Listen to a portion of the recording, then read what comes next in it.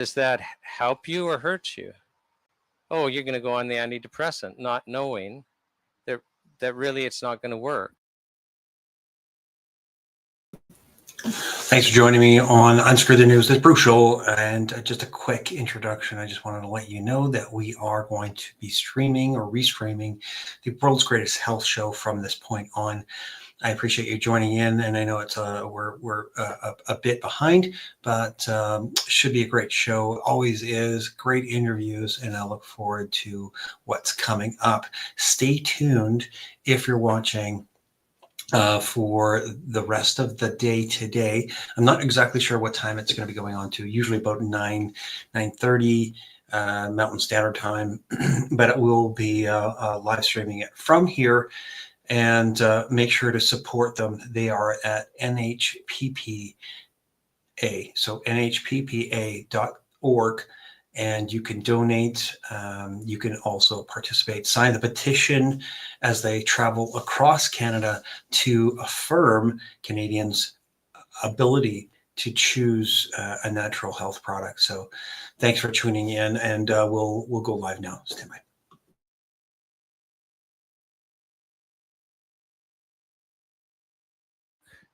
So we're in an absolute crazy world, and I want to switch gears and deal with another topic, and then I want to get Ben back up here. This morning in the opening, I was talking about something that came up in Vancouver last night. We had Udo Erasmus come, and he was one of the speakers, and he was sharing with us how, he gave a number. He says there's a list of essential nutrients. And they're in different categories: vitamins, minerals, and some fats and a couple of amino acids that are essential. Now, what he means by essential, and he clarified this, is if you're not getting a single one of these, you will die. That's why we call them essential. Okay, so there's a list of essential nutrients that we need. So this is a news flash to Health Canada, because they haven't figured this out yet, or they have, and then we're in worst case. But as revolutionary as this is, the truth is the human body needs certain nutrients to be healthy. Who knew, right? Like, who knew? So we need these. Now, our food supply is controlled by the government. It's the government through the Canadian Food Inspection Agency and Health Canada that determines what can go into our food supply. And the first mistake is allowing the government to determine it all, because then we just all coast and assume that our food's safe. And that's the real danger, is being in a world where we're not responsible for our health and we're not responsible for our children's health. And basically, if you get government approval, you can do what you want. Well, everyone here, if we did an analysis, we're filled with toxins. Even those of us that try to eat organic and try to eat well, we're all filled with toxins. We're all going to die younger because of them. We're all going to suffer. Some of us are suffering right now. Like, we're just not feeling the way we should feel. And that's because the government has deliberately allowed them into our food supply. Our foods, the U.S. Department of Agriculture regularly measures the amount of vitamins and minerals in foods, and they've been doing it for almost 100 years. Well, at the turn of the century, like 125 years ago, like, our foods had so much vitamin and minerals, they were absolutely crazy. It was crazy. And now it's so low. Like, I think it was in 1949, their survey, they went out of their way and said, well, look at how deficient our foods are getting. And if you're missing this, here's the chronic illness you get. And if you're missing this, here's the chronic illness you get. And if you're missing this, here's the chronic illness you get. It's not a secret. None of this is secret. You're looking, what? No, if the human body's not getting the nutrients it needs to be healthy, guess what? We're not healthy, right? So, but our government's controlling that. Now, we're fertilizing, but why isn't the government, if we're going to give them control, which we shouldn't, that's the first mistake, why aren't they requiring that our fruits and vegetables and grains have the vitamins and minerals they used to, which would require us to fertilize with them, and it would require us to stop using things like glyphosate that actually leach those things out of the plants and leach them out of our bodies. And everyone here has glyphosate in them, every single one of us. So is this an accident? It's been going on for too long. So Udo's point is that there's this whole list of vital nutrients. Well, we can't get them in our food anymore. If we had healthy food, we wouldn't need supplements. If we had healthy food, we wouldn't need supplements. But now it is impossible to do that. So we need all our natural food. Like we do. You need to supplement actually just to stay healthy. Now that's kind of crazy. How did we end up there? But now the government, like it's bad enough that, okay, they're allowing all this toxic load. They're basically engineering our food so that we're guaranteed to be sick. And then let's talk about recommended daily allowances. That's what I brought up this morning in my opening. It's actually illegal. I want to talk slowly and loudly here. It is illegal for supplement companies to give you the nutrition you need to stay alive. It's illegal. Well, recommended daily allowances. You go pick up a bottle of vitamins, minerals, it'll say percentage of RDA, recommended daily allowance, 70%, 32%. You've seen that on the label, recommended daily allowances. And some people who don't know what I'm about to say might go, oh boy, this is like 90, one cap is 90%. I better not take more. I might be harmed or something. So the RDAs, let's do a history lesson. So the RDAs came from World War II. The Allies had a problem. They were going to invade France. And they were confident they'd actually break out of every beach. They weren't expecting to only break out of one beach and be hemmed in for a bunch of time. So they thought, we're going to break out of every beach, and our soldiers are going to go deep into France, and we're not going to be able to supply them for at least 2 weeks.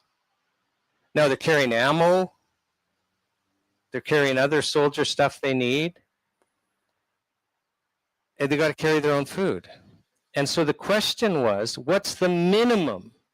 What's the minimum nutrition that a super fit, healthy 20-year-old man needs to be able to stand for 2 weeks? He can collapse afterwards.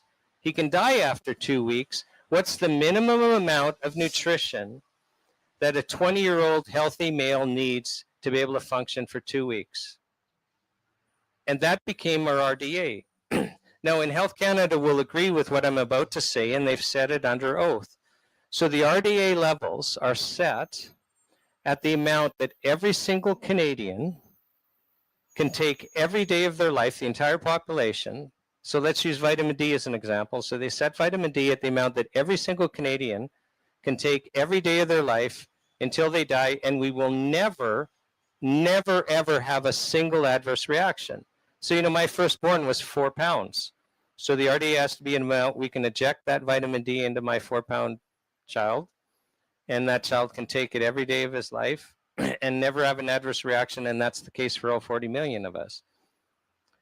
Well, the vitamin D level, one of our speakers is Dr. James Lunny, and he explains in the health show, you're going to die at the RDA 2,500 micrograms.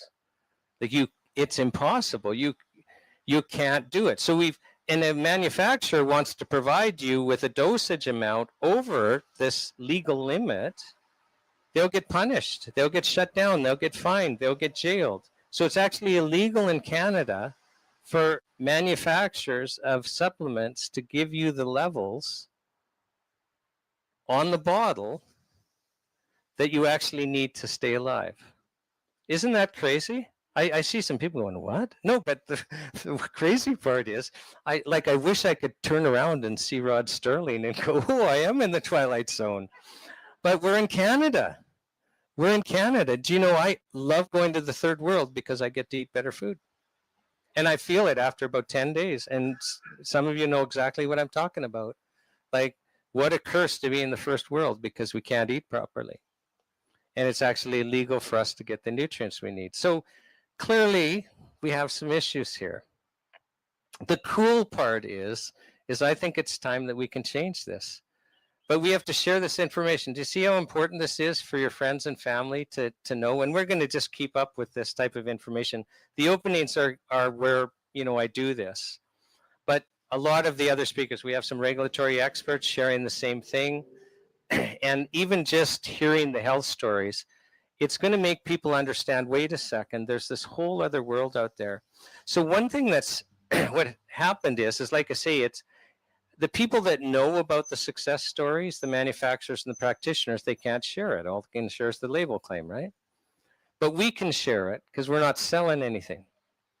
It doesn't mean there won't be consequences, but we're sharing it. We're sharing it. And, you know, the stories, every story is positive.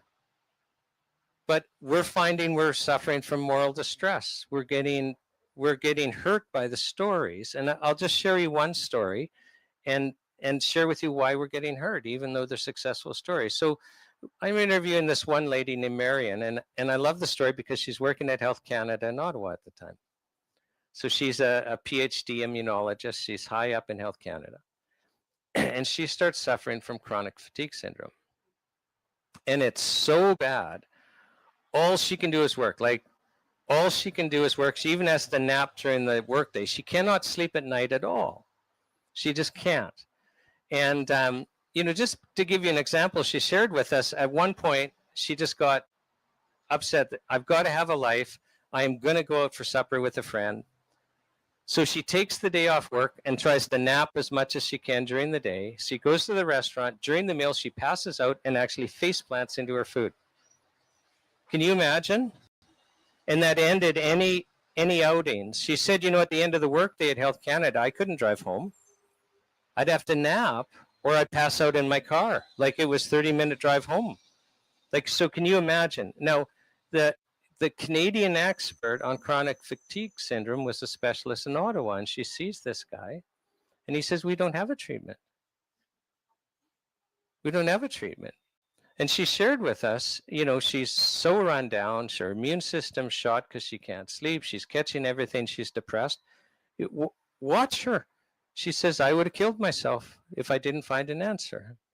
I would have committed suicide if I didn't find an answer. And then she comes across St. John's wort within 1 day, 24 hours, she's sleeping the night. This 20 years ago, never looked back. Now, how many people out there are thinking of killing themselves, are suffering terribly because they don't know, because we can't share this information?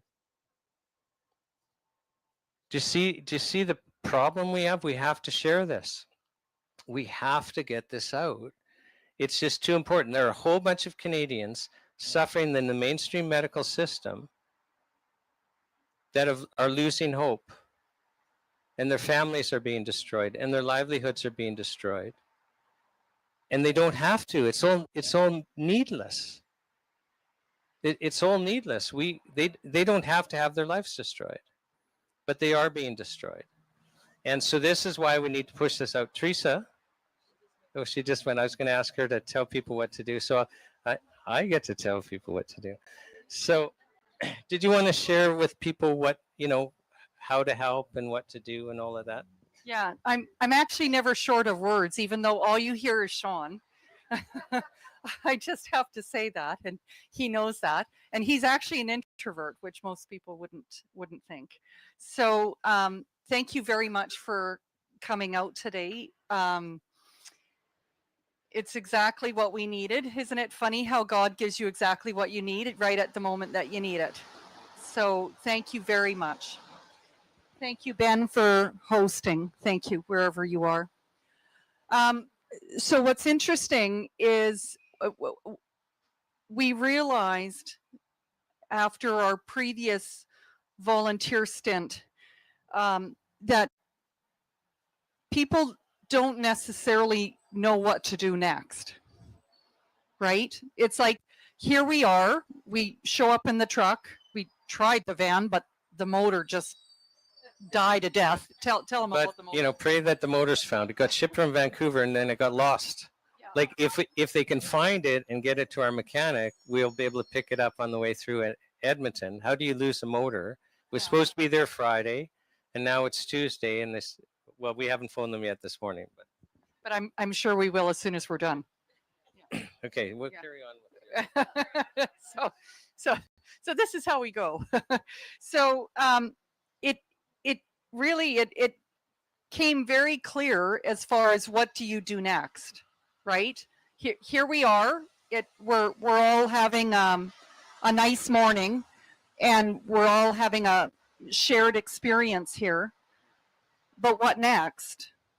And I was torn with what would be the next instruction that I would do if I were attending an event like this. And it came to me at about 3:30 in the morning. Someone very close to my heart told me not to complicate it. We just have to tell people to tell people. So not just tell people, not just tell, oh, there's this, but tell people there's this and you have to share it. You have to tell people and tell people to tell people so that it just expands. And the interesting thing about this health show is there's nothing objectionable. So, you know, we had a lot of division in the last several years over some topics. That's not here. But it's still important for people to understand who Health Canada is, how our drug regulations work, and understand you have to take responsibility for yourself. And our food supply isn't safe, and they are taking our nutrients away. And it's something that everyone can get into because we all know our food isn't safe. And we all know we need to supplement. And so the vast majority of us rely on these products and know of success stories. So it's funny because there's, you know, we're going to Kelowna this evening. Sorry. I was enjoying you do that. So we're going to Kelowna this evening. So sadly, we have to pack up soon. And, you know, one of the organizers there was kind of involved in the freedom movement and is used to people being hostile. But he was going to health food stores with the posters and being welcomed, almost like the prodigal son. And he's having to do an adjustment. Wait a second, this isn't a hot button. You watch this health show, you just go, everyone can watch this. It's a safe way for us to come together on an issue that we have to come together on. And it's time. In this health charter, it's time. It'll solve our problems. And we've got the third largest petition in Canadian history. And we have to demand that Parliament... Tell them about that. Yeah, okay. So the petition we're asking you to sign, we've collected 150,000 signatures, and the clerk of petitions tells us that for paper petitions, this is the third largest one to be entered in Parliament in Canadian history. Right? Isn't that crazy? And the other two got passed into law. Why shouldn't this one? Yes. The largest was the Bill of Rights. Yeah. And this is really a health Bill of Rights. So, you know, yeah, so it's pretty cool. I think it's also important to kind of note the level of fear that we were really surprised at receiving from various people that we thought would want to share their personal health journey. And they didn't. That level of fear that perhaps some of us may have felt back in 2021 or 2020, we're maybe a little bit more comfortable with things these days, maybe not. But there's a group of people right now that are the health practitioners, the naturopaths, the health food store owners, distributors. They're now under attack. And so I think it's important for us to go back in our minds to what that felt like, right? So we actually have an opportunity to go out into the community and to let them know that they're actually not alone. And it doesn't matter where they were on the other issues. It no longer matters. If we've been paying attention, we know it doesn't matter. We're just humans, and we have fundamental rights that we're entitled to. So what's next then? That's the question. What's next? Because we're going to go back in that truck and we're going somewhere else, and we're going to fumble more. And hopefully we're then picking up the van and taking this old Volkswagen van across Canada without a heater in it. Yeah. So, but get people following, because we need the momentum to grow. We're not covering our costs, and so we need a whole bunch of people to join and start small donations. So, you know, please feel free to donate, buy a t-shirt, whatever. we're confident that we're gonna pay for this, because the reality is you have to do something to get people to support you, and you have to start it. We're trying to start a national dialogue on health policy, where the only question is, how do we get the best health outcomes? That's the only question, and the answer, we have to have policy that answers that question.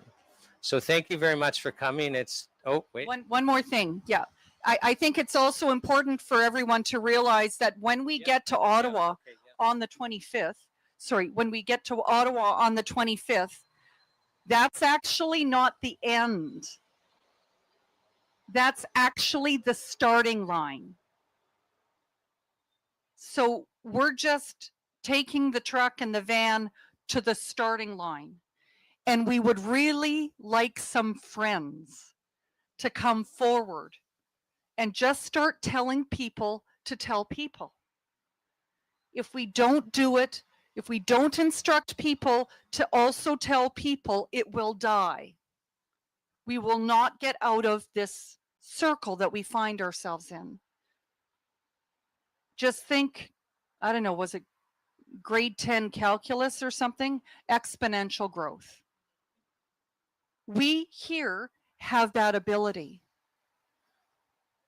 And that's kind of exciting to know that we actually have that power.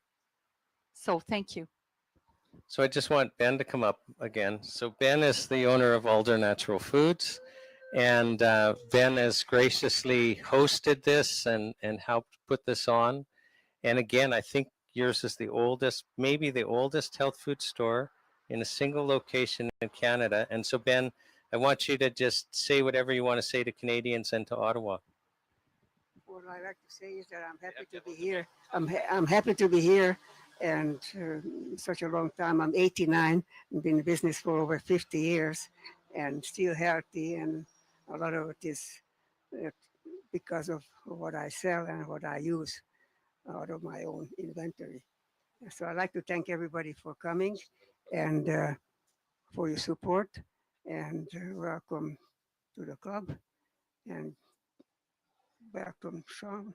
And I hope that you have a safe trip across Canada and a successful one. Okay, thank you. Thank you, and Ben, thanks for being an inspiration. You're one of the oldest ones standing, and it's a good point. 89, and you're healthy, and you're working, and still serving people. So yeah, so for those of you that didn't pay attention, so Ben makes sure that he has everything that his clients need. People come from all over the area now for a reason.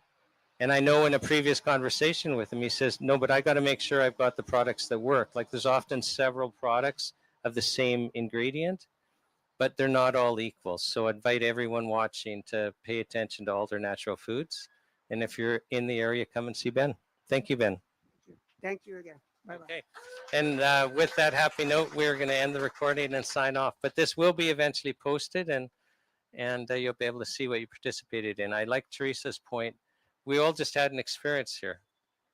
And, I felt you and you felt me, and we all kind of now have a different understanding. And we really appreciate you guys coming, because it encourages us. If we were traveling across Canada and nobody came to say, hey, we support you, it'd be a much lonelier journey. Yeah. So somebody's holding up a sign, still corrupt to the core. Dr. Shiv Chopra, who's now deceased, but he was a Health Canada drug approval scientist for 30 years, wrote a book called Corrupt to the Core, and the sign says still corrupt to the core. And I'm going to talk in one of the openings about Dr. Chopra and about the Senate hearings and about what Dr. Margaret Hayden said. It will shock you. I thought you're shocked today. And that's a teaser. Now you got to watch the openings.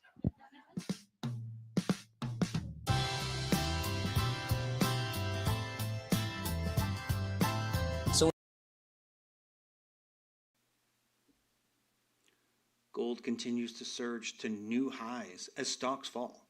The threat of a global trade war is here, and you need to protect your savings. Stop trying to time the market and start buying today. Nuggetstacker.com.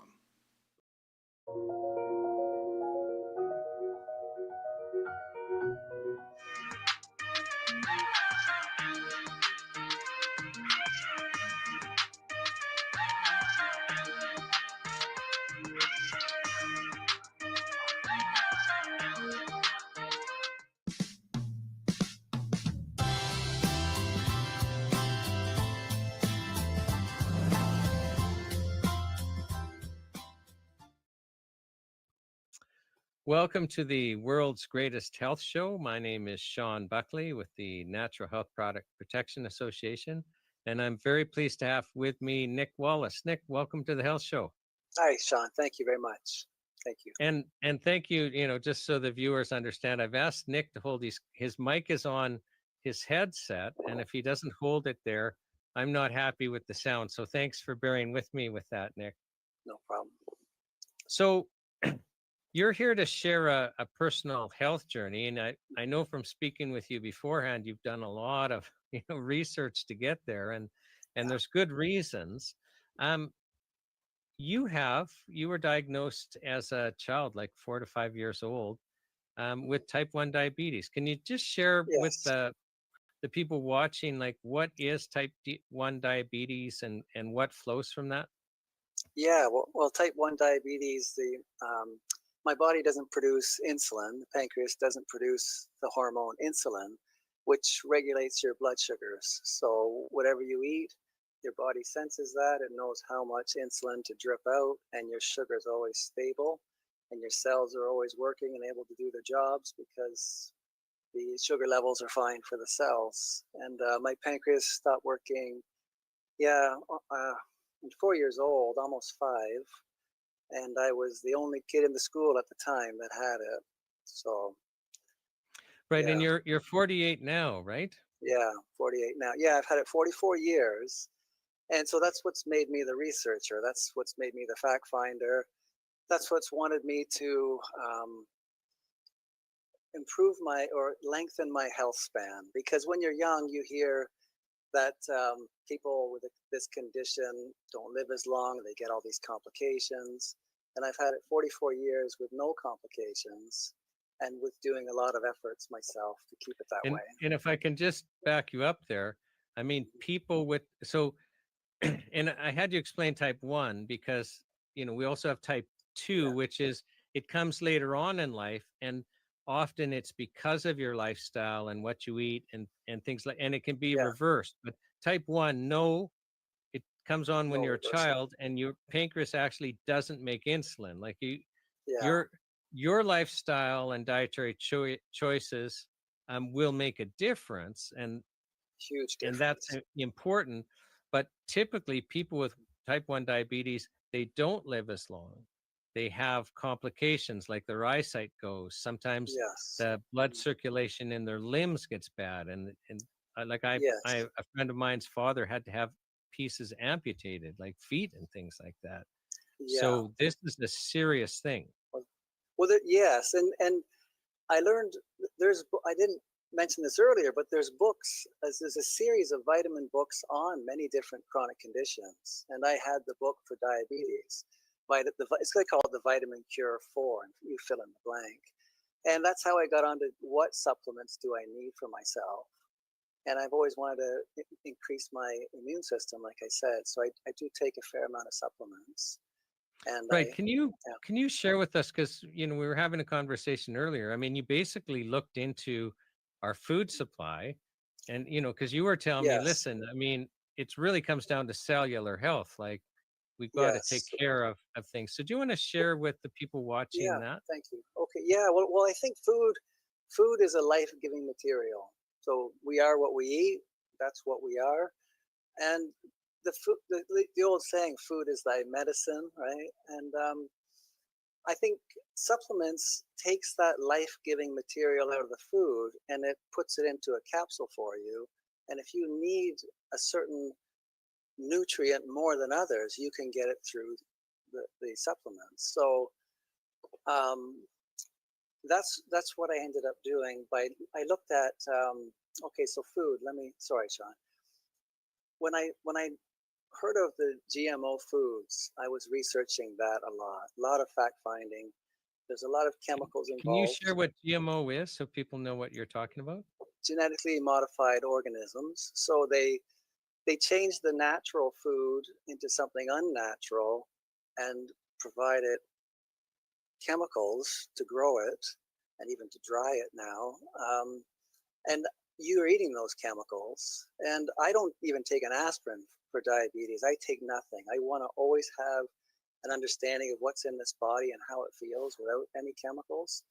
So the GMO foods are everywhere, and I didn't want that. My little girl was born. I didn't want her to grow up on that diet, and we switched to organic foods for that reason. And yeah, that's how I knew supplements were essential for my little girl, because she was now, or organics would be essential, and supplements are essential because the soil, what we didn't talk about, the soil quality is degraded quite a lot due to the chemical farming. There's not organics put back in. You've got the chemicals killing the bacterial life of the soil. And they say, if I can say this, in the 1920s, one orange in the 1920s is equivalent to 8 oranges today. You need to take 8 oranges to have one from the 1920s. We had another person speaking, and they use spinach as an example. And I think, Okay. 1 cup of spinach now is like 20 cups of Yes. spinach. It's like you couldn't eat enough spinach. And I think it's important, like what you're saying is look at, we used to, in our food, have all these vitamins and minerals, Mhm. but the way we're doing farming practices now, that, like our fertilizer only adds a couple of minerals. The food will grow big that way, but it doesn't Yeah, have all these other trace minerals that we needed. We could that's right. fertilize adding these things, but it's like we're deliberately creating food that is actually not food, because food's supposed to be providing all our nutrients. And what happens Yeah. when we don't get what we need that we used to have in our food? Well, you get illness. Your body won't be able to have your body's the chemist. The body is the physician. The immune system, the digestive system has to get what it needs from the wholesome food for your body to operate properly. And if it doesn't, you gradually end up with problems. And that's why I'm concerned for myself, because I don't want any complications in future due to diabetes, and I want to have a healthy diet and all the right nutrients to keep me going. But the soil quality is bad, the food quality is bad, and modern high-tech food is super processed. I think it requires medication if you're on that too long. So supplements seem essential. We're at a point where maybe Health Canada allowed us to get into the soil and the food being so weakened, and it's no longer rich with nutrients, that it's essential to have supplements, and now they're being threatened, and you're trying to protect that. I'm very pleased with that. You make a good point. It's kind of like almost like a trap that we've been put in. So Well, here people believe the government's taking care of you, that we're, our food's healthy, and you can't be well, even eating organic. Like your point is, right. and you've spent a lot of time researching, Yeah. you can't be well without supplements. And when you're saying supplements, you basically mean adding the vitamins and minerals that once were in our foods, Mhm. that our bodies need as essential. Like our body's designed to run well off of good food, Yeah. but because we can't get good food, you need this.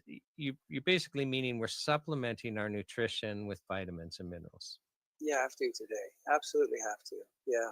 Right. And it's like- Can I just circle around? I want to make sure that everyone understands when you're saying genetically modified.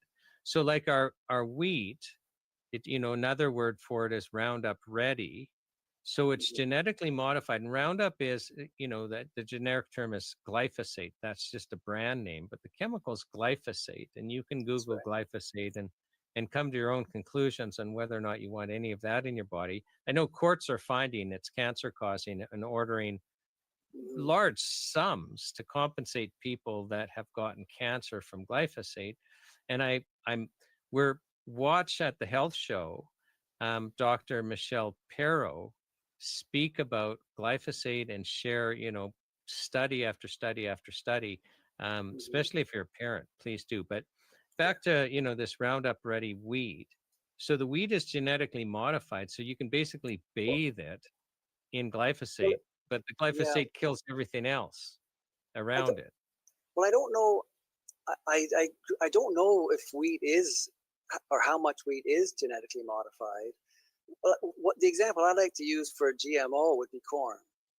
one stalk of corn would grow one head of corn. Today it grows 3. So that plant was modified to have a different structure, and that is not a natural plant. They're messing with nature. So I'm sorry, but I know wheat is it may be genetically modified. I don't know if every farm on wheat is genetically modified for wheat, but they are using it as a desiccant to dry it. But you're and so talking it's about definitely actually used. genetic modifications of the Yeah, genetic, the the DNA of the DNA plant. that That's make right. it different. Okay. Mhm. And Yeah, and you've reached the conclusion very bad. You need very to bad. avoid them. Okay. Absolutely. Yeah, absolutely. Well, I don't, like I said, I don't put any chemicals in my body. That's a natural body. I don't want to put the chemicals in. I've already got one chronic condition. I don't want a second one. And Hmm. so I need to eat healthy and I need the supplements. And that's what I do. I've been doing for many, many years. Yeah. Now, some supplements you've noticed a measurable difference, and um, as a diabetic, for example, Mhm. you regularly test your blood for sugar levels. Right. And when I say regularly, like several times a day, and then Yes. you adjust your insulin dose because insulin just allows you to process sugars. Mhm. And so you measure your blood sugar so you know how much insulin to take. Can you share with us um, the specific product and what the effect is and what you did to actually ensure this is actually from this product, because you kind of Yeah. did your own little test, Yeah. and I think people need to hear Well, this. This is there's okay. So that first product, product is called Restore, and that's by Dr. Jerry Tennant, MD from Texas, USA. And I was put on that product, and I noticed almost immediately my blood sugars went down quite a few units in the short acting and I do it old school. I mix the 2 insulins together. So both the short acting and the long acting were reduced for the morning and for the evening. So overall the insulin came down. I have to get the book out, but probably around close to 20%. It was a significant difference. And I went off of that, and they had all the trade, different, what do you call it, the tariffs. So I thought, I'll wait a little bit, see what happens. I didn't buy it for a month. My sugars went right back up. So I ended up waiting and thinking, is it going to go back down? I could not get it back down to what it was. I bought Restore again. I had got it back in my system, it immediately went down. So Restore, I think, has everything your cells need in it. So whatever I was lacking, I got it. and So, I just when we interviewed before and you mentioned this, so I just Googled it. I wasn't familiar with this product, and it seems to be vitamins and minerals and some foods in it. So the intention is just to kind of give you what you need because it's not yeah, in our food, like. that's right. Yeah, that's right. but but sh- There's, but you've yes, measured a change when you were taking it before. You ended up stopped taking it because you thought, oh, with these tariffs and that, it's going to be more pricey. yeah, You saw that you had to use more insulin, yes, and yes. then you got it again because you saw you needed more insulin, and the need for your insulin went down again. Went back down. Yeah, it's amazing. It's really good. Yeah, it's an essential supplement for people that can't do that. There's another product I didn't tell you in the last interview. I get from my acupuncturist, and that's a herbal tea. It's called bitter melon, or Hmm. it's a bitter melon tea.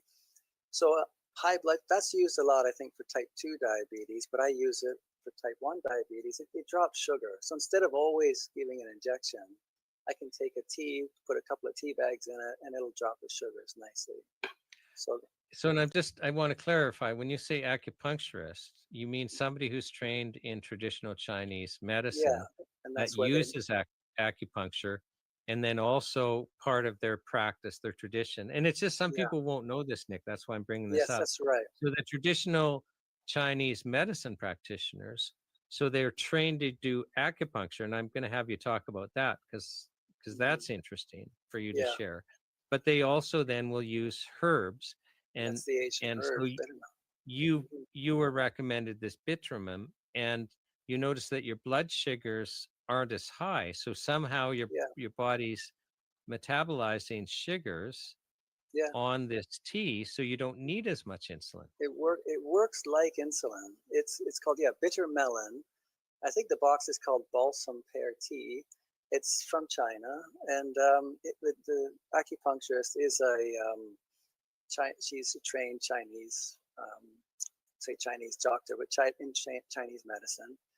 And I would take that for a high blood sugar, and it would come down fairly quickly. Not in a dangerous way that it would make me low, but it just works great. So if I have those throughout the day, it really stabilizes the sugar. So Okay, yeah, and this is again, you're measuring, and you've been testing. measuring since you were 5 years old, but Yeah, you're measuring your blood sugar because you have to, yeah, that's right. so that you know how much insulin to take, and you're seeing Yeah, that this tea actually reduces your blood sugar much like that's right. insulin does, so you don't have to take as much. That's right. Yeah, yeah. I don't do the pumps. I don't wear the insulin pumps. It's like I do the manual tests. I do the the twice a days, and that's probably not too common today. But I want the responsibility for my health. So if I do the tests and I know what I'm eating and I take the right supplements, I'm in control. And if I don't do that, then I'm at the whim of whatever the food is, or whatever the doctors tell you. But the doctors don't tell you acupuncture helps with sugars, or the teas help with sugars, and the supplements do as well. So yeah, there's a lot that I've learned over the years doing this. Yeah. I'm finding this interview interesting because it's not uncommon for people with type 2 diabetes, which again, that's not type 2 diabetes. It's not that their pancreas doesn't work. It just doesn't work well because of their lifestyle and diet often. And I've heard people lecture, no, I can control my diabetes by changing my lifestyle and changing my diet. But here you are, a type 1 person, saying, okay, like I'm always going to need insulin. I mean, that's just your reality. But but you don't need as much with some other interventions. So one, it's just nutrition, and another is a a traditional Chinese medicine, tea. It's just a tea, a plant tea. Safe tea. It's all safe. That somehow enables your body to metabolize some of the blood sugar. Yeah. And that's interesting to hear. I'm just telling you, Nick, I'm finding this interesting. Good. Yeah, good. Now, you've also had an experience with acupuncture. So can you share, like, what is acupuncture and what your experience is, right down to, the way you feel? Well, okay, so I got into acupuncture for stresses, work stresses, family stresses, and stress increases blood sugars.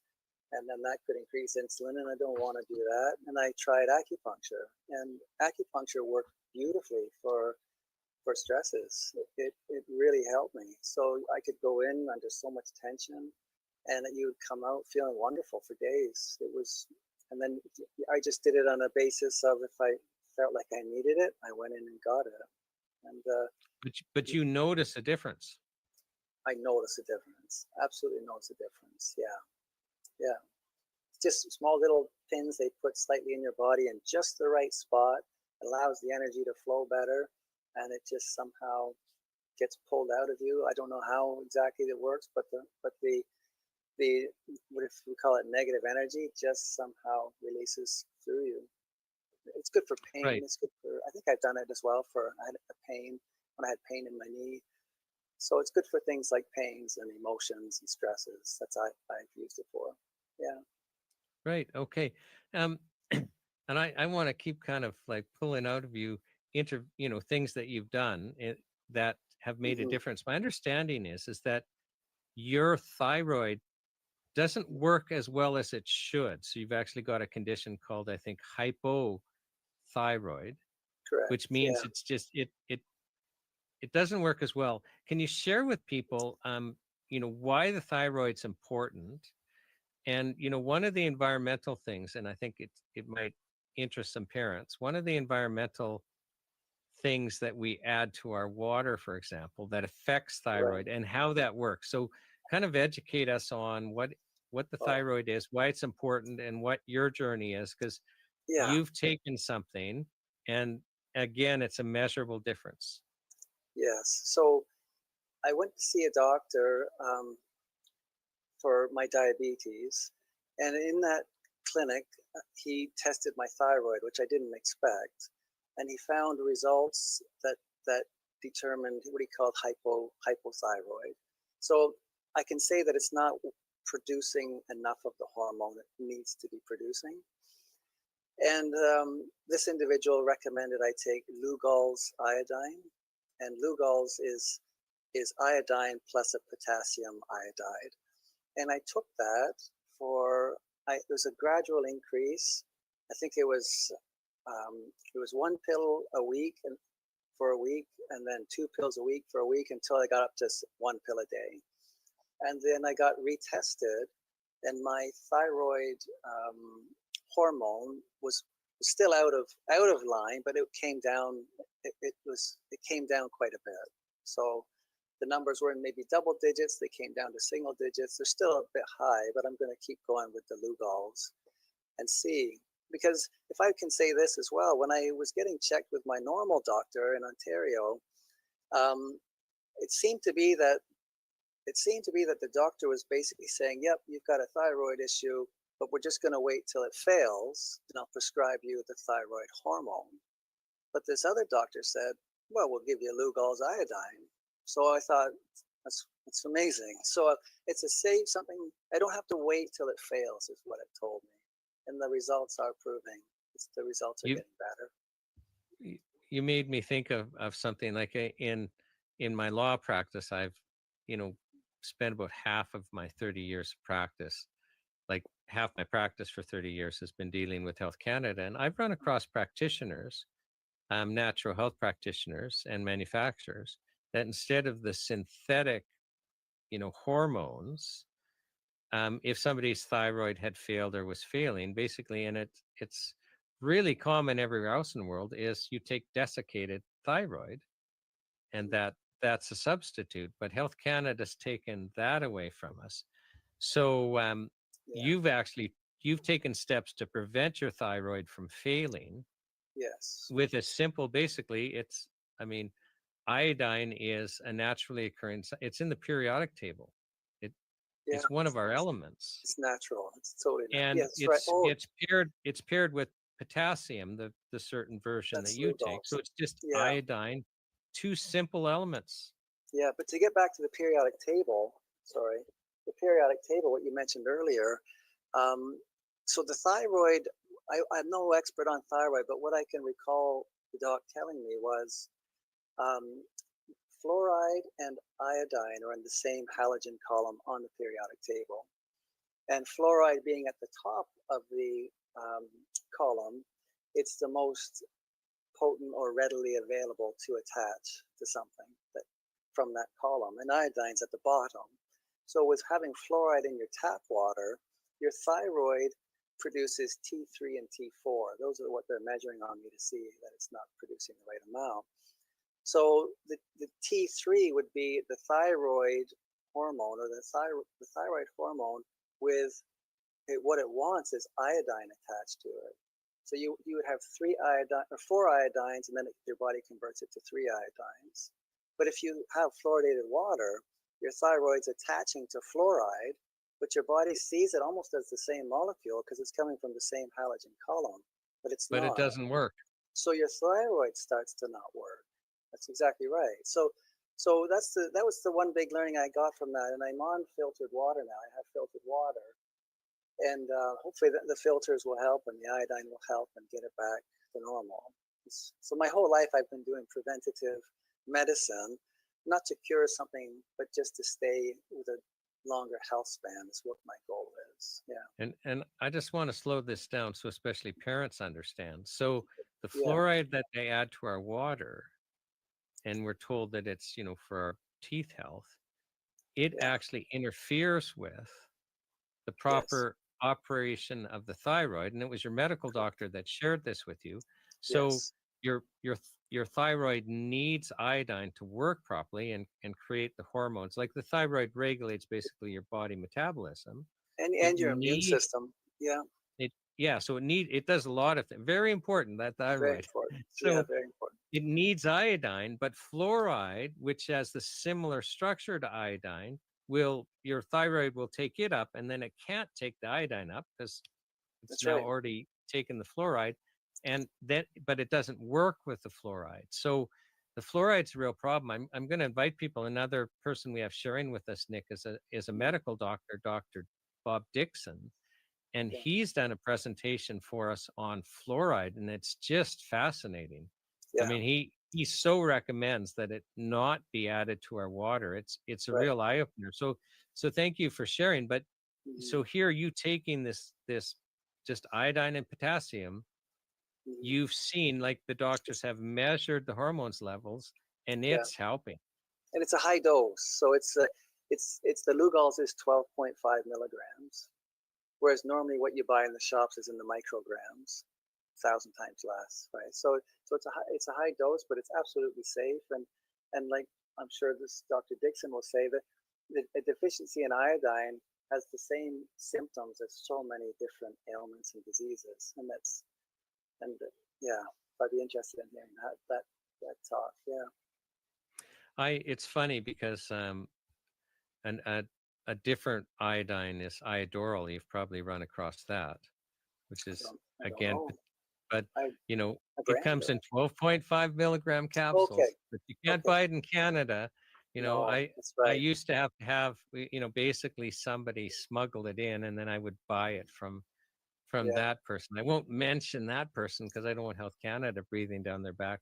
But same Yeah. thing, I just personally learned the importance of having enough iodine because it wasn't in my diet anymore. Mhm. It's important, Foods. very important. Yeah. Yeah. Yeah. Now you have a different journey, and that's, you developed a sensitivity. We'll call it electro hypersensitivity. That's right. We've had another speaker, Dr. Meg DeHavis, who is speaking about kind of how prevalent it is, and describing it. So I'm really pleased to have you, like somebody that actually has it. Can you Mhm. describe for us, what it is and how you discovered you were Yeah. sensitive? I didn't know what it was before, but I had to research, and I have that background.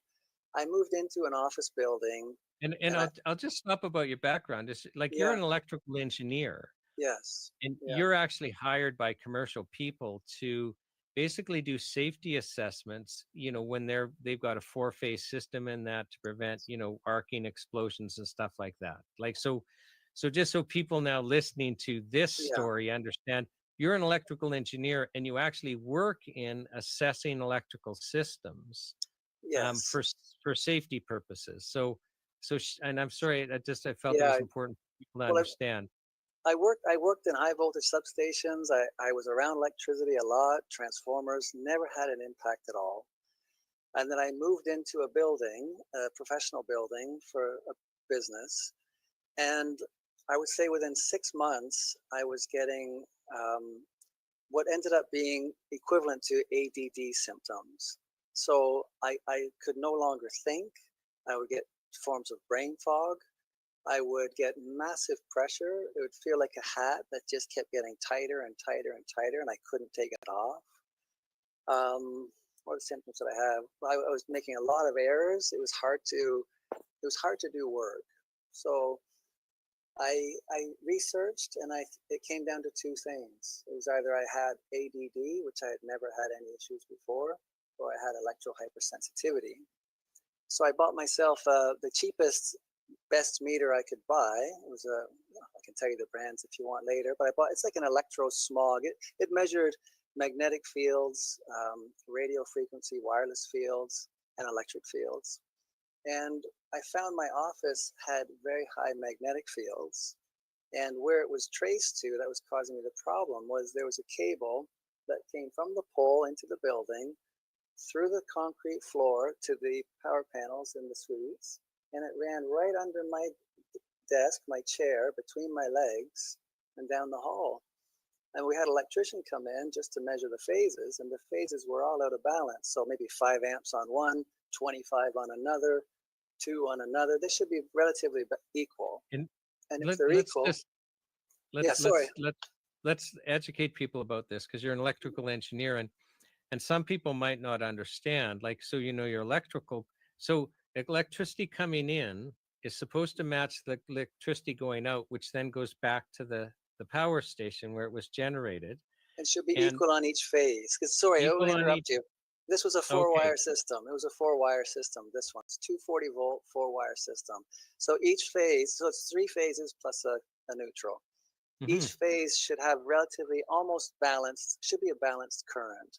If you have an unbalanced current, then like a few amps on one and many amps on another, the neutral gives off tremendous magnetic fields. There's current flow in there. You got tremendous magnetic fields.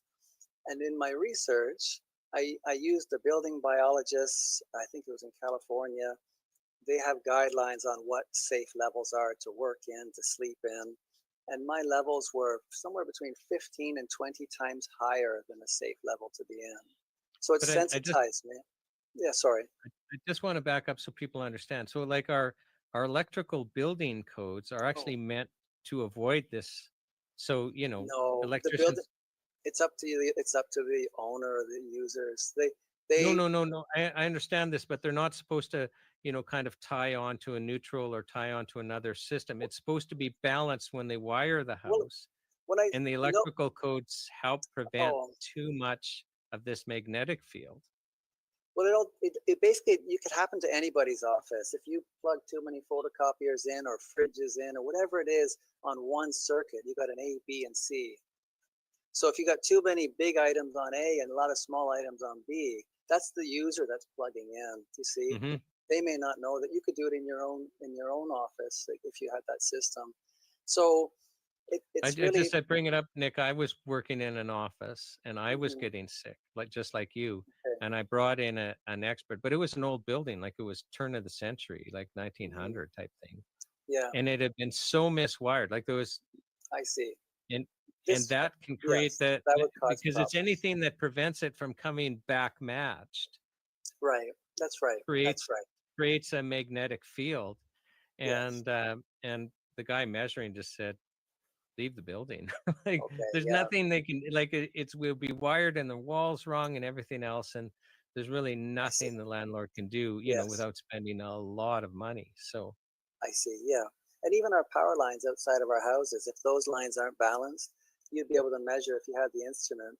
If you had a lot of head pressure in your living room and you didn't know why, and you got a small meter to measure, you could measure the magnetic fields and see what was coming into your home.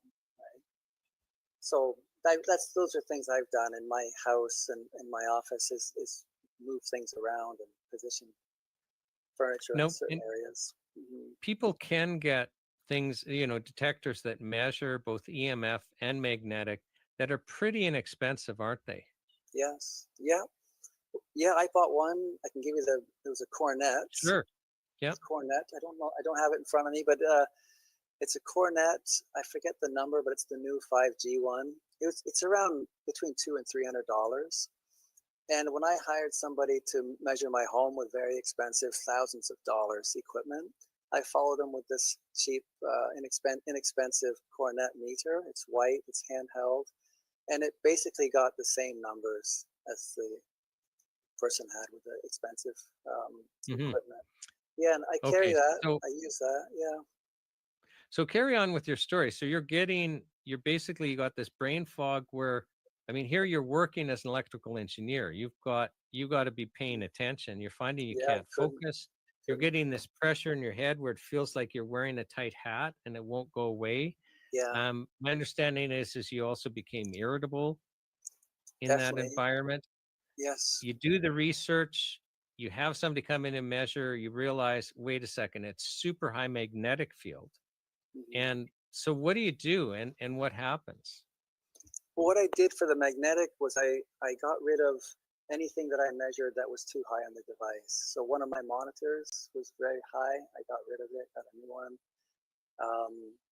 What else was there? With the cable, I had to move my furniture.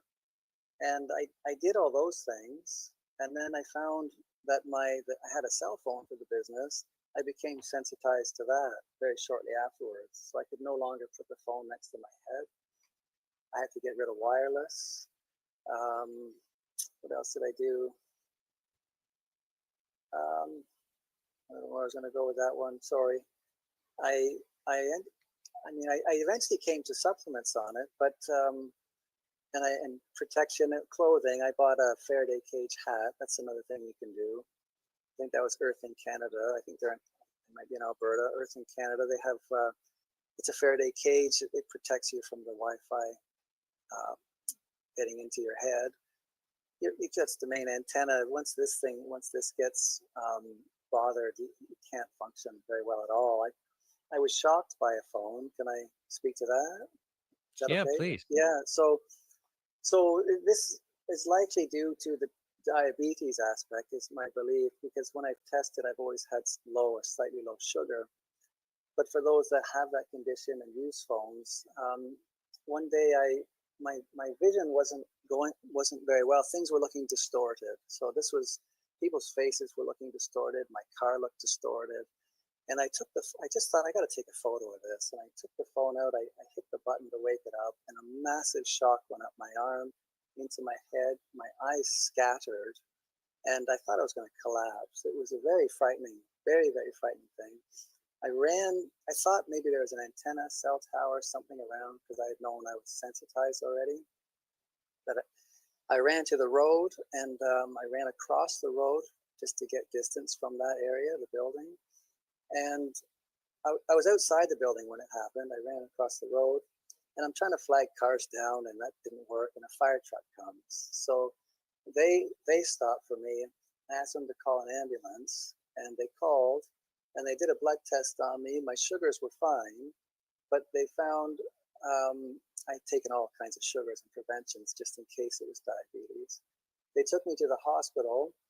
And before that, in the ambulance, sorry, let me back up. In the ambulance, the paramedics twice measured my heart rhythms with the EKG, the stickies there. And they said my heart had an inverted peak, so they couldn't let me drive home. That was why they took me to the hospital. My heart had an inverted peak. It took many hours to finally see someone at the emergency, but they stayed with me, and they kept measuring my blood sugar, and they kept finding it dropping. So my thought is that my sugar was low. That incident happened. I topped it up with glucose, and then I flagged the fire truck down. It was normal by then. But it seems that low blood sugars will do that. And then I thought it might have been the phone. I got a second phone, and in time I was shocked by that.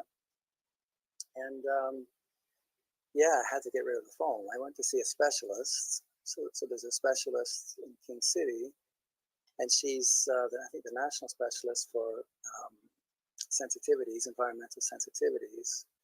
And she said, basically, I had to get rid of the phone, which I did. Yeah.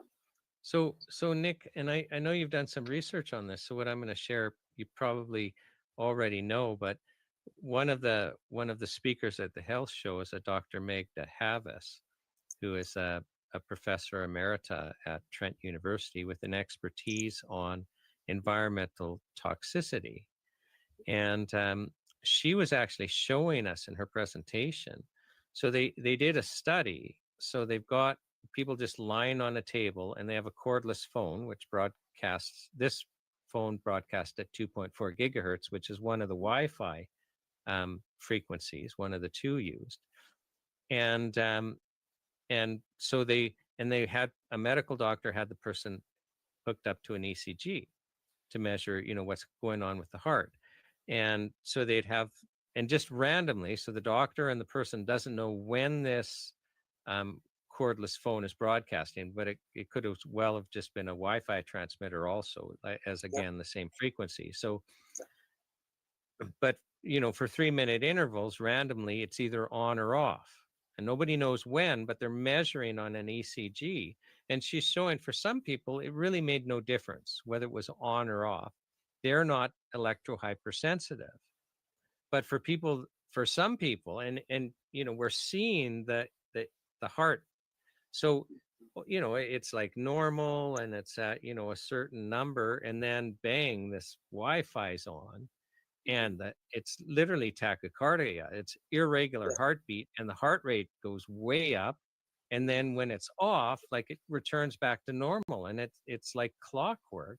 Yeah. And you're sensitive, so likely when you're too close to a cell tower or Wi-Fi, you're physically feeling, because your heart is basically in chaos and crisis from Yeah. the signal. And I found it fascinating. Like, it's not somebody saying, oh, I don't feel well. You're actually seeing a doctor measuring in real Yeah. time a physical effect. I have to say I found it fascinating.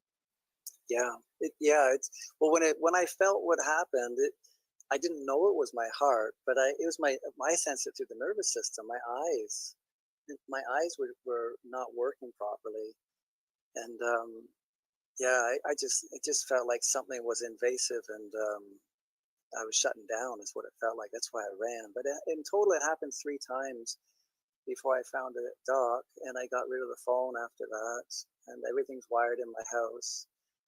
And yeah, I know a lot about the EMFs. I've studied it a lot, and I've started writing a little book on it that I want to even give away whenever I'm finished it. Put it on a website or something, because it's mostly the kids I'm concerned about the most. Because I mean, I'm 48, and I remember 1995 when there was no phones and what it felt Mhm. like, and I know what it feels like now. But like my little girl, she's going on 10, and she just knows what she knows, right? So with what's in the schools, and so mhm. It's interesting, Nick. So um share with people what you do, like, because I think a lot of people may not be feeling right, and they don't understand that there's things you can do. You Okay. can get tested for this sensitivity. It's a recognized disability for people that are really It bad. is. Yes, it um is. Yeah. and there's mountains of research on this, but for whatever reason in North America, we're not really even told that, cell towers and Wi-Fi and cell phones and the like actually can cause problems. So maybe share with people Well, how, if they do think they're sensitive, the types of things that they can do. well, I would try turning the Wi-Fi off, or let's to start at least at nighttime. When I first started getting sensitivities, I would leave my cell phone at the front door and I'd charge it there. I didn't want it anywhere near the bedroom or anybody else. And then I started unplugging, putting it on a timer, the router on a timer, and I would have that turn off at night. It's what I started doing in the early days. And then I wired the house. Well, not what I used the coax cable that was already in the house, and I put a converter on there, so it went from coax to Ethernet. So I got rid of the wireless router, turned the wireless off, and I used the coax cables to transmit the internet to every room in the house. I had to get the hat, the Faraday cage hat. Um, Children, I think even Health Canada today says children under 18 shouldn't use a phone. And if they do, it should be very briefly. But Health Canada released that under a recalls section. Recalls on products, on electrical switches and things like that. They stuck it in a recall.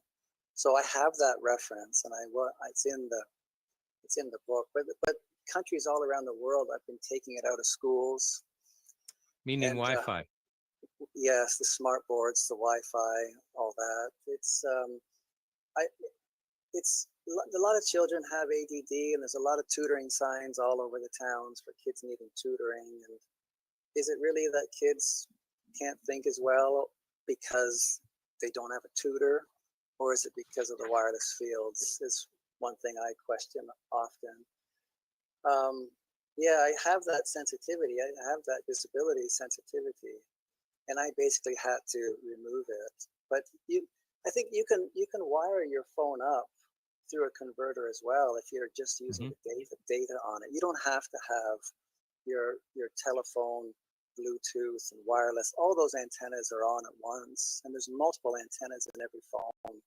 So, I mean, there's a lot of research on that, and I buried it into Mhm. this book that I'd like to give. I don't know how to. I can maybe When's your later give it when's to your you. book going to be? Sorry, when's your book going to be done? Well, it's nearly finished. There's so much new data always coming out with more evidence proving how harmful it is. I just keep adding little bits here and there. I've got very old data that goes back to 1976 with the U.S. military. It's declassified information, and it shows the heart arrhythmias. It shows nervous system disorders. It shows digestive disorders. It shows the nutrients that your body makes for your body to function. It shows certain nutrients or molecules don't work. Don't how do I say it? They don't. They can't be used by the body anymore when you're around. Because of electromagnetic radiation. Yes. Well, not just because of the wireless radio frequency electromagnetic EMF. Yeah. Mm-hmm. Yeah, because of the wireless. So I'd like to make that available to people, and I will definitely send it your way. You have please you do. probably like to read it, and you can share it by all means. But yeah, there's lots of things in there to do, with children at schools, in your home, in your office. And, I have that grounding mat on my bed, and I run a cable out the window into a ground rod outside. Because we need the Earth's frequency. We are not, like our body is a frequency, right? We are energy. So the energy that comes through our windows and doors from power lines and from wireless routers, and everybody's neighbor has a wireless router that's coming through your brick wall, and the power meters. There's so much today, and all the equipment, all the devices in everybody's homes. And again, it's the children I worry about the most, because their skulls are the thinnest. They're the most aqueous and mostly water, right? And it doesn't have to penetrate very far to get into a child. So I think for the parents that are carrying babies on them and putting phones in the back of the baby holder and things like that is definitely should not do. Personally, I'd like to say, I don't, it's not something we want to do. It's interesting because, again, I think there's, like, North America, we're just not told this. And, for people that are sensitive, like, literally, you're at a restaurant and you're underneath a strong Wi-Fi, your heart's going to start racing and be irregular. Like, you're going to feel like something's wrong. You're not going to feel well, but you may have no idea. Yeah, you wouldn't. It's you because this isn't being shared with us. And this is why, Nick, this is really important. And I'd like to encourage people, like, if when you're not, like, if this is happening to you, where all of a sudden I don't feel well, look around and see, well, are you, under a Wi-Fi transmitter? Yeah. Are you close to a cell tower? You had mentioned, like, put your stuff on an electrical timer. Like, literally, you can go to the hardware store and get an electrical timer, which, people back in the day used to do, just turn their lights on when they're not at home, so people aren't going to break into your house. But you can have your Wi-Fi router on this. So let's say you go to bed at 10 o'clock and get up at 8. Well, have it turn off at night. You don't need it anyway. You don't need Everyone will agree, sensitive or not, it's not good for you. Like, everyone will agree about that. So why not turn it off? Put yourself on an airplane at night and have it far away from the bed. And like, there's things you can do. There's another thing. Oh, sorry. Well, could I say one more? Yeah, no, go. And then I would. Yeah, if you go into the router, if you went into your wireless router, if you said you had to have wireless, you could dial down the antenna strength of it. So you don't have to have it at 100%. The default's 100%. You could dial it down to wherever all your devices still work, right? And if for the kids that use all those game controllers and stuff, would get the corded ones, right? You want the corded ones because that's going right into your hands, right into your nervous system, right into your head. But you can dial down the strengths on your routers. Another thing. Yeah, sorry. Yeah. Oh, yeah, no, that's good. So, Nick, we're asking everyone who, presents, basically to ask us, what's your message to Ottawa? And you've shared a story where, you've shared some supplements that there's a measurable difference, but you've also shared about, electro hypersensitivity, which, you might have a message on that too. So you're not limited. You can give a message on both. I'm just curious, what is your message to Ottawa?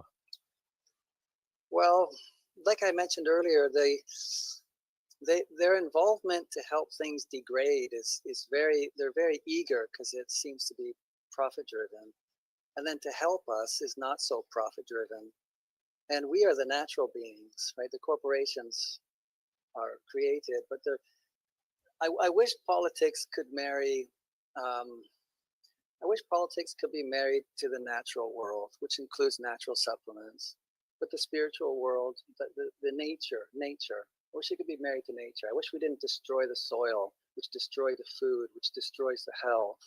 You know, and the same with the EMFs. The EMFs destroy any living. It hurts people. It also hurts plants. It hurts animals. It hurts everything. So Ottawa, if you could marry the political process with the natural process, I think the corruption would be gone, because we would see to ourselves, right? We would take care of humanity. That covers all angles, supplements, EMFs, everything. So children, everybody. Yeah. I think. Yeah. Well, I'm not meaning to cut you off, Nick. I was just Well, gonna no. say. Well, you mentioned that in the preamble of the charter, it mentioned, whereas everything is based on the supremacy of God and the rule of law. So in that term, God would even at least be nature. You could say everything, or you could say nothing, but it's at least the natural beings and the nature is all I can say. So for those that if they have a hard time with that should be protected, and I think that hasn't been married into the political system at all. It's rejected. Yeah. You know, Nick, what frustrates me is I've spoken to experts, and like, it's not like we have to give up all of this communications. But right. we can do it so much safer. Like, we can make it safer. One of the ironies is that, like, if in your home, if it was done by infrared, not only is it super fast, like, you talk 5G, this is above that. Not only is it super fast, but it's actually good for you. It's the frequencies that we're doing, right? So that's what frustrates me, is like, nobody's saying we have to give up our modern world, but let's do it safer. Let's, that's right. Let's do it safer. That's all. Let's just ask the question. Let's do it safer. Let's just do it safer. And let's admit that we're learning as we go along. But, I like your message to Ottawa, because I think at the end of the day, if we're using the word God, or if we're just connecting it to nature, the idea is that, we're natural people. We're part of the environment. So let's take care of our environment. Let's actually accept that, we're pretty wonderfully made. Like, it's a total mystery. And let's not do things that we know are harmful to our bodies. That's right. That's right. I don't even know why we have to ask the question, but somehow we do. I know, and that's why we need the health charter to protect that.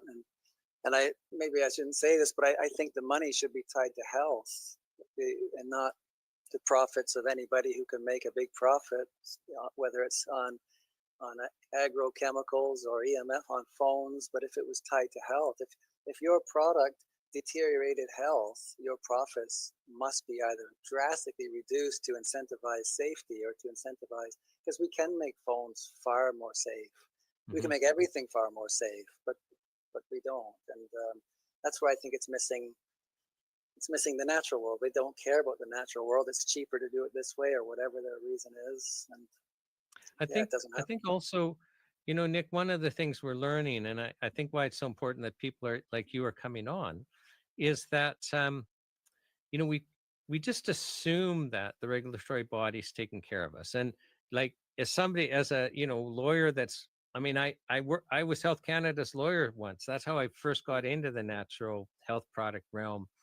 And having to basically deal in the regulation of drugs and food for 30 years. Like, if you were was to suggest to me that point out to me one single Health Canada guideline that actually is founded on health. I mean, we have a joke in the regulatory world, like people like me, if Health Canada is banning a natural health product, then, they've put out their public health advisories. Honestly, Nick, this is true. And I'm not alone. I go, oh, what's that condition? Like, what's the product and what's the product's for? And I make a note, because I know it works. I've Yeah, that's right. like there's some bad apples out there where you'll get a product that's adulterated or something. I'm not talking about that. No. I'm talking about when they go after a product because it's unapproved. Like it seems that they Well, only go after stuff that really helps people, and I'm that's right. sad to say it, but if you follow their food guidelines, you're going to be chronically sick. The amount of chemicals they let in, like how on earth are we allowing provinces to be spraying glyphosate in our forests, for crying out? Like, on what planet is any of this okay? Certainly Well, not on planet Earth. And so right. I think we're learning we have to, I'm on a soapbox. I think we're learning we have to start taking responsibility for our own health Absolutely. Yeah. and doing research, because you're a Mhm. person that did that because you're like, wait, I'm type 1 diabetes, so I'm way more prone to have problems. I better pay attention on, well, how does somebody stay healthy? What is important? What I've learned. And Yeah. that's Yeah. your journey. That's your journey. And you've concluded we don't get what we need from our foods. We have dangerous chemicals in our food. We better eat organic. And find those supplements that make you feel better, and those Mhm. treatments, in your case like acupuncture, that make you feel better. And watch for other things, like, because this electromagnetic radiation, Mhm. we're not taught about that. And some of us are sensitive, and when you're sensitive, they can measure it in your body, like they'll Mhm. see it. And you've got to do your own research if you're Yeah. not feeling well or doing well. Well, can I add with I read this in a financial report that claimed, I'm pretty sure it claimed Canada's GDP was 11% of the GDP was based on sickness. So, and I have that quote in a book. I don't have that in front of me, but that's so I want to. That's why I want to base money on health, because right now all these things that create sickness actually improve the GDP, the gross domestic product of the country, and maybe you know that. You probably know that, but Well, that's a really sad thing to see. Yeah. I didn't know that figure, but I mean, you've looked into what I'm saying, so you step in if anything I say you kind of disagree with. So we basically allowed our food supply to become where it's not food anymore, both in providing nutrients that we need and then allowing chemicals that actually hurt us and by themselves can lead to sickness. We know, we know that if we are chronically malnourished, that then we develop chronic health conditions. And there's a long list. The US Department of Agriculture, I think it was in the late 40s, published a report showing how we're not getting, the nutrients aren't in our food anymore, and basically cataloging the chronic illnesses that flow from specific nutritional deficiencies. So now we've got a population that is destined. It's destined to become chronically ill. Like, this is binary. It's no if or. If the human population is chronically malnourished, which we are, then we become chronically sick, like not everyone, but as a population. And then we have a government funded system. And again, you tell me where I get off here, where they don't ask. It's an allopathic system. They don't say, well, what's causing this chronic illness, which is nutritional deficiency. Rather, they asked, okay, well, let's diagnose the condition and how do we treat the symptoms? That's right. Not cure the disease, but we've structured our drug laws where the only legal way of addressing the symptoms, are with synthetic chemicals that had a patent when they were approved. So we're basically making ourselves chronically sick, and then we have a treatment system that doesn't cure us. It Doesn't treats prevent symptoms anything with either. synthetic chemicals that themselves create sickness. And and now you're in a revolving door. That's exactly right. Yeah, they would they the policies create the problem. Yeah, it's sorry, I got a little lost there, but I fully agree with everything you said, and my disappointment is that there is tick boxes on the lab sheets for blood tests where you can check some vitamins, and I've ticked those off myself before. Even if the doctor gives it to you, I'll just put a tick mark on it, because that's essential to know. The vitamin D levels, B12 levels, that's very important. Oh, And we didn't share about vitamin D and vitamin C. And can you just share with right, us what you okay, found about vitamin D and C, like their importance, and then yeah, also the protocol that you use if you feel like you're coming down with something? okay, yeah, yeah. Um, Okay, sure, yeah. Well, I read it in the newspaper. I think it was in 2018, and it was a doctor, a retired doctor, that said, he says, I never get the flu shot. And people say, well, what do you do? And he says, I take high doses of vitamin C. So there's a doc who decides he wants more natural products, and he really promoted vitamin C and D. So those are the two. And so I use a protocol, it's a saturation protocol for vitamin C. And that's, I think, by Dr. Cathcart. and And this is if you feel like, oh, wait a second, I'm in danger of getting something like, it, a it could be cold or just flu. it could be a runny nose that's just starting, or it could be, Right. So my this is, God, but I what did just I? want people to, this isn't Yeah, your daily thing. This is like, no, oh no, if I need to totally load up on yeah, vitamin C, how do I do that without getting I'll diarrhea? tell Because you. that's, you're not going to hurt Oh yourself yeah, with vitamin C. You're just going to no, get, if you do it too quickly, you're going to get the run. So yeah. So my daily maintenance dose is actually 4 grams a day. If there's something going around, I'll up that to probably 6 grams a day. But if something goes wrong, it's like I can't get out of bed, which hasn't happened in years. But I remember when it was happening, and I did this technique. I would take, I would usually, I think it was either every hour or every other hour, I would take about 2 grams of vitamin C, and I would keep doing that until you start getting a little bit gassy. So you're not going to be running to the toilet with the diarrhea, but you get a little bit gassy, so you back off, and then you stay there for a little bit. You stay there for a while, a few days, and you'll find you can't stay at that dose. You'll get gassy again. You bring it back down. So I've been up to I think I've been up to over 50 grams in a day, and I could get over the flu in a matter of days. It's absolutely amazing. Vitamin C does an amazing job for your typical respiratory or flus, those sorts of things. Vitamin D. So it that's yeah. I Well, was that's just to going to say, use. Sorry, yeah. No, you go ahead, Shawn. no, I'm just going to say it's been a theme. Like, so you're not the only one. Okay. And like a lot of people have been, they speak about vitamin C, and I think we know that, but some people don't know how do I ramp it up if I'm, if I Yeah. feel Well, that I'm getting something. so in your cupboard, have a larger bottle of the crystals. So the crystals, you can measure it yourself. You can put in as much as you like. So you get half a teaspoon and put on a scale, mix it with water, because popping tablets would be more expensive. But that's what I did. I had the crystals, and I used that as a daily measure, and then I used it for I need this now type of a thing.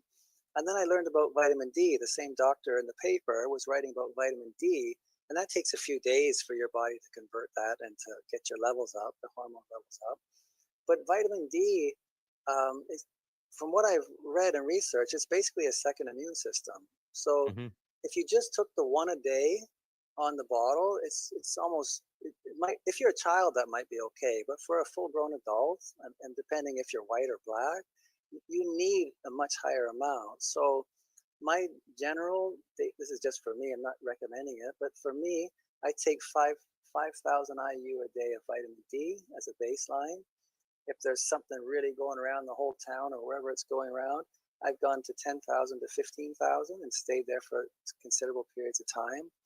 I've had the Labrex. I take off vitamin D and see that the levels were not in any danger category. There was Hmm. no risk, no nothing. And I virtually don't get sick anymore. And I started doing this, I think it was in, when did I start doing it? Well, I read the article in 2018 about this doctor. So I guess it was 2018. I thought I tried that a little bit sooner. I know I got into vitamin C a little bit Hmm. sooner, but maybe not in those saturation doses. But Yeah. yeah, Okay. just kind of so refocus us. So just so that people understand, so your body, if you're in direct sunlight and the sun's high enough in the horizon, it's not having to go through most of the atmosphere, you make vitamin D, which is why you need sunshine. And in the winter time in the northern hemisphere, you can't make enough vitamin D. So Yeah. so do your homework on it. Like I know I supplement with vitamin D, especially in the winter time, just Yeah, as it's part of important. my daily regime. And I've seen lecture after lecture where medical doctors say you've got to supplement with vitamin D in the northern hemisphere. Mhm. So it's part of your regular regime, I expect, right, Nick? Yeah, it is. It's part of my regime. It's your immune system needs it as well, I think, to function. It's one of those supplements that you absolutely need it. The oil in our sun's supposed to hit the oil in our skin, and that's supposed to be converted into whatever the long chemical name is for Right. the vitamin D, the hormone. But again, it depends on race. It depends on your immune system. It depends on so many things. Is how much do you need? So the one a day is probably, I think that's enough to prevent rickets. Can I say this? They put the recommended daily allowance for a vitamin, and they'll say take 1 vitamin D a day, right? So that's the recommended daily allowance. But what's the recommended minimal requirement? That's what we want to know, right? And what's the optimal dosage is what the Health Canada should be determining, right? So let's have this discussion, and then we'll tidy up. So Okay. Nick, what you're saying is really important, because manufacturers are required to put the RDA, the recommended daily allowance, and the word allowance makes you feel like, oh, I shouldn't take any more than Right. this. That's When correct. I have to share 2 things with the audience. So first of all, and I know this from cross-examining Health Canada people under oath who agree, and you can find it on the web. This isn't hidden information. So the recommended daily allowance, according to Health Canada, so when they're calculating this number that you see on your bottle, and you might think, oh, I shouldn't take more than this. The recommended daily allowance is the amount. So let's say vitamin D is the amount of vitamin D that every Canadian can take every day of their life. So on your birthday, when you're not even a day old, until you die at 99. So the recommended daily allowance is the amount that every Canadian from their birthday when they're born to their death day, the entire population can take that amount, and we'll never see a single adverse reaction from having too much. Yeah. Okay, which is just like, it has nothing to do with what you need. And right. Here's where they came from, Nick. Like, here's where they came from. Like, why we put them on a bottle, like, I don't know, because it has nothing to do with health. But where it came from is when D-Day was approaching in World War II. So here, they're amassing these armies in England and the United Kingdom to basically cross the English Channel and try to create beachheads and break out and create this second front in France. And they weren't expecting that just one beach would break out. They were expecting every beach to break out. They weren't expecting this bog down that they got. And when they're planning, they got a problem. So here we're going to have these armies land in the beaches. We're going to break out. They're going to just keep going and going and going. And we got supply problems. So the question was, what is the minimum amount of basic nutrients that a 20-year-old healthy man needs, the bare minimum? Because remember, they're having to carry ammo and everything. So he doesn't die, yeah. so that at the end of 2 weeks, so for 2 weeks, he can still fire a gun. No, he can drop dead at the end of the 2 weeks. That's right. What's the bare amount of nutrition that a healthy 20-year-old man that's at the start of that been super well fed, like, because these soldiers were taking care, like, what's the bare amount they need to be able to fire a rifle for 2 weeks? They can drop dead after that. It has nothing to do with health. No, you got to determine that yourself. I've always determined my own dosage. Even with the insulin I have to take, I always determine my own dosage, right? So you got to take control. You can't put a label. There's no, on the insulin bottle, it doesn't say don't take more than. You got to do your test, do your research, and do it yourself. Yeah. but again, like, so just so that people watching understand, so, you pick up the vitamin bottle, whether it's let's use a multivitamin, it's RDA, 80% or, 50%. And you're thinking, oh my gosh, I better not take 2 of these. And, I'm reading it and I'm, 190 pounds. Well, that's an amount that every, a newborn baby can take safely. Every newborn baby in Canada can take it. And we will not expect to have any adverse reaction at all. And here, oh, I better not take 2. Like the fact that we put those on our bottle is a fraud. It is. And we'll it's end a bit there. of a I mean, scare. Well, it's more we're of a just, scare. But we need what's the minimal, Health Canada should really say, these are hormones and minerals that everybody needs. It's essential. So what's the minimum amount you can get away with and still be healthy? And then what's the optimal amount if you're pregnant or if you got this condition or whatever, or if you what should you be taking to be healthy? So Nick, we gotta wrap up, but okay, yeah. I'm really thank you for coming and attending. I've enjoyed the conversation, and you've shared some really important information because you have a unique health challenge.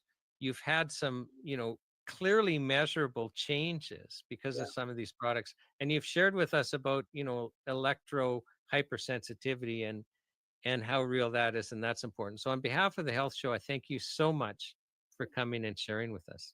Thank you. Thank you for what you're doing too, Shawn. Thank you.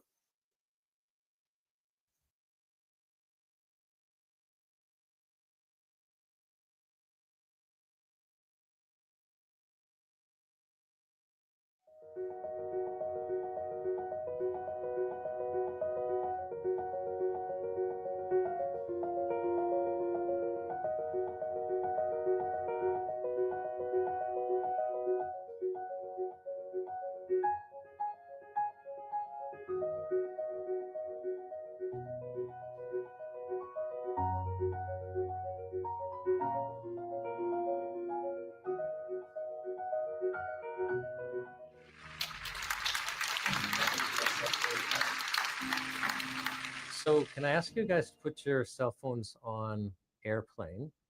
And I don't use notes when I speak, so it means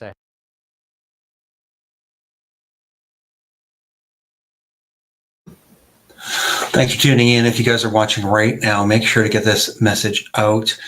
This broadcast has been censored by YouTube. They've got a strike, and they're not able to show it through the main website, which is NHPPA.org. Obviously, so that's an issue. And I'm now streaming from the Rumble channel. But anyway, if you can, make sure to share this out to your social media. Make sure to get some more eyeballs on it because they are trying to keep you from hearing this information. And I'll go back to the show here. Stand by. Excuse this short interruption. Very excited to announce that Nugget Stacker now has a silver subscription. As silver has gained a 29% return since January, now is a good time to start your silver subscription and start buying monthly before it really explodes in price. I have to now and again look at my watch to go, oh, I've only got 20 minutes left and I need to cover everything I need to cover. So it's not I'm going, oh, I'm tired of this audience. So I'm actually really honored that you're here. And I want to use this time so that this is meaningful for both of us. I was praying this morning and the thought came to me that we are most comfortable when we know that something is right and we decide to stand on it and not be moved regardless of the consequences, that we're only doing it because we're supposed to be doing it. And that's when we feel really good in our own skin. And that's when we feel at home. And I'm going to be talking about maybe reframing what's happening in a moral context, which is somewhat interesting in a regulatory thing. And I was also thinking this morning, I think it's a single psalm written by Moses of all people. And he's making the point, he says, our life is brief. Like literally, he says, we're like the grass of the field. We're here today and we're gone tomorrow. And he says, spend it wisely. Spend it in a way that's extremely meaningful for you. Hence again, please put your cell phones on on airplane. I want to challenge you today. I want to challenge you to open your mind, because you're literally hardwired to resist any information that conflicts with what you already believe. And I'm going to be giving you a lot of information that conflicts with what you already believe. And it's really important that you open your mind, because you have been fed, literally, you have been fed a belief system when it comes to the regulation of drugs and the regulation of natural health products that is extremely narrow. And there are things at your doorstep. They're here right now. And if you don't understand what's really going on, if you don't have a broader perspective of what's going on, you're not going to be able to interpret it properly. You're not going to be able to respond to it properly. So literally, imagine there's this big tree and your nose is planted hard against that tree. Now your eyes are open. You're trying to pay attention. You're trying to understand what's going on, but you're literally got about a 12-inch circle that you can see. And I need to challenge you to take your nose off that tree, to turn around, to walk that way for about half a mile, and to turn back and look at the forest. You're not even going to be able to identify that tree that your nose was against, let alone that 12-inch circle. And I need to challenge you to do that, because you're so important to what's happening. And I invite anyone to come up to me after the lecture and tell me about that what I'm about to say isn't true. And that is, when you were younger, like when you were brand new, years before we sent you to school, you knew you were here for something really important. You didn't know what it was, but you knew you were here for something really important. And then we send you to school, and many of you to college, university, or job training. Before you know it, you got a mortgage to pay, you've got family, you're dropping the kids off at soccer practice, you got to go to a CHFA conference. It's like there's 1,000 little strings tying you down, your movement down. Life's got control over you. And as an adult, you would have thought back. When I was a kid, I thought I was here for something really important, but I don't see that happening. I'm just all tied down. I must have been wrong. Well, you weren't wrong. You are here for something really important.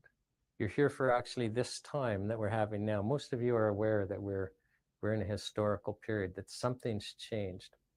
You're here for right now, and you need to start critically challenging everything you believe. And today we're going to be talking about challenging what you believe about drug regulation. But in every area of your life, you have to assume that everything has to be assessed critically, that you might be thinking incorrectly. So let's talk about drug regulation, and let's start with the big lie. And if I smile when I talk about the big lie, it's just, I truly find it funny that most people in Canada believe the big lie, and most people in this room believe the big lie. You won't by the end of this lecture. But, and again, excuse me for smiling, but the big lie is that our drug regulation, our drug policy is actually intended for good health outcomes. So most Canadians and most people in this room actually believe the big lie, that our drug policy, our drug laws are intended for good health outcomes, that actually it has to do with health. And now I could spend hours and hours and hours walking you through why that isn't true, but the easiest way to explain it to you is the drug model itself, the very basis of our drug law, the very basis of our drug regulations. And the drug model has three parts. And just so you know, the drug model came into Canada in the 1930s.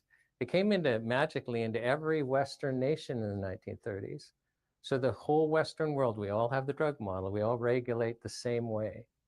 And the drug model, again, it has three parts. So the first thing you do under the drug model is you capture everything. You define drugs so broadly that it includes absolutely anything ingested for a health purpose.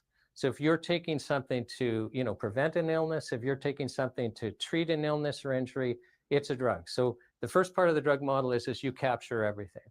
You leave no stone unturned.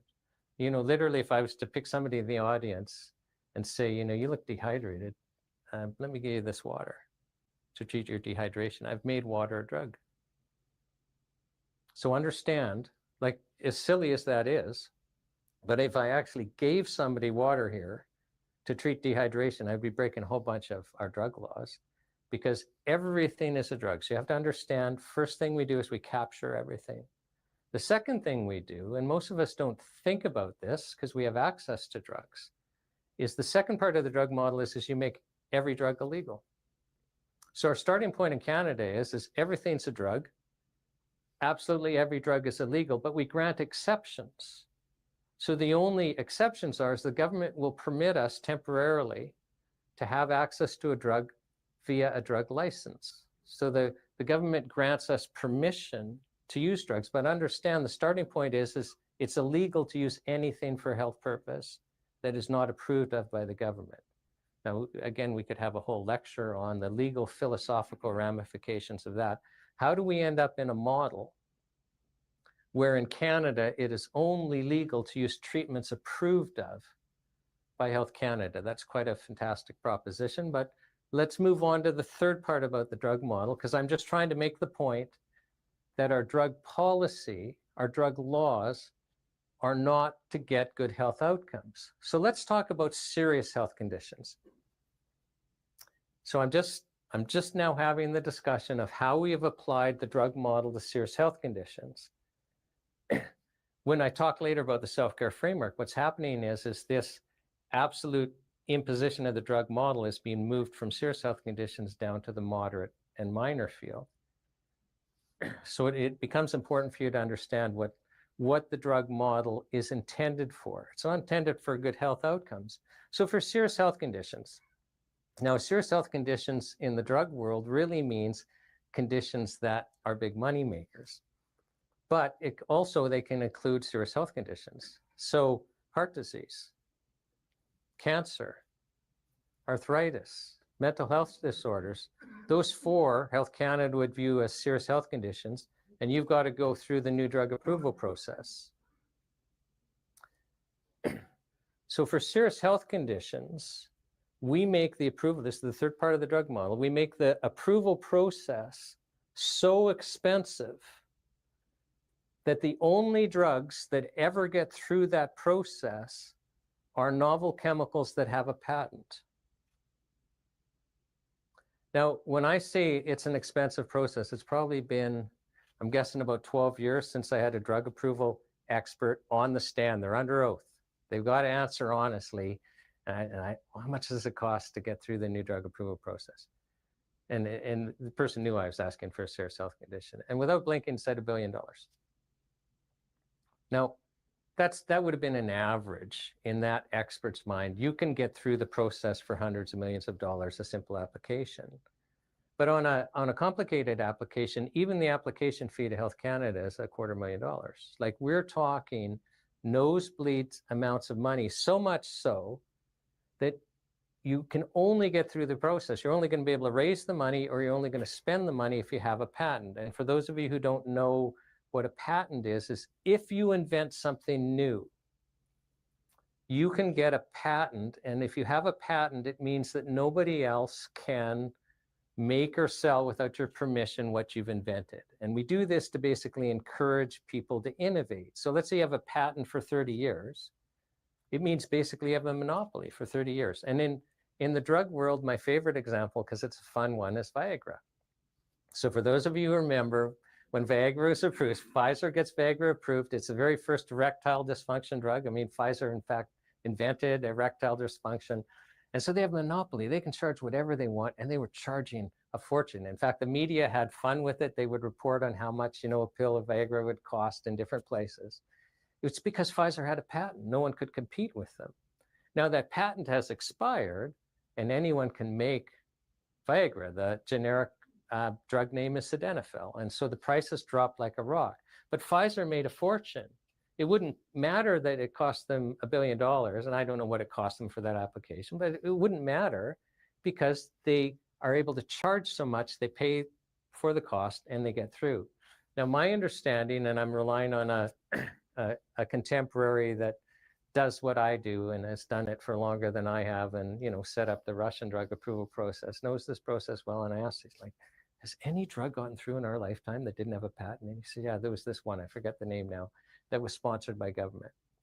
Now, how you know this is true is, you know, if any one of you here has a heart attack during this, and please wait until after the lecture, but if you have a heart attack during the lecture, or, you know, let's say you got screened for cancer and you're texted the results while you're here, it's like stage 4, go to the hospital immediately. Or, you know, you're suffering from mental disorder and you're about to pop and you're going to go to the hospital right after, or you can't stand it, arthritis. Everyone knows what I'm about to say is true. So you go to your medical doctor, you go to the hospital for any four of those conditions. The only treatments you're going to be offered, because they're serious health conditions, are novel chemicals that had a patent when they went through the drug approval process. The only treatments we're offered for serious health conditions are chemicals that are novel. They were novel when this process was introduced. And we all know this is true. Now, remember, I'm trying to make a point that our drug law, our drug policy is not to get good health outcomes.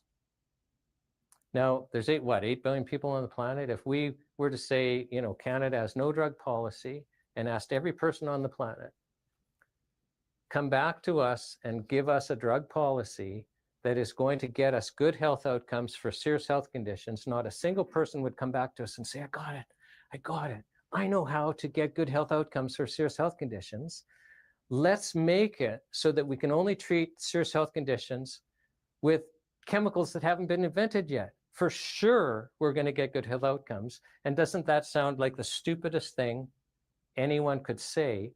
And yet for all of our lives, because this preceded all of us, the only treatments that have been available for serious health conditions have been novel chemicals. And the beauty about the pharmaceutical drug business model is when a patent runs out, it's not like they stop applying for new drugs.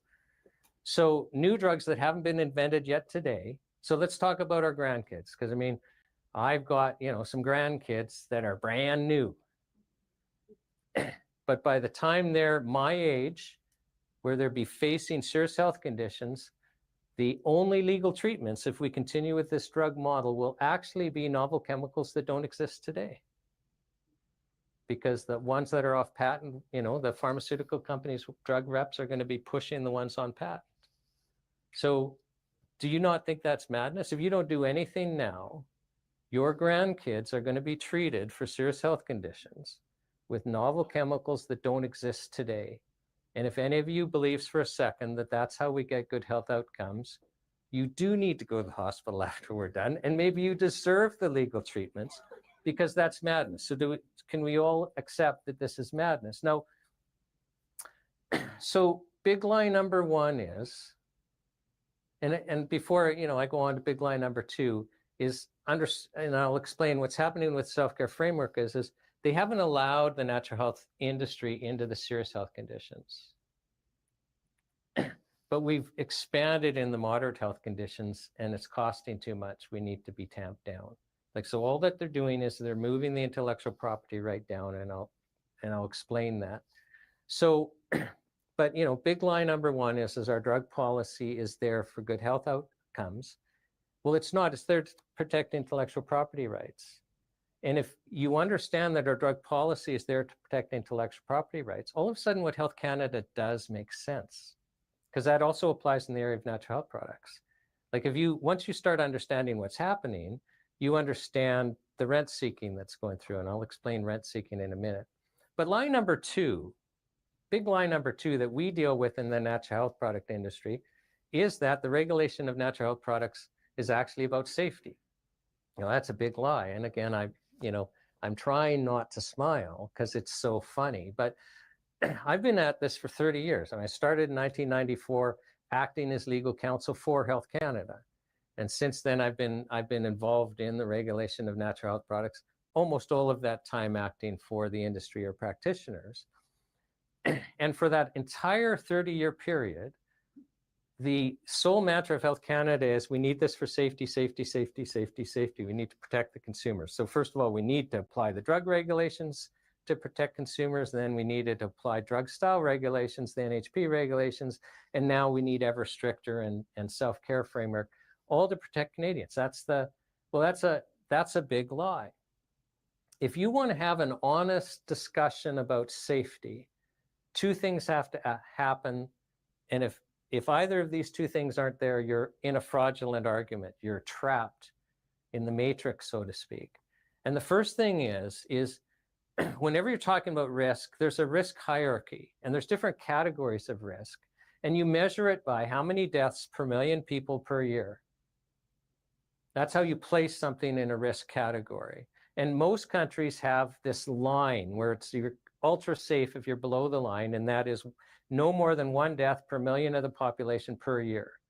So if you're not above that, you're considered, it's de minimis. You're below the ultra safety line. There's no point having a discussion about intervening at all, let alone with regulations. And there's several reasons for that. First of all, why would you bother? You're ultra safe. And second of all, your safety signal is so low, you couldn't even measure that you're making a difference with regulations, because the safety signal is too low for you to know whether you're making any difference. So like, it's just madness. And in fact, you're not in the regulatory zone until you're way higher.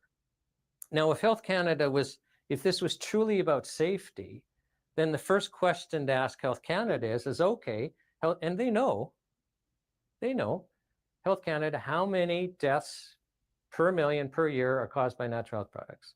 And they could tell us, and then we'd go, oh, okay, so here's where we fit in the risk hierarchy, so that we know, is this something we should be responding to? If it is, do we respond to it by education, but we're well below the government regulation line? Why don't they tell us? Why don't they tell us? Well, the simple reason why they don't tell us is they know we're well below the de minimis line.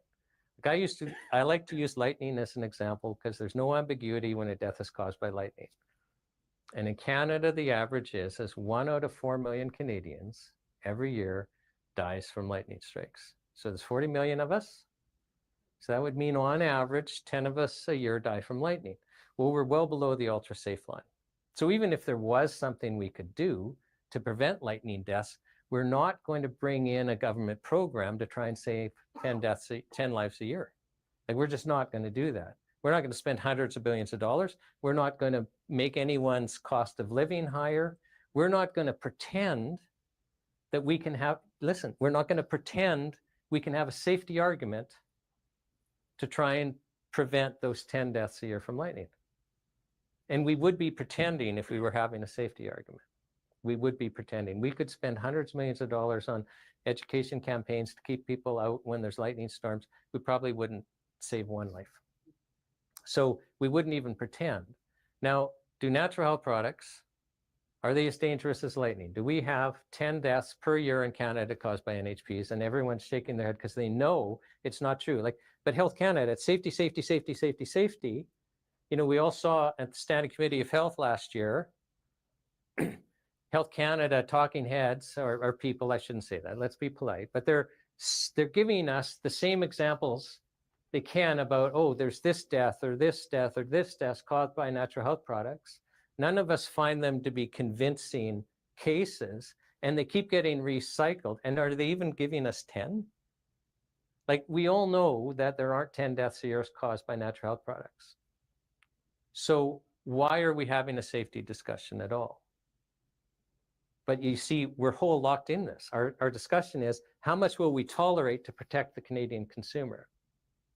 The second thing you need to have a truthful discussion about safety, if the object of regulating natural health products is to get good health outcomes, then you actually are going to look at safety, but you're going to look at it balanced. Wait a second, you got like over 70% of Canadians taking natural health products to manage serious health conditions? You mean you have Canadians claiming that they're only alive because of these products? Well, then let's do a balanced risk analysis. What is the health consequence of taking them away? If we did a balanced risk analysis, we might conclude that to have good health outcomes, we should actually increase access to natural health products. Do you know the chemical pharmaceutical drugs, 3 of the top 5 leading causes of death in Canada are linked to chemical pharmaceutical drugs, including chemical pharmaceutical drugs taken as directed. You know, let alone highly preventable medical errors, you know, where the hospital gives you too much or somebody missed doses, but taken as directed, one of our leading causes of death in Canada and every Western nation is just taking chemical pharmaceutical drugs as we're supposed to. And if we had a balanced risk analysis, it could be that our health policy, if it was designed to get good health outcomes, might be you can only access chemical drugs after you've tried everything else like natural health products.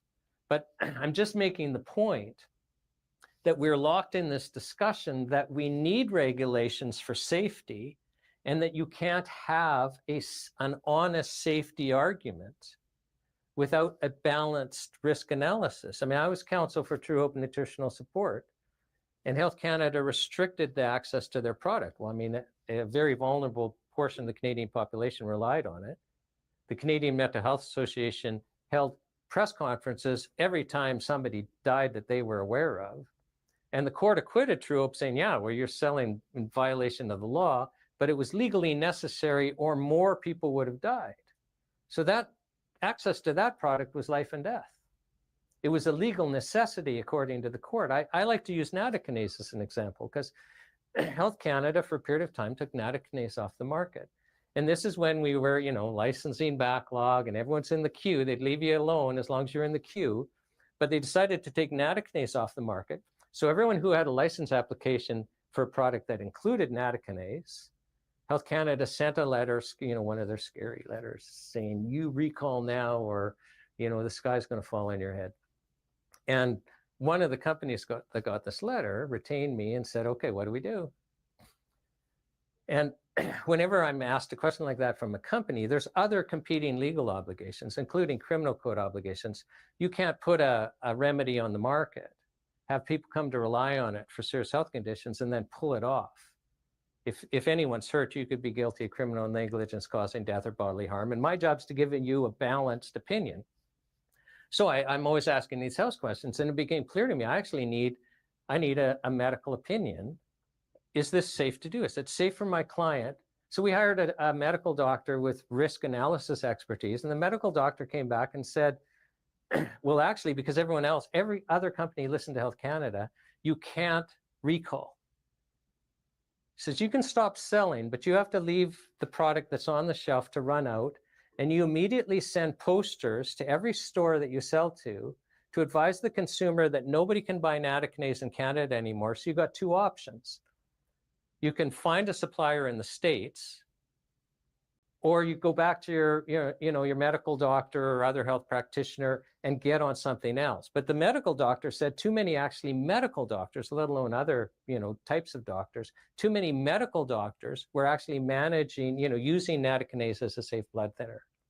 So it would actually be legally reckless to listen to what Health Canada said.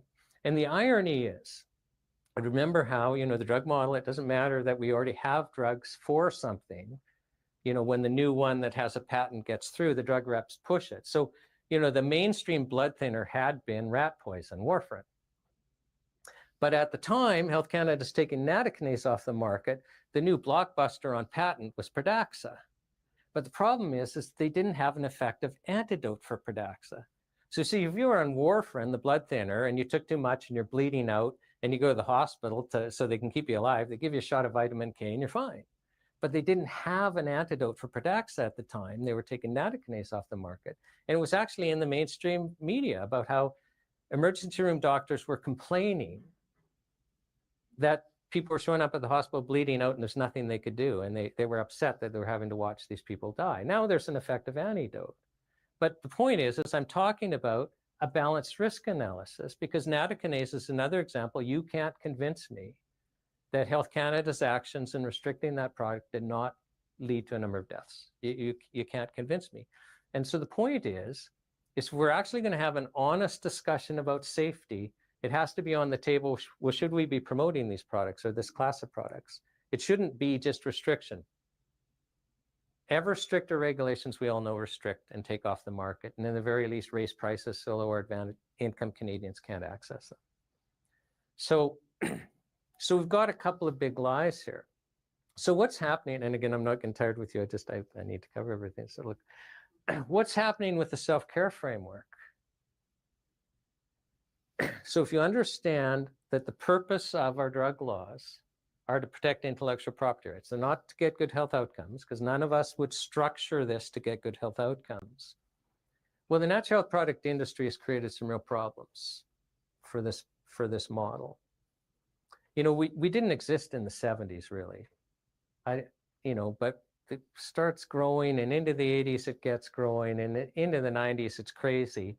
And so what do the regulatory bodies do when their goal of protecting intellectual property rights is being threatened? Well, let's impose the drug model. And that happened in both the US and Canada.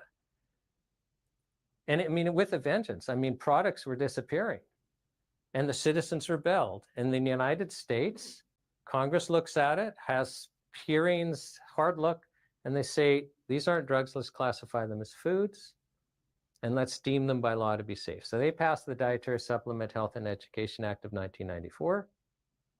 They're foods, they're deemed by law to be safe, like censorship like you wouldn't believe. But at least in theory, the FDA does not have legal authority to take a single product off the market unless there's actual evidence that that product is dangerous. Now, they're enforcing intellectual property rights in other ways, but that citizen rebellion happened. Well, we have our citizen rebellion, and we have our standing committee look into it, and we get the 53 recommendations, which I think were awful as much as people love them. And then remember, Health Canada has a transition team, and they didn't like the recommendations, so they sat on it for a couple of years and then had another transition team that magically, oh, let's go into this drug model. So the drug model that Health Canada moved us into was intended, because remember, their mandate is to protect intellectual property rights. Their salaries are paid by the fees paid by the pharmaceutical company. Can anyone tell me what the percentage is this year? Is it 70% of their budget, 80% of their budget? Most of their budget are the fees. They know who pays them. The intention was to truncate the industry so it couldn't grow and to shrink it.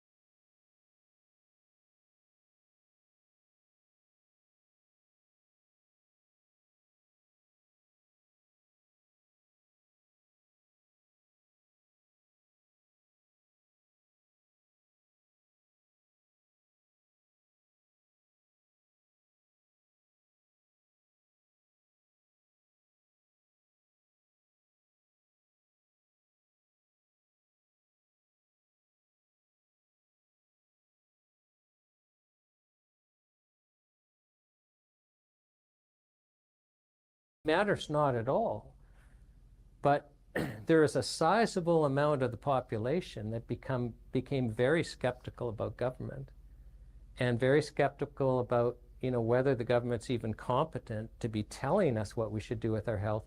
And that gives us an opportunity to actually create political momentum. For the first time in my life, there's actually, and it's got to get worse first, but we have an opportunity to actually ask the question, what should be our drug policy? To actually point out what our drug policy is about.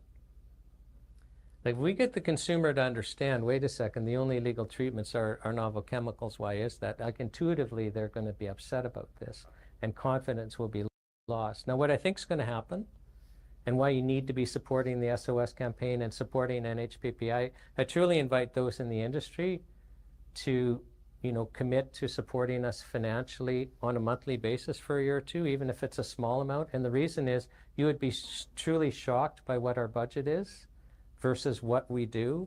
And we feel an ethical responsibility to create, in partnership with whoever, I don't care who you are, as long as you're sane and you're going the same direction. So I'm really thankful that the CHFA has let me speak to you guys today. But you need to be supporting everyone, and we need to expand dramatically, because we've got a different audience than the CHFA.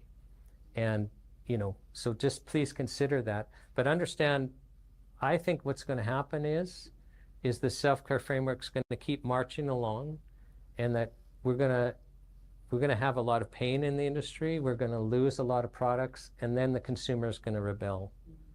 And then we're going to get them back. And it gives us an opportunity then to have a dialogue. Well, what should we do? So you see, we actually might find ourselves in the situation where we can have an honest conversation about, well, how should we manage all drugs? Understanding that the end goal will be the best health outcomes. And we haven't been in that situation for our entire lives. And so this is actually a really exciting time. Like, I don't view this as negative, but let's understand what's happening. Let's understand that, at the end of the day, the citizen won't put up with it. And let's be prepared to weather the storm. But if we all organize, hopefully we can head this off beforehand. So I lost trust in the mainstream media during the COVID thing, and found I just had to turn the TV off. And it took me a while then for my fear to go away. But I find the same, there's some news sites that I gravitate to that I'm just better off only doing that once in a while. So I don't have any comment except to say, I've heard JFK speak in person, or RFK, I'm sorry. I've heard him speak in person. I've met with him. And when he talks about his journey to how he got to concern about vaccines and all of that, I think he's worth listening to. And I think he raises some questions that, for me have really got me questioning things. So I really appreciate what he's trying to say, and I would encourage, if you don't know about what he's saying, actually watch a long interview or something. He'll get you thinking, whether you agree or disagree. The thing is we have to now get in the habit of at least considering different information and then deciding what to do with it. But we can't be, we have to be aware, and I'm speaking to myself too, because I have a bias to ignore things that conflict with what I already believe. And it can be a real trap for me, because then I'm missing a bigger picture, and then I don't even have the opportunity to change my mind because I'm not considering different information. It's something actually I've been wrestling with, is just understanding we're all in that boat. So yeah, I'm not an expert on 293, but for those of you who aren't aware, and the curious thing is this was not a government bill. 293, I think it's called the Pandemic Preparedness Bill, and it does a bunch of interesting things. So the organic guys got my attention yesterday because of this bill.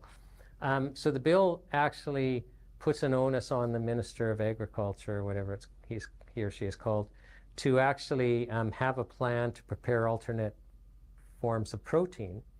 And we all know that, insect plants are going up all over the place as an alternate form of protein. So I found it interesting that the organic guys are looking into certifying bugs as organic for human consumption. But another thing that it does, so and the Minister of Health is also supposed to identify species that are a danger to pandemics, likely, birds and cows, and come up with all these environmental plans, and it puts a legal obligation for these plans, and anyone can read this bill. It's before the Senate, so it's passed the House. But these plans have to be, and the pandemic preparedness plans have to be in accordance with the World Health Organization One Health Initiative. So, and it's right in the legislation. So whatever the World Health Organization One Health Initiative says, both our pandemic preparedness plan and our, this agricultural plan, they have to comply with this. Now, I've only heard about the One Health thing once from one person, and that was a witness at the National Citizens Inquiry. Oh no, it wasn't Rodney Palmer. It was it Mr. Corbett in Japan? Yeah. So, and that was a year ago that I heard this testimony. But if the One Health hasn't changed, the thing that I found interesting is One Health, I think it's broken into 4 different categories. So humans are in one category, but like animals are in another category, plants are in another category. I forget what the other is, but no one category has precedence over the other. So our environmental plans and all of this have to, basically give all the different groups the same weight, which is a different way of approaching health policy. If that fits into our health policy, that we also then, our health policy has to take into account, plants, and has to take into account animals and whether or not we're encroaching on them. So it's just interesting. It's a complete change. So I don't know if that's what you were referring to. When I was talking earlier about you being here for something important, like we all know that's true. And, if you think about it, like even, I was commenting about that song by Moses that like we're here today and gone tomorrow, like spend your time wisely, like make sure your life counts, right? We're going to have the opportunity to bring about some really interesting changes that we haven't had that opportunity before. And Canada, it's not just Canada, but other nations, we've moved into what's called an administrative state where we've just given the bureaucracies more and more and more power, and we're losing, freedoms. Whether you agree in a specific area or not, people are reacting to it. And so we literally may be, like every now and there's a period of time where in history, humans actually go, oh, let's try it a little differently. And like, we actually could be at one of the coolest points ever, like in a positive way. So, I'm trying to get people alarmed because you need to be alarmed. Like, no, the self-government framework is being imposed. We are going to lose access to products. People will die and suffer. But at the same time, I expect when I leave this planet that we're going to have access to natural health products. And it's because people like you, it's because people like Sonia that are, getting you all involved. I think, but I view it as positive. Like, things, we all fall asleep, we stop paying attention, things get out of control, we reset. So we're at kind of this point where we can actually all make a difference, where things matter now. And so if the government's ignoring us, and like MPs have been getting more traction on the self-care framework than on any, I don't care how long the MP's been in Parliament, unless they were still there when Bill C-51. This is the biggest issue. Why isn't the government and Health Canada relenting and just saying, oh yeah, this isn't what Canadians want. This isn't what Canadians want. Everyone agrees this isn't what Canadians want, but it's not changing. Well, that tells us something's off the rails.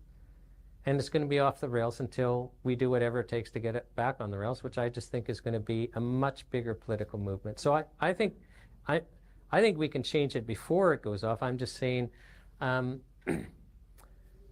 people tend not to react until they have to. Like one of the witnesses I called at the National Citizens Inquiry was a lady named Regina, and she was involved in the Solidarity movement in Poland at the very beginning. And then she eventually got arrested for handing out pamphlets that disagreed with the government narrative, and she was sentenced to, I think, 3 years in prison. And she served a couple of years and then was allowed to come to Canada as a political refugee. And she said, so what the Solidarity movement was doing is Poland had been a police state for 40 years, and the trade unions were trying to break that. And they were trying to break it by holding strikes to cripple the economy to force the government to collapse. And she said, the Polish people supported what we were doing philosophically, but they only took to the streets when the bread started running out. So we were able to cripple the economy enough, the bread started running out. Then all of a sudden everyone's on the streets and they peacefully overturned a police state that'd been there for 40 years. Well, they could have overturned that police state on any time before those 40 years, but they didn't act till the bread ran out. And I just think that's human nature. That's why I think it's going to get worse before it gets better. Thank you for coming and listening, and really appreciate your attention.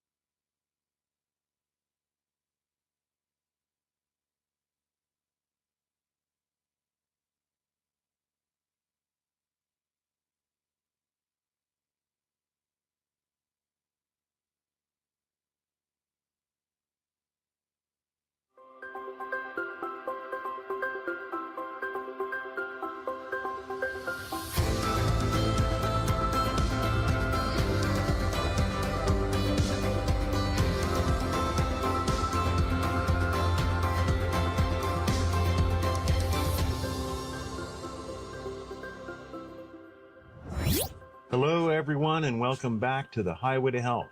I'm Jason Dahl, and it's day 8 of the Health Charter Tour. And take a look at this. The world's greatest health van is back on the road. The engine's been replaced, the brakes are solid, and it's running beautifully again.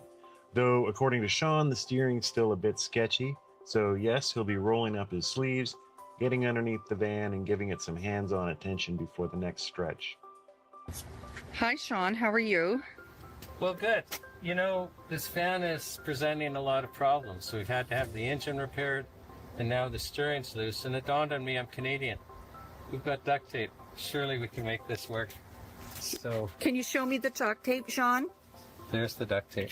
But it doesn't say duct tape. It says Gorilla Tape. Yeah, it's just a variety. Can you show me the labeling on that duct tape? Okay, what about the labeling? Is the labeling correct? Why? Well, would Health Canada approve? Oh, now that's a good question, because has this gorilla been proven to be safe and effective? You know, I highly doubt that. So let's all keep that a secret. So, Okay, and so what else are you doing here? well, so here the problem is the fan is venting out of these tubes and there's no heater box. So we run the risk of overheating. So I have to plug those. And then next I'm going to see if I can get the drop link off the steering box and adjust the steering box, because it's too loose. And we can't drive with the steering too loose. I thought you were going to do the steering first. No, I'm doing this first because we have to go to Health Matters for the event, and I don't want the engine overheating. And what time do we go to Health Matters? I think 1 o'clock. So Okay, and on behalf of the on behalf of the Natural, Product Protection Association. we say go to our website, NHPPA.org, and sign up for the newsletter.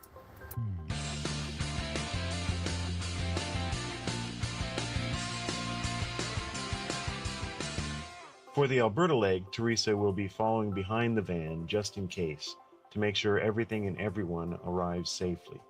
You can track the movement of the van across Canada at NHPPA.org, join the tour, and stay connected to the journey. If you see the van coming through your city, be ready to cheer it on and maybe lend a hand if necessary. And last night's show in Grand Prairie was one for the books.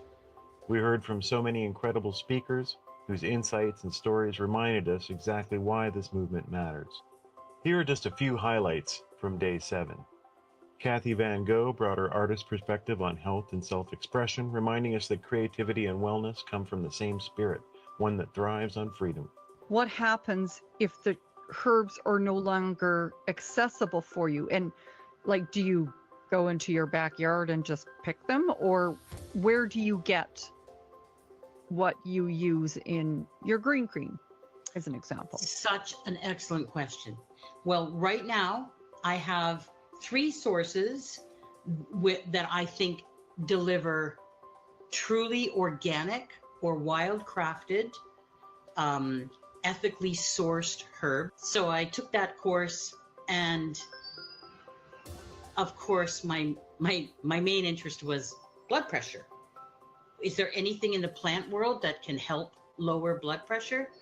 Well, it turns out there's quite a few things. For example, this is common knowledge. A lot of people know that if you're taking a blood pressure medication, you should not drink grapefruit juice or eat grapefruit. Now, why is that? Well, I'll tell you why. Because it lowers your blood pressure. So if you're on a blood pressure med and you take grapefruit juice, you might lower your blood pressure too much. Dr. Bonnie Kaplan returned to share powerful research on nutrition and micronutrients and how they can transform mental health, showing that what we eat directly shapes how we think and heal. Chantal Anne Dumont inspired us with her holistic view of wellness, connecting the physical, emotional, and environmental aspects of true health. In all honesty, though, like, it is for helping others, but everything starts from our own journey. So a lot of what I've studied was also to help myself. But when I did my medical anthropologist stage and part of my studies in Mexico, I studied with the Maya. And I produced an interesting paper that I had the opportunity to present at the Anthropologists Association.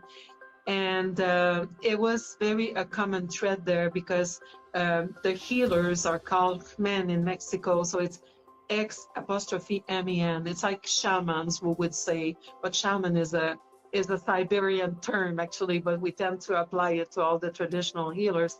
But anyways, when I was with the Maya, I found out that this was also a very common trait. And there's even an archetype, that we call the wounded healer. And we also talk about the dark night of the soul. And I think that I consider this almost as an initiation process. It seems that in these times where we're very healed, in my case, where I was in and out of my body, in and out of consciousness. I think we have the opportunity to touch with other realms and with something that is bigger than us. And somehow we become a vessel for that higher form of energy. I've seen that repeatedly in almost every real healer, regardless of the name of the modality, whether it's homeopath, naturopaths, acupuncturists, we're healers fundamentally. And I also taught at the naturopathic school in Quebec for about 13 years. And it was also common stories amongst many of the students. And many of the students of naturopathic medicine are people that come from conventional medicine. Many nurses, many other practitioners who didn't feel fulfilled with the system as it is, are looking for different approaches, something that makes more meaning to them. And it seems to be a very common thread. If I can share a funny, well, it's not funny, but I've interviewed two now medical doctors, both that practiced for over 40 years, one who's still practicing as a medical pediatrician. And both of them, you know, partway through their medical journey as you know, medical doctors, came across homeopathic medicine, and then they both trained as homeopathic doctors, so that now they, you know, they were practicing as both of them for at least 20 years as both. And, you know, I asked them, like, do you get better results out of homeopathic medicine? And like both, like, it's without question that you know, like the one doctor was sharing, actually he was so dissatisfied practicing medicine because, especially for chronic illness, he wasn't helping people. And so there, you know, kind of that spiritual, ethical joy you get when you're helping people was absent. And neither of them were knocking traditional medicine, but it's just, your discussions led me to kind of be thinking, you know, medical doctors could be getting so much more satisfaction out of their practice if they became integrative medical doctors, where they have more tools, you know, and more training in these other modalities. Like they would be happier people. I think, you know, we're talking about the wounded healer. Again, very different archetypes amongst natural health practitioners and medical doctors.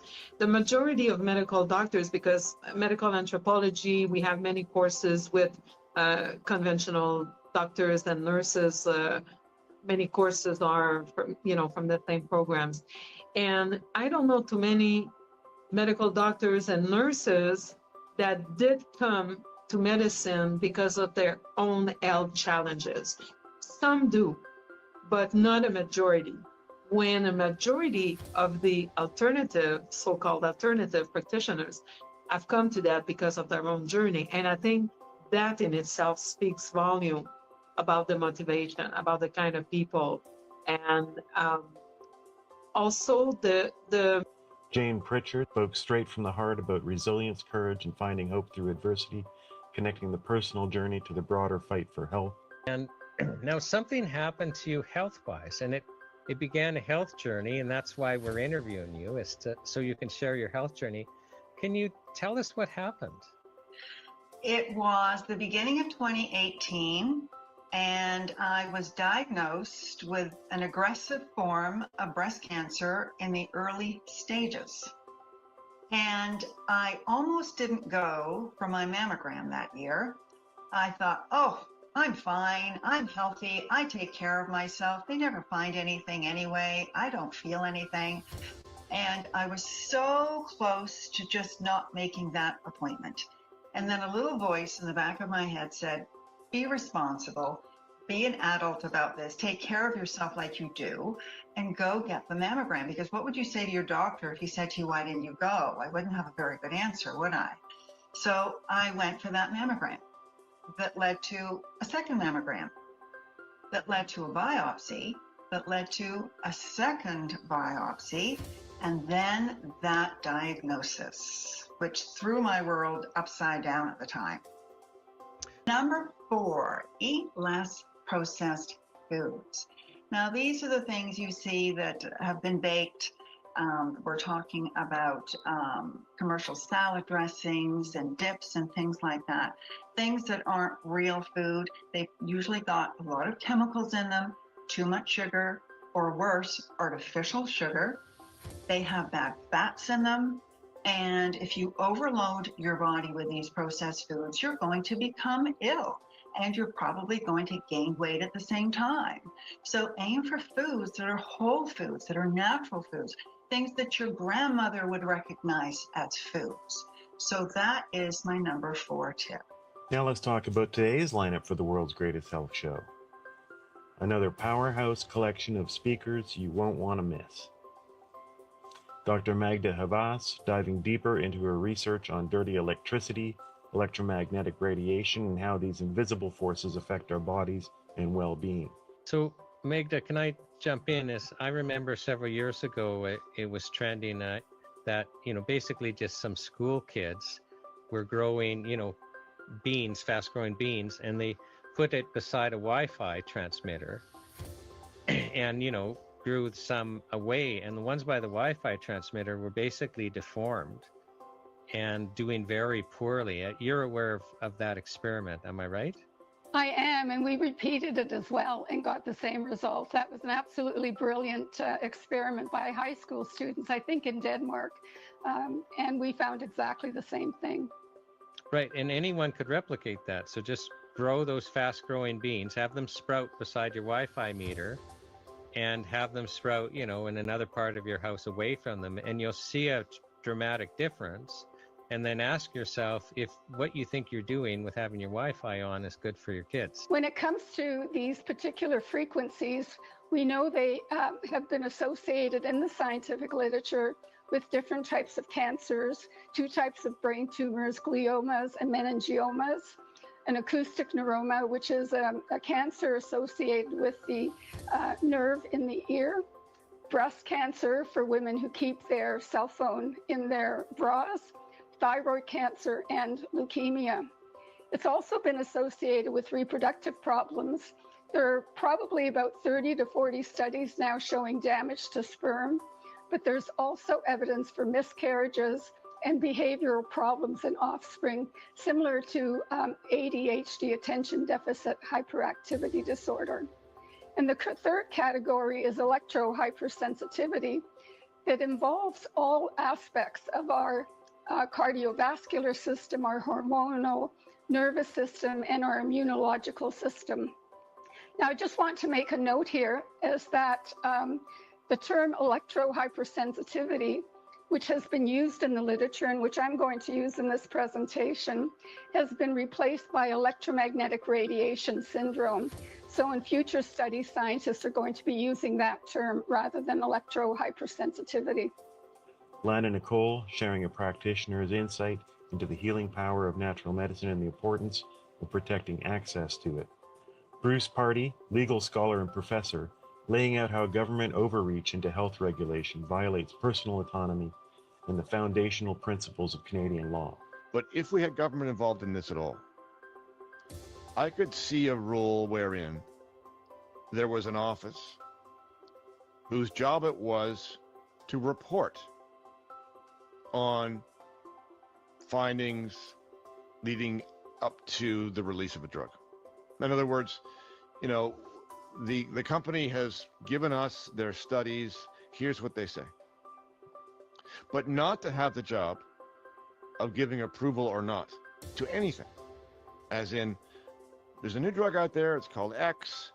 The company's given us their reports, they say Y. Make your own call. That's the way it ought to, if there's going to be any government involvement at all, that's the way I would want it. Because then you've got, if there is expertise there, then you've got the expertise being expressed, but you also have preserved the right of every individual to make their own call at the end of the day, with the benefit of the information that the experts are provided. That's the role experts are supposed to serve.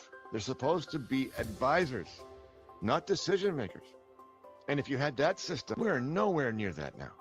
because we have an administrative state, a bureaucratic state that makes decisions and policies and guidelines on the fly all the time about all kinds of things. So if you can make the rules up as you go, then that means you're not subject to the rules yourself. If you're the bureaucracy, you're making the rules. Penny Hodgson, exploring how personal health transformation starts with awareness and how fear and censorship block that growth. Judy Powers, shining light on the human side of this issue, connecting everyday family health stories to the larger fight for freedom. Jeffrey Smith, internationally recognized expert on GMOs, revealing how corporate and regulatory interests intertwine and why informed choice is critical. Lorraine Benoit, offering her decades of wisdom as a holistic health educator and advocate for natural healing traditions. Sonia Palmer, sharing her continued story from the Vancouver event, a personal and courageous testimony about small business, homeopathy, and standing strong in uncertain times. No, I'm going to unpack this more, because what you did, in making this request is so important. So in committee, so when, the MPs are having to make important decisions on what do we do, how do we regulate natural products? We have Health Canada throwing big figures out saying, Yes. this is how many people have been hurt. Like, this is the message. This is how many people have been hurt. Yes. Please, MPs, protect us. And that was fraudulent. It was made up numbers. They didn't have any data to support it. Like, that's first point, right? You learned that. I think, it wasn't so much fraudulent as it was exaggerated. So in the sense of taking the numbers and stating that this was the cause, like that was the leap that was made, that was completely inappropriate. And like that really put members of parliament they were uneasy. Like there were some members of parliament that were like, we hear you, we understand everything you're saying, and that you're saying that there's not much risk attributed to these products, but we're not sure how to read this data. We're not sure how to respond to this, because they have, Health Canada's chief medical officer and other very high-ranking officials sitting at a table stating that these products are not safe. And so, like, we had to have very real conversations and really provide proof that, this wasn't the case, and that, generally speaking, that is exactly what the report stated. These products are safe. And tonight we're going live from Church in the Vine right here in Edmonton, Alberta. Join us for a powerful evening of truth, testimony, and community as we continue to build momentum toward Parliament Hill. Doors open early, so come meet Shawn, Teresa, and get your picture taken with the world's greatest health van in person. You don't want to miss this one. Now, we don't broadcast on Sundays, so enjoy your well-earned Thanksgiving Day off. Right, first of all, happy Thanksgiving to everyone. Let's hope that this French Muppet produces a beautiful roast turkey. What's he doing? I cannot Guinness. No, stop it. You don't put Guinness on a turkey, you Muppet. Then join us again Monday for a special catch-up day on the world's greatest health show. We'll be airing exclusive replays from earlier in the tour, the Aldergrove pop-up event at Alder Natural Foods, and a repaired version of the Kelowna Live event, the one where the camera cut off midway through. Both are worth revisiting, especially if you missed those heartfelt moments when the Charter's message first took root on the road. You can always find past live streams at nhppa.org/live, and while you're there, visit nhppa.org, join the tour to follow along, get tickets, and show your support. I'm Jason Dahl. Thanks for watching, and we'll see you Monday for a catch-up edition of The Highway to Health.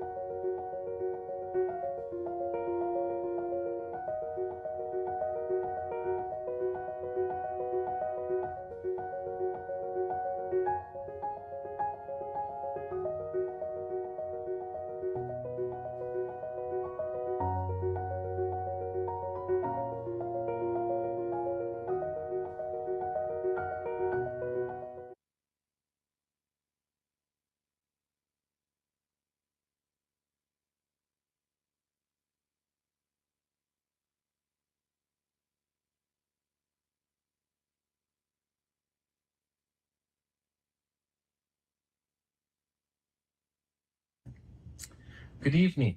Welcome to the world's greatest health show. My name is Shawn Buckley with the Natural Health Product Protection Association, and I'm very pleased to be in Kamloops this evening at Nutters, who is hosting us. And we've got a big crowd here. It's almost standing room only. And very pleased that you would come in and participate, and also shout out to those that will be watching this online as it's broadcast on the world's greatest health show. Now, I want to kind of upset you tonight. So, and I'm going to ask you to keep an open mind, because I might shake your paradigm a little bit. And when I say I want you to have an open mind, do you understand that the terminology open mind, closed mind, change your mind, it's actually real. So what happens to us is we get a belief system. And once we're comfortable with it, we don't want to change it. And so we're actually resistant to any information that conflicts with our belief system.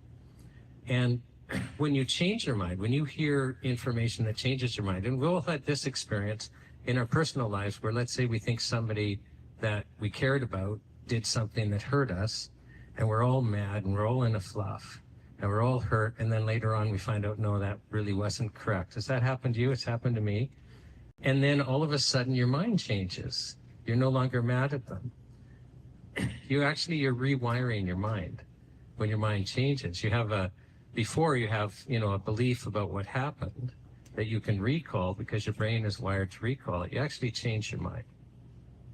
And when the system gets us to believe certain things and to get comfortable with certain things, that's to actually prevent us from having an open mind where we will receive information and then decide whether or not we want to change our mind. And it's really curious, because why would we be afraid of information? Why would we be afraid of changing our mind? But we've got this belief in Canada that we've got this great healthcare system. I know, we're struggling right now, but what a beautiful thing, right? The government pays for it. I think you get kicked out of the country if you don't support it. It's become sacrosanct for us. And I want us to talk about our system, and with a particular emphasis on chemical drugs and the drug model. Because sometimes you have to take a step back and think of things a little differently. And so the drug model, you might not have even heard the term before, but it's essential for you to understand this. So, and before I go any further, it just occurred to me that I should speak about something that President Eisenhower shared when he was leaving office. So for those of you who need a history lesson, he was a general in World War II, and then he became president of the United States. And when he was leaving office, he basically gave a warning. And part of that warning is you have to understand, nothing happens by accident. If the government's doing something, even if it looks like they're reacting to a crisis, even if it looks like they're reacting to public, reaction or demands for things, understand that nothing happens by accident. And so as we talk about the drug model, as we talk about our healthcare system, I want you to keep in mind that it's likely deliberate.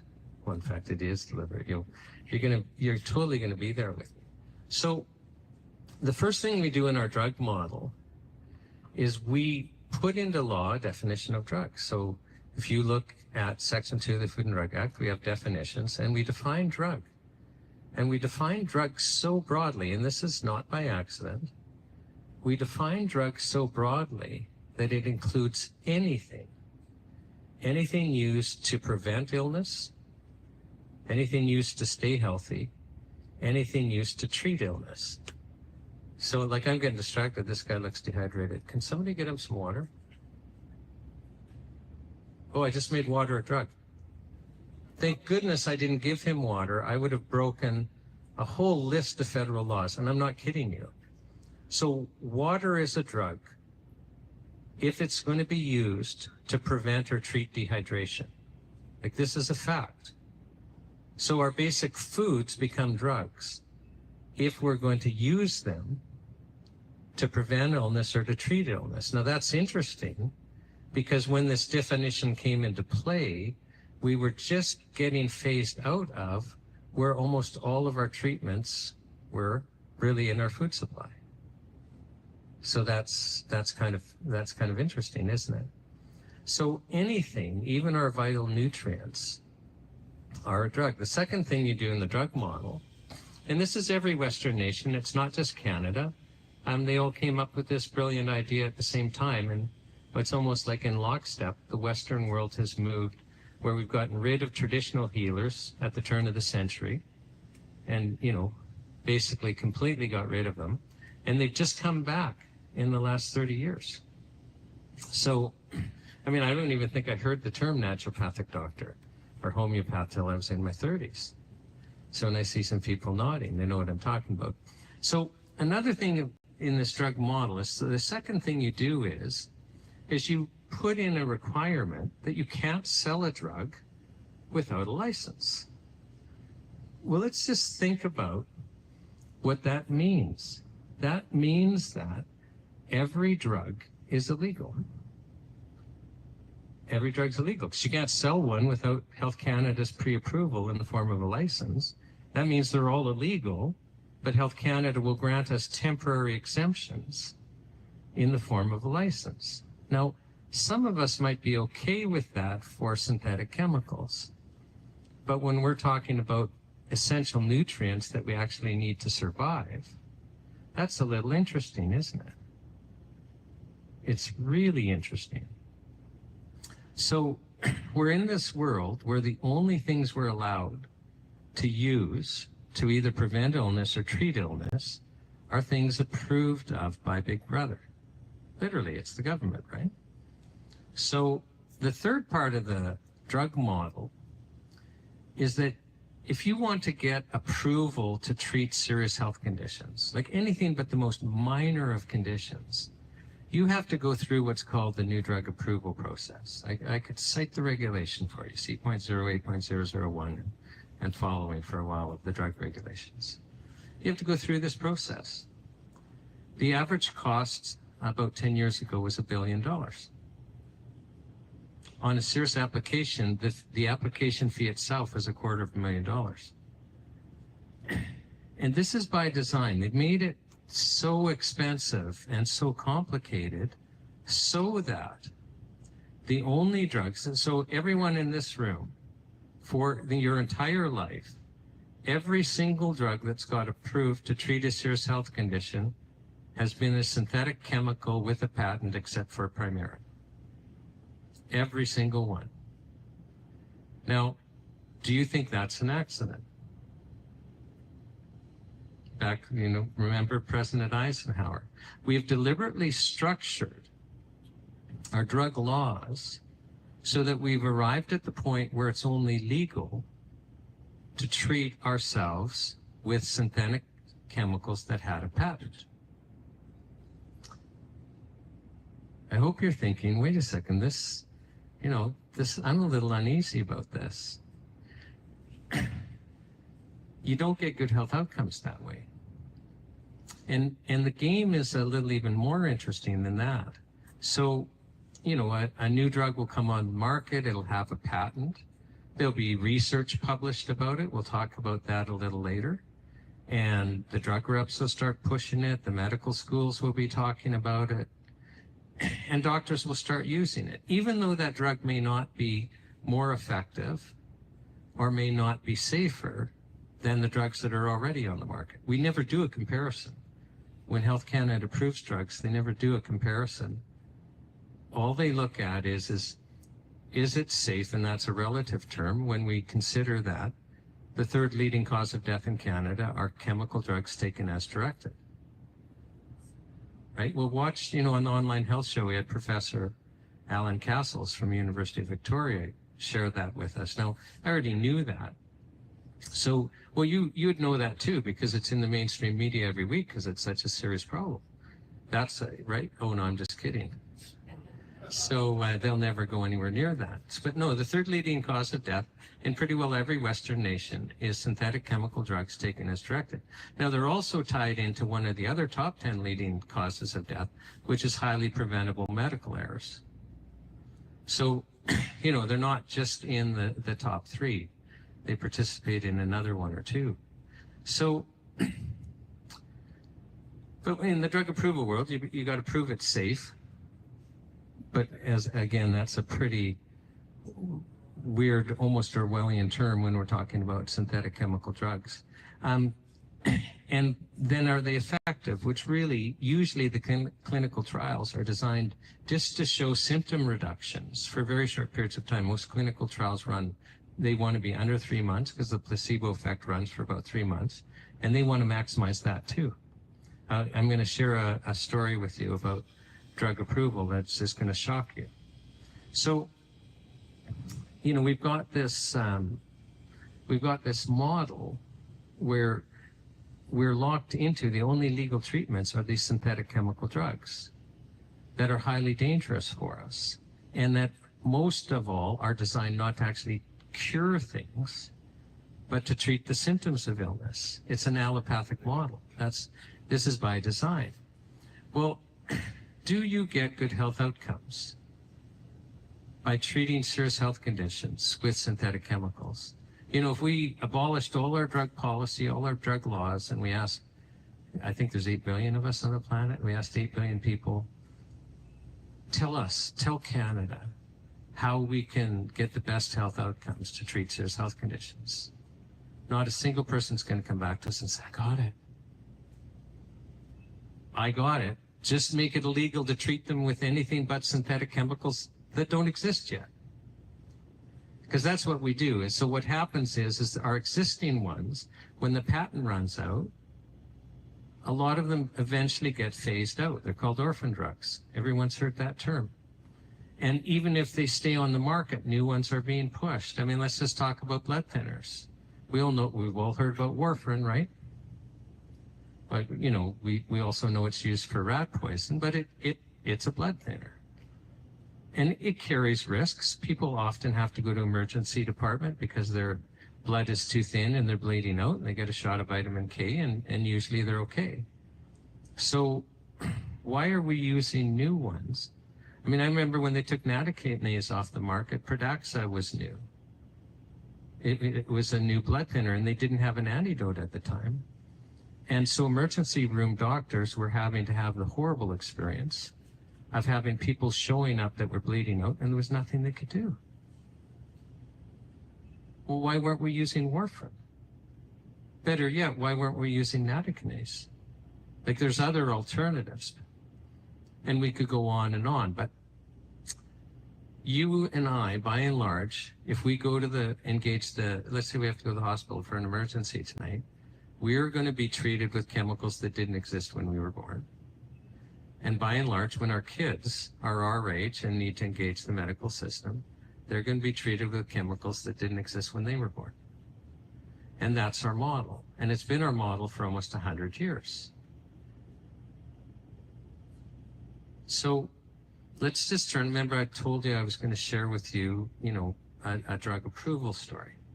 So I want to put this in the context of censorship, because it's something that this tour is trying to break, is the censorship. Because most of you probably don't understand that almost all health information, almost 100% of health information about treatments is censored by Health Canada. So remember I told you have to get pre-approval in the form of a license. Well, Health Canada takes the position that if you get a drug approved for a condition, all you can say is what the approval's for. So I'm going to use antidepressants as an example. So let's say you want to get an antidepressant approved to treat depression. And it's approved. All you're allowed to say is, this is an antidepressant. You can't say anything else. I'm in a court case. It's a federal court case. It's involving Health Canada. And Health Canada's brought in an expert, an outside expert. This guy was a psychiatrist that all he did was he ran a company that got psychiatric drugs approved by Health Canada. That's what he did for a living. And in my opinion, he was just this total hack, and I had to spend days at him so that, you know, when we were finally arguing in front of the judge would go, I can't take this guy seriously. So I'm at him for days. And at one point, he starts saying some things to me that, you know, we kind of have an inner voice, like, and I'm thinking, just wait, is he actually saying this? And does he not remember this is being recorded and he's under oath? Like, and now we have a transcript of it. But, you know, now when I look back at it, well, this is the way it works. Like, why wouldn't he talk about it? And what he was talking about is he started complaining to me about how hard it is to get new antidepressants approved by Health Canada.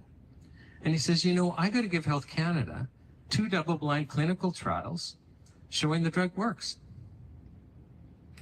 And when he says that, I have to give 2 double-blind clinical trials showing that the drug works.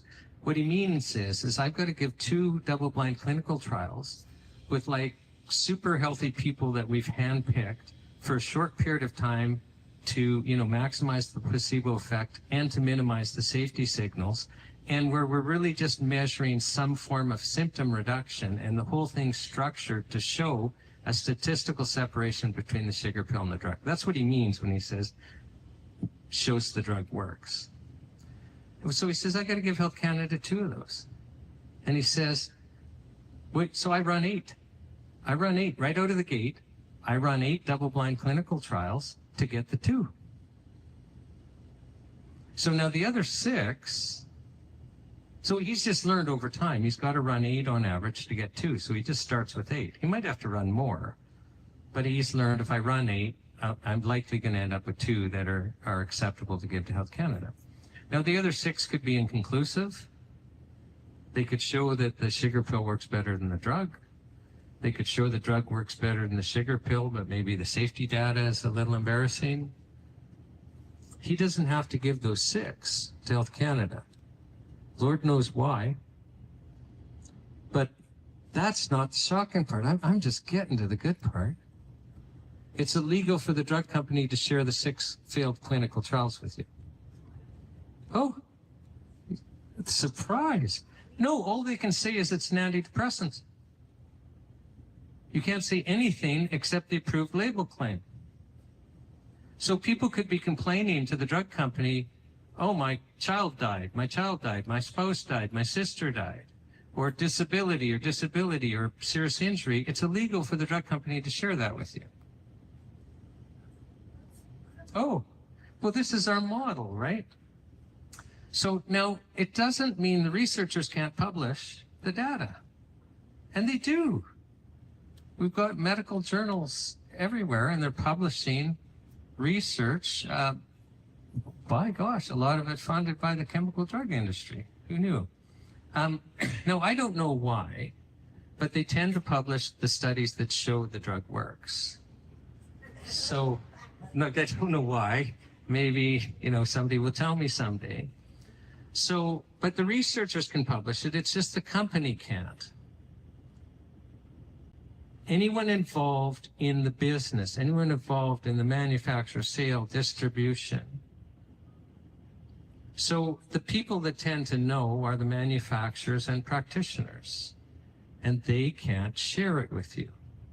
Now, if you have, let's say, a child that they want to put on that antidepressant, do you think you might make better health decisions if the law was that all health information needs to be provided instead of 100% censorship, all information?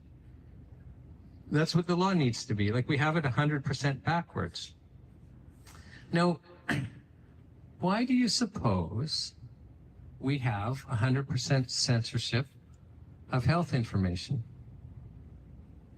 So people buy this stuff. Well, I think it's to maintain confidence in the government-funded healthcare system. Like, we've got a really interesting thing. Like, let's take a step back. It's almost like we have a triad. So we have the federal government saying, designing it so that the only legal treatments are synthetic chemicals. And then we've got the federal government basically setting health policy for the provinces. So what happens is, and it started with Trudeau Sr. in the early 70s, Pierre Trudeau, is so he just started taxing Canada and collecting all this money, And then even though health is in provincial jurisdiction, he said, well, I'm going to give you bags of cash, but you have to follow the Canada Health Act. So the federal government basically is dictating health policy to the provinces. But the only legal treatments are the chemical drugs that the federal government has designed the system to approve. So all our provincial healthcare systems, the only treatments we're offered, because they're the only legal treatments, are synthetic chemical drugs. Do you see the game here? And then the provinces play ball because they passed laws. I mean, we basically ran naturopaths and homeopaths out of business for about 80 years. And they passed laws giving doctors the medical monopoly. And that's alive and well. Like I appreciate we're in BC and that, we've got naturopaths have a scope of practice and traditional Chinese practitioners have a scope of practice, but it still privileges medical doctors in a really significant way. And it's almost like we've been taught to worship them. And nobody else can use the word doctor. Naturopaths, for some reason, are able to. It's funny, for this health show, which you got to watch during the week, like it's truly going to blow your mind. I've been interviewing, all practitioners, naturopaths, medical doctors, homeopaths, and traditional Chinese. I call them doctors. But when I call them that, no practitioner, they're afraid of getting into trouble if even I call them doctor, let alone them saying that, because we reserve it.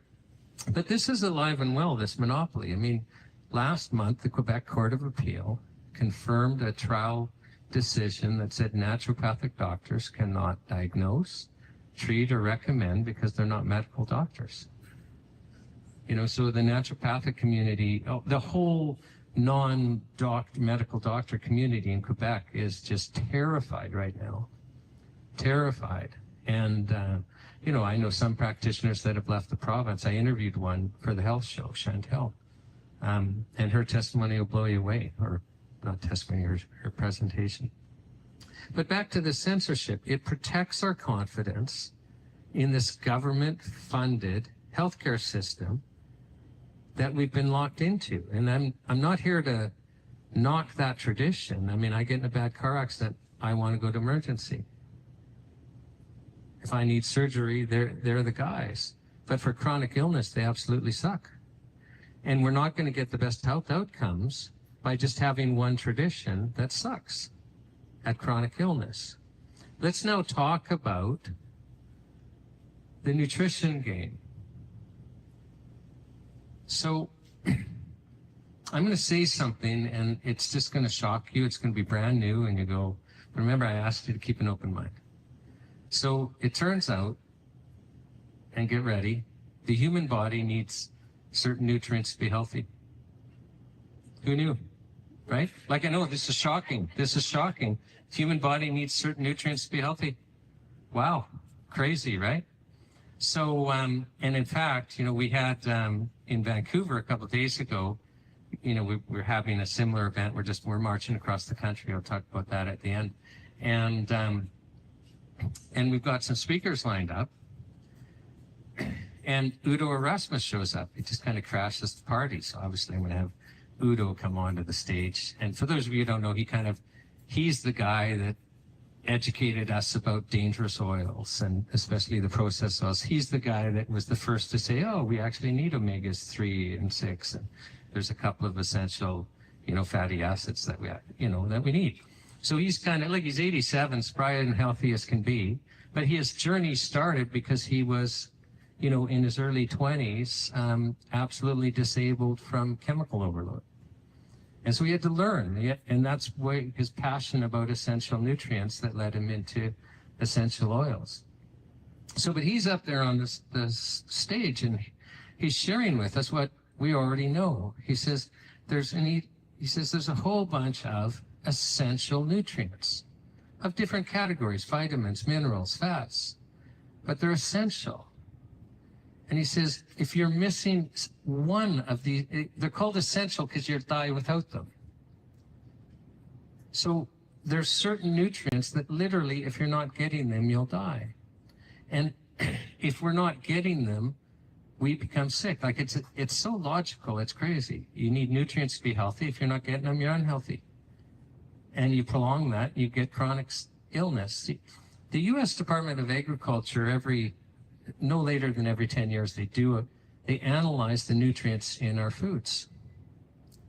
And I think it was their 1949 report where they were sounding the alarm, saying, turn of the century, which then would have been 1900, like if you analyzed foods, they were chock full of vitamins and minerals. But, by 1949, like it's really reducing. Now it's like almost nothing. And they start listing in that report, well, if you're missing this, here's the chronic illness you get. If you're missing this, here's the chronic illness you get. And so on and so on. This isn't a secret. If we don't get our vital nutrients, we will become chronically sick. Okay, well, let's talk about our food supply then. Because our government's in control of our food supply. The Canadian Food Inspection Agency and Health Canada control our food supply. And we've all trusted them. Like, I know it didn't dawn on me until later in life that I had to worry about any of this stuff. Oh no, we've got Health Canada, we've got Canadian Food Inspection Agency, they're taking care of us, right? But arguably, you could not have a more toxic food supply and get away with it. Like, it's almost like they're riding that line where we can still believe in them, but we're as toxic as possible. Like, you have to ask the question, could we have more chemicals in our food? Everyone here's got glyphosate in it. If you took a blood sample, you got glyphosate. Even if you're eating organic, you have glyphosate. Just to pick one. So we've all got this toxic load in us, which makes us unhealthy. It's likely that if we could somehow, go to another planet and get all of that out of us, that we might go, oh, this is what it feels like to be healthy. We've likely just gotten accustomed to being, stuck in a lower gear. Do you think it's an accident that everyone in this room is chock full of toxic chemicals? Is it possible that's an accident? No, it's not possible that it's an accident. And then you cannot stay healthy without supplementing because our food supply now doesn't have the vital nutrients we need. And it could. Like, why are we fertilizing the way we're fertilizing? Why isn't the government saying, no, really, you got to have certain levels of vitamins and minerals so that people are getting what's essential in their fruits and vegetables and grains. But instead, we spray everything with glyphosate, which actually leaches the minerals out. Do you think that's an accident? What is it now? 20% of kids are disabled? Like, isn't it that high? Like, we all know it's crazy, right? So we've actually created a system where our food supply isn't safe, where we actually have to supplement just to try and stay healthy. And now the government's wanting to take away supplements. Do you think that's an accident? They've been trying to do that for 30 years. They've been trying to take away our supplements. So we're marching across the country. I'm going to grab my water for a second.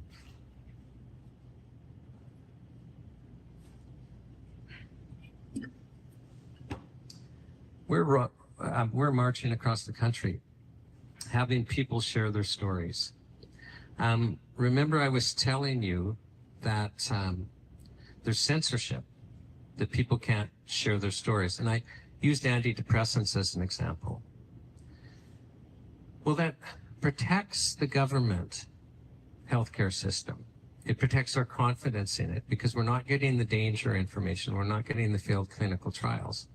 But it hurts the natural health community. The natural health community is not worried about safety signals because the risks are just too low. We're not worried about that. But boy, there's a lot of evidence about benefits. There is a lot of benefits. And there's a lot of evidence about it, but it can't be shared.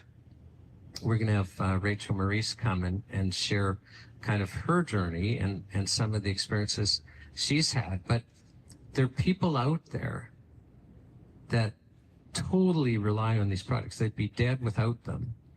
And there's tens of millions of them. but there's tens of millions suffering under the medical system because they don't know. And I'll just give you a couple of examples. So, and it's why you have to watch this online health show that we're broadcasting during the days. We start at 7 a.m. Pacific time, so that it's not later than 10 a.m. Eastern. I know that's early, but we start with openings. I do opening statements. Tomorrow I'm talking about media censorship. It'll be super fascinating. So, but where was I going? I was going about benefits, and I was going to give you some examples. One that comes to mind is, we had this young mother who I interviewed, and she had 2 young kids, and she got what her medical doctor diagnosed as restless leg syndrome.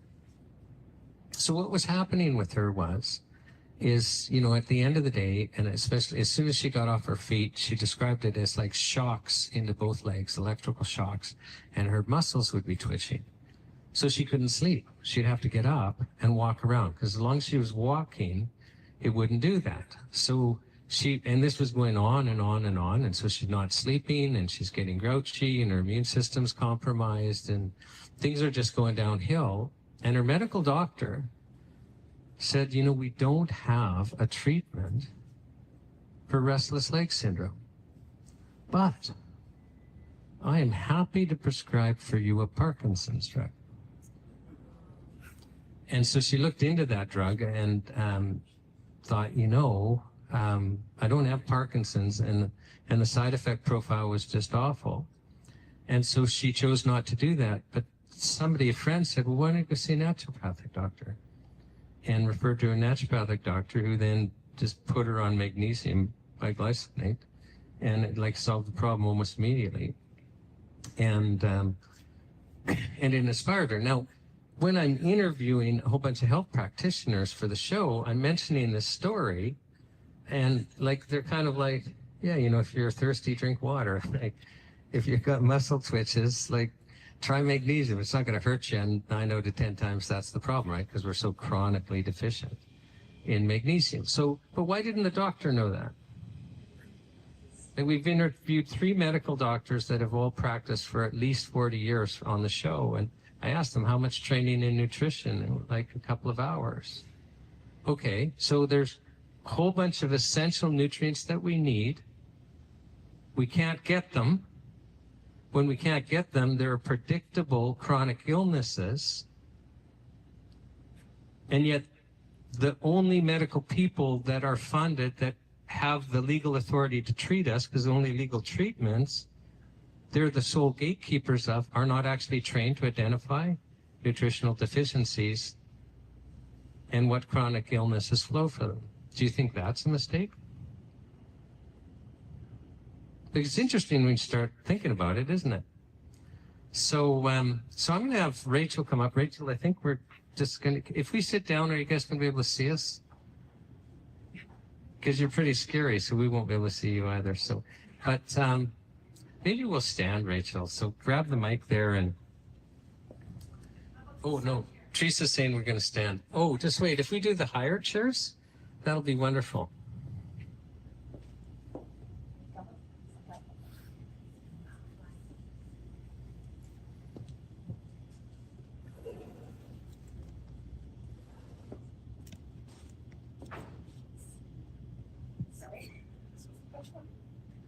We were at a venue yesterday in Kelowna, and we had more people show up than the room would handle, and so they graciously let us go into a much bigger room, and it was just wonderful. Okay, Rachel, do you want to share your background? So, sure. Hi everyone. Thank you for taking the time to be here. My name is Rachel Maurice, and I worked as an anesthesiologist in Canada for close to 20 years, 17 of those here in Kamloops. I left in 2021 for my own choice of my health. Did not think that I was going to be gone for very long. A lot of things were very confusing to me, and I started doing a lot of digging into research that I was not aware of before. Can I just slow you down?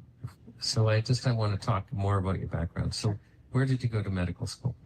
I went to medical school in Vancouver at UBC. Okay. And I imagine you needed a Bachelor of Science first. I did. I did that at McGill. Okay, so you do Bachelor of Science at McGill, and then you do medicine at UBC, and then you have to do a residency just to be qualified as a medical doctor, right? Well, I was a medical doctor after medical school, but you can't practice until you do a residency. Okay. But then to become an anesthetist, you have to do further training. 5 years. Only 5 years. Okay. So, and a lot of that just in the hospital, I imagine, kind of hands-on under other. Almost all of it's in the hospital. Okay. Yes. And I just wanted people to understand the depth of the education you've had then. So, because you're going to talk about kind of going a different path. So, and I think it's more meaningful if people understand, okay, no, I've really trained in medicine here.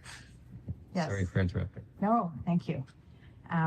So I got to the age of 50, going through working, having a family, getting to the point where I could do my job like I knew it like the back of my hand.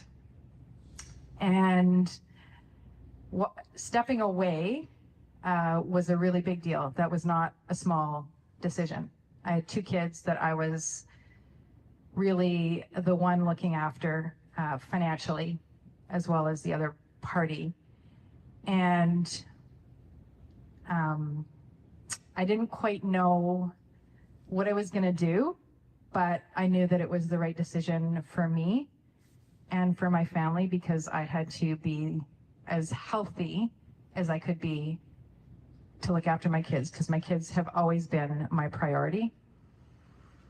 And having spent 30 years in medicine, because that's really including all the training and getting to the point where in 2021 really was 30 years, I would say that I had the privilege, it might not sound this way when I say it, but I had the privilege of seeing illness on a daily basis and realizing I had to make it a priority in my life that I would never end up in the hospital.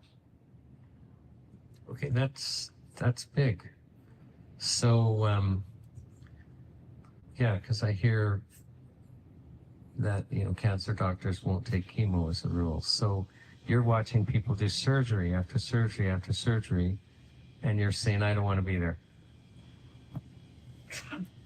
Yeah, my mindset, as you're talking about mindset earlier, is very different from what it was before. And what I mean by that is, I believe I was listening to something that you had talked about earlier, maybe online, when you are trained, physicians are trained, there's a culture that you take on, and you feel that is, your mentors have done it a certain way. You are experiencing a lot of things that the general public might not in the training, and for example, in the hospital setting more so, I would say, than in offices. But you start to feel like it's just the way it is. And I have seen just about every complication under the sun. And the way I thought about it was, that's just the nature of intervention. You no longer think of it that way. No, I don't. So I know when I left, both my kids kept asking me, well, you're going to go back, right? I said, well, I certainly think so, because of the state of healthcare beforehand. And when that didn't happen, I started to do some more research and realized that I needed to move forward in a different way. And again, learning what I was learning that I had not understood before, I ended up coming across a completely new paradigm of understanding how the body works, and not anything that I was taught in medical school. So imagine I'm going through my whole life, straight through schooling, work, family, getting into a lot of debt. So it's the golden handcuffs for working. And walking away thinking, how am I going to support myself? And what did I just do for the last 30 years? Because this new paradigm was a real shift for me, and it was something I came across because of my own health decline, which was not terrible compared to what I've seen with people, but I had terrible sleep issues. I couldn't sleep. And this was after I left, since 2021. And I had fatigue to the point where I couldn't keep my eyes open while driving during the day. And luckily, or fortunately, I came across a neurosurgeon out of the US who was speaking a language I could understand. Everything was logical and made sense. And I thought, well, I'm going to try what he's saying because it literally was free. And within 2 weeks, I no longer had fatigue during the day. And this was the paradigm shift that I had to relearn how the body works. And although I was very upset at the beginning because I thought, why on earth was I not taught any of this in medical school? But it became very exciting because there were a lot of very simple lifestyle shifts that one can make. And what I ended up learning and researching and ended up becoming board certified in through the American Naturopathic Medical Certification Board is called quantum biology.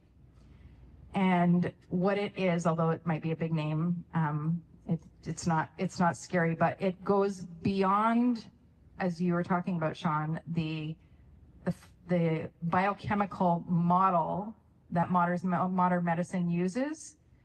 And I mean, I'm very well versed in that from my career. That's what I did. I gave drugs. I gave intravenous drugs and kept people alive through surgery by manipulating the physiology. But there's a deeper level to our health. And the biochemistry is actually almost the last step to our expression of health. Upstream from all of that, the signal that tells our body and our cells what to do comes from light, our light environment. Something that we, like a fish swimming in water, doesn't take notice of the water that it's swimming in if you asked it what it was. That's our light environment. And we spend, modern society spends over 93, I think the last statistic was, 93% of our lives indoors under artificial light, in front of computer screens, with our phones, and all of the, as you alluded to before, the electromagnetic spectrum. Yeah, and now we've gone from incandescent to fluorescent and LED, which it's almost by design. Like it's so, I don't want to segue here, but it's almost like, is there a single decision that isn't the worst one? But tell us about the effects then of not being outdoors. So this is, I could probably spend a whole day talking about it, so I'm going to try to keep it succinct. But natural light, the sun, most people know you go out in the sun, we feel good, right? Everyone loves the summer. The sun feels good. We just are naturally attracted to the sun. We're actually designed to be addicted to the sun. We have, natural sunlight has a full spectrum of frequencies, of wavelengths. The ones that we see, it's only a small fraction. I don't know if there's an echo, is that? There is. And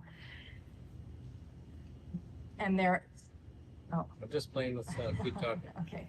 So the natural spectrum, like the natural light from sunrise to sunset, there is a layering of different wavelengths that come about. In the morning at sunrise, we have the start of blue light coming into our ionosphere, and we have an abundance of red and infrared.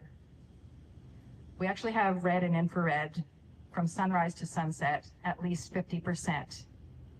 Now, this might surprise you, or it might not. I know some people know, because I know them who are sitting here, but living indoors behind modern, quote unquote, energy efficient windows actually blocks 40 to 60% of the red and infrared, as well as most of the ultraviolet. The red and the infrared are actually the frequencies that are mitochondria, which are many people might have remembered them to be called the powerhouses of the cell. They do so much more, but they produce our energy, and they function and are receivers of that red and infrared light and help our body make chemicals such as melatonin to signal our bodies to repair damaged and dead cells. So if we're not getting the signal of the red and infrared by being indoors, then we are actually at a detriment. So taking it another step further, in the morning, once again, people might be familiar with the term ultraviolet light. It's non-visible as well, right? But there's actually ultraviolet A that comes out before ultraviolet B. That ultraviolet A is the signal for almost all of our hormones and neurotransmitters to be produced. So now I just said earlier that the windows block a lot of the ultraviolet.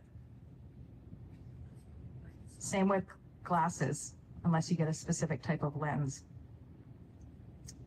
Same with contacts, unless you get a specific type of contact lenses. And the light comes through our eyes to signal. Most of it is through the eyes, as well as on our skin, but most of it is through the eyes. So I know I could go on, so I don't want to. Yeah, no, but actually, I had asked you to give us a long explanation. So what happens then? So here we are, and I assume you have the glasses that allow it in. Well, during the day. Okay. Right now I've got blue blocking glasses on to block the blue light. So you'll be able to sleep tonight. So because the blue light and the artificial light signals for cortisol to be released, and it destroys your melatonin. So you can't sleep. Right, okay. That I knew. So, but what are the consequences then of us, being indoors and having these energy efficient windows that are blocking, our infrared and other things? I'm guessing, obviously, because you already mentioned hormones and the like, that we're dysregulated. But if you want to give us a little more, and then what can we do? Like, what should we be doing? What we should be doing is getting back to how our ancestors used to live and get as much outdoor time as possible. But our health authorities tell us to avoid the sun. And aren't they always, oh, I can't even say that with a straight face. You knew what I was going to say, aren't they always right? But I don't think they've ever been right. Isn't that interesting? So, but they do tell us to avoid the sun. And is it possible to be healthy if we're avoiding the sun? No. No. But avoiding the sun also means putting sunscreen on and wearing clothes and sunglasses. But we are also told that vitamin D is crucial. And the only way to make vitamin D, which is the type of vitamin D that we should be getting, is from the sun, which can't be made if you've got sunscreen on or clothing or sunglasses. So I have to ask, because there'll be kind of a natural oriented crowd that's going, oh, well, we don't take the chemical ones, we take the sunscreen with zinc in it. Same problem, right? So yes, because the sun is emitting frequencies, wavelengths of light, and that carries information that we've got receptors for those wavelengths on our skin, and any kind of method that is blocking the skin is going to block the receptors, the receiving of the information. Somebody in the crowd said they know that. Of course, they know that. I mean, I was just talking about how our food supply, we can't actually even be healthy. It's by design because it's so obvious.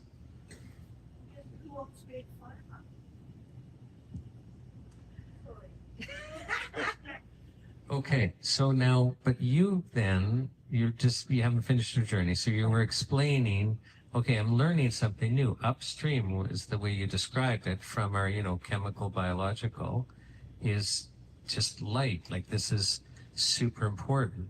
But your journey doesn't end there. You start learning about some modalities that take into account that light is super important for us. Yes. So before I get to that, I just wanted to explain a little bit that the light, because it ties into this, the light basically charges our body.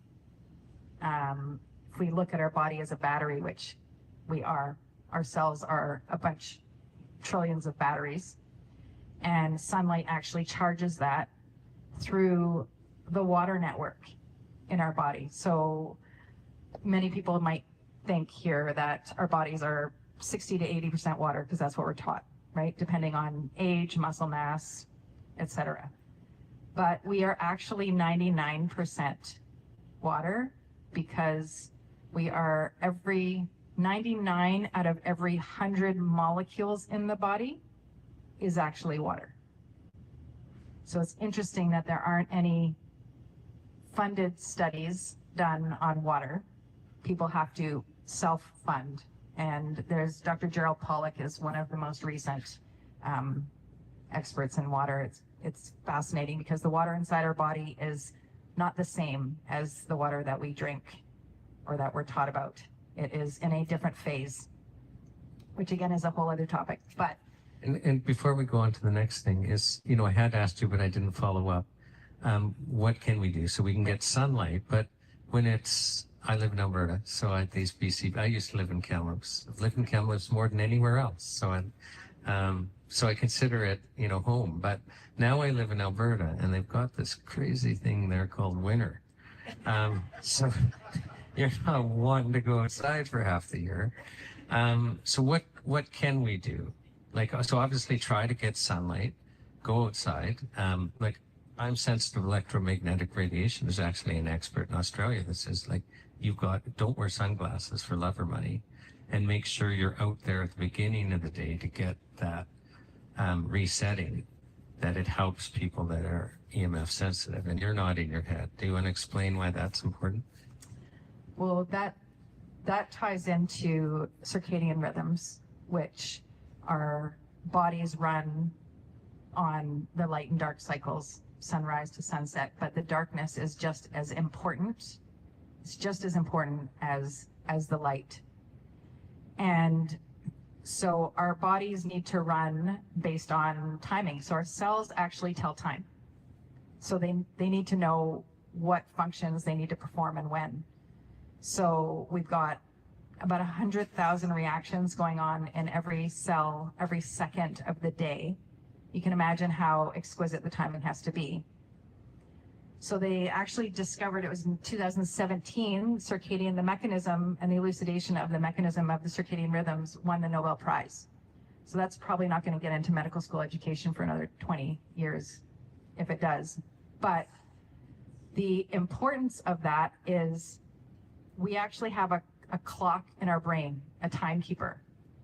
And that clock in our brain sets the clocks in the rest of our cells. We've got clock genes in front of every single cell. The most important time of day, like your GPS, to navigate, to set the clock is at sunrise. That's why that is the most important time of day, to get natural light in your eyes. Before you see any other, before you turn on any lights in the house, before you pick up your phone and look at your phone, because that will destroy it, before you turn on a computer. That's why I have the... Okay, so first thing, with sunrise, we should go outside, even if we have to bundle up, and get natural light. Cloudy, sunny, we need to get that first light. So yeah, so I do... How long do we need to be out? depends on how sick you are. I mean that. But I sometimes will just stand at my patio door with the door open, so I'm not actually outside. But the cold is also good for us. At least a couple of minutes to set it, and really as many light breaks as possible. But just as sunrise is important to get light in your eyes, that ultraviolet A rise, we call it, which is around an hour after sunrise, is just as important. As I talked about, all of the hormones and neurotransmitters are starting to be produced. And then when ultraviolet B comes out, it's actually an off switch for certain hormones, including our reproductive hormones. So when we are indoors under artificial light and we don't get the ultraviolet B and we're exposed to extra blue, we're not getting the off switch. So there's a lot of rise in reproductive cancers. That is one of the correlations, I will say. So should we be good, like almost setting a timer and going out at different times during the day? There's actually an app called Circadian Rhythm, Circadian Life, and it will tell you the different times of day. But yes. Okay, this is new to me. So no, when we had the pre-discussion, I said we got to go into this. Now we're not supposed to be getting blue light at night, but our TVs and our cell phones and our computer screens, it's blue light. Why shouldn't we be doing this? Why should we have several hours before bed without blue light? So again, I'll try to be succinct, but blue light is not inherently bad, but excessive blue light and at the wrong time of day is disruptive for our circadian rhythm. It's telling our body that it's daytime and not nighttime. And one of the big problems is our blood, we can't have cortisol and melatonin circulating in our blood at the same time. Blue light signals cortisol. The absence of blue signals the cortisol to diminish and the melatonin to start to rise at night, the pineal gland melatonin, because there is actually subcellular melatonin. But the pineal gland melatonin is what helps us get to sleep, but also signals all of the repair and regenerative processes that take place at night.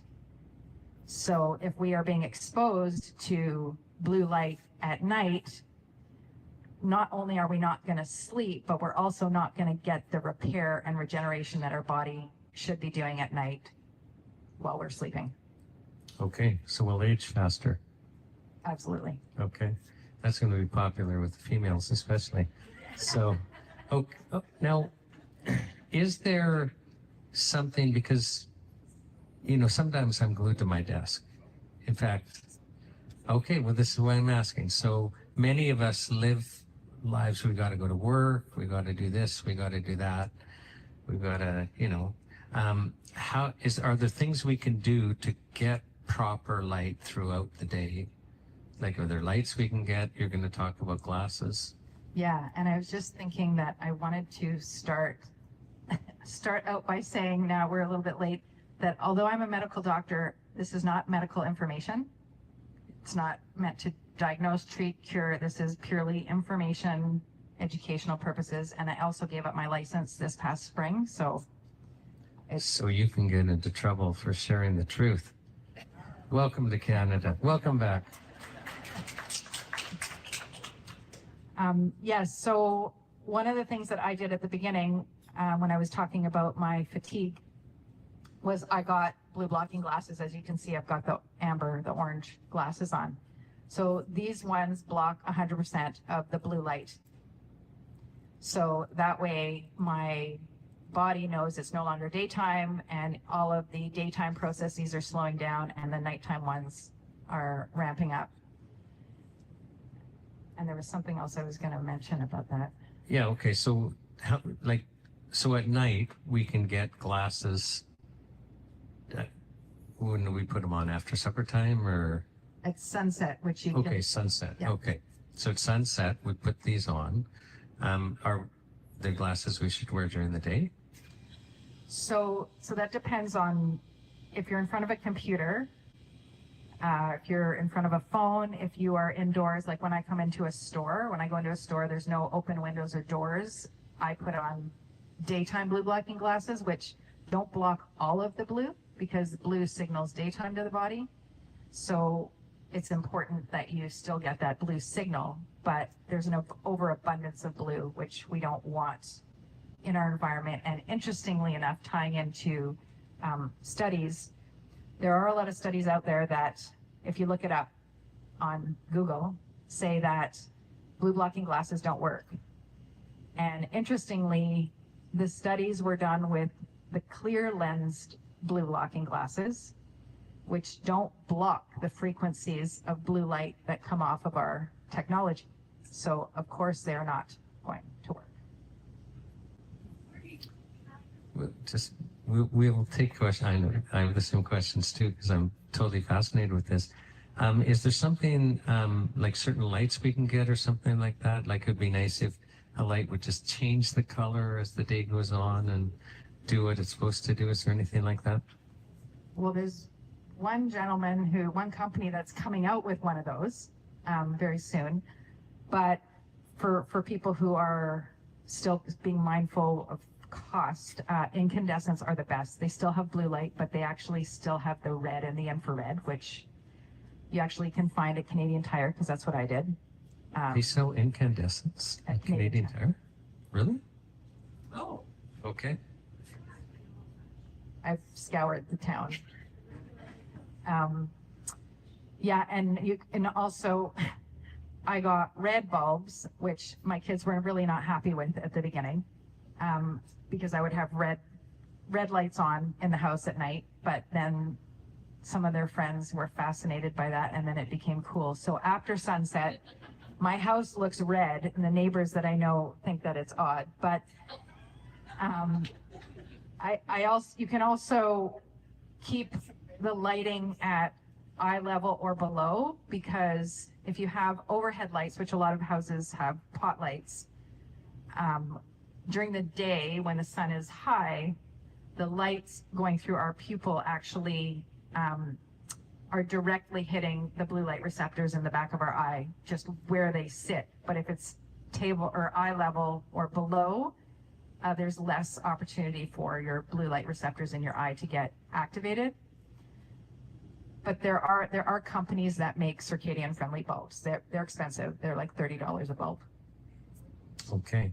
And it's going to be coming out where you can get like lights that'll do it, there is a company mimic the sun. Yeah.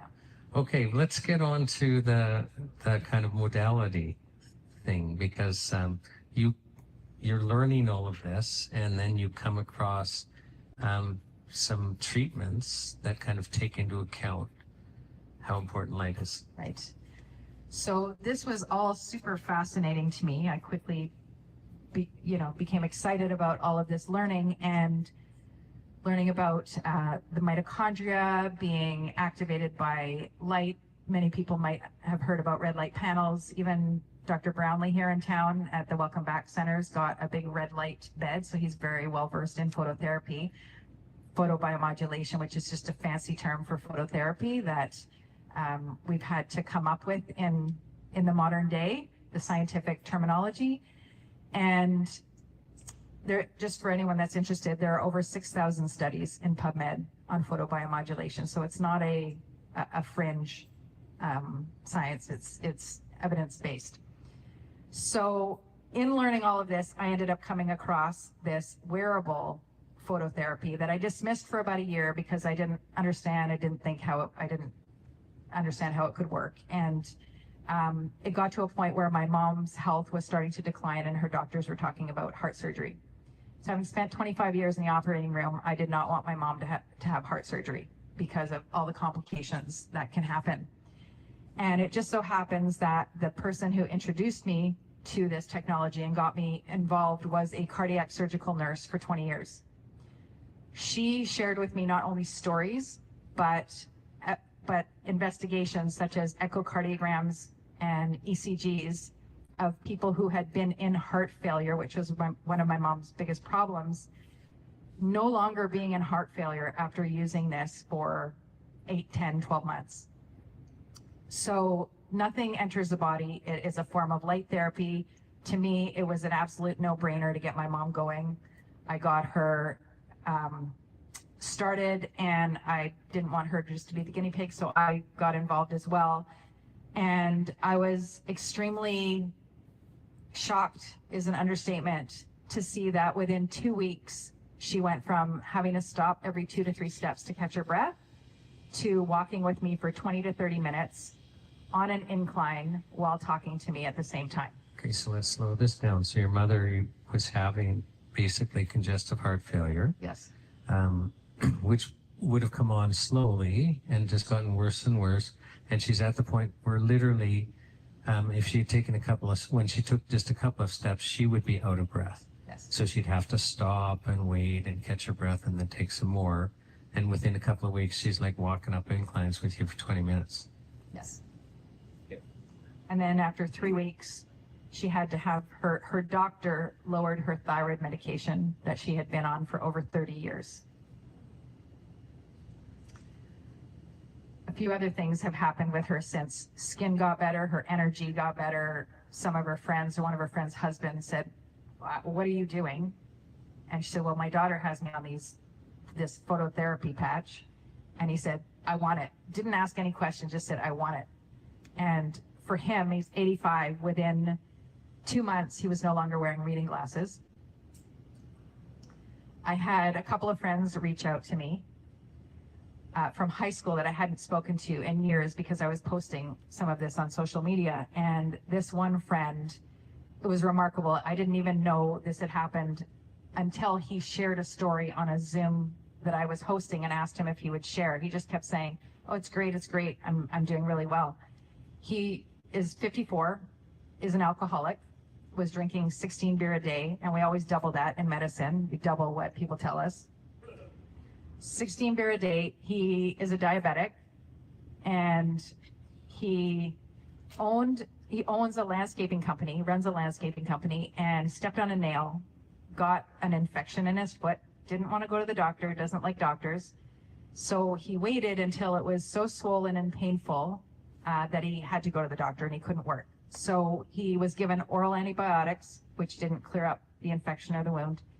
He was given IV antibiotics, which didn't clear up the infection and wound, and then was sent to an orthopedic surgeon who told him that they would have to amputate his foot because they didn't want the infection to spread to the rest of his body, because that's what can happen, and you can die from that.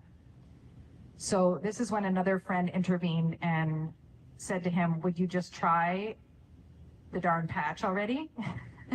And he said, "Fine, but it's not going to work. I've tried everything else."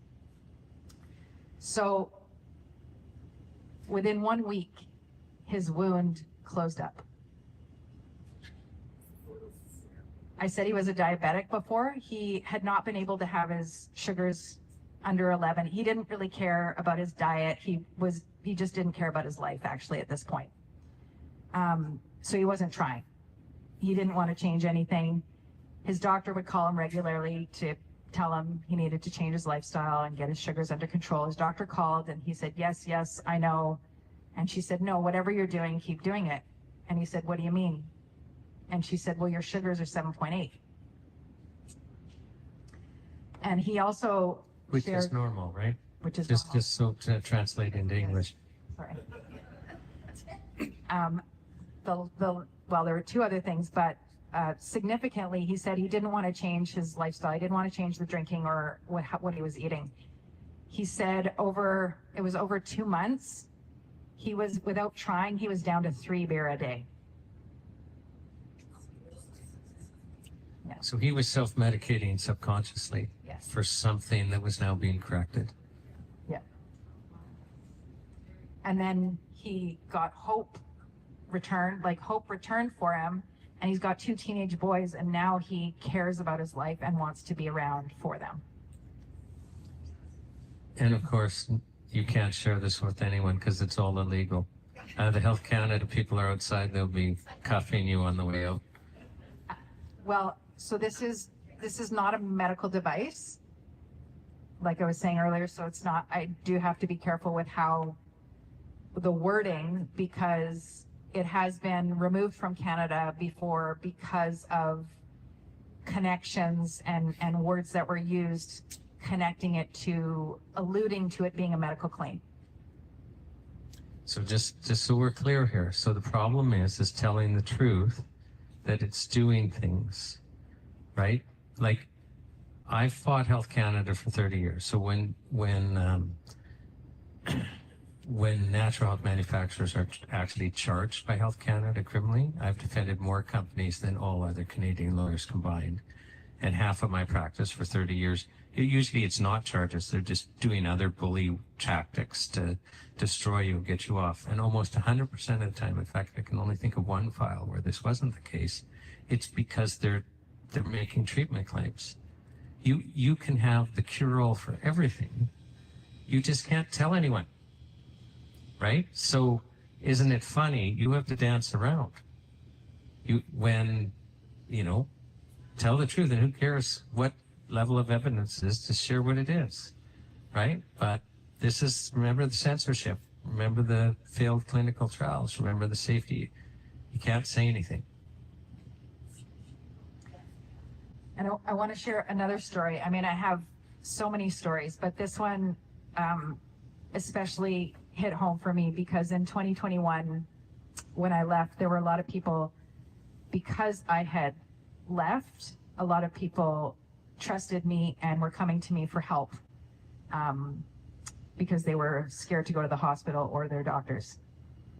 And there were a lot of people who were injured. And one person that I know personally, I know several of these experiences, but this person is a friend and in his late 60s who was injured by the COVID shot severely and was extremely athletic before, to the point where he would use all of the technology to monitor his fitness, his athletic performance and do all sorts of competitions, etc. So after the second shot, had heart issues, tinnitus, ringing in the ears, brain inflammation, body inflammation, film coming over his eyes, like couldn't see properly. And of course, allopathic medicine, all they have are pharmaceuticals that just basically can either, I was going to say they just delay the inevitable progression, but oftentimes make things worse. And tried a lot of holistic things. Some got a little bit better, but after the introduction of this phototherapy technology, is now back to better than he was before. So that, to me, it's miraculous. It's absolutely miraculous. And for people to be able to get their lives back, again, I've got so many stories, even long COVID for 3 years, whatever we want to call it. After 3 months, completely gone. A friend of mine's mom, they had to actually move her to this city. She was living on her own up north. They had to move her here because she couldn't function on her own. She had no energy. She couldn't cook dinner, couldn't take care of her house, couldn't function. And so after 3 months, her daughter, because she had moved in with the daughter, she was like, I can't even believe this, because she's cooking, dancing, wanting to go for walks after dinner. So, and I appreciate that you were an anesthetist, not, practicing doctor, but, we've interviewed some doctors, well, actually 3 doctors, medical doctors, like I say, that had practiced for at least 40 years. One, Michelle Perro, still practicing, a pediatrician down in California. And they all, ended up, 2 of them training as homeopathic doctors also, and then one just, became a serious nutritional expert and integrative doctor. And they all kind of shared, they were finding it emotionally unsatisfying just practicing medicine. And then, but when they learned other modalities and were getting, real health turnarounds, I are you actually surprised by what you're seeing? Because you've been in the medical field for 30 years. Are you, like, how is it emotionally to be experiencing something that's, you know, really the difference between light and darkness, just to use the theme here tonight? Yeah, I mean, I share this almost all the time when I talk with people. I've never seen this in the 30 years I've been in medicine. Never. I'm seeing things now that I was told and I was taught were not possible. And I'm seeing this on a daily basis. I get text messages, phone calls. You're not going to believe this. You're not going to believe this. And it makes my heart just fill up, because what I saw in medicine was really management of disease, and at best, the delay of the progression of disease. At worst, adding much more complication, and that was not an uncommon thing. Okay, so does everyone in this room understand the importance of truth? Right? Right? So, and yeah, like, why I share that censorship story about the clinical trials is because it's just so shocking. It's just so shocking. We're absolutely locked into, you know, a chemical drug trap, literally. And again, not to knock that tradition, but if we want the best health outcomes, we look at everything and see what's working and isn't working, and combine things. And we need to have an honest dialogue. And it's because that, you know, nobody can share this information, which is why we're touring the land. So I just want to, if you let me segue for a second here, I just want to share what the heck we're doing. So, which I should have done at the beginning, but you see, I don't use notes. I just, you know, here we go. Because if we have a conversation, it's more meaningful and you're going to remember more. And it's more meaningful for me because then I think we're just participating in something together. So, but I'm with the Natural Health Product Protection Association, and we've been around since 2008. And just the goal is to protect our access to natural remedies. Like, that's it. That's what we do. And years ago, well, actually it was 2008, the government had just tried to bring in a law that was directed at NHPs. It was very scary, and a whole bunch of groups, you know, got involved, and we actually got the government to back down. But what's happening, remember, I've been dealing with Health Canada for 30 years. I actually started as a lawyer acting for Health Canada, and then ended up switching sides. So, but you get a unique perspective when you're dealing with them every day, day in and day out. And the trajectory is always in the same direction, to completely truncate our access. And, you know, like, products are already dumbed down and the whole thing, like, and Watch the Health show, you'll have a lot of people talking about that. So that's what we're trying to do. Now, in 08, though, we realized we're fighting this war of attrition that we can't win, because Health Canada will come up with an initiative, will organize and try and fight it. And at the end of that, we're happy if we just didn't lose too much. Like, in the last couple of years, we've lost a whole bunch. You don't even know about it. But we're in real jeopardy right now unless we stop things. Well, so basically, we held 2 conferences and had people from all across Canada come, you know, manufacturers, practitioners, stores, consumers, patients, regulatory experts, and we just asked, how do we stop this? How do we win this war? And the answer was, we need a health bill of rights. And so we drafted what's called the Charter of Health Freedom. You've been signing the petition tonight. And what the Charter of Health Freedom is it's a law we want the government to pass. And it's very simple. It takes the health rights the courts say we already have. We're not creating a single one. The courts already say we have these, and it just sets them out and says, hey, we actually have these rights, and these rights take precedent over federal law, and government action has to respect these rights. Because if the government's actually encroaching on one of your rights, you have to hire a lawyer and, you know, pay tens of thousands of dollars to have your lawyer research the cases and argue in court for about a day and a half to say you have this right. You'll get there because you have the right, but the Department of Justice makes you go through this hoop every time to deliberately exhaust you. Well, let's just set them out, and then the government knows. And it's clear, no, we have to actually respect these basic health rights that we apparently already have. Well, we only have them if they're exercised, right?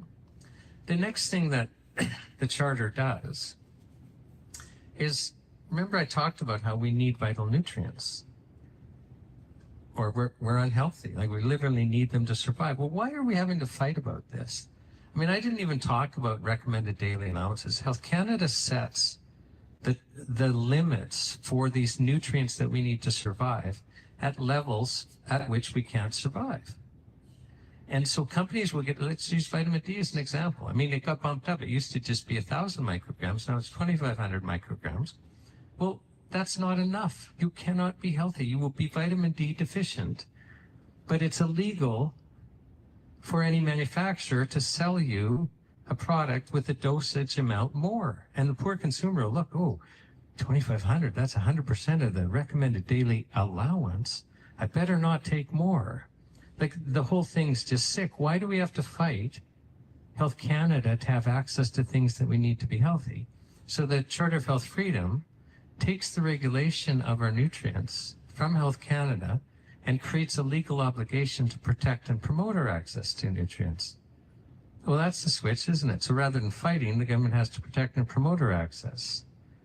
So, and a different ministry. So it's super important. And so the Charter of Health Freedom, it has its own website. Just Google Charter of Health Freedom. I think we have copies here.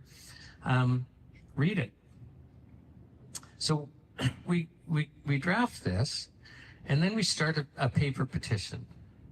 And over the years, the individual stores and that, they've been just having people fill them in and send them in. And well, we counted them. We have 150,000 signatures, and the Clerk of Petitions tells us that makes us the third largest federal paper petition in Canadian history. So we're driving it across the country. We started on October 4th in Victoria, and now Vancouver and Aldergrove and Kelowna, and here we're in Kamloops, and tomorrow we're in Grand Prairie, and then Edmonton. We're just going across, and then we have a group start in Charlottetown and go to, we're all ending up in Ottawa on October 25th. I know you'll all be there. So, no, but seriously, let's plan on being there. And then a group starting in Quebec City. And we're presenting this petition on Parliament Hill on October 25th to an MP that's agreed to enter it into Parliament. And we're trying to bring awareness of, let's solve this. It's time to solve it. Because it's just craziness that we have to fight to have access. And we need to start a national dialogue on having actually health policy that is directed at good health outcomes. Like, I talked to Stephen Norman, the head of Health Canada, the branch that manages all of this. And I say, frankly, with him, you guys don't ask the question, how do we get good health outcomes? Because they don't. Like, it has nothing to do with good health outcomes. I could share stories with you about that. I mean, I had a court case where the court concluded Health Canada killed people because they killed people by restricting access to a product, and they knew they were going to, and they continued after they did. I mean, the Canadian Mental Health Association would hold a press conference every time one of their members died to try and embarrass Health Canada into relenting. Like, this is life and death stuff, right? So I'm inviting all of you. We've got, I think we have a place where you can scan to subscribe to our newsletter. We send out only one newsletter a week unless it's an emergency, like we need you to take action. But we've got an electronic letter that you can send to MPs saying, please pass the Charter of Health Freedom. There's postcards here. We want everyone to fill out a postcard. And I know we got a mail strike, but it'll just come in bags then when that's done. Follow what we're doing. Also inviting you to help support us financially. We're doing this for your benefit, and we really are stepping out on faith that at the end of this tour, we'll break even. So that's the goal. But we're passionate about it, and we're the organization, the only one out there doing this, trying to stop this. So I know the Canadian Health Food Association did a little bit, but they've dropped their SOS campaign now, and you know, they're not asking for deregulation, which, I'm sorry, the government has no right to say we can't have access to vital nutrients. We weren't regulated before. They're not regulated in the United States, for example, and they should be protecting and promoting, not restricting. So invite you to participate. And then the other thing we're doing as we're driving across is we're having this online health show. If you watch it, I mean, we have people like Rachel talking all day long. Like the stories, I shared that one with the lady with magnesium. Let me just share one that it touched me because of the desperation. But this person worked at Health Canada, and at the time of the story. So she's worked with Health Canada in Ottawa. She's a PhD immunologist, and she comes down with chronic fatigue syndrome. And it's so bad that all she can do is work, and she even has to nap during the day. She can't sleep at night at all, and she can't do anything outside of work. And just by way of example, she shared during the interview that she just got fed up of not having a life outside of work. So she decided, I'm going out for dinner with a friend. So she took the day off work so she could nap as much as she could. She goes to the restaurant with a friend. She passes out during the meal and face plants into her food. If you can imagine, right? Even at the end of the workday, she said, I couldn't drive home. Everyone else leaves at the end of the day. She has to nap until she thinks it's safe enough where she won't pass out driving home. And she was clear, because I'm asking about her emotional state. Well, like, where was this going? No, I would have killed myself. Like, I wasn't willing, like, there was a time limit on this. So for her, it's life and death. At the time, Canada's expert in chronic fatigue syndrome is a specialist in Ottawa, and she gets a consult with him. He says, we have no treatments. So, but she comes across St. John's wort, and within 24 hours, she's sleeping in the night, and 20 years later, like, she's never looked back. Now, that may not be the answer for everyone. And we're interviewing all these people, and the stories have happy endings, but we're finding we've got all this distress. And the reason is even though the stories have happy endings, these people were really suffering. And there's a whole bunch of people that are really suffering. And they think there's a dead end, and they think there's no way out, because this is all hidden. And people have to understand, keep looking. There's answers, like, don't give up. And if we don't share those stories, how are people going to hear it?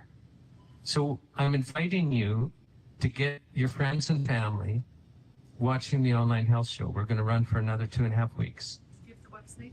Oh, NHPPA.org. And it's on our materials and that, but it's a mouthful. You know, if we could go back in time, we'd have a different name. But these products are called natural health products, and we just added Protection Association. So NHPPA just stands for Natural Health Product Protection Association. But again, it's a mouthful, I get it. So I think we're supposed to wrap up. My wife says yes. But hasn't this been an experience? And isn't there something about Rachel's journey on how, like, I don't know about you, but I feel changed, and I know I'm going to bug her. I need to find out more about this, right? So why don't we give her a hand?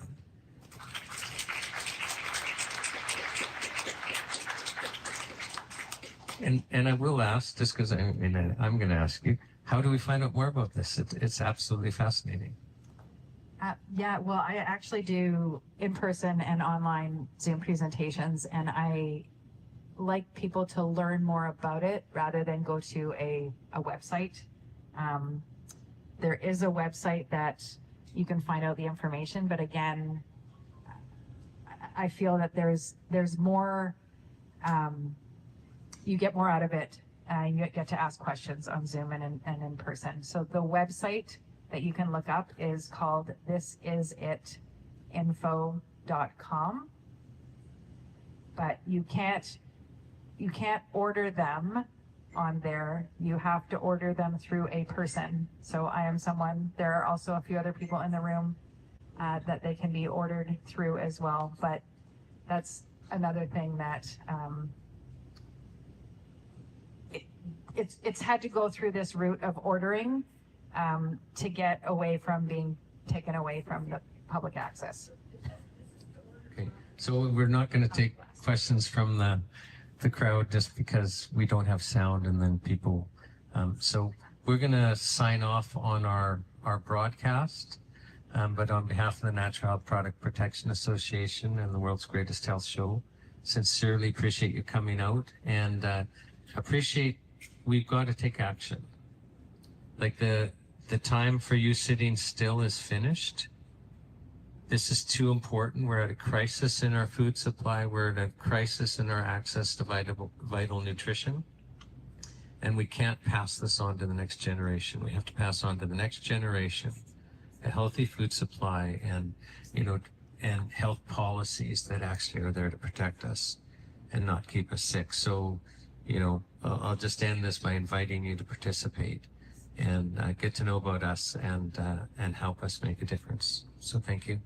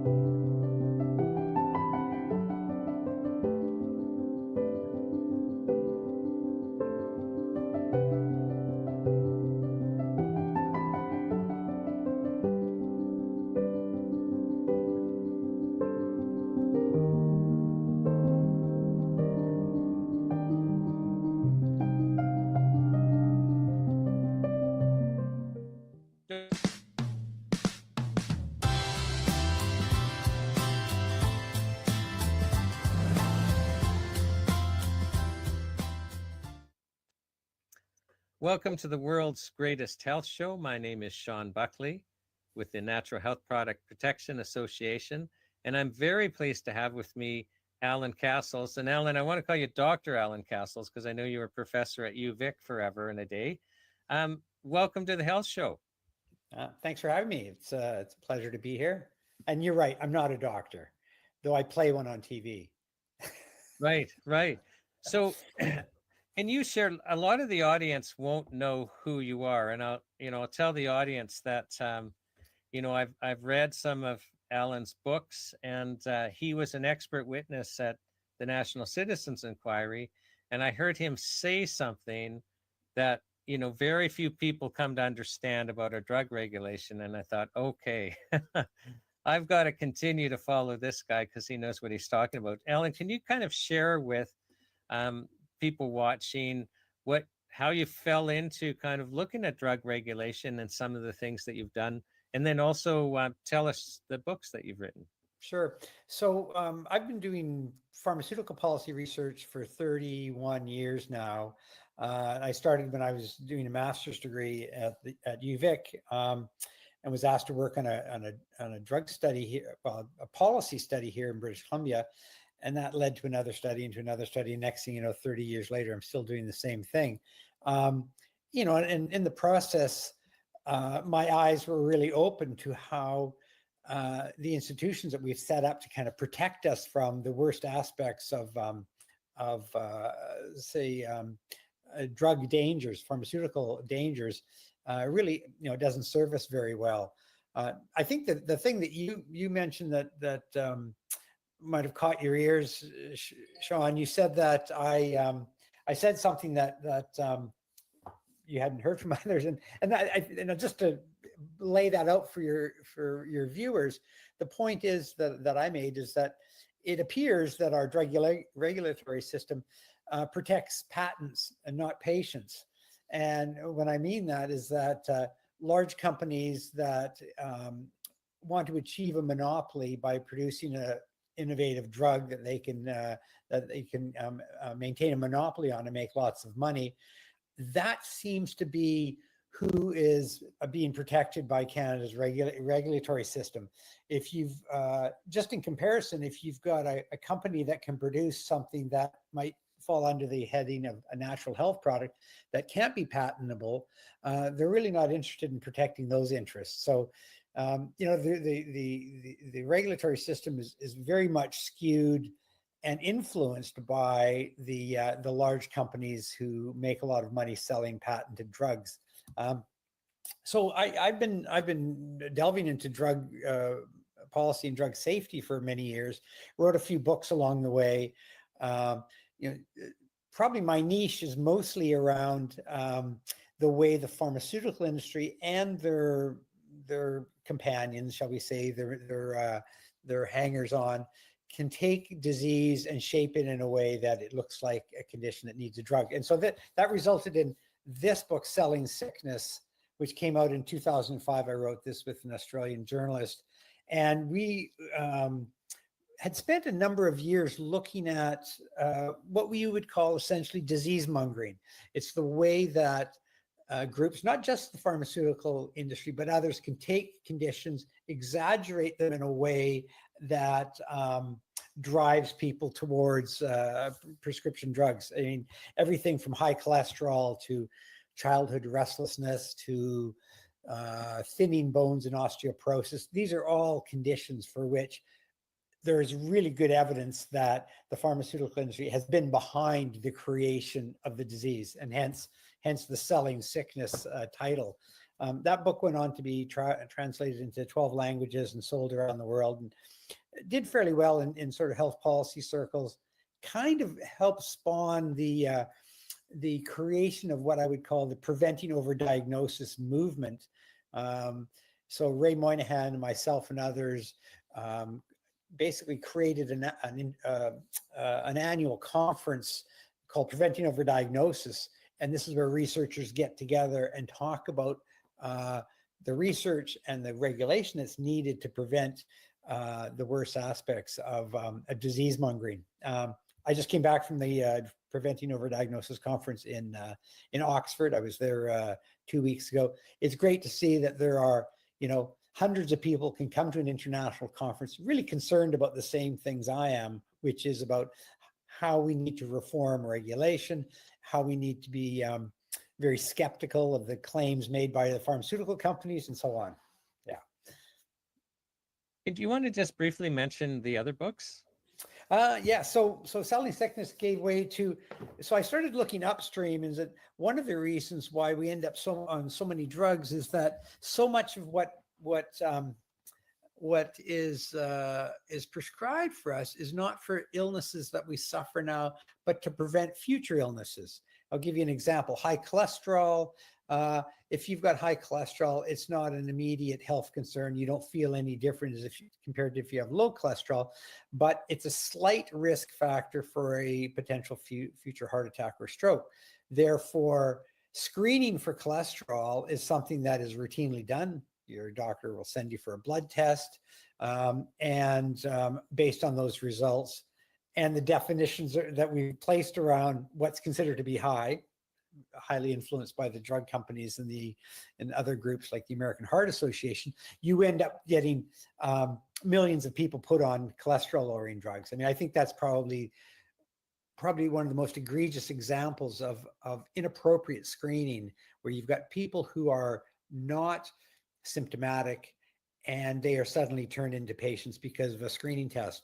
The other kind of screening tests which are really problematic, in my opinion, are breast cancer screening, prostate cancer screening, screening for lung cancer. So these are this is not about diagnosing illness. This is about taking perfectly healthy people, subjecting them to a periodic test, whether it's a PSA test for your prostate or a mammogram if you're a woman. And then what that test does is perhaps discover some markers of future disease. When you really unpack what happens in screening, you discover that the tests are very non-specific, and oftentimes will find things that will never go on to hurt you. And therefore, screening causes a lot of unnecessary harm in terms of biopsies, explorations, sometimes surgeries, and drug treatment for something that would never go on to hurt you. So this is what led to me writing this book, which is called Seeking Sickness, and the subtitle of that is Medical Screening and the Misguided Hunt for Disease. And I can tell you, I took on 10 different kinds of screening, and most people would say to me, well, shouldn't you be, why are you making this controversial? Shouldn't you be better safe than sorry? And this is what most people believe. But when you understand that there's lots of harm in screening, in fact, I would argue that all screening involves some level of harm. There might also be some benefit. But when you understand that there's a lot of harm involved in screening, then you might change that parable to look before you leap. And this is what I tried to do with this book, is try to sort of unpack some of the problems that that you could face if you're being screened. So you're likely, Alan, it's that. So you're likely talking about just medical problems. So we're doing a bunch of medical harm. You're not even talking about kind of the psychological harm that will come from, like, oh, we have a lump in your breast, which could just be a regular fibroid or nothing. Yes. And I just imagine the angst that something like that creates. Absolutely, Shawn. In fact, that's one of the main points that I make in the book, is that the psychological impact of telling someone that they are pre-diseased is profound. And in fact, there were studies even done as far back as in the early 80s where they were testing people for high blood pressure. And they did this test at a steel plant in Hamilton, Ontario. The study carried out by people like Dave Sackett and Gordon Guyatt. These guys would be considered the fathers of evidence-based medicine. Carried out this study and found that when you screen people and you tell them that they have high blood pressure versus screening them and the person does have high blood pressure, but you don't tell them, the people who are told they have high blood pressure and you follow them over time, you find they do worse on all kinds of levels. There's more absenteeism. There's higher rates of loss of productivity. You are basically giving people a label, and that label creates illness. So we have to be very, very careful about applying any kind of screening test to normally healthy people. That's not to say you shouldn't get screened for high blood pressure. It's that any physician that does that has to contextualize what high risk might be. And so oftentimes that doesn't happen. People get worried, and that worry and concern is a cause of ill health. Right. Okay. So that was the second book. The third book was my fun one. This is called The ABCs of Disease Mongering. And 26 letters, 26 examples of the way in which the disease mongers attack us, and everything from social anxiety disorder to osteoporosis to menopause and so on. Each letter has a disease and it has an illustration as well. So this was my fun book, but it's got a backstory, so you can look at and it's written in verse, by the way, as if Dr. Seuss had taken this on, and I footnote it, so it's got pretty strong references on why we should be skeptical of a lot of what we're being said. So there's that. What's the backstory? So when I say the backstory, there is we call it the fine print. The fine print meaning the references. Each letter has each letter has a poem, and then there is the backstory where I tell why the poem exists and what's really behind it. Yeah. Okay. Yeah. So Alan, Canadians by and large have just this, I think, belief in almost all of their government institutions. Like, and in a way, like, I don't know how old you are, but I mean, I'm in my 7th decade. Yeah. And I found it easy when I was younger to just buy the narrative. And it is a narrative. Like I didn't see it on a wall. I didn't read it in a book, but I just felt comfortable. My institutions are protecting me. That's what they're for. And I accepted that. And I think a lot of people do. But in the area of, so even the words Health Canada, I have to say, it's funny. I was interviewing somebody earlier today and they said, I don't even want to use that name because, they just find that it's so wrong. And I've had those thoughts too over time. It's just, I'm actually not comfortable using their name because it in my mind doesn't represent who they are. Yeah.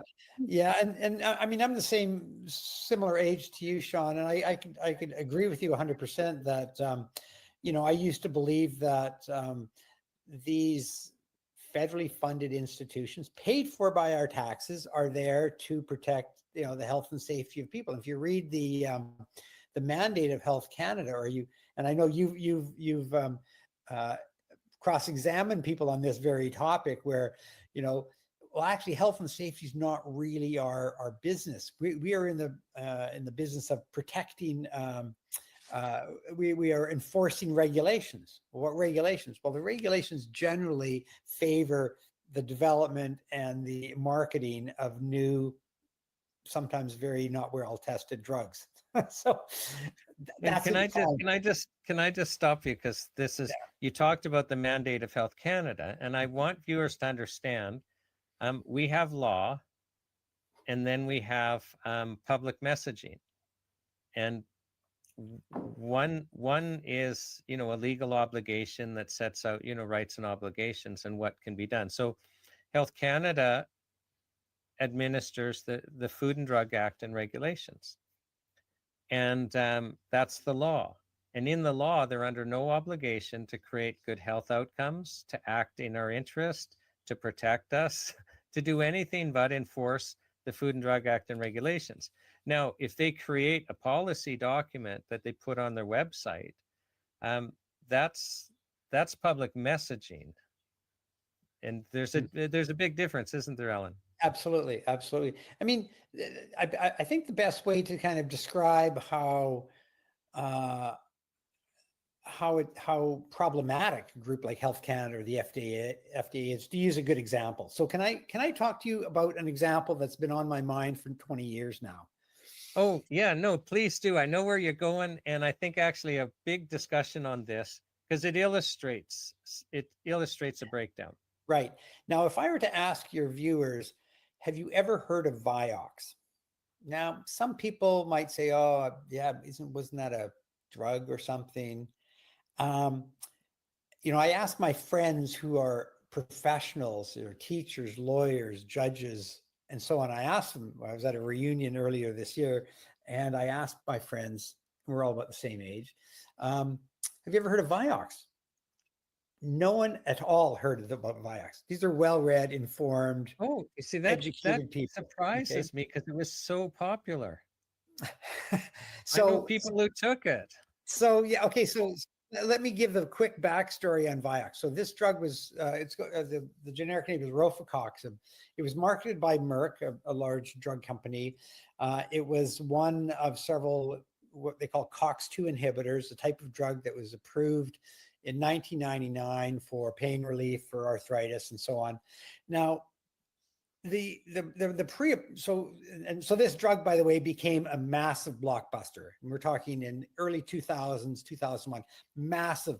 The amount of advertising, marketing, journal articles, it was just really overwhelming. It was the blockbuster of the decade.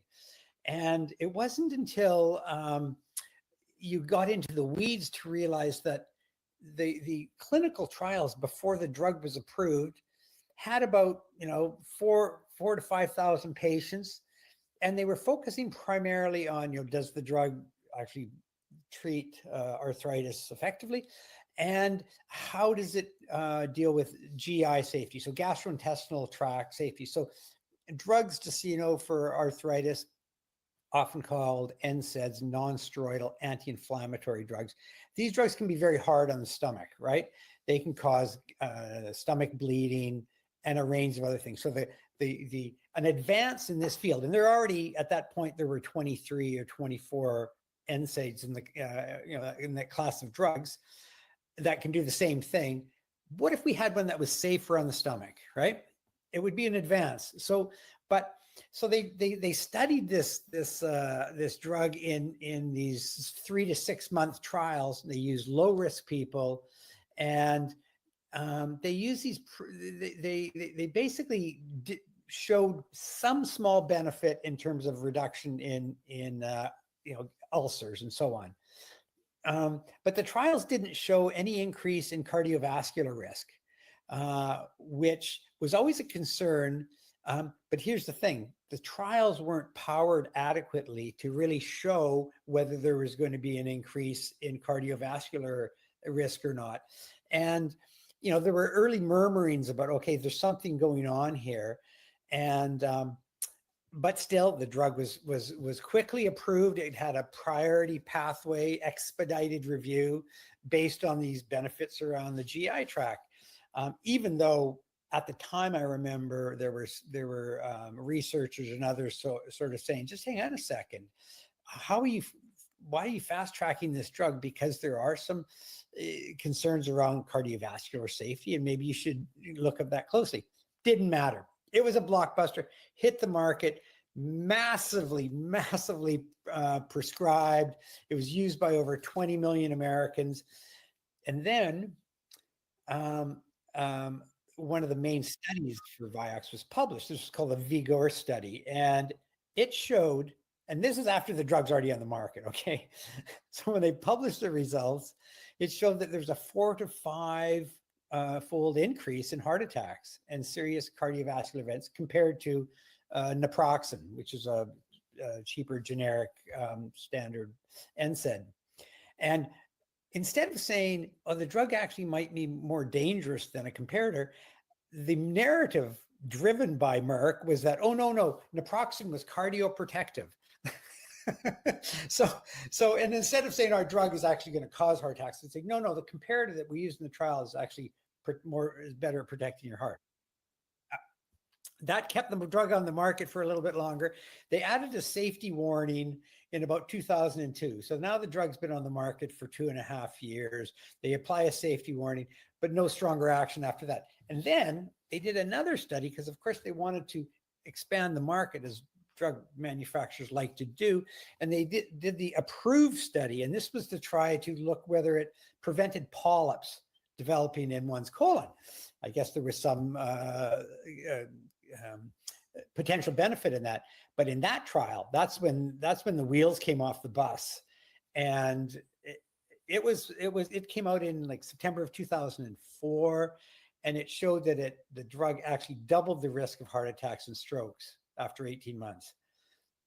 That's when Vioxx was withdrawn from the market. And so this delay from the early safety signals to when the drug came off the market, so we're talking about 5 years. The estimate is there were more than 88, there's somewhere between 88 and 140,000 extra heart attacks in the US, and probably about 60,000 deaths. Okay, 60,000 deaths. So when I do presentations on this, I show a picture of Vioxx, and I show a picture of bodies lying in a roadway from the Vietnam War. And I say to people, what do these two things have in common? Vioxx and Vietnam both start with V. Other than that, what do they have in common? Well, they have in common an American death count that's around 60,000. So 60,000 Americans died in 5 years with Vioxx on the market, and about 60,000 American soldiers died in combat in a 12-year war in Vietnam. Everyone has heard of Vietnam, but it's happened. You know, Vietnam War ended 50 years ago. Vioxx ended 20 years ago, and no one's ever heard of it. So the parable there really is that the kind of inadequate research before the drug got to the market, and then when the safety signals started coming out, the bodies were starting to pile up. It took the regulator, you know, several years before the drug was taken off the market. And I remember the group that I was working with at UBC had published a number of newsletters designed to educate doctors about the benefits and harms of new drugs. And they had published their third letter on Vioxx, basically saying, there is a major safety signal here.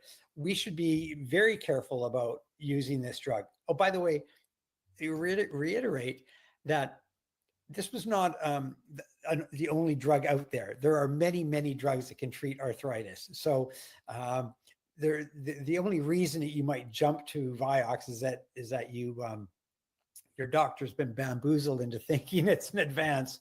Anyway, so there's a lot of other stuff I could say about that, Shawn. But can I just slow you down for a sec though, like, because you're using this, you're telling us you do these presentations and you basically have pictures of dead people in Vietnam, lying on a road, and Vioxx, and you make the point that, okay, the Vietnam War was 12 years. I mean, 12 years of ugly combat. I mean, it was a full-blown year, war. And so in, 12 years of war, you lose 60,000 deaths. I mean, there's a memorial wall in Washington, D.C. There was, public debate. There was, civil disobedience over the war. It was a huge cultural issue that absolutely shaped American culture and then, shaped Canadian culture. Yeah. I mean, even the word draft dodgers. I mean, you and I will know that word. Yeah. Younger people won't, but those were, young American men that was avoiding a draft because they were being drafted. Yeah. So, and they were asked to go fight in a war in Southeast Asia, and they had no idea of the geopolitics of it. Why was the American government drafting 18-year-old men to go fight in a war? I mean, it was a big deal. Mm-hmm. Yes. Yeah. Oh yeah. No, I mean, it's if that's not an eye opener on, governments have too much power over your life, I don't know what is. Yeah. But Vioxx in a shorter period of time killed as many Americans, and by, if we assume Canada had a tenth of the population, then it was available here, and it was available here for the same amount of time. Absolutely. Likely a little longer, because usually we're slower on the draw. And we're more conservative in prescribing. I could talk a little bit about that as well, but yes. But just back to the point I'm trying to make, and which is just emphasizing the points you were making. Yeah. So people don't know about this, and nobody's held to account, right? Like the politicians supporting the Vietnam War, they could be voted out. There could be other consequences. Yeah. But but the Health Canada officials that sat on this in face of, what had to be completely ugly safety signals, yes, and allowed it to stay on the market when it wasn't necessary, was absolutely just benefiting a company, is not talked about. Like, Ellen, in my world, I've been involved in situations where, you know, if it wasn't Health Canada, people would be going to jail. Right. Yeah. Oh yeah, for sure. And you know, there were lots of accomplices. We could single out Health Canada or the FDA for their lax approach to approval, or what we would call post-market safety surveillance. Once you start discovering, let's say you're in the interest of airline safety. Well, you know, an airplane falls out of the sky. They ground all the airplanes. It's surrounded by teams of investigators. They comb right through the ashes to figure out what went wrong, and those lessons are conveyed to the pilots and to the airline, and the system is improved. Well, if you ask Health Canada or FDA how many planes crashed in terms of drug disasters, they couldn't even tell you that answer. They couldn't answer the question. They don't even know how many planes have fallen out of the sky. And that's, I mean, we often use airline safety as a good comparator to demonstrate how poor drug safety is, right? And another thing, just a point I'd like to make, because you're talking huge numbers of a single drug failure, and you know, and there's failure after failure. Yeah. And you know, when you hear numbers like 60,000 or up to, you know, I think you said 100 and something thousand deaths, you know, who was it, Stalin, that basically said, you know, a million's a statistic, but you know, one person is a tragedy. Right. We right. forget that every single one of those people, you know, had a life, they had a family, you know, likely were parents or somebody's brother, sister. Yeah. Like there's a whole impact to an individual death. And, you know, these are horrific numbers, but the societal impact on Yes. it would just be incredible with those numbers. Absolutely. And worldwide as well. And again, we're talking healthy people. This was not a life-saving drug. I mean, by the way, I don't ever use the term life-saving drug because no drug has ever saved your life in the history of the world, other than perhaps an antidote for a snake bite. But in terms of having your life saved, these drugs were not life-saving, nor did they, by the way, reduce the risk of gastrointestinal bleeding, which is kind of what we were worried about. But you're right.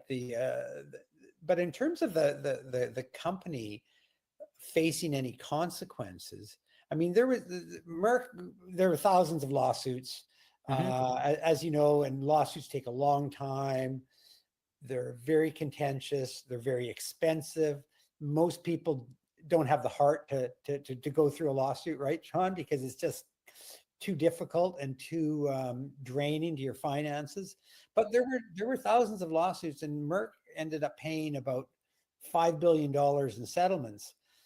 But the one thing that you would want out of a scandal such as Vioxx is for the regulatory system to be enhanced, to find the mistakes, to make sure that kind of thing isn't ever going to happen again.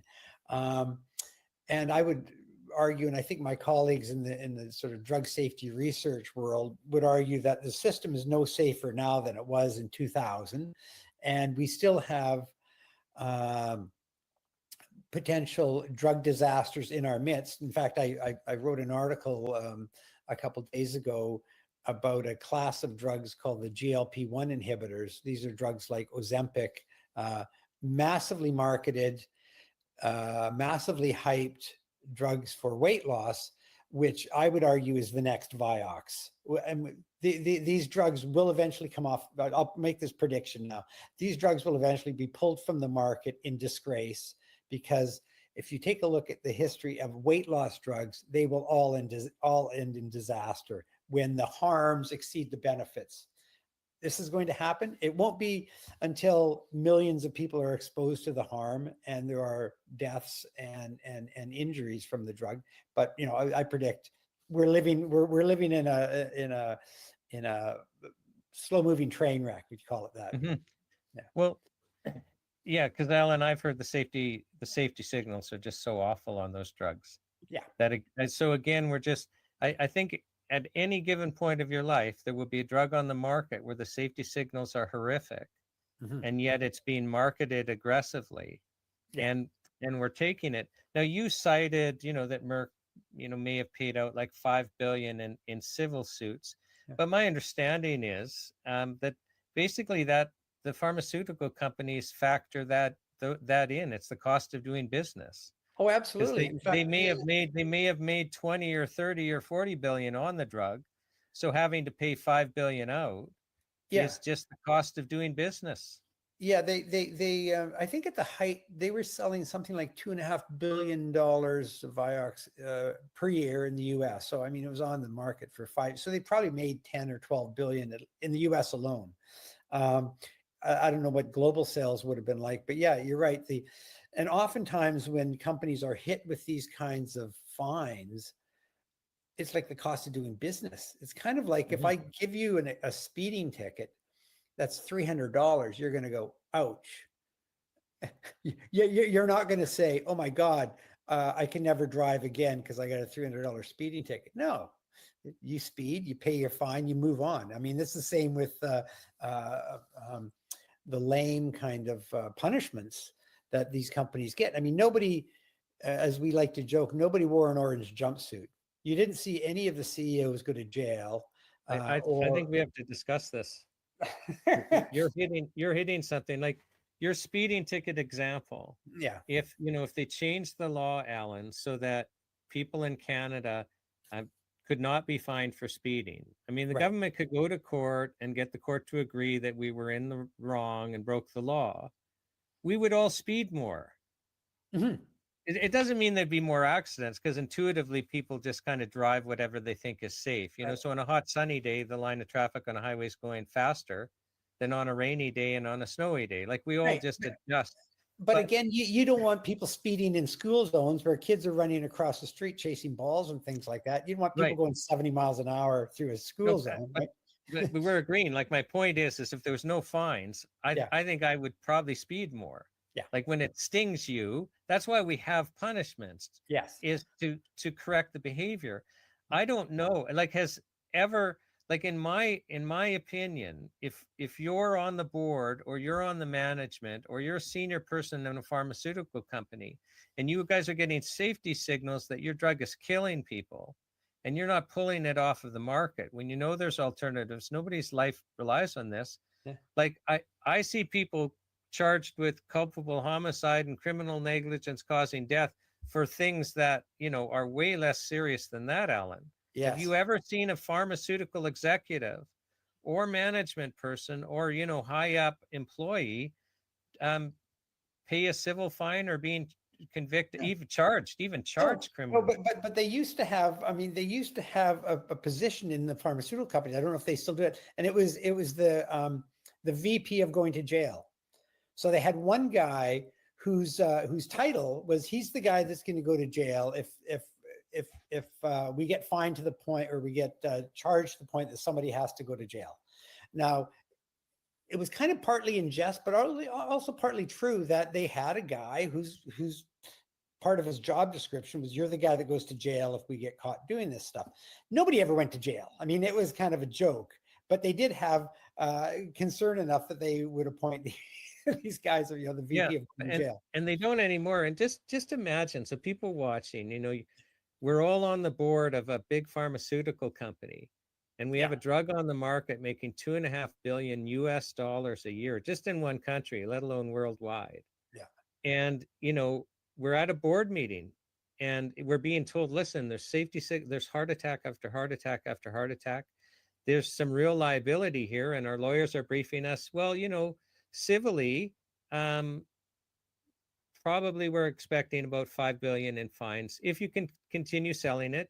And, with our marketing department and legal and all of that, we should be able to keep it on the market for another 2 or 3 years. At best 2 years at worst. So that's another 5 billion. That should just cover it there. And that's all we're talking about. And the board actually has a legal fiduciary duty to maximize shareholder profits. Can I say that again?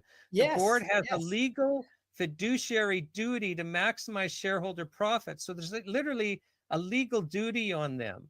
Now, we're in the same board meeting. They're not doing their job, right? We're at the same board meeting, and we know all of this information. But then a lawyer makes it clear, because we're in a different regulatory environment where people are held to account. Yes, but every single one of you will spend the rest of your lives in jail, and you guys will be sued civilly. So your spouses and children are going to be paupers. It's going to be a different decision. Yeah. But nobody's held to account. You and I hurt somebody physically, we're going to be held to account. I mean, in Canada, even if, it's 2 a.m. and somebody's broken into your house, you're going to be held to account if you harm them. Yes. Just even acting out of just total fear and terror. Yeah. So, but not pharmaceutical executives and board members and high ups and lawyers who are participating in these decisions that they know or ought to know are causing death and disablement. And with the VIOX stats, you didn't even talk about people that had heart attacks and lived, but they're disabled now and harmed. You know what else I didn't talk about? And let's not forget that these are prescription drugs. You can't go and buy them over the counter. You need a learned intermediary to prescribe that drug for you, which means you need the involvement of a doctor, someone who's highly credentialed and has a medical license. In the early days of VIOX, the group at UBC, the Therapeutics Initiative, were looking for some rheumatologists. These are the people that, this drug would be in their wheelhouse. They were looking for rheumatologists to be involved in helping to sign off, to help peer review their letters around the safety concerns of the drug. They couldn't find a single one that hadn't been taking money from Merck. Merck had basically bought all the rheumatologists in British Columbia. Now, I say that, and it sounds egregious, but I can assure you, 20 years ago, when these drugs came out, the hype was so big, the bamboozlement of the science of the medical profession was profound, and hence the average Joe doctors taking their marching orders from specialists, the rheumatologists. They're going to lectures funded by Merck. They're listening to people present data funded by Merck. And what do? They prescribe the drugs. And so, the one agent that is there to protect the patient has been basically brainwashed by the promotional activities of this country. They had so much money, they poured so much into the education and the whining and dining of physicians that there's no way you could get an independent opinion. I mean, I know the doctors that I know who are very careful, cautious prescribers. They would say, look, I'm going to wait till this drug's been on the market for a number of years before I even consider it. That's what a cautious doctor does. But most of the physicians bought into the whining and dining and the bamboozlement. And, just like we were let down by the regulator, we really got let down by the medical profession, because if Merck hadn't bamboozled all the doctors, this drug never would have went anywhere.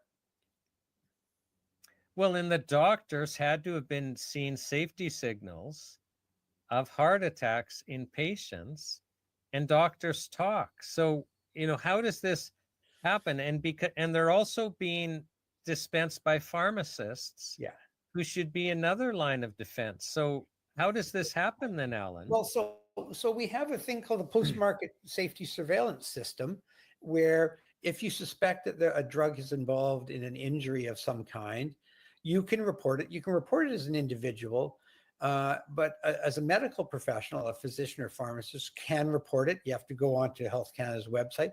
The problem is they don't get compensated for doing that, so very few do it, and it's time intensive. And that's one thing that physicians and pharmacists don't have a lot of time. They don't have time to report to Health Canada if they suspect a drug has caused a problem. The other thing too is that, and this is something that myself and my colleagues have been railing about for years, the kinds of education that physicians get in medical school around drug safety is almost non-existent. And I can say that— Okay, just wait, you got to explain that. So, because that's interesting, because Alan, my understanding is that one of the leading causes of death, one of the top 5 leading causes of death in Canada and every other Western nation, is chemical pharmaceutical drugs taken as directed, so not even abused, Right. It's number 3.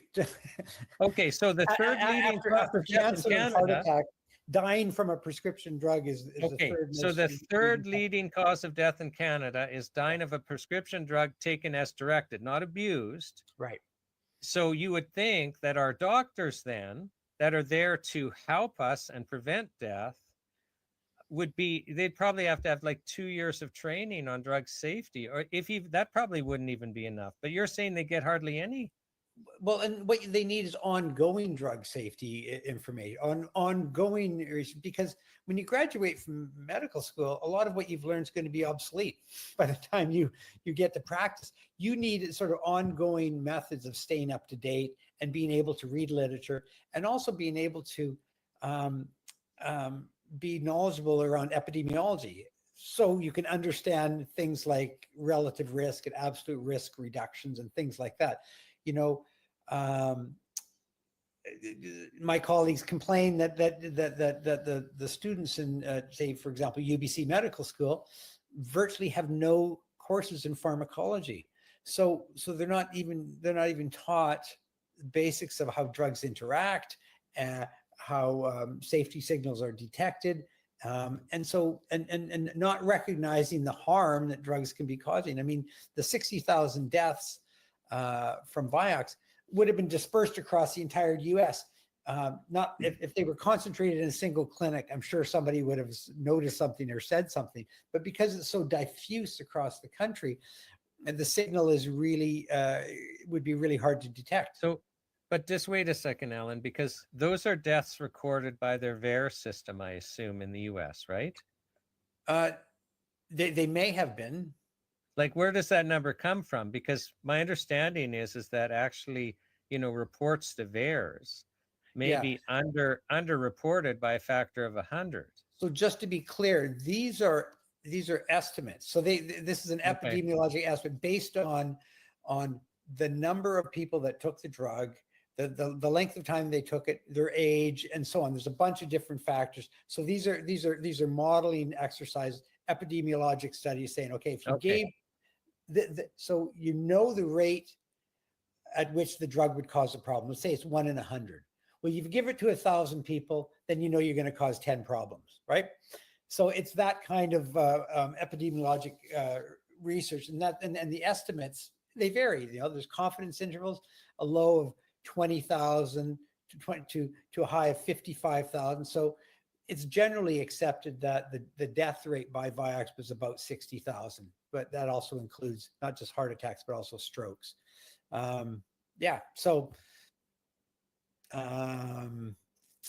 Those would not have been recorded in the VAERS database. Right. Yeah. Right.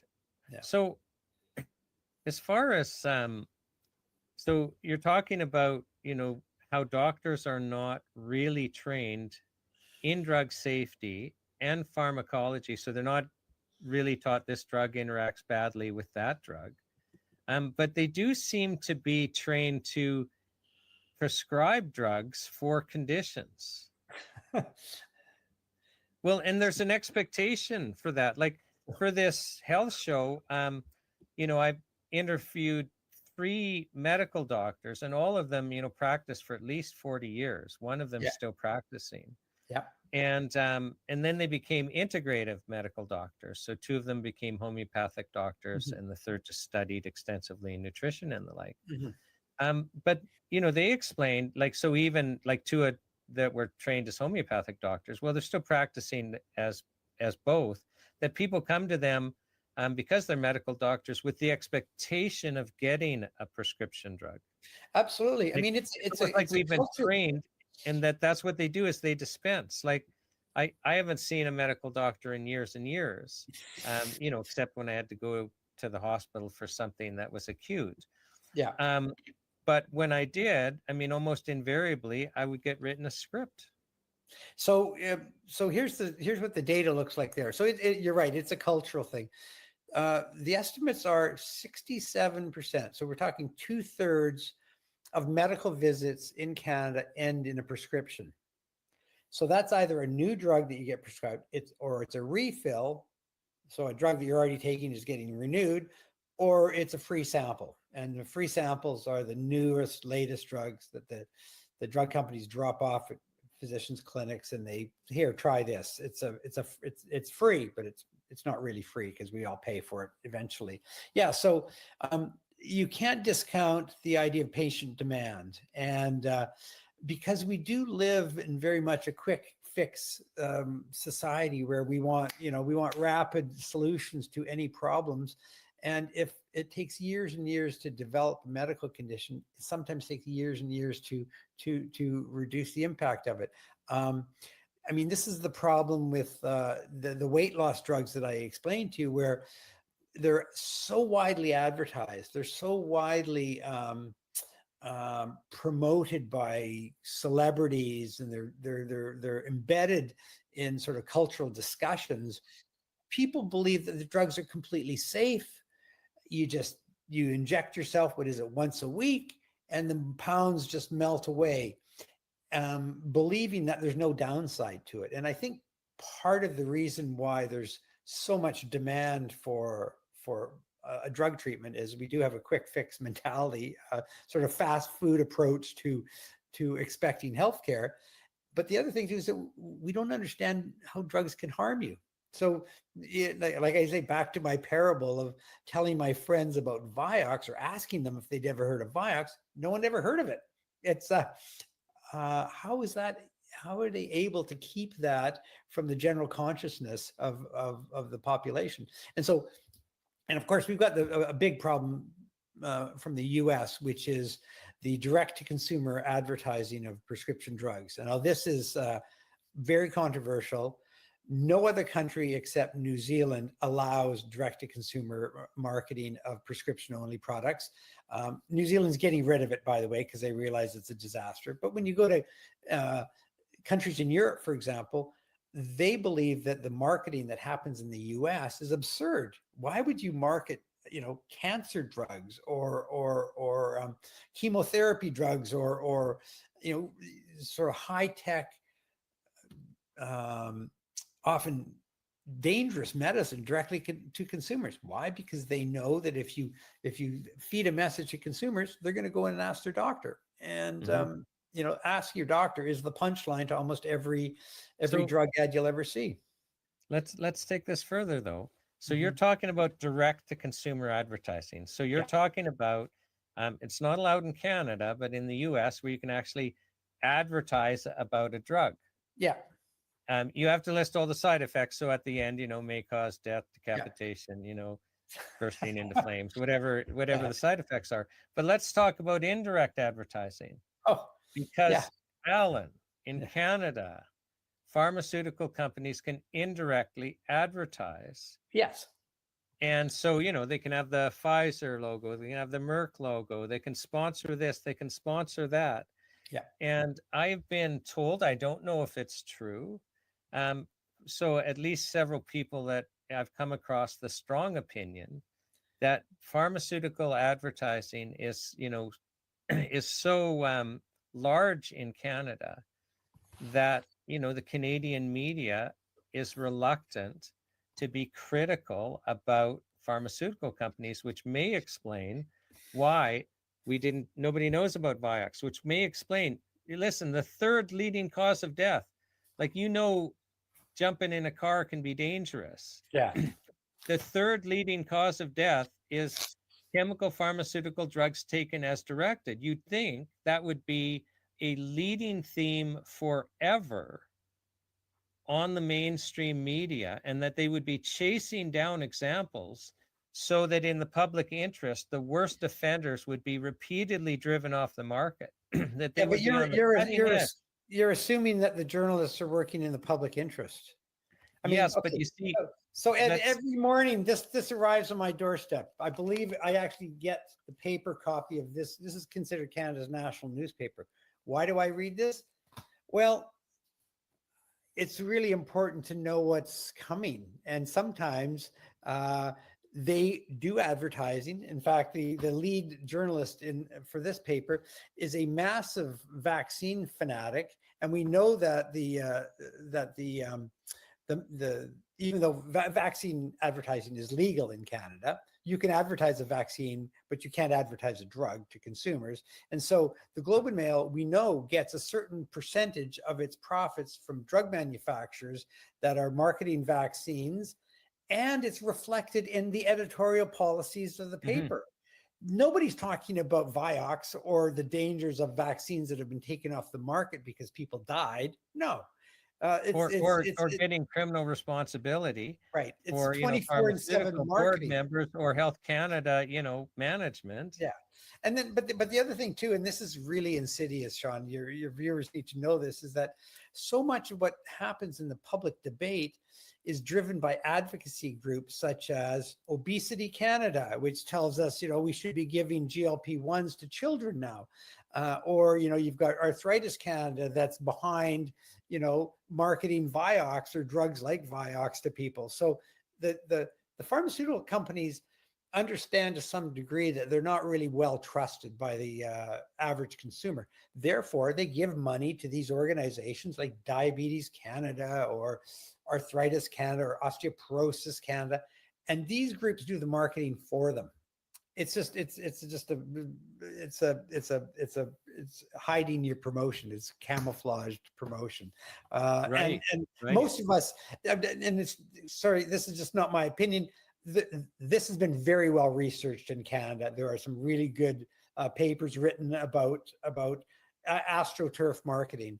And when it comes to drugs, the pharmaceutical industry puts tons of money into patient groups that end up becoming their spokespeople. So they will get so even though they're not interviewing the head of Merck, they will interview the president of Arthritis Canada to tell you about how wonderful this new class of drugs is. Like, yeah. Okay, no, but this is important because there was a time when I would turn on the mainstream media and I actually thought, okay, like I'm getting the news, I'm getting the truth.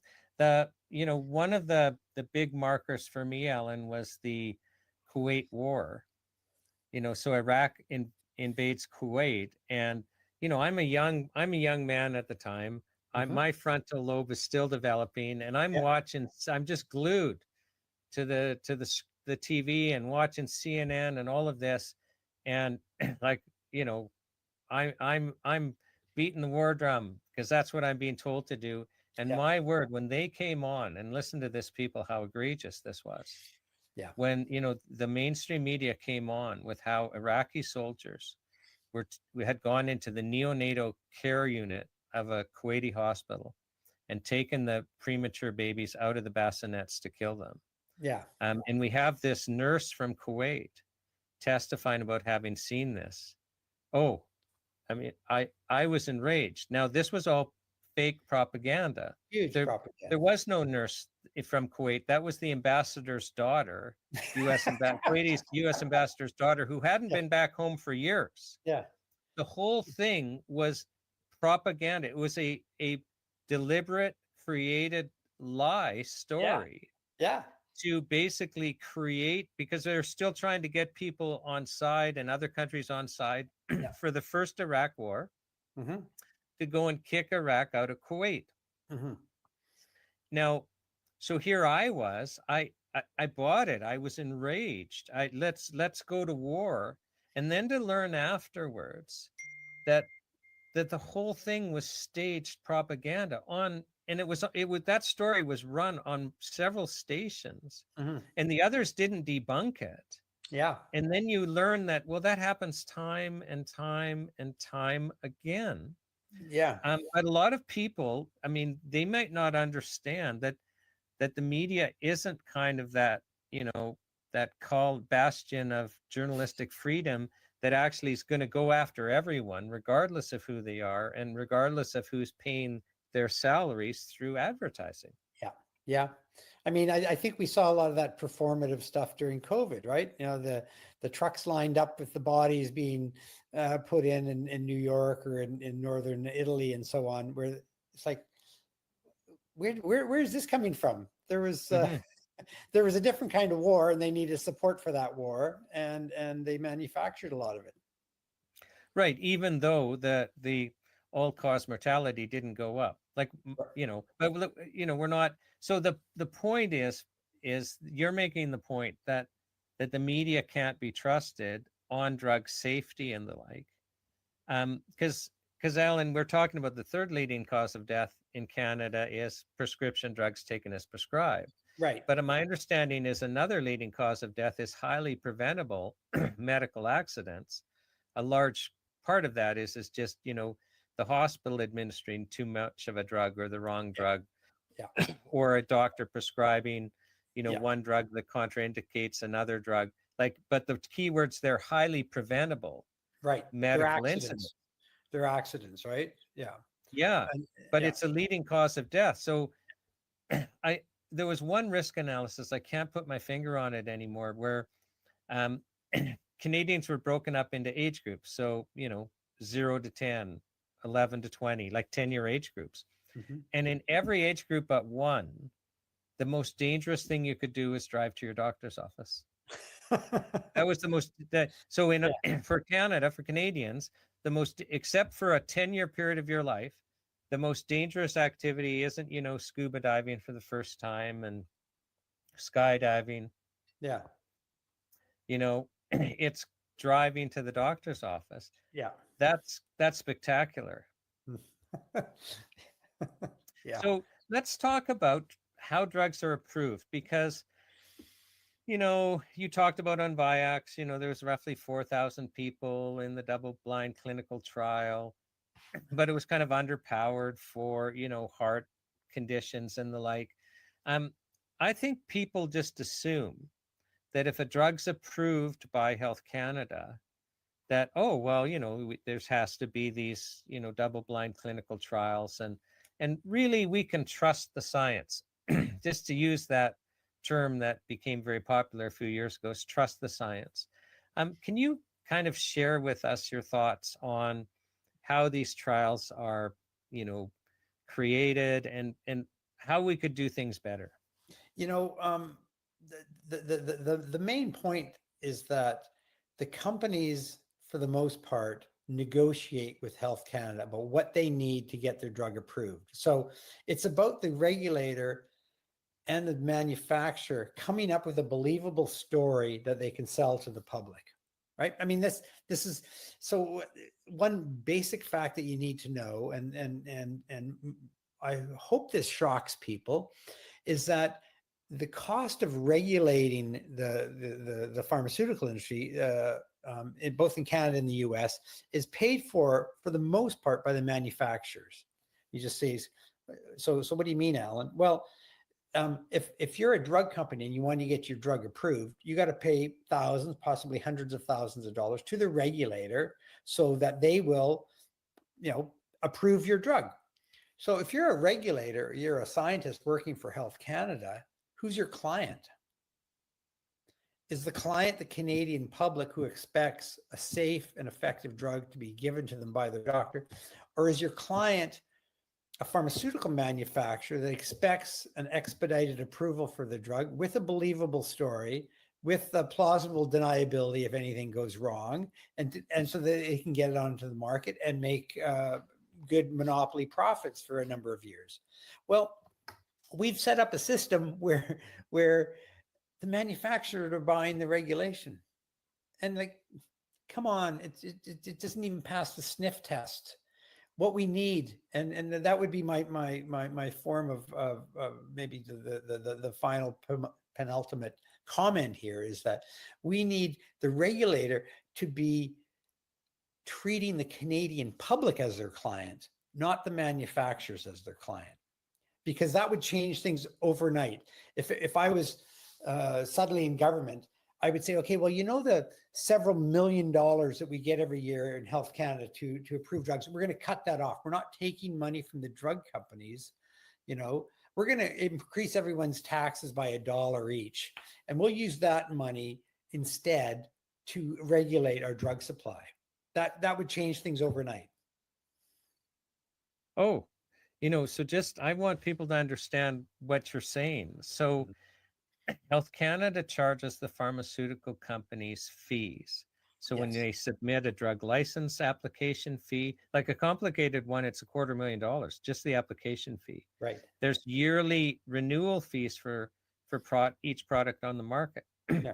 Each year they have to pay fees to have a per building to manufacture, a separate fee for labeling, a separate fee for warehousing. So economists call this rent seeking now, and it happens so much where the regulatory body and the interest of the industry they're regulating becomes so intermeshed that the regulatory body stops acting in the public interest. And it doesn't just happen here. It's like I say, economists have you can all Google rent seeking. It's so common. Well, the other term that you should Google is what we call regulatory capture, where the regulator has been captured by the regulated. So you could the image might be of Health Canada on the end of a leash, and the person walking that dog happens to be a pharmaceutical company. Who's in charge? So, I'm going to share a story and then ask you a question. And the question is after I tell you the story, the question will be, if we change the drug approval process for, the new drug approval process so that pharmaceutical companies didn't get to design the clinical trials and didn't get to run the clinical trials, but they would, Health Canada would put out the study design for everyone to comment on, and then secretly hire researchers to run 2 double-blind clinical trials on a drug. The question, but I'm going to preface it with an experience I had. The question is, do you think any chemical drugs would get approved if if that was the case? So your pharmaceutical company, you don't get to run your own double-blind clinical trials. You go to Health Canada, say, we want clinical evidence on this drug for this condition. And Health Canada would come up with a study design. It would be publicly available for people to comment on as whether it's a fair study design. And then Health Canada would privately and secretly contract with different research groups to run 2 double-blind clinical trials on that publicly, commented on study. So the story that was, got me thinking of this is none of those would pass, by the way. None of those would pass. If the drug companies aren't in charge of setting the parameters of the study, collecting the data and analyzing the data, then the locus of control is out of their hands. It would be an utter disaster for them. Okay, so can you just, because that might surprise people. So what Alan is saying is that if the drug companies weren't allowed to create their own study design for these double-blind clinical trials and run them themselves, that they would never be able to get a drug approved. But Alan, science is science, isn't it? How pray tell could that be? Yeah, maybe don't say never. Say not often. Part of the problem is that instead of what happens, what you've described, company going to Health Canada, getting them to set up and run the study, the companies run the studies themselves, right? And therefore, if a study's negative, and we've seen this in a number of cases where you run a series of studies, perhaps in different countries with different populations, you're kind of going on a fishing expedition for a study that shows some benefit. And let's say the drug happens to be Paxil, which is an antidepressant. You study that and you do 10 or 12 studies. And of those studies, 8 of them are negative, 2 of them are neutral, and 2 of them are positive. Which ones do you think are going to get submitted to the regulator to get the drug approved? And which ones do you think are going to be marketed to the physicians to demonstrate that there's science behind this drug? Of course, it's the positive ones. And so when you allow the companies to bury the bodies, this is the reason why we've got the system that we've got, is that it's so skewed in their favor that I did a radio documentary more than 20 years ago with CBC Ideas, and the title of that documentary was 1 hour, and it was called Naked in the Pharmaceutical Marketplace. And 20 years ago, I believe that we were basically naked in the pharmaceutical marketplace, and my opinion has not changed. No, what do you mean naked in the pharmaceutical marketplace? Well, we have no protection. We're not protected. We're naked. We are exposed to the elements, so to speak. And the elements happen to be doctors, regulators that aren't doing their job, drug companies that are over marketing drugs, and patients who demand them. And we are extremely vulnerable. Yeah. So Alan, I'll share that story just so people have context. And I've been a lawyer in the drug approval world for 30 years. So I mean, I've been in court cases with them. I've been in the trenches. So have you read that book from Angie Marcel, who was Yes. Yeah, so she was the journal editor of the New England Journal of Medicine, so a blue chip medical journal. Her book came out the same year my book came out, and then that was our competition. Marsha Angel's Okay, book, well, yes. there you think the one it would be symbiotic because Yeah. it's similar things, but I mean, I was horrified because she basically outlines how clinical trials are designed by the pharmaceutical companies to get the results the companies want. So basically, they're not fair trials. Right. And I remember reading a New England, or no, a New York book review. So it was New York Times book review on her book. And they quoted her in the book as saying that, you know, something like she comes to this conclusion slowly and reluctantly after being, you know, an editor of a medical journal for 20 years. And Well, she's also a medical doctor. One of the top 3 medical journals in the world, right? Yeah. Yeah. And the conclusion that she slowly and reluctantly came to basically is that you can't trust most, listen to me, people, and you can just Google Angie Marcel, get her book. You can't trust most of the published peer-reviewed journal articles and our public health guidelines. Wow. So, yeah. Yes. Marsha Angel is her name. Marsha. Marsha, and last name Angel, Angell. Yeah, no, it's so everyone just Google her, get her book, and you'll know exactly. You'll be horrified. But what, you know, we all have our those experiences, Alan, where we just get even more horrified. And one for me was, as I'm in the middle of this federal court trial with Health Canada, and they've hired this expert who is a psychiatrist that all he did for a living, he had a company that would get new psychiatric drugs approved by Health Canada. Yeah. And he's under oath, like anyone can get the transcript. This is publicly available knowledge. So under oath, he starts complaining to me of just how hard it is to get a new antidepressant approved because he's got to give Health Canada 2 double-blind clinical trials, you know, showing that the statistical separation between the sugar pill and the drug that we pretend means the drug worked in a trial totally game to get that result. But he said, I got to give him 2. So right out of the gate, I run 8. I run 8 double-blind clinical trials so that I can get 2 that to give to Health Canada to get the drug approved. And now the other 6, they could all be inconclusive. They could show the sugar pill works better than the drug. They could show the drug works better than the sugar pill, but they didn't like the safety signals or something else in the data. Or they could be a combination of those things, but they don't give those to Health Canada. And that frightens me, Alan. And then and it's illegal for them to share them with us. So you know the drug companies, they can only talk about what the drug is approved for. So Right. an antidepressant, using that example, they can say this drug is Paxil's an antidepressant. Right. But they can't share failed clinical research with you. They can't share the ugly safety data they're getting. It's illegal. There's censorship. What do you think of that? Like, because well, it's appalling. I mean, if we had a safety system like that around airlines, no one would ever fly. We can't tell you how many planes dropped out of the sky or why. No one would ever fly. I mean, it's a pretty shocking state of affairs, to be honest with you. Yeah. Yeah. Well, I mean, could it be worse? Yeah.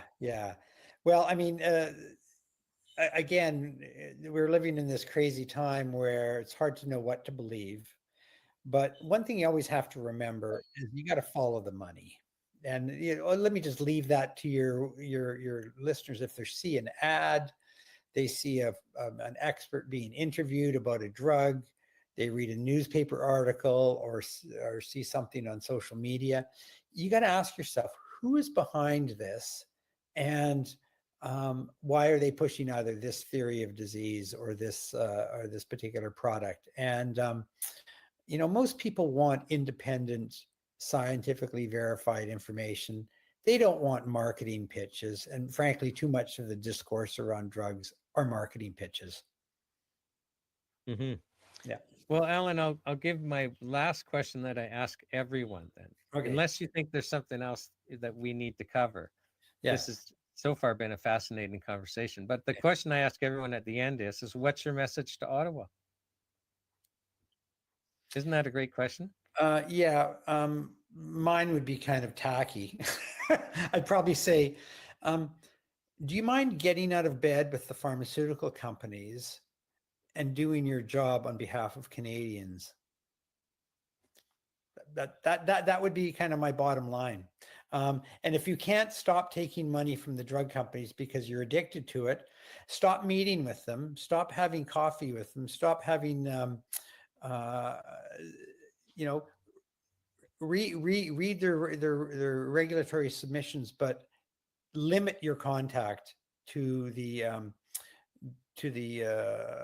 purveyors of promotion, because it's not doing you any good. I say the same thing to doctors, by the way. We know that physicians exposed to pharmaceutical marketing and promotional efforts of specialists are worse prescribers. It's a fact. So the more your doctor sees drug reps, goes to drug dinners, attends conferences sponsored by drug companies, the worse prescriber they're going to be. Meaning they prescribe more often. Prescribe more often, prescribe newer, less tested, less understood drugs, and on a range of things they will be a worse prescriber. Right. So you don't have much power over Health Canada, but if you're to ask your doctor, do you actually go to drug dinners? We don't think that's good for you. Oh, well, and I think we've also got the point where now we have to ask, do you get paid more if I take a certain treatment than if I don't? I think we've learned we have to ask that also. Like, are there incentives for me to take a specific treatment? Yeah, usually, Shawn, the incentive, unless this has changed, the incentive is this drug is going to get you out of my office. And that's the goal here, is to get you out of my office, because I only got 10 minutes with you. I've got 10 more people waiting in the waiting room. And if a drug does that, that's it's what we call it's a termination strategy for a consultation. Yes, we've understood your problem. Here's your diagnosis. Here's the reason why the visit's over. It's a prescription or a free sample. Right. Yeah. Right. Yeah. No, I've just heard that there's, sometimes the fee structure for doctors is geared towards specific treatments. And I know that we always we have a problem as humans. We want to act in our interest. Yeah. I'd have to look into that. I can't say for sure. Mm-hmm. Alan, I don't know about you, but I've really enjoyed this conversation. Yeah, it was fun. Yeah. Thank you for the softball questions really helped. Yeah, no, I mean, most of the people in the world have no idea about this stuff, and literally it's just they'll trust the word science. Yeah. And I think everyone needs to learn more and take more responsibility. I think you'd agree with that. Yeah. And look into things. So it's just been a pleasure, Alan, on behalf of the World's Greatest Health Show, and I'll ask you to just stick around for a minute. But on behalf of the World's Greatest Health Show, thank you so much for coming and sharing with us. You're quite welcome.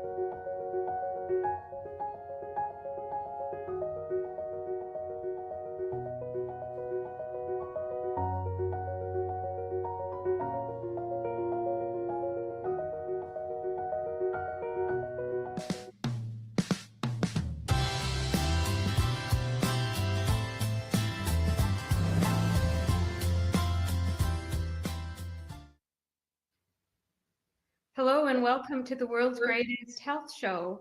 I would like to introduce you to Laurel Alayan, our guest today. Laurel, would you please tell us a bit about yourself?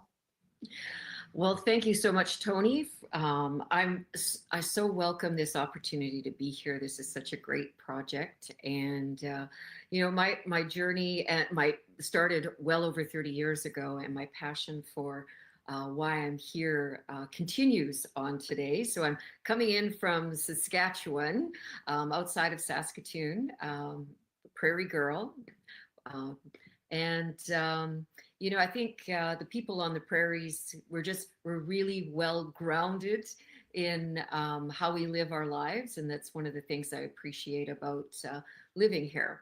And yeah, I don't know if there's something else you want me to start with.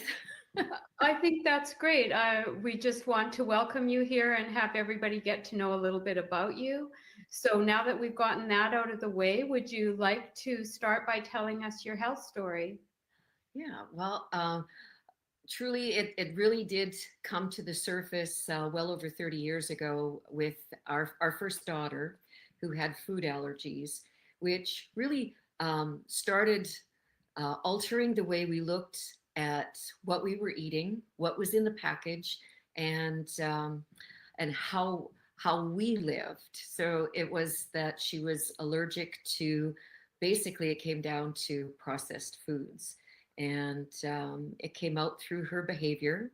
It took a while to sort through with her doctors what was going on, how we could help her. And in the end, which took a period of time, over years, to really, you know, how to serve her, how to give her the best opportunities, because she's very high functioning, but put into a category that actually we chose not to officially open that door of you know, being in the spectrum. And I'm so glad that we did, because, you know, a family friend who dealt with children's education said one time, you know, it's a door that once you open it, you can't close it. And what I'll say to people who are dealing with this or have dealt with this, you'll know what I mean, that it's really difficult to watch your child struggle. And our solution was, you know, dive into the research. My husband's a third-generation farmer. I come from the beauty industry. I was an educator, but one unique gift that I received while there was that I was trained by chemists in the industry to understand hair and products from the point of view of underneath the microscope, because my job was sales. So understanding that this is what we put in and this is the result that we get. And so when we were going through this situation with my daughter, which really came to the surface when she was 6 years old, she repeated kindergarten. It was an attention challenge and impulsivity, lots of stuff going on in that direction. But I started understanding that, wow, what it says on this food package is worse than what's on this hair package, and how could that be? So we dove in full family and started removing items from our diet, and all of us in the family, you know, it was a full family project. And I understand how challenging that can be when you're, you know, busy and you have other children and people are going in many directions. But for us, it was anything that was not of natural origin. And the doctor's list came back that anything processed, which meant sandwich meats, anything vinegar base, and you know, and then there was a long list beside that. But I actually came up with a bigger list on my own. So we came up with the rule that anything green, pink, orange, blue, red, purple, green, I may be missing some colors in there, don't eat or drink, because people didn't fully understand. Like, we'd send her to school with rules around, you know, she can't have food preservatives. but they wouldn't let her at their break, in grade 2, they wouldn't let her have her apple because it had too much sugar in it, but the kids with the green Jello could have their snack. Like, it was a really confusing time. But we made everything from scratch, and we just kind of adhered to that policy, and it made a huge difference for us. I call it just to interrupt for a second, Laurel, you were working full time at the time, and that was your oldest daughter, and you had 2 other children. It started, it really started early on with her. Yes. Like we did, it was kind of like from the beginning of her life, we saw that there was differences. I have 2 daughters. She's the oldest by a year, and I was a single mom at the time, and when all of this started playing out, and I had been actually, when she was 6 weeks old, I was ordered by the court to have her vaccinated for whooping cough. Unbeknownst to me, she came in contact with that at my cousin's daycare. And so that's really where it started for her. And then going forward, it became our life journey. I actually call it today the gift that keeps giving, because it was such a profound experience, and we continue to learn from it. Yeah. And you adjusted your whole lifestyle very early on to address this, but I'm just thinking how challenging that must have been with little children and working full time and going, to where you aren't able to use any packaged or processed foods, and you were doing it all the old fashioned way. So that must have taken some effort. Well, it was at first, but I grew up with everything made from scratch, so it really wasn't a far stretch for us. And in the beginning, it was more work, but it was more of deprogramming and then planning ahead. Because the thing is, she suffered so much if you didn't pay attention to that. And the things that we thought, that gave her the most amount of reaction surprised us. It was bread, and a chocolate bar would not affect her the way home baking would. And I couldn't figure out what that was. Well, and it's because sugar and the ingredients that are in bread and having too much of it. So it builds up, it compounds in the body. So it got easier. It got easier, and people would ask, how do you do it? How do you do it? And I said, well, they spend a lot of time playing. There's not a lot of TV. And this was before home devices. But even then, there was a difference with the TV always, because there was like an addiction, an early addiction to it. They would just zoom in on it. So we had to pull them out of that and get the restlessness out of their bodies, get them out in some fresh air. And really my education on alternative or healthy holistic living really started in those years. Okay, so that was the basis for the change in your lifestyle, and then you carried on with that throughout your life. Yeah. But then you had more things come up that you needed to address. Yeah, and so that we got her through to grade 12, and truly there were a lot of ups and downs, and and through that we just learned so much. And then into my own 40th year, it was, I had married when the kids were young, and I got into a busy career and was going full speed myself. Husband worked overseas, was away for months at a time, and I'm alone with kids, and I'm in a busy career, and things started piling up on myself too. And it's not anything that one day all of a sudden it was there. I can look back for decades seeing stuff coming in. And that led me to having a personal crisis that I wasn't getting any answers for.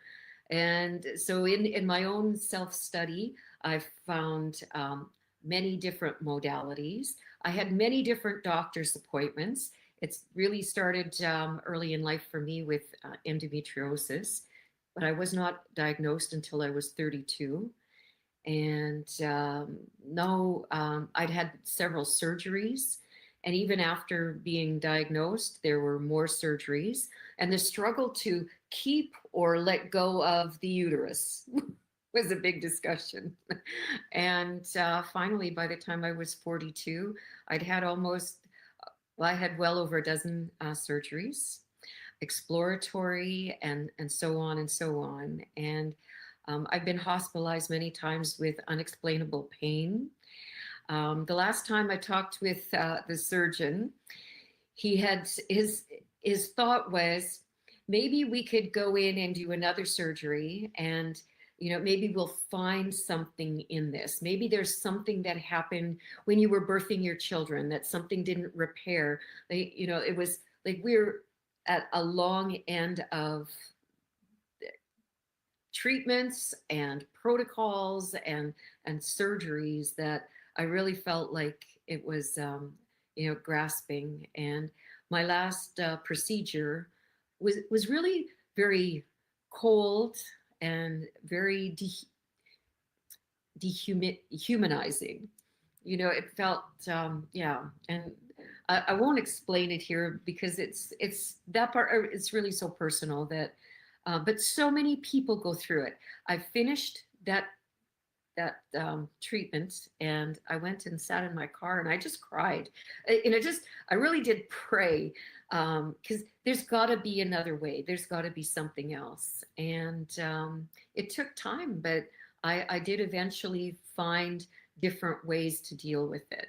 I found a therapy for myself that helped me to understand that what was going on with me had a lot more to do with emotional and trauma. I didn't identify as someone who had trauma.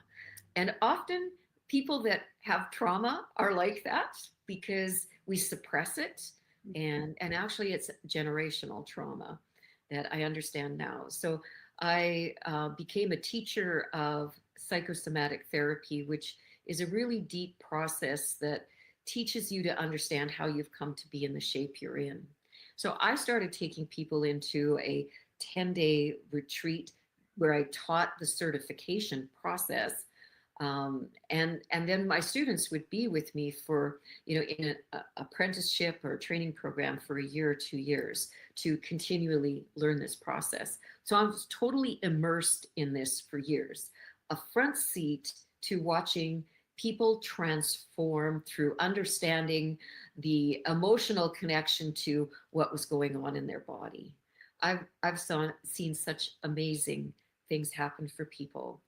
And I saw with women, there was certainly a pattern with the endometriosis. Number one, how there's so much pain and shame, and just not understanding of it, that it's something that women didn't talk about. Often our doctors were men, and that there was a disconnect. The things I've been told, I won't repeat here because it was just like incredible or incredulous, really, that really.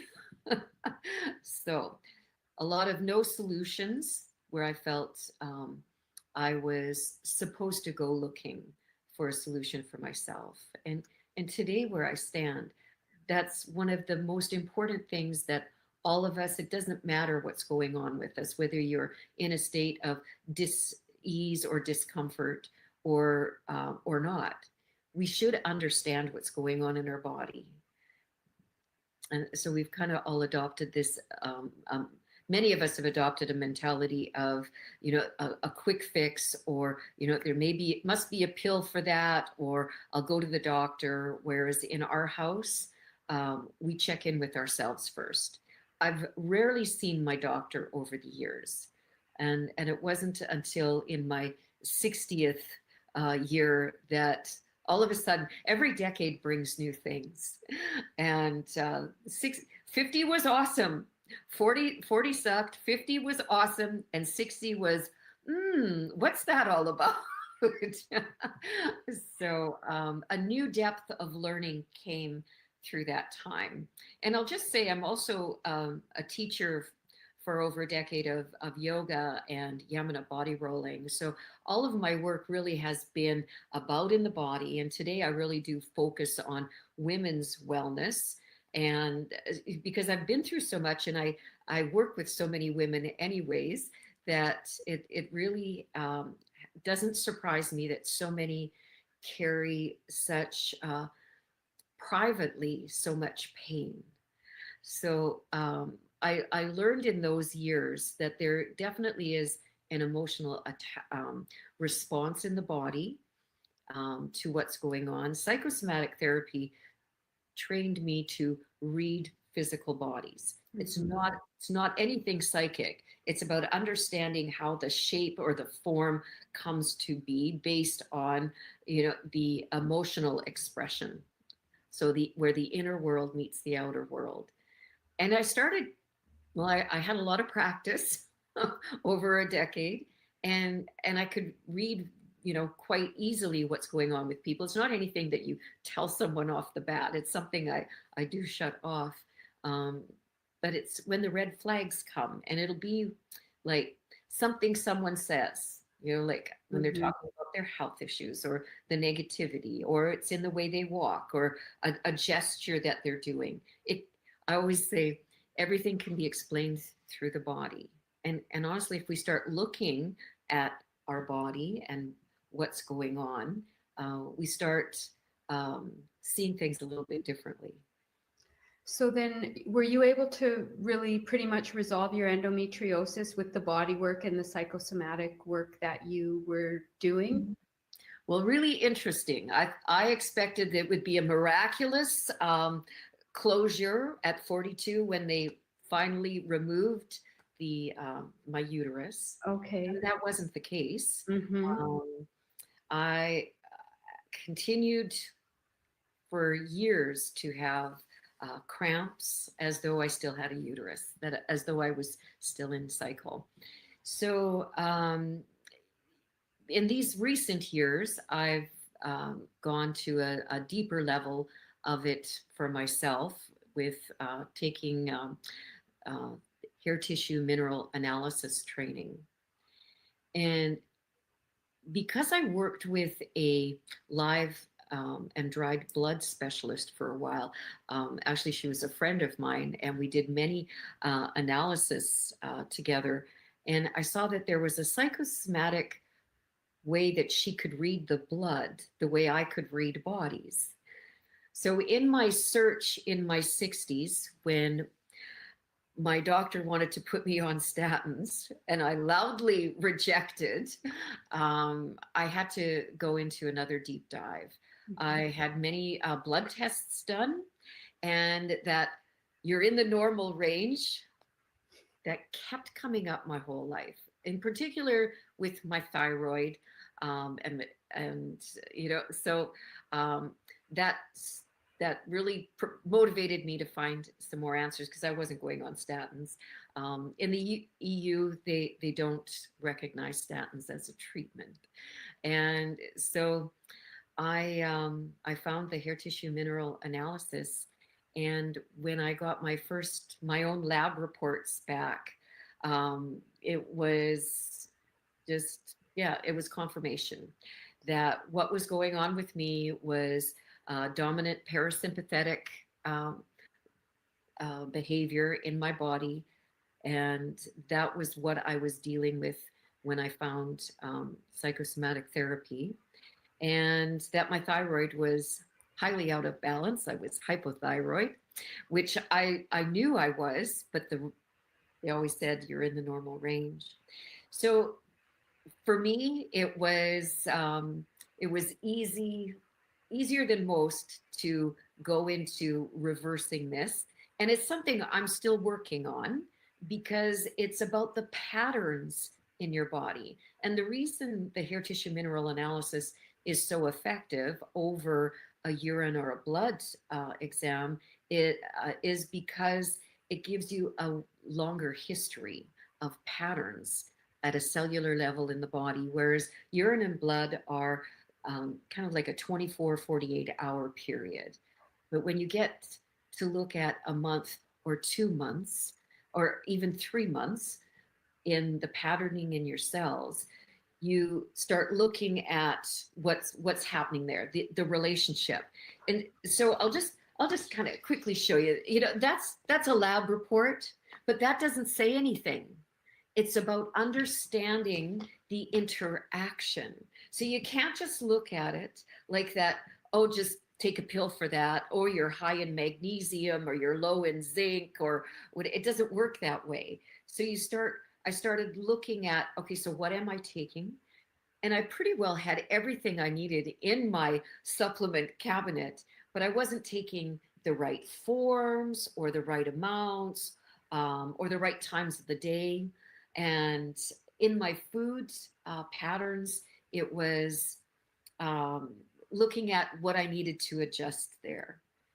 So emotionally, my chart showed that I have a situation that many of my clients have, in particularly women, which they call calcium shell. And I have a small degree of it, but I see women that have quite a high degree of it. And calcium is the emotional mineral. They know this. And when you've dealt with stress or trauma, or, maybe it's just that you have a stressful schedule with getting kids and to work and so on, it's how you respond. It's your environment. It's the food that you eat. How do you feel when you're eating? Are you just, shoving it down? Are you going through the drive-through? Because that's something that's become kind of part of a lifestyle thing that's happening out there that we're not absorbing.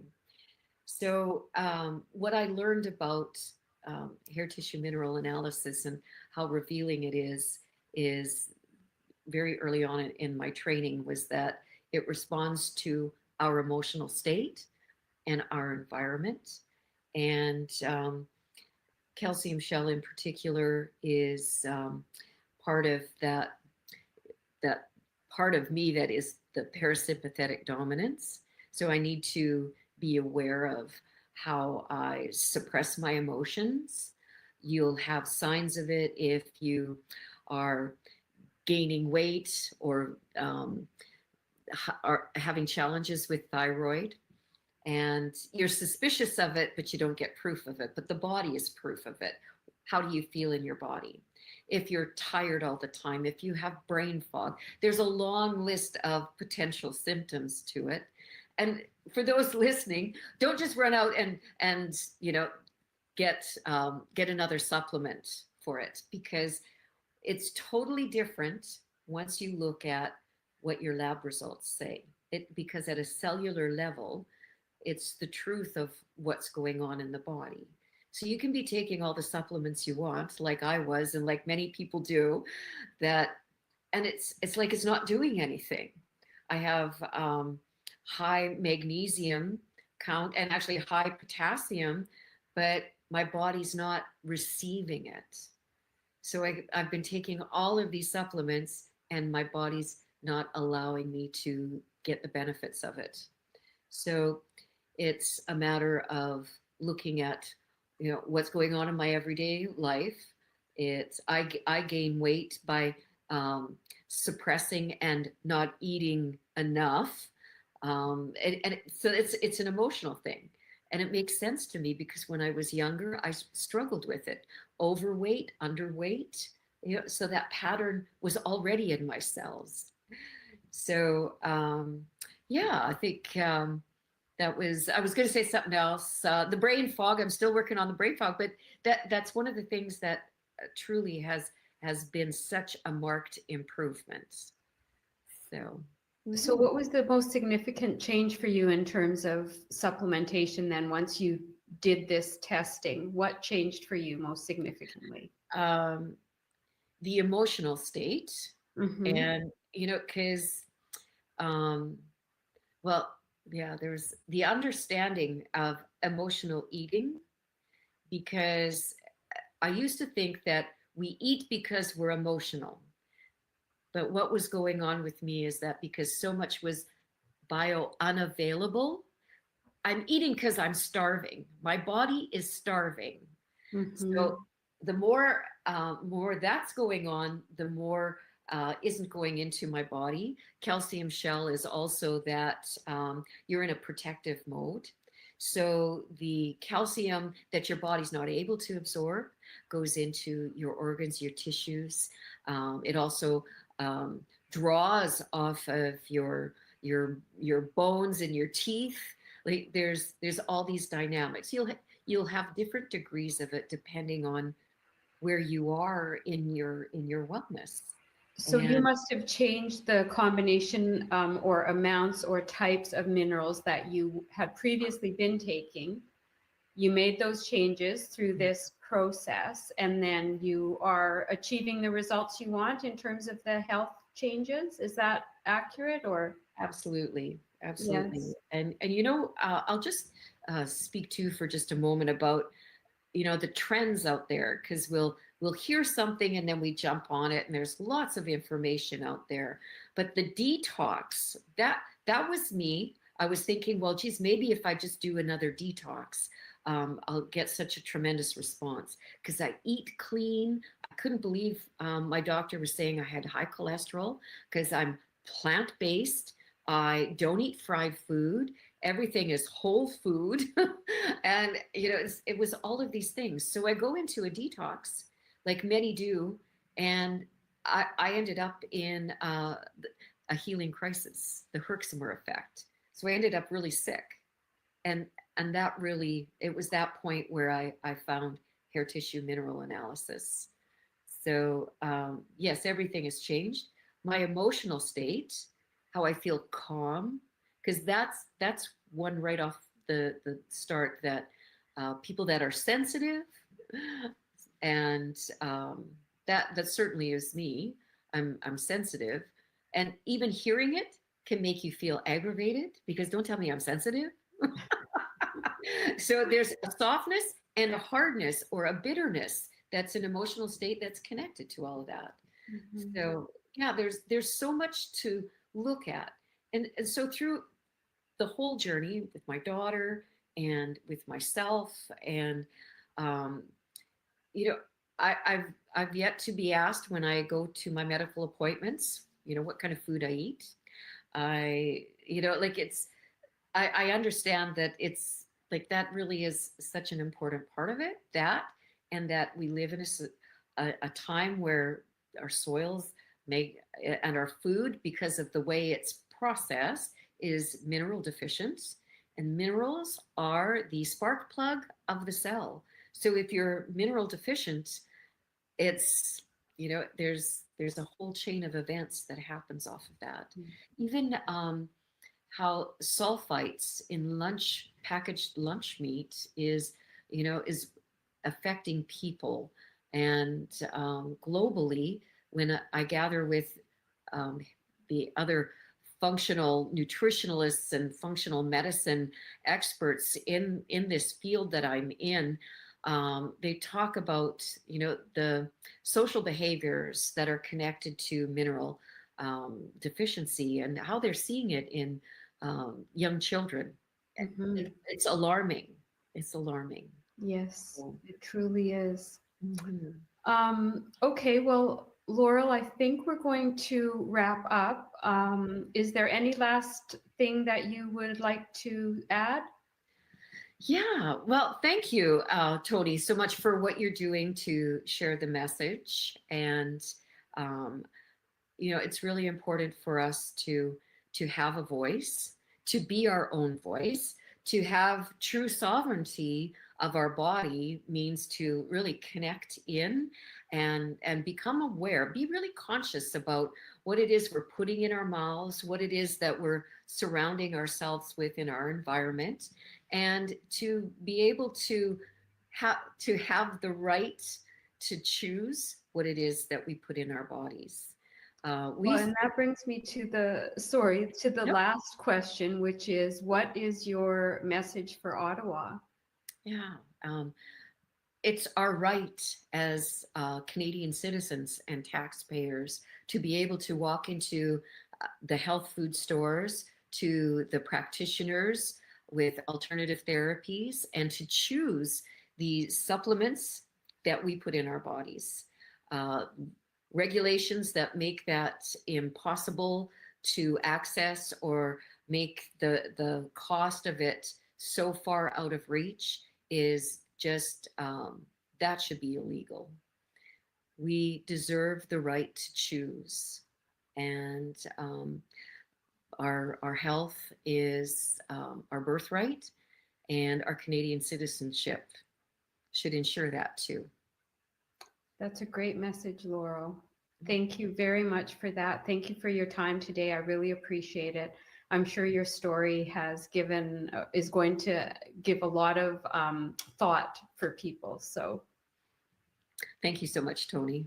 Thank you. Have a great night.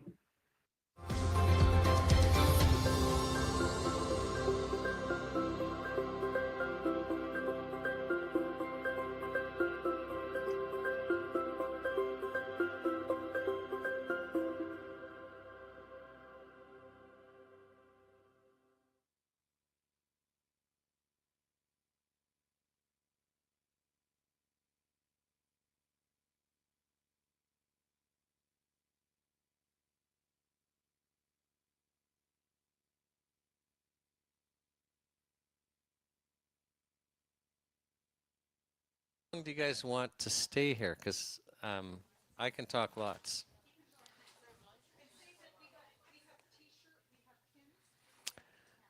Teresa says we have pins and t-shirts and hats. Oh, hats and pins. And then how many people are coming tonight to the event Church in the Vine? Okay, so just a couple. Okay. So then I will talk about the drug model, because it's important for us to understand that. Are we taping now, love? Or thank goodness we weren't live. If anyone is watching this morning, so we set up outside, just because for whatever reason the camera turns everything pink if we're inside, and we thought, oh, wouldn't it be cool? We got the van back yesterday to have, do it in front of the van. No word of a lie. As soon as we start, it starts pouring rain. Just starts pouring rain. So so we've had a lot of fun. And the one we did in Valemount, I think it was like -2. And we're out there for, we have to set up. And we also, then we had to do a talk truth after. We were there for about 2 hours. I think it took the rest of the day for me to feel my feet again. So, but let's talk about, I think everyone knows what we're doing, right? Do they or don't they? So I've been a lawyer for 31 years, and for most of that time, I've been, I'll say fighting Health Canada, because that's the right word. Is what I've come to understand is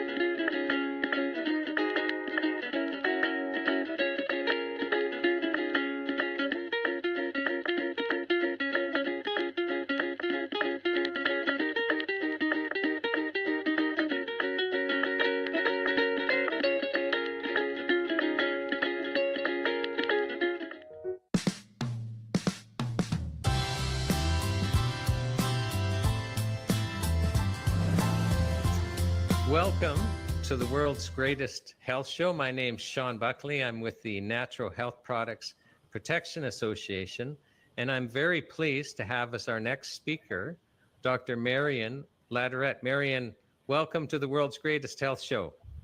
Thank you. It's good to be here. And I wanted to start just by introducing or having you introduce yourself to those watching. One of the things that I find really super interesting is that you have a history of working, part of your background's with Health Canada. Do you mind just kind of going through the education and professional experience that you have? Sure. I started my career with medical lab technology and supplemented that with advanced certification in immunohematology, a fancy word for blood banking. I then attained a PhD in immunology at the University of Alberta. And for my postdoctoral experience, I studied at the Cross Cancer Institute in Molecular Carcinogenesis, also in Edmonton. Thereafter, I worked for the government on the experimental farm. And then I was hired by Health Canada actually in response to the Creever report on the interim report on the tainted blood scandal. So I was. So I'll just interrupt you so that those watching know what you're referring to. So years ago, it was in the news that the blood supply had been tainted with both, if I recall correctly, HIV, and then also it wasn't just that. It was hepatitis C. Oh, hepatitis, right. Yeah, and so in fact, I think the Red Cross, stopped collecting blood for us, and then we got Canadian Blood Services. So you're actually working for Health Canada then, in their biologics department. Correct. Working on basically guidelines to assist us having a safe blood supply. Well, not just guidelines, but I was actually in the blood and tissues division, meaning I was reviewing products that were made from blood. Right. Hence the term biologics. So, and then where did you move on from there? Because you ended up doing a stint at a place that morphed into the Public Health Agency of Canada. Yes. So what happened was part of my experience with the Bureau of Biologics was to organize and carry out actually a very famous forum now on xenotransplantation, which is the implantation of pig tissues and organs into humans. And so we brought together all the world experts to Ottawa, and we had that meeting. So as a result of that, I edited the report, and it's actually available online. But as a result of that, I was then hired by the Public Health Agency of Canada, who was called the LCDC at the time. So the Laboratory Center for Disease Control hired me as a research manager for blood zoonotics. In other words, if there was a xenotransplantation clinical trial, how are we going to monitor any zoonotic agents or virus infections coming from the animals into the human population? How are we going to monitor that? And what are we going to do when we do find that it's unleashed? So there was a lot of pressure on me to devise ways to mitigate the risk in the event that there was a xenozoonosis that started a new pandemic. And I'm going to try and settle that down to terms people can understand. So tell me if I get it wrong. But basically, they were seriously considering the idea of transplanting pig organs into humans. But the danger is animals have different viruses than humans. And so the danger is then some of these animal viruses could become basically in the human body and able to transmit to other humans. And we could basically create a pandemic with viruses that we haven't had to deal with before. And so you are trying to work on how do we measure that risk and prevent that risk as best as possible. Did I kind of get that in a using, smaller words? Yes, you're absolutely correct. However, a few years into my new position, there was a public consultation, and Canadians emphatically stated that they did not want any xenotransplantation clinical trials in Canada, and so it was actually abandoned. The whole approval process was abandoned in Canada at the time. So there was a moratorium announced. So why I wanted to go into your background is you're basically a research scientist. You got a PhD in immunology, and you've worked for Health Canada, the Public Health Agency of Canada. You're the type of person that understands medical research, and you do medical research, and you're able to analyze things, but you yourself became disabled, and you've got quite a health journey.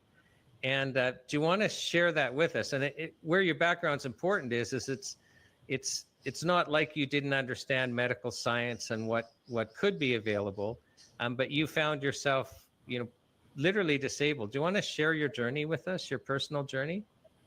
Sure.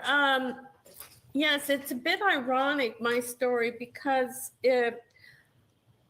at Health Canada and at the Public Health Agency of Canada, I actually worked as for risk assessment of infectious diseases, viruses, and it turns out that the illness that I got was actually from a biologic that at the time, unfortunately, it wasn't reviewed by the Bureau of Biologics. It was reviewed by the drug group, and they did not consider the importance of infectious disease transmission. So in my case, what happened was I was injected with human chorionic gonadotropin, HCG, which is used to help promote fertility.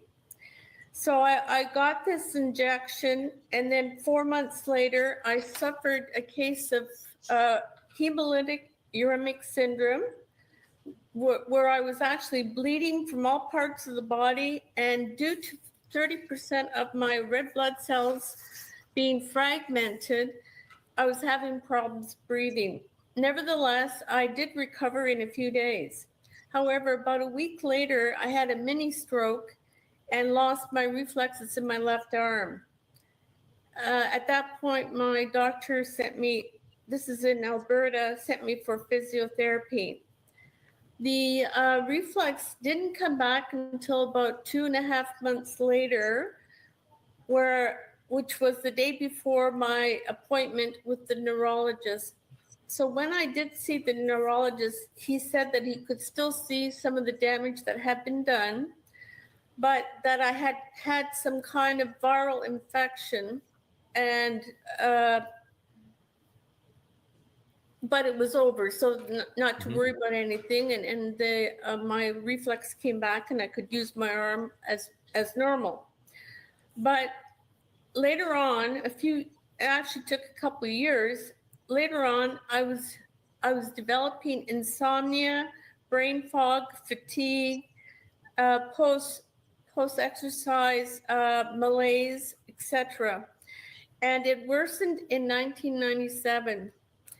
So at that point, I tried to book an appointment with an international chronic fatigue syndrome specialist, Dr. Anil Jain, who actually lived in Ottawa, where I was at the time. Can I slow you down, Marion? Just because you and I have had an interview before, and I understand this really impacted you personally. So am I right that, like, when you say you couldn't sleep at night, we're talking the whole night you would be completely unable to sleep? That's right. Like I could never, I mean, I would close my eyes and probably go into alpha waves, but that was about the extent of it. Unfortunately, I didn't have the bio watches weren't available at the time, but I can tell you at no time did I ever wake up in the morning feeling rested. I felt as groggy and as lack of energy as the night before. So And can I just slow you down some more? Because I just want people to really understand. So my understanding is when you went to work, you'd actually have to nap on coffee breaks and nap during the lunch break just to be able to stay awake for the workday. That's correct. And I often at meetings, I would often hide behind papers as I was yawning because it's a reflex and I couldn't stop it. So I'd be yawning all day, and I would, I obviously wasn't thinking too clearly either at the time. But overall, my life was a living hell because no matter what I did, I just could not sleep. And I would doze off spontaneously during any kind of event. So for example, in the middle of supper, my face would hit the plate because I would just fall asleep because I couldn't, because I never slept. And this went on for almost 2 years. And so can I just again slow you down? Because I want people to understand. So you literally would be eating supper. You could be eating supper with somebody else. Yes. And you're so tired, you'd like face down into the plate. You'd literally fall asleep. Was it safe for you to drive? Because you told me a story, like basically a pattern you had even to get home from work. And this is going to shock people. Yes, so it was so bad, this thing about spontaneously falling asleep, that in order to, I don't know how I kept my job, but I did. And aside from sleeping throughout the daytime, for example, for breaks or for lunch or what have you, and sometimes I just couldn't help it. I had to go and take a nap. But every day, after the work day was over, I would go to the room and I would sleep for 20 or try to nap for 20 minutes so that in order that I could I could stay awake in order to drive home, which was a 30-minute drive. So in other words, I had to nap for 20 minutes. If I didn't nap, there was a risk of me losing consciousness and having an accident. So I want to slow that down because I want people to really appreciate where you were, how disabled. So you would have to nap for like 20, 30 minutes before you were safe to, and even then you probably weren't safe, but before you dare getting in your car to drive 30 minutes home because you'd have no control. You'd just fall asleep. You were so fatigued, like you'd literally lose consciousness. That's correct. Yeah. Okay. Is it fair to say you weren't able to do any personal activities? Well, yes, absolutely. Fortunately, I had a roommate who was cooking and would make supper, but I couldn't make supper. I didn't have the energy, and I had absolutely no social activities. I used to be very active physically. I couldn't do any sports that I loved. And it was a nightmare. It wasn't a life at all. I couldn't do anything because I knew I would always fall asleep. So even driving anywhere was a huge risk, which I often wouldn't take. Nevertheless, one time I forced myself to go out to dinner with my best friend and to go to a concert after a classical music concert. And in order to do that, I had to take the whole day off of work in order to sleep prior to going out for supper. So I thought I was doing pretty good, except, just even driving was a big challenge for me. So I was quite surprised. I did do a face plant during supper, and my best friend was rather upset with me, but it was all spontaneous.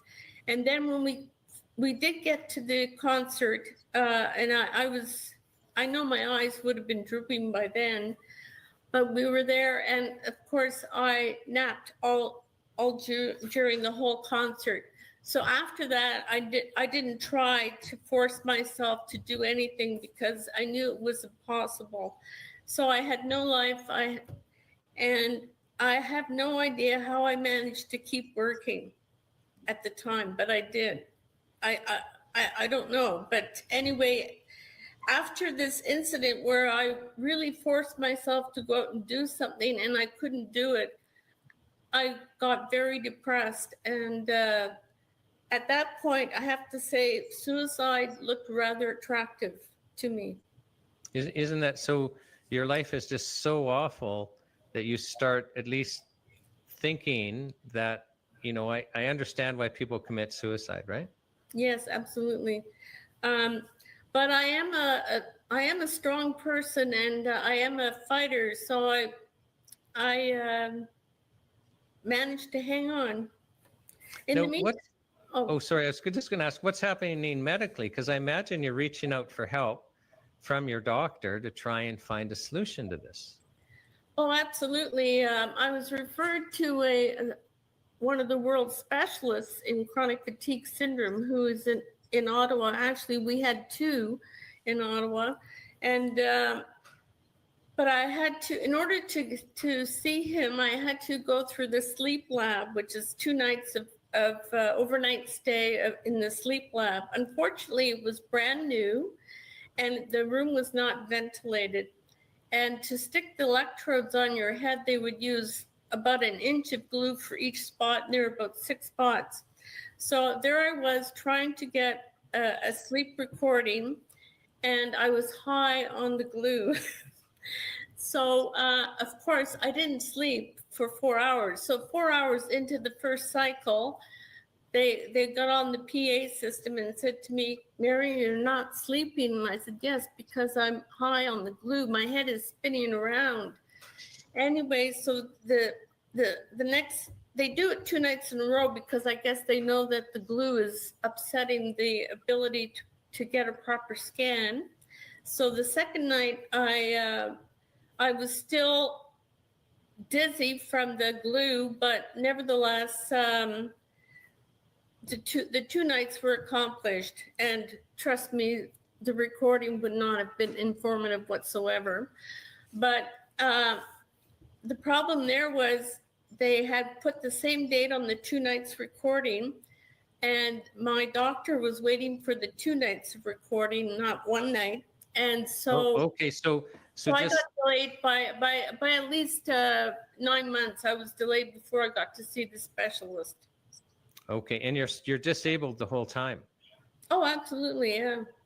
Now, but something happened before you got to see the specialist, right? Yes. So, of course, being a scientist and loving to experiment, I experimented on myself.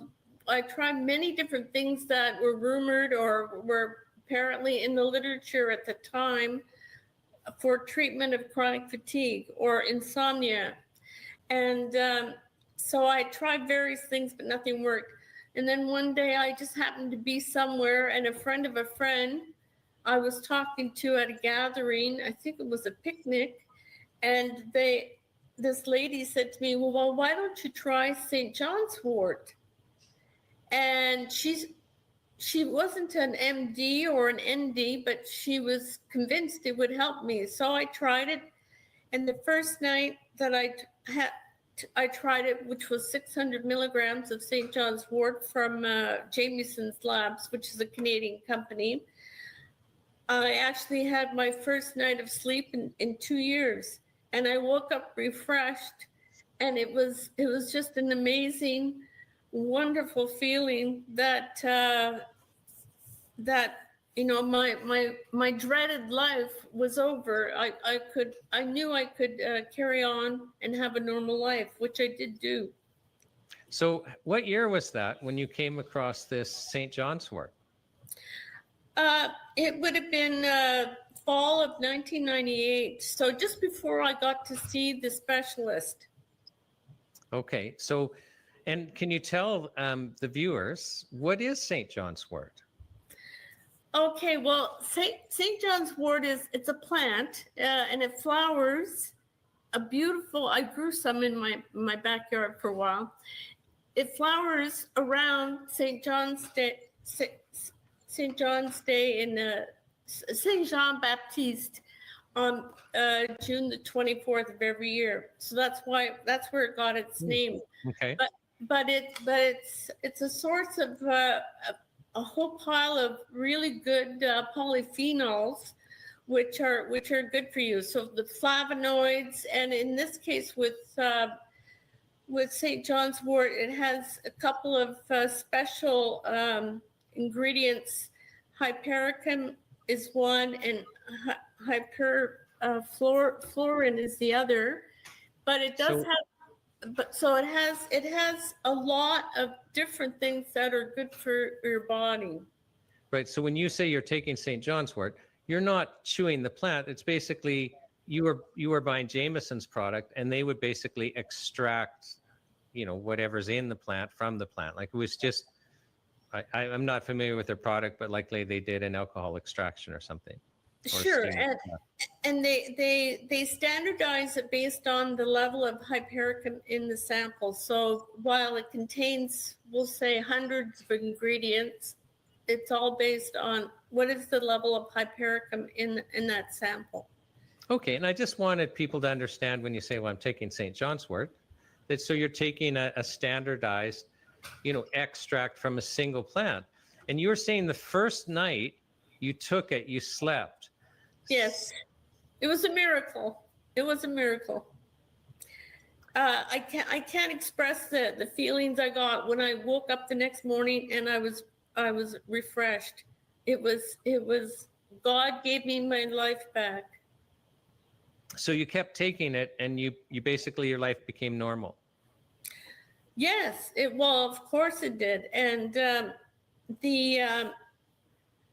because I could do sports, I actually, lost weight, got in shape, and what have you.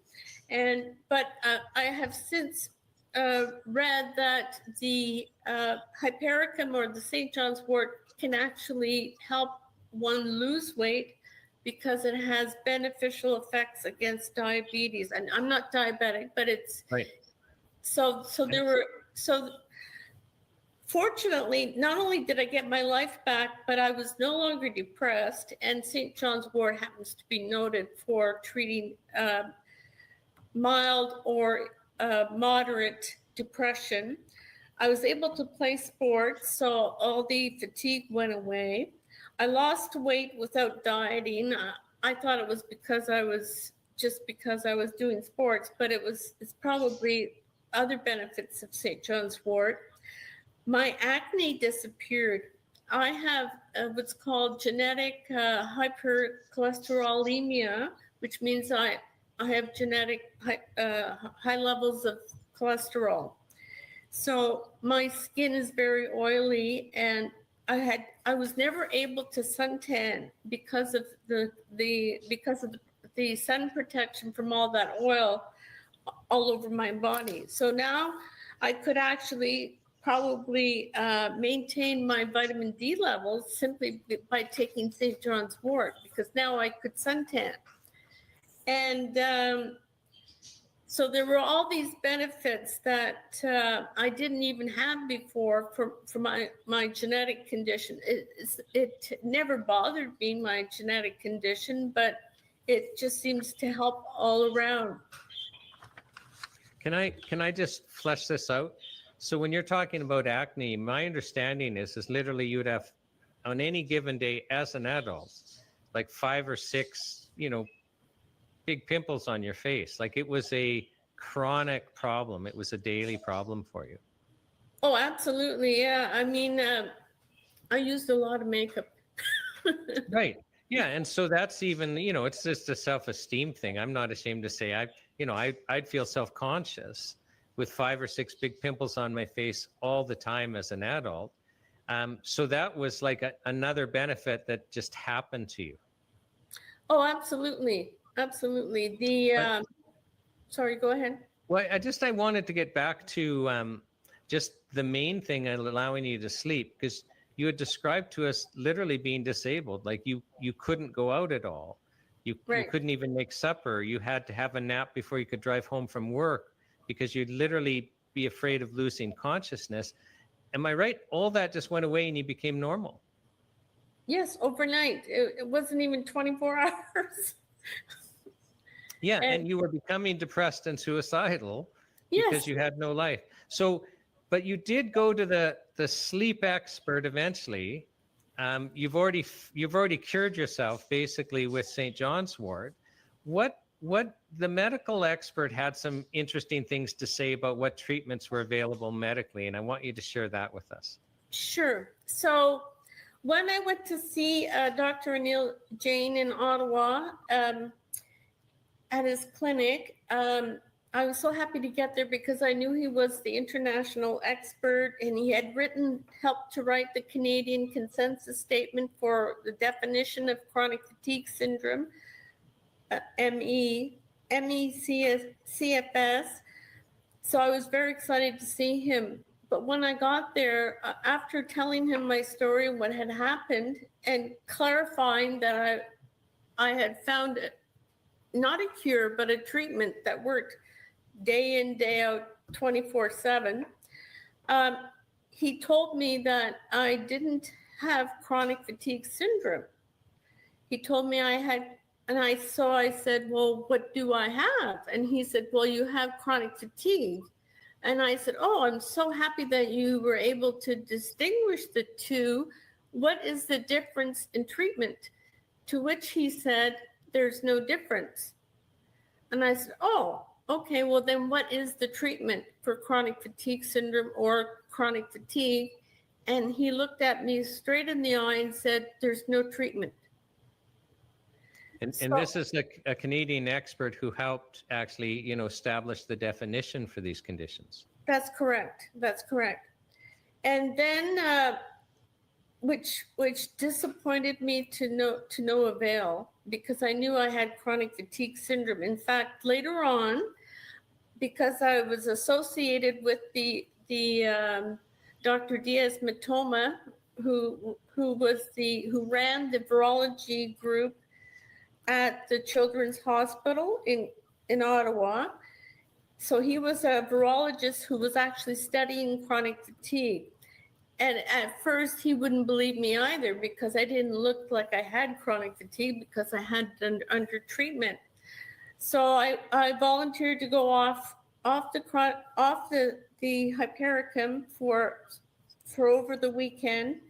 And trust me, driving to the hospital on the Monday was a challenge, because I was ready to fall asleep at any moment. And I'm just going to stop you. You said go off the hypericum. You mean the St. John's wort. St. John's wort. You're just citing an active ingredient that. That's correct. Yes. Right.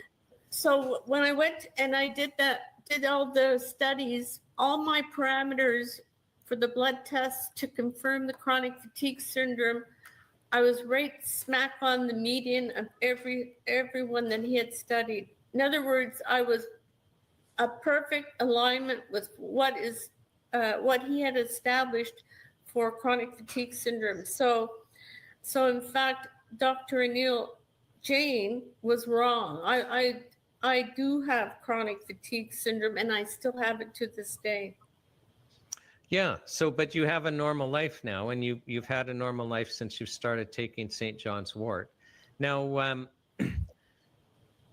I actually find this really interesting, because we're doing this health show so that, every Canadian can learn that there are other ways to treat ourselves, and that there's real value in natural remedies. And your story is interesting, because if I understand it correctly, if you were relying just on the medical system, and literally Canada's sleep expert for chronic fatigue at the time, you were told there is no medical treatment to solve the problem. Did I get that right? That's correct. And I think that still stands today. And do you think, like, that was a long time ago? Like you've been well for decades, literally now. Do you think you'd still be alive if you hadn't come across a solution? I hate to admit it, but I seriously really do not think I would be here today if it hadn't been for me trying St. John's wort. And that's because you likely would have the depression would have spiraled down, and you likely would have committed suicide. I would think so, because I didn't have any life whatsoever to speak of. And in the very least, you would be totally disabled. Absolutely. Okay. Well, this is really interesting. Now,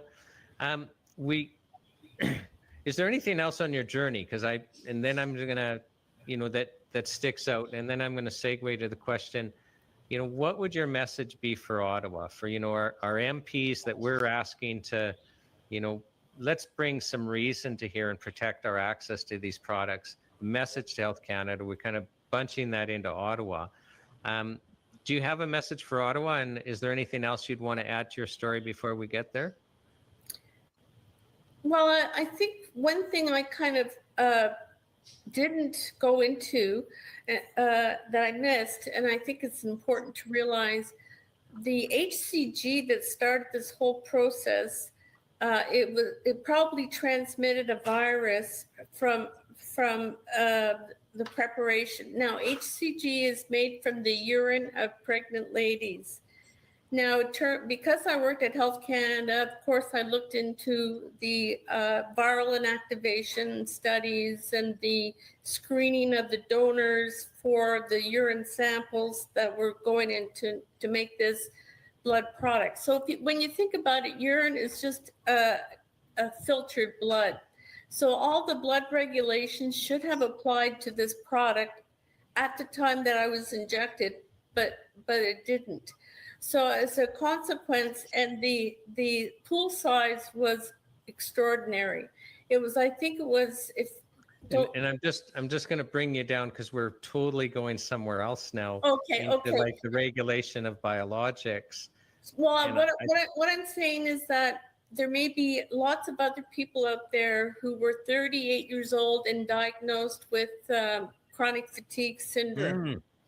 Okay, and of course, they're mostly females, so I suspect I was not the only person on the planet who ended up with chronic fatigue transmitted through HCG. So that's one message I'd like to give to Health Canada, that they let us down by allowing this product on the market without screening the donors for various viruses, or they didn't even screen the products themselves. So that's one thing. But the other message is the following, especially in my case, because it was a life-threatening condition actually caused by Health Canada regulated products. This condition was serious enough that, like I said, I don't believe I would be here today if it wasn't for St. John's Wort. So here's my message to Health Canada, and I'm going to read it because I want to make sure it's correct. Health Canada must stop and reverse these regulatory efforts that are an existential threat to the health of Canadians and the viability of Canada.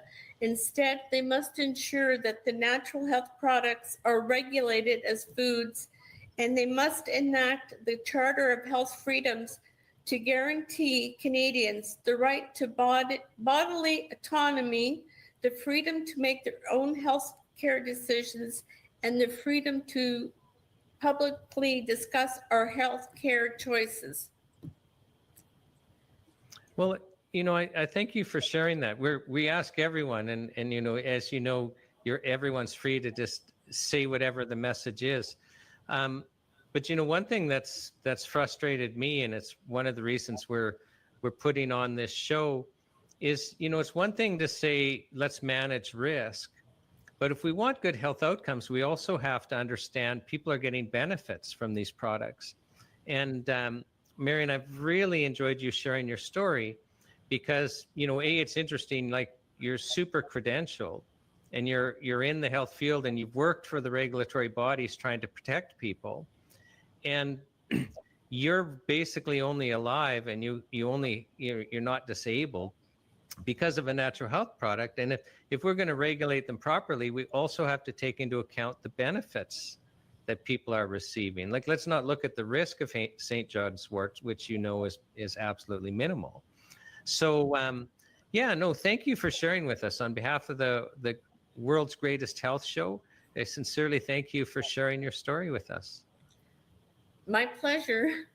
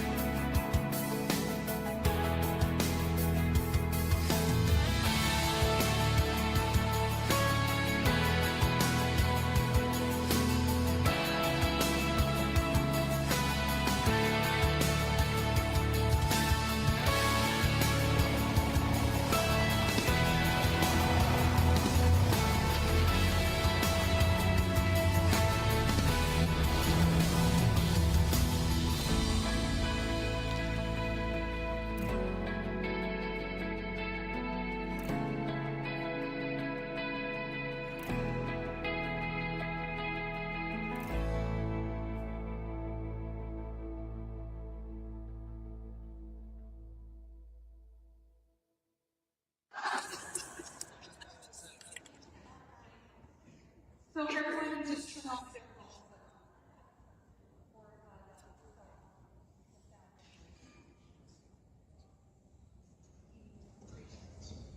Okay, so our tech guy is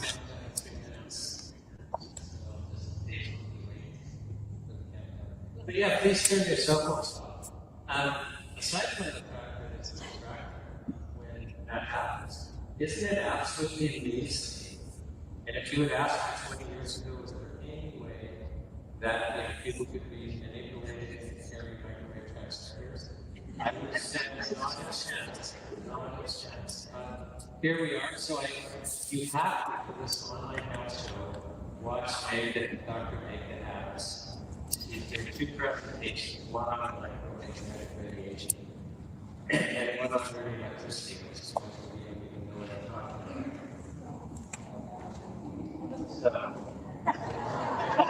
about. Just like a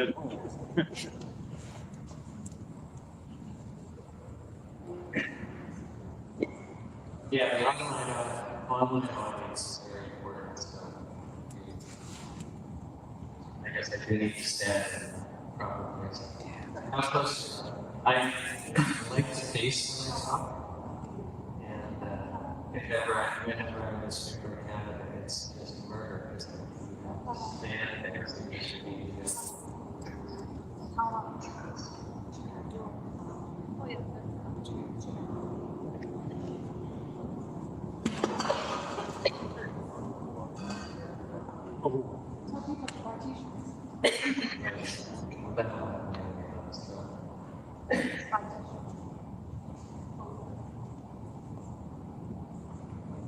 How many of you are from? Oh, okay. Okay. How about West Bank? West Bank? What is West Bank?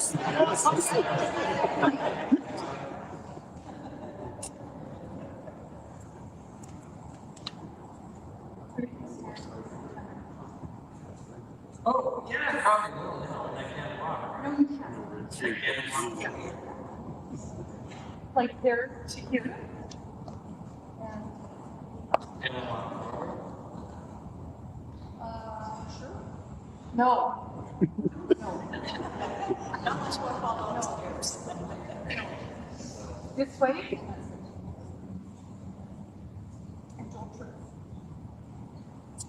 Yeah, and how is the sound? Is it louder? 45 Hey, that's 35 seconds.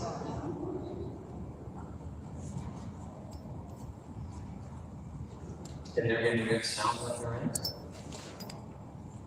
Okay. The sound of the hills are loud. We were slated to be in a small room upstairs, which we've just been at this house. 15 seconds. Okay, 15. So,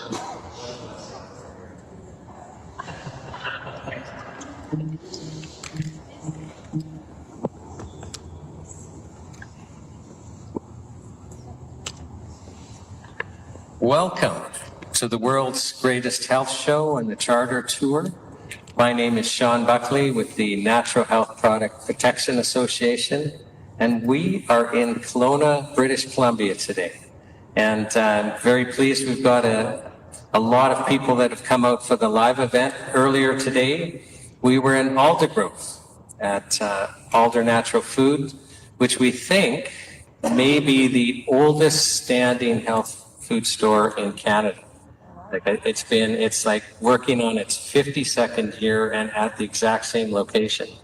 And, you know, there was a whole crowd there when we pulled up. They were reserving a spot for the Volkswagen van, and we didn't have the van. The disappointment was absolutely, you could taste it in the air. And so we had to explain to them, you know, well, like the day before we're taking the van for a trip, we thought, like, when we actually got it, the steering was so loose, it wasn't safe to go on the highway with, so we just had the steering box replaced. We're driving it from the repair shop, and we thought, well, we better take it on the freeway. It's an old van, you know, the Bug 1600 motor in it. There's rumors they can go 100K, And we thought, well, we should see if this is true. And so, sure enough, we get her up to 100K. It's having no trouble at all. We're on the freeway for about 10 minutes, and then we take our off ramp, which is right by where we live, and it's making some noises. It's not very happy. And very shortly after that, the engine stopped running.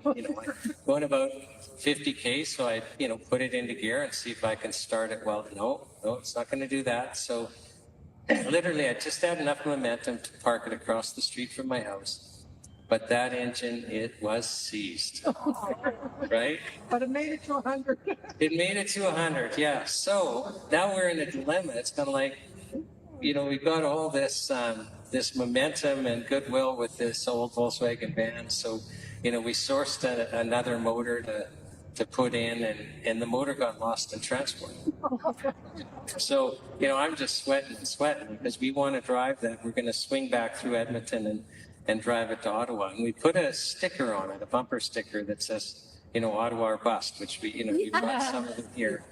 So, and we were meaning, let's get to Ottawa, let's not bust. So, so we're actually quite excited about that. The van has no heat at all.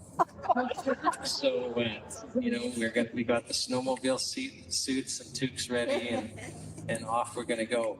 But really pleased with what's happening here. I'm going to share some things about our nation, our drug situation, that will shock you. Like some of it, literally, what the heck? You can't be telling the truth, but the kind of ring of truth is going to be there, so you will believe what I say anyway. Even though it's just outrageous. It's just absolutely outrageous. And this tour, like we started in Victoria on the 4th, and just had an incredible in-person event. And then we're broadcasting all day. Like we're doing openings at 7 a.m. Pacific time.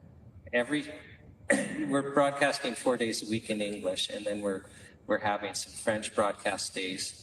And Wednesdays we're broadcasting 2 documentary films, both in French and English. So, but on the 4 days where we were doing English, I'm doing openings every morning, much like I did with the NCI. But using it as an opportunity to share some of these themes, because it's now time for us to learn the truth. It's now time for us to literally see things differently. How many of you are religious or Christians in this room? Okay. So, so when I say, it's time for us to see the truth, that medical symbol of 2 serpents on a pole? I'll just ask the rhetorical question if that's a symbol or not, right? So we need to start seeing things differently, and we need to escape. I think we're literally in a trap. You'll come to understand that more clearly as we go on. So why don't I just launch into that? And so for those of you online, thank you for attending. For those of you in person, thank you for participating. I think we're going to have an experience, because the reality is, we can come to an event, we can watch an event, and maybe learn something, or we can actually have an experience together. And I'm expecting that we're going to have an experience together. So let's talk about drugs in Canada. So we've done this really crazy thing. And that is we've put ourselves in what's called a drug model. And the drug model has 3 parts. And the first part of the drug model is you by law define drug so broadly that it covers everything. So literally anything that you're going to use to prevent illness, which includes just vital nutrients. So anything you're going to use to prevent illness, or anything you're going to use to treat illness, that's a drug. So everything. So literally I could say this gentleman with this beautiful t-shirt in the second row, you look dehydrated. Can you drink can I give you some water?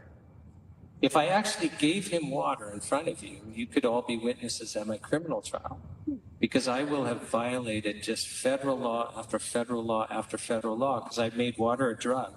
I'm using it for therapeutic purpose. So using drug to prevent or treat dehydration is a therapeutic purpose.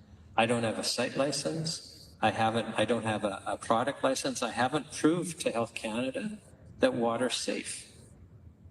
I haven't proved to Health Canada that water's effective. I don't have a license.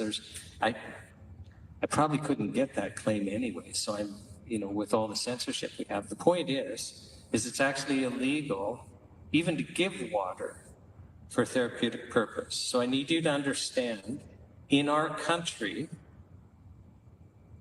in the King's Dominion of Canada, it is illegal to give somebody water for a therapeutic purpose.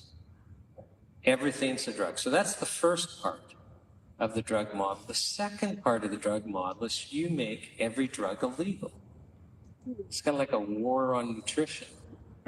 So, and the way you do that is you just basically pass regulations that say you can't sell a drug without a license. So when you pass a regulation saying you can't sell a drug without a license, that means every drug is illegal except for ones that Health Canada grants a license to. So every drug is illegal. So now our basic nutrients are illegal, except that Health Canada will grant temporary exemptions to us in the form of a license. So now, isn't that interesting? So we live in a country where it's actually illegal for us to prevent illness or to treat illness with anything that Health Canada hasn't given us permission to use. Like, how does that happen? How does that happen? Well, that happens because our parents and their parents were asleep at the switch. That's how that happens. This has been going on for almost 100 years, this model. Now, the third part, and before I go into the third part, I just, it's come to mind something that President Eisenhower said when he was leaving office, and many of you will have heard this before.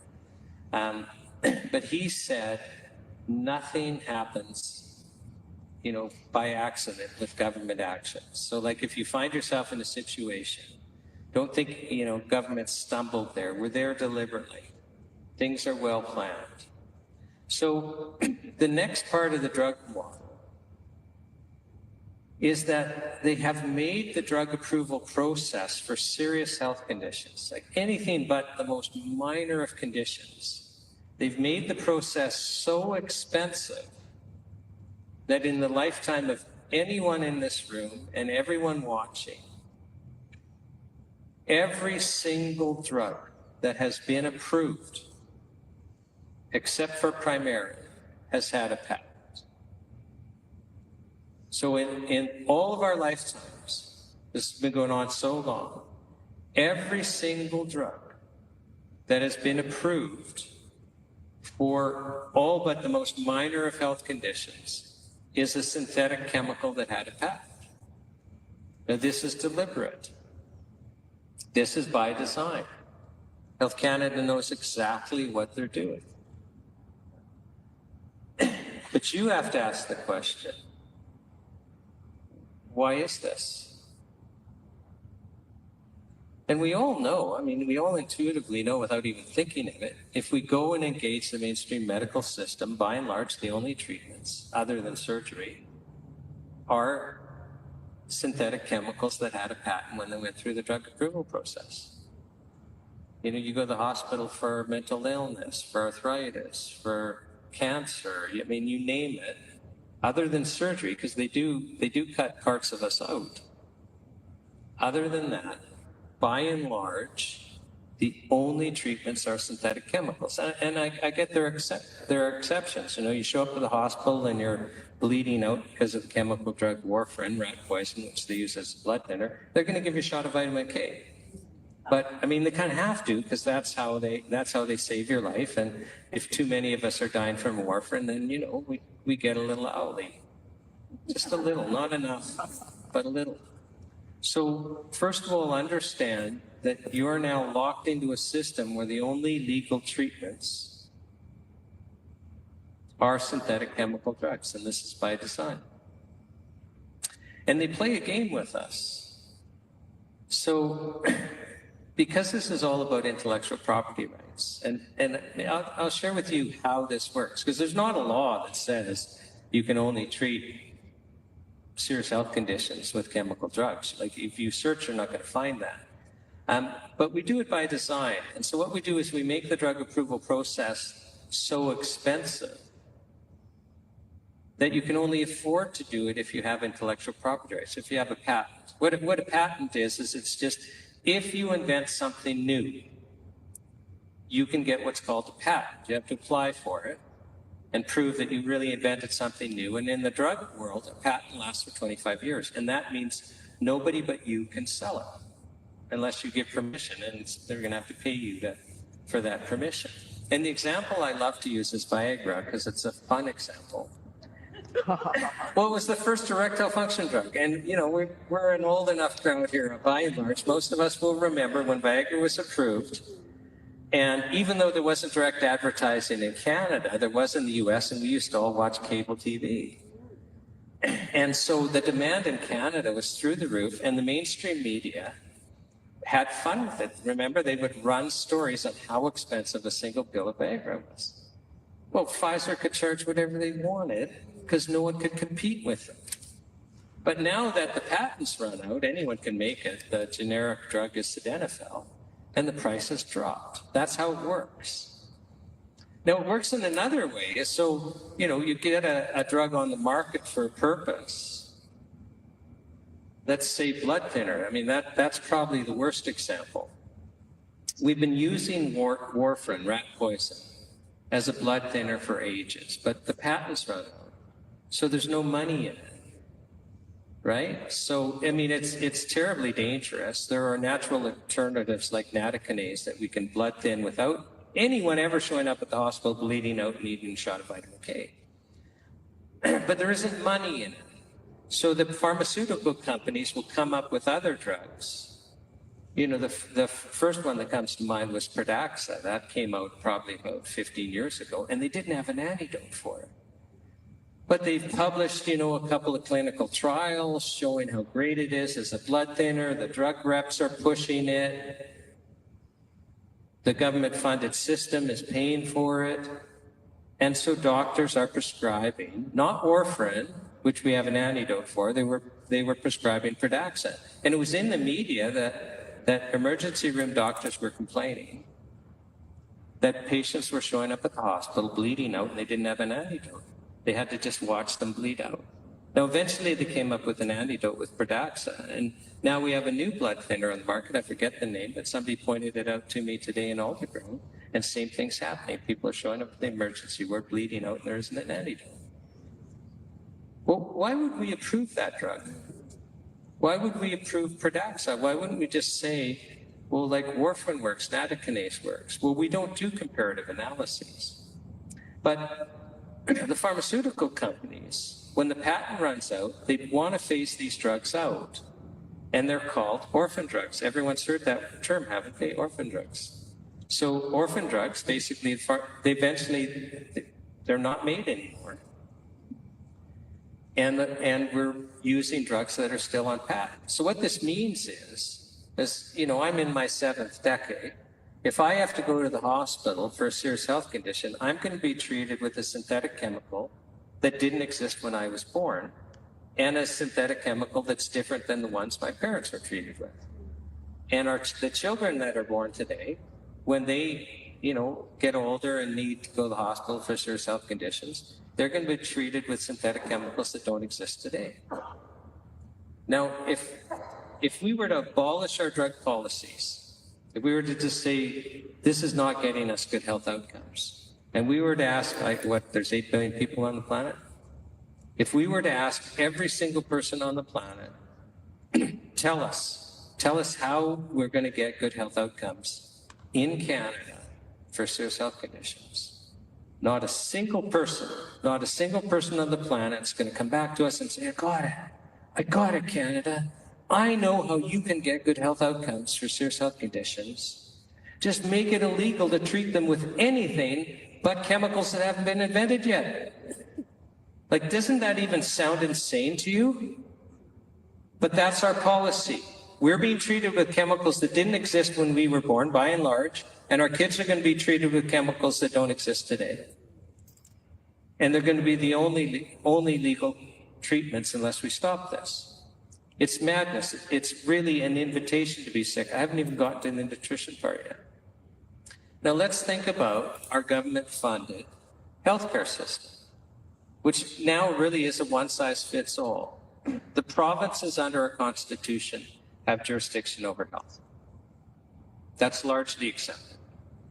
And long ago, it was totally accepted. Our courts have allowed jurisdiction creep, where now they'll basically say that the federal government has concurrent jurisdiction in almost anything.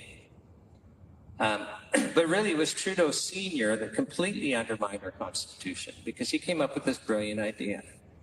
He says, well, we can tax the whole country, and we can tax directly and indirectly, and the provinces can only, tax within their province, and they can only tax directly. So the federal government has the ability to raise way more cash than the provinces do.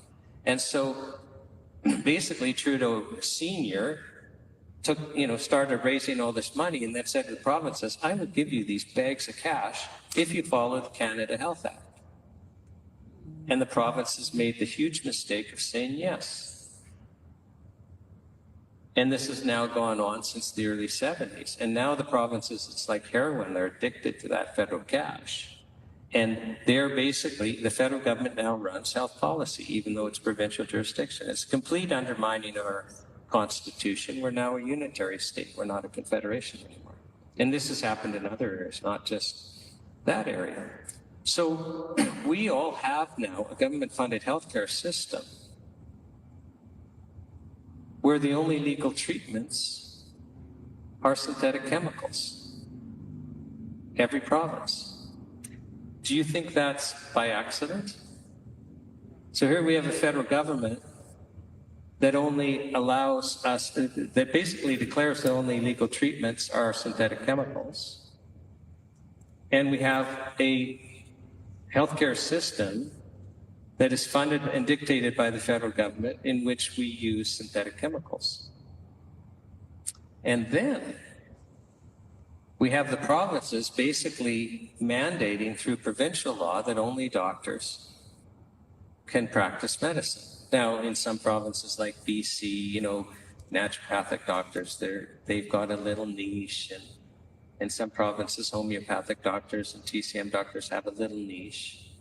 But medical doctors are in control, and we almost worship them. Like if we started a natural health product company and we were advertising, we put the person in a doctor's, white lab coat, and we'll have more sales. Like, we've been so trained to think that they're the end all be all. In the last month, there was a Quebec Court of Appeal decision that basically says naturopathic doctors cannot diagnose, they cannot treat, they cannot recommend, they basically can't do anything. Because the act in Quebec, the provincial act that gives doctors their medical monopoly to practice, says only doctors can practice medicine, and that's defined so broadly that it includes any diagnosis or even, recommending echinacea if your kid has a cold, literally. And, it's been a long time since I looked at the BC legislation, and it's changed, but we used to have the exact same. When I first got into this in 1995, defending Jim Strauss, he was charged with practicing medicine without a license. So the provinces have participated in this medical monopoly for chemical drugs. How did we end up here? And are we going to get good health outcomes? So let's now talk a little bit about nutrition, and then we'll move on to censorship. So, and we're going to have a speaker come up in a little bit, Donna, and I'm going to ask her about food and about nutrition and about censorship, because she's experienced this. She knows exactly what I'm talking about. But is it any surprise to anyone here that our food supply is dangerous? It's loaded with chemicals. Is that, that's become kind of common knowledge. Well, we have given the government control over our food supply. So the Canadian Food Inspection Agency and Health Canada have complete control over our food supply. And I mean, legally, the amount of control is just outrageous. You know, in the last federal budget, the 2024 federal budget, the Minister of Health has been given almost complete control over all of our food and drugs, where he or she can totally ignore our Food and Drug Act and regulations and do almost anything. So, but these two agencies have control over our food supply, and we've trusted them. Right? Didn't we, like when we were younger, did you worry at all about you? No, everything is being watched for by the government. They're taking care of us. I didn't care at all. I knew nothing about this. We all just trusted them. And I don't know how that came about. Like, it had to be in our education system or something, but somehow we came to trust that the government would take care of us. And the problem with that is then we're living our lives without taking personal responsibility for watching out for ourselves and our family. And so what's happened is everyone watching this, everyone in this room, we're all filled with toxins, every single one of us. We've got a toxic load. Even those of us that, eat organic and avoid processed foods and all, every single one of us we have glyphosate in us right now. There's actually like a long list of chemicals that predictably would be in us. And it's a load. It's almost like we've got a knapsack on our back with a 100-pound weight. It affects our energy. It affects our mood. It affects our ability to concentrate. It affects our overall health. We probably don't even remember what it's like to feel healthy because we've just gotten used to it. So how is it that we have toxic chemicals and obnoxious amounts of toxic chemicals in our food? And remember, nothing happens by accident.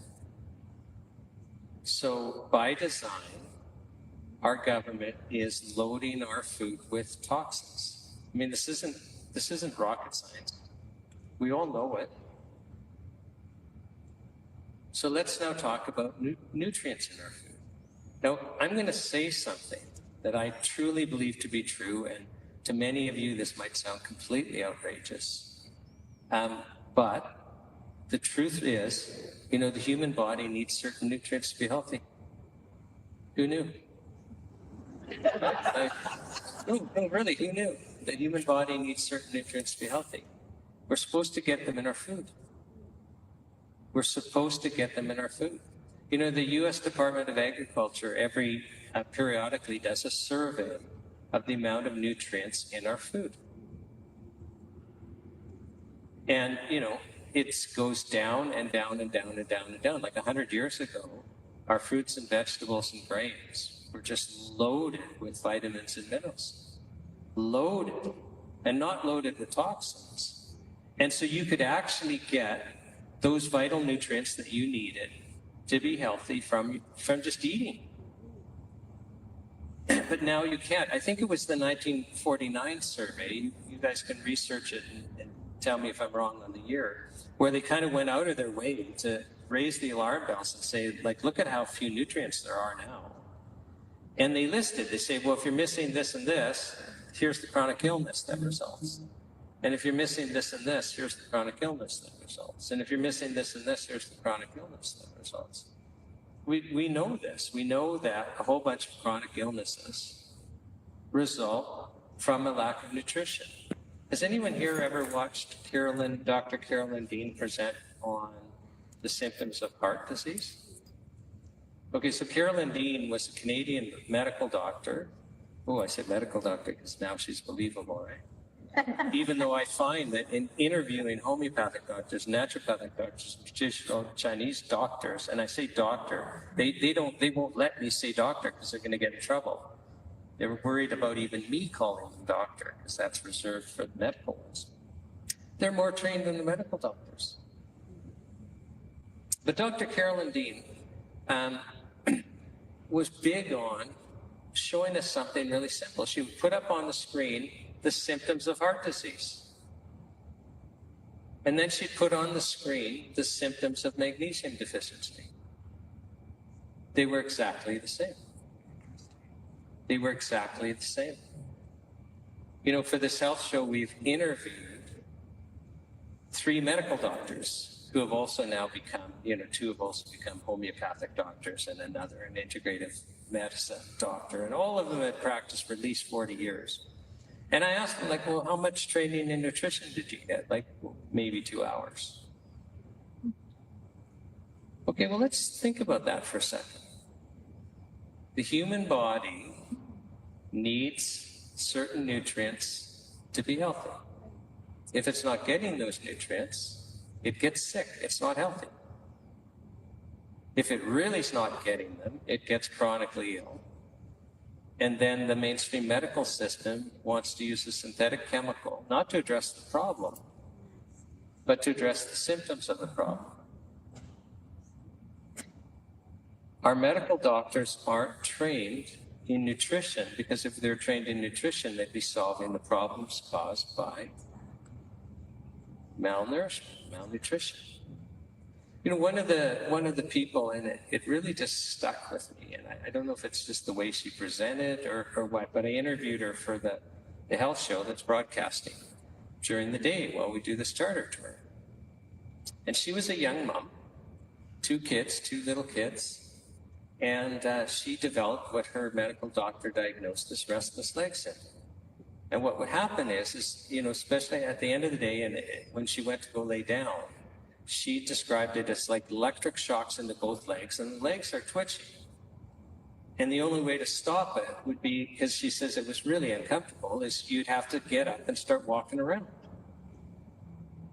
So she was finding she was up all night and getting completely worn down.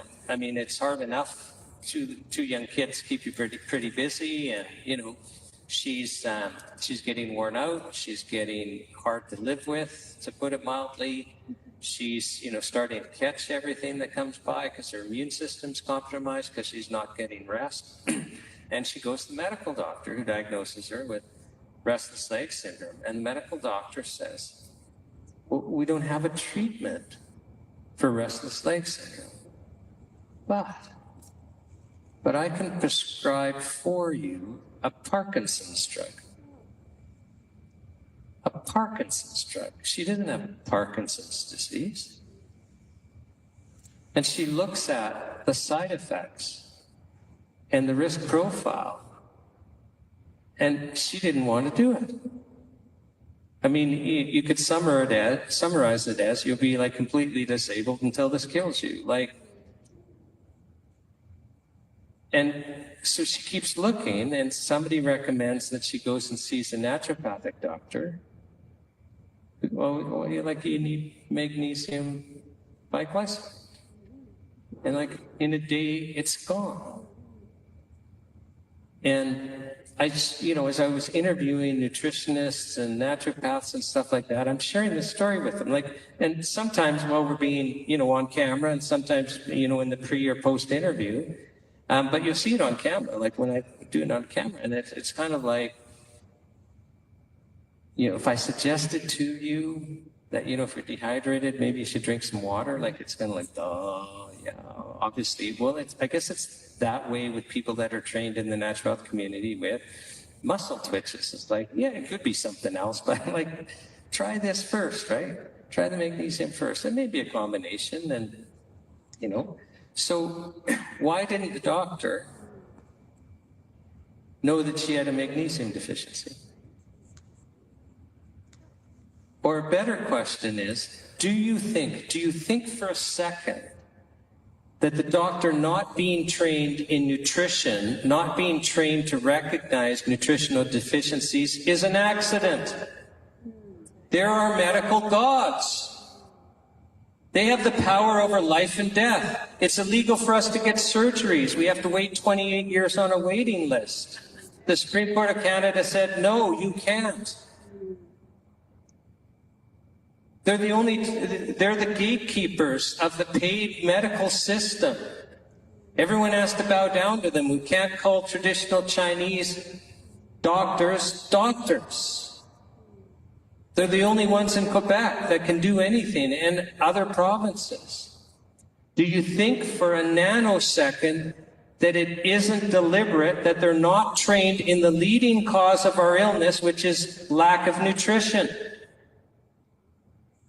Isn't that an outrageous statement? The leading cause of our illness is likely malnutrition.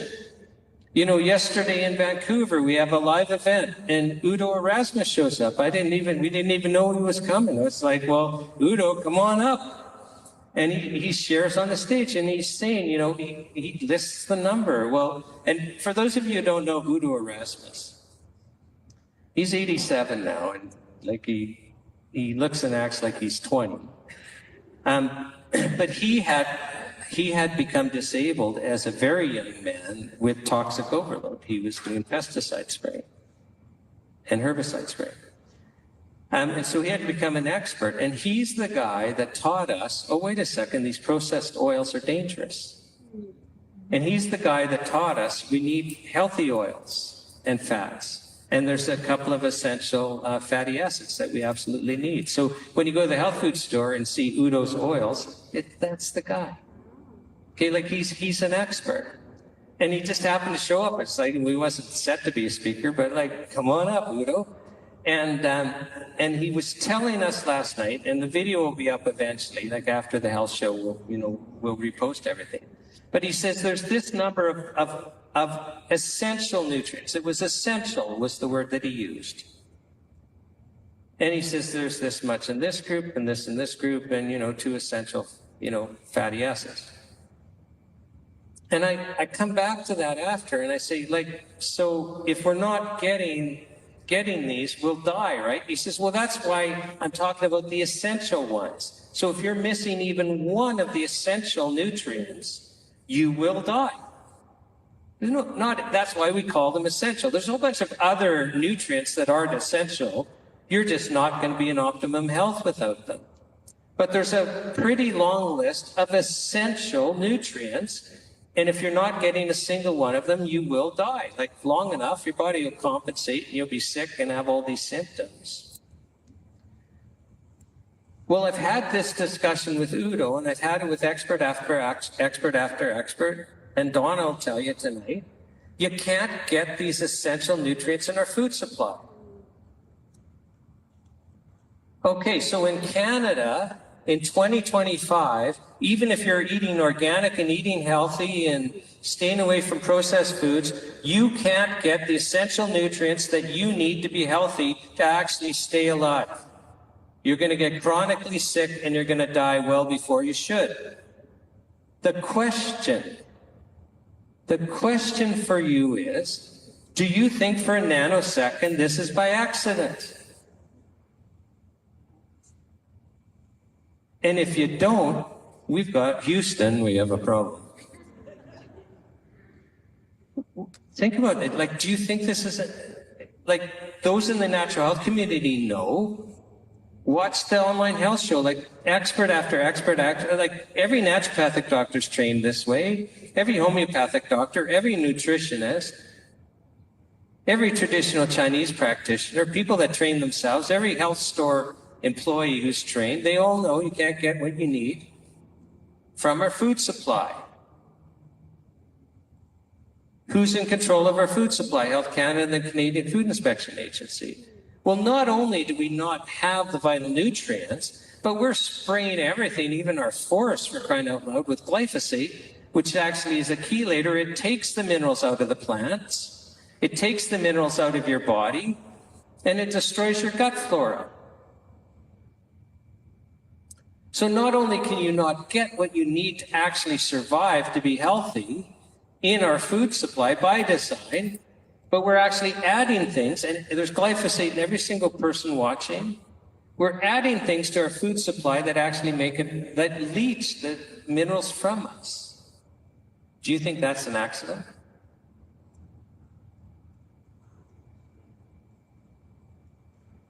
So you have to supplement now. I regularly travel to a third world country and I love it because at about day 10, I start feeling better because I'm getting nutrients in the food. And it's like clockwork. Bang, you just feel it. You start feeling better.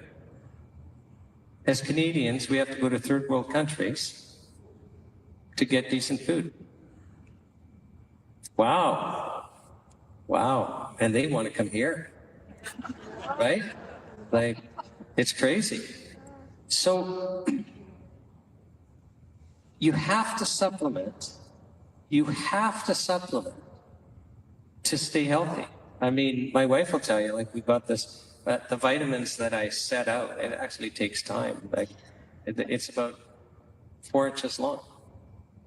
You know, the multivites in there, but there's other things that I just feel obligated to supplement with. And everyone's got, you know, everyone in the know has their own regime.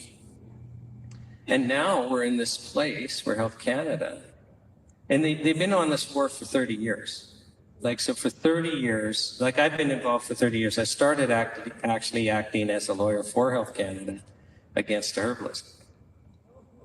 And then the herbalist hired me when Health Canada was trying to shut him down with getting him charged for practicing medicine without licensing. That's a different story. But I started acting. I've defended more natural health product companies when they're actually charged by Health Canada in court. I've defended more than all other Canadian lawyers combined. And, you know, a good half of my 30 years of practice has been running interference, because usually they don't charge. They hate going to court because there's these things called rules of evidence. They can destroy you other ways. They don't need to go to court. And so I'm running interference all the time. And so I've come to understand that they just want to get rid of these products. So this organization that has allowed toxins into our foods, that has basically guaranteed that we don't have essential nutrients, is also wanting to get rid of our supplements. Well, let's talk, just if you think it's bad now, like we haven't even spoken about recommended daily allowances. You guys have all heard that term, right? Recommended daily allowance. You pick up a vitamin bottle or, you know, some food and it says, oh, you know, iron, recommended daily percentage, 80% or whatever. And the message to you is, I better not take more than that, because this is the recommended daily allowance. Isn't that an interesting term? Oh, thanks. Oh, he's wanting to treat some dehydration. This is a man that is acting dangerously. Right? Very brave. Thank you. So even the term allowance, this is what you're allowed by the government. So where do these recommended daily allowances come from? They actually come from the Second World War. The Allies had a problem during the Second World War. Before D-Day, they were expecting on D-Day to break through every beach. They weren't expecting that they'd only break through one beach and get hemmed into the other beaches. So they were expecting to break through every beach and have all these soldiers go deep into France and start causing havoc behind the German lines. And they realized, well, we have a supply problem. Because these soldiers, everything that they're going to need, including their ammunition, they have to carry on their backs. So they can't carry a lot of food. So, but it's going to be 2 weeks before we're going to get fresh troops there and be able to resupply.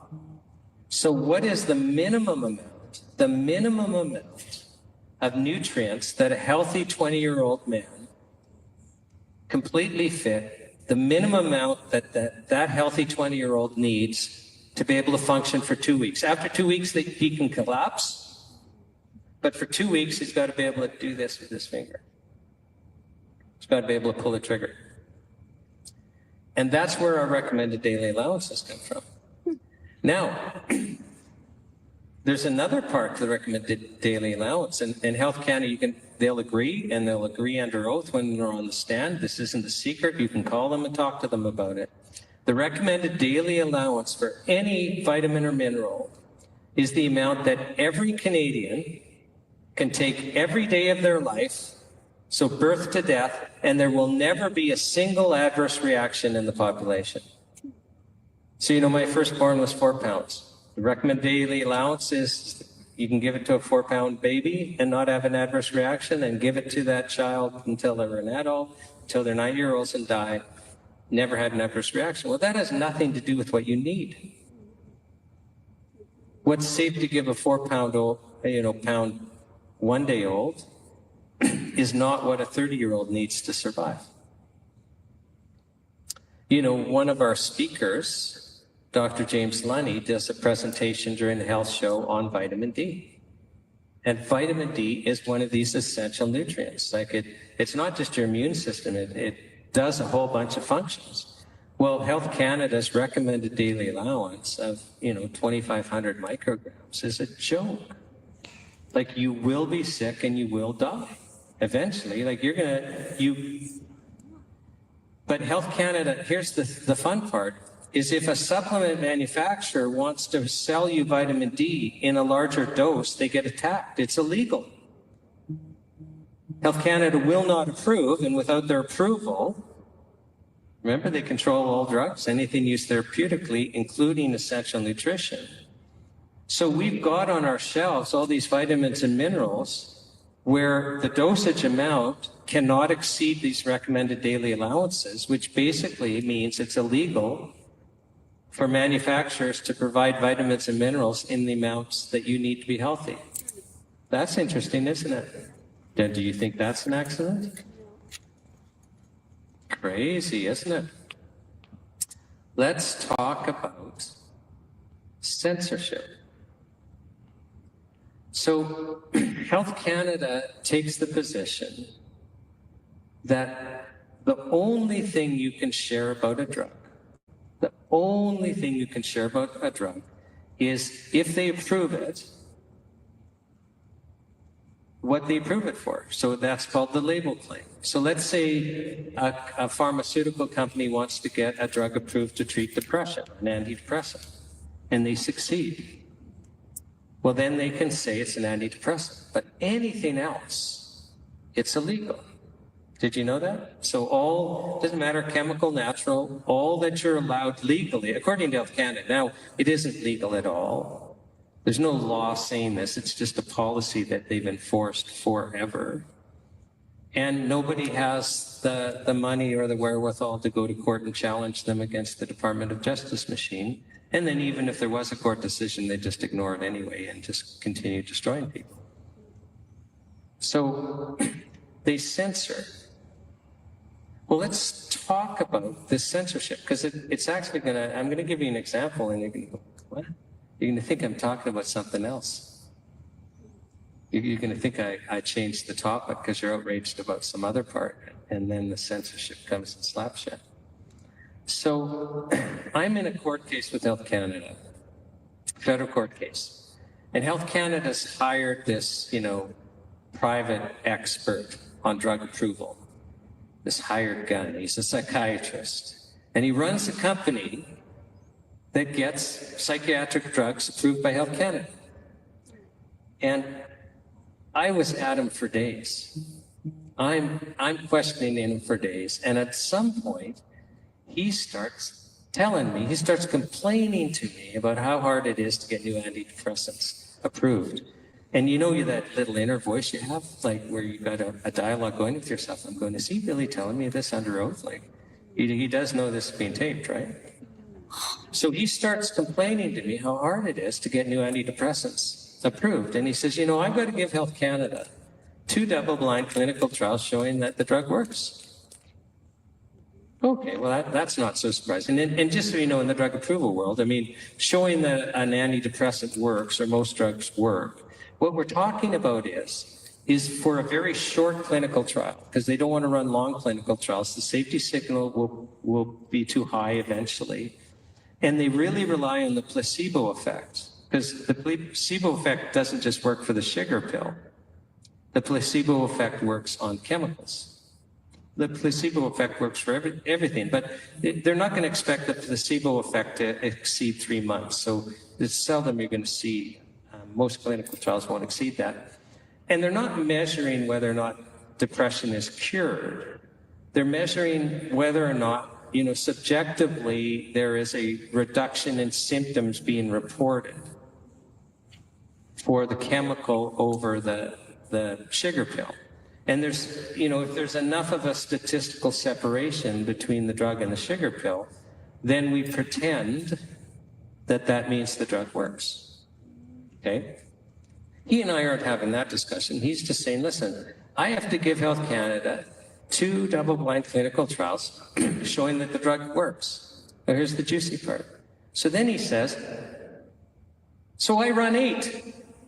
I run 8 double-blind clinical trials because I've learned I got to run 8 to get the 2 that I give to Health Canada. Yeah. He doesn't give Health Canada the other 6. Now, the other 6, they could be inconclusive. They could show the sugar pill works better than the drug. They could show the drug works better than the sugar pill, but the safety signals are a little too ugly. So they don't want to share those with Health Canada. So Health Canada doesn't get those. And you're probably thinking, you know, our drug approval process is truly a fraud, isn't it? And it is. And like, that's just one little bit. Remember I told you thought I was going one direction and I'm going another? The real juicy part of this isn't just how outrageous that is. The juicy part is, listen carefully, it is illegal. It's illegal for the pharmaceutical company to share with you the 6 failed trials. Isn't that the juicy part? You didn't see that coming, did you? It's because all they can say is, if the drug isn't approved, they're not going to say anything, because what's the point? But if the drug's approved, all they can say is it's an antidepressant. It's approved to treat depression. They can't share anything else. They could be receiving report after report of death or disability caused by the drug. It's illegal for them to share that with you. Well, that's pretty neat, eh? You don't get burdened with all this needless information. So, but you know, if you've got a child or a spouse or somebody you care about, and the doctor wants to put them on that antidepressant, do you not think you would make better health decisions if the law was that all health information on a treatment must be available to the public? Oh, of course. Of course. And, you know, reports of deaths and reports of disability and other side effects. Wouldn't it be helpful if the law was they had to share that? Do you know why they can't share that? Because confidence in the government-funded healthcare system would be non-existent if they could share that information with us. Now, the researchers running those 8 clinical trials, they're free to publish, okay? Like, so it's not like, it's just the manufacturers, it's just people in the business. So the researchers are free to publish. Now, for some reason, the researchers that are paid by the chemical drug companies to run clinical trials tend to publish the successful trials that show the drug works and not the other trials. I don't know why. You know, that's above my pay grade. So some of the research does get published, and then the drug reps bring it to the doctor's attention, and the medical schools discuss this wonderful research. Doctors don't know. They don't know what a fraud it is, but it protects. They have to do this, or we would not accept the government-funded healthcare system that only offers us chemical drugs that are approved under a complete fraudulent regime that has nothing to do. They don't ask the question, how do we get good health outcomes? And I could be here for hours talking about other problems. But it hurts the natural health community, this censorship. So it helps the chemical drug companies because they've got a monopoly in treatments anyway. That's what the government pays for. That's what the doctors are allowed to use. The provinces play the game where doctors get harassed for using nutrition. That's interesting, isn't it? It's just interesting. Now, the natural health community, we're not worried about risk information. We're really not worried about reporting deaths. We're really not worried about side effects because they're just not there. And it doesn't mean everything has risk. You know, some Canadians die each year from drinking too much water.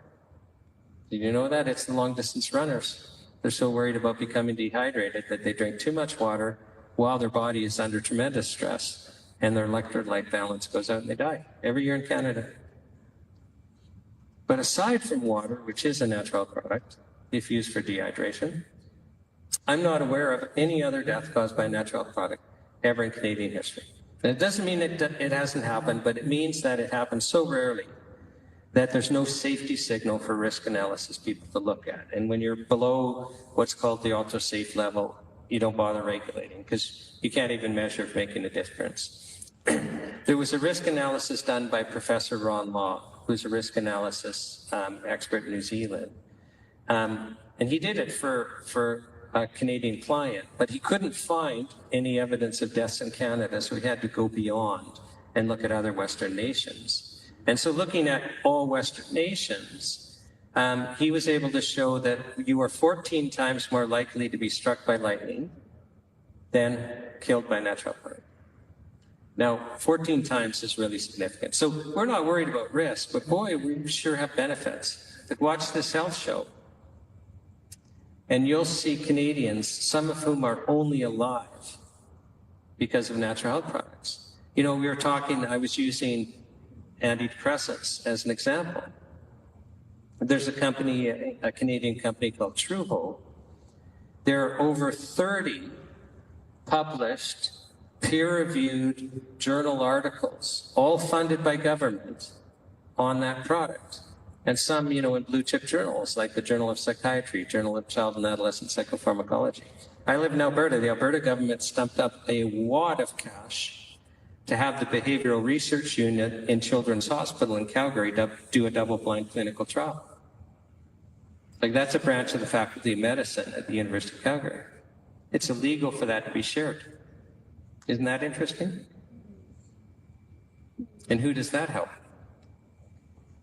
So in Canada, a company cannot share with you government-funded research that's in peer-reviewed journals on their product. We have pure censorship.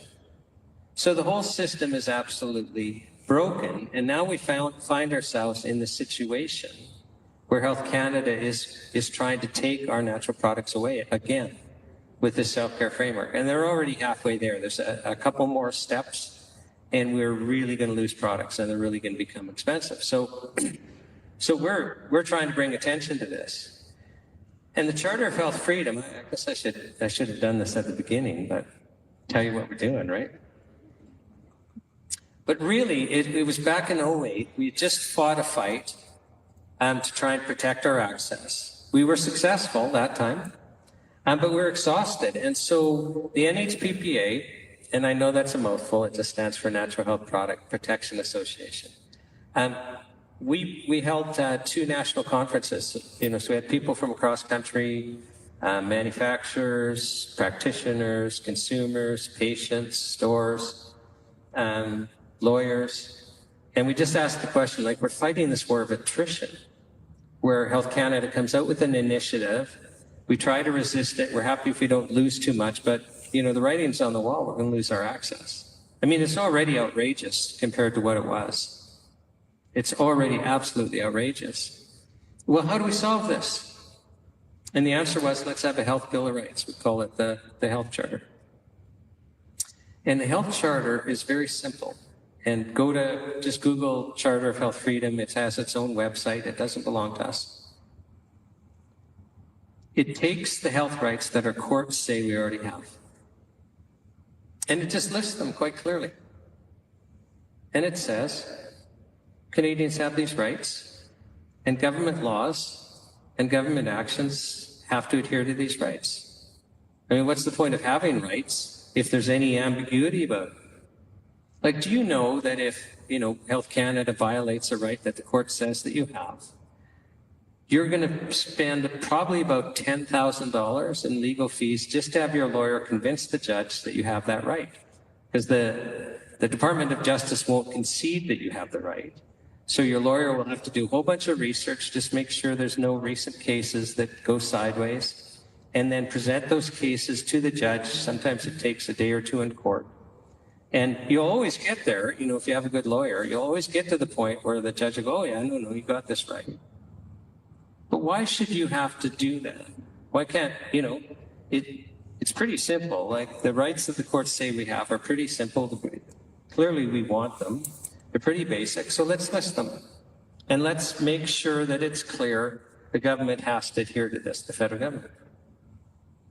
The next thing that the Health Charter does, it creates some legal presumptions. And the one I like the most is it creates the legal presumption that the individual is the best source of information as to whether or not a treatment works for that individual. Wow, that sounds kind of basic, but it's in there because of what happens in court.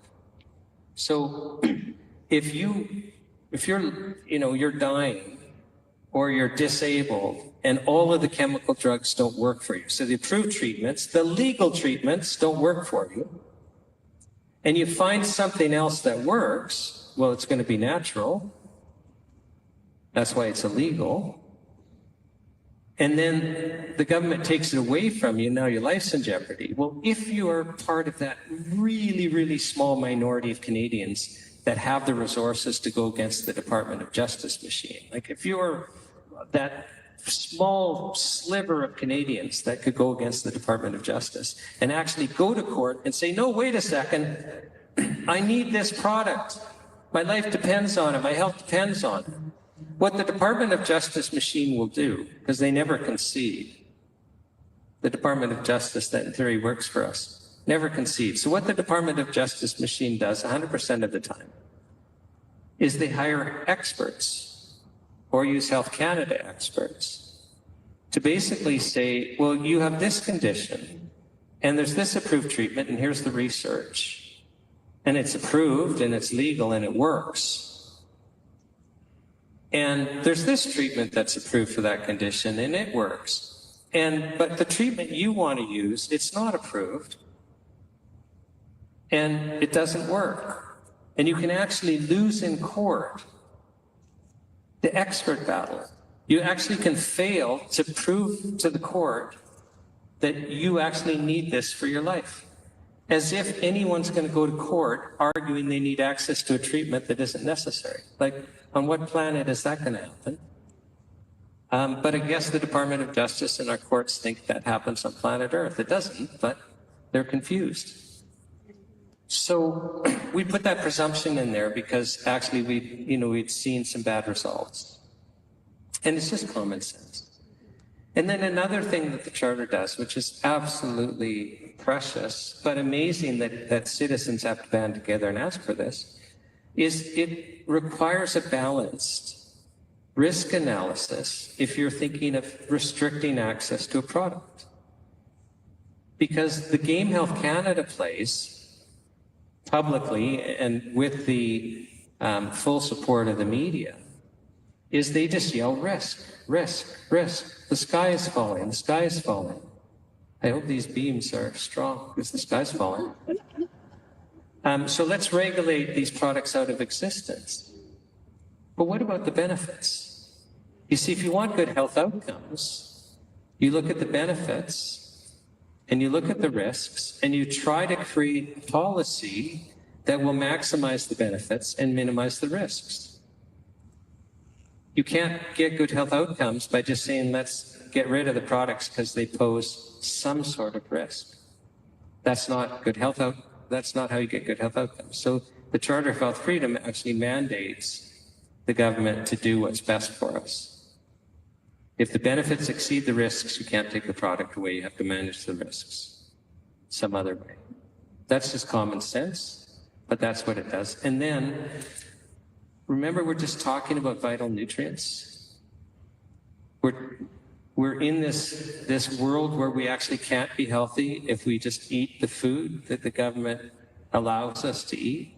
We actually need to supplement. We're talking about vital nutrients. Most of the natural health community, it's vital nutrients.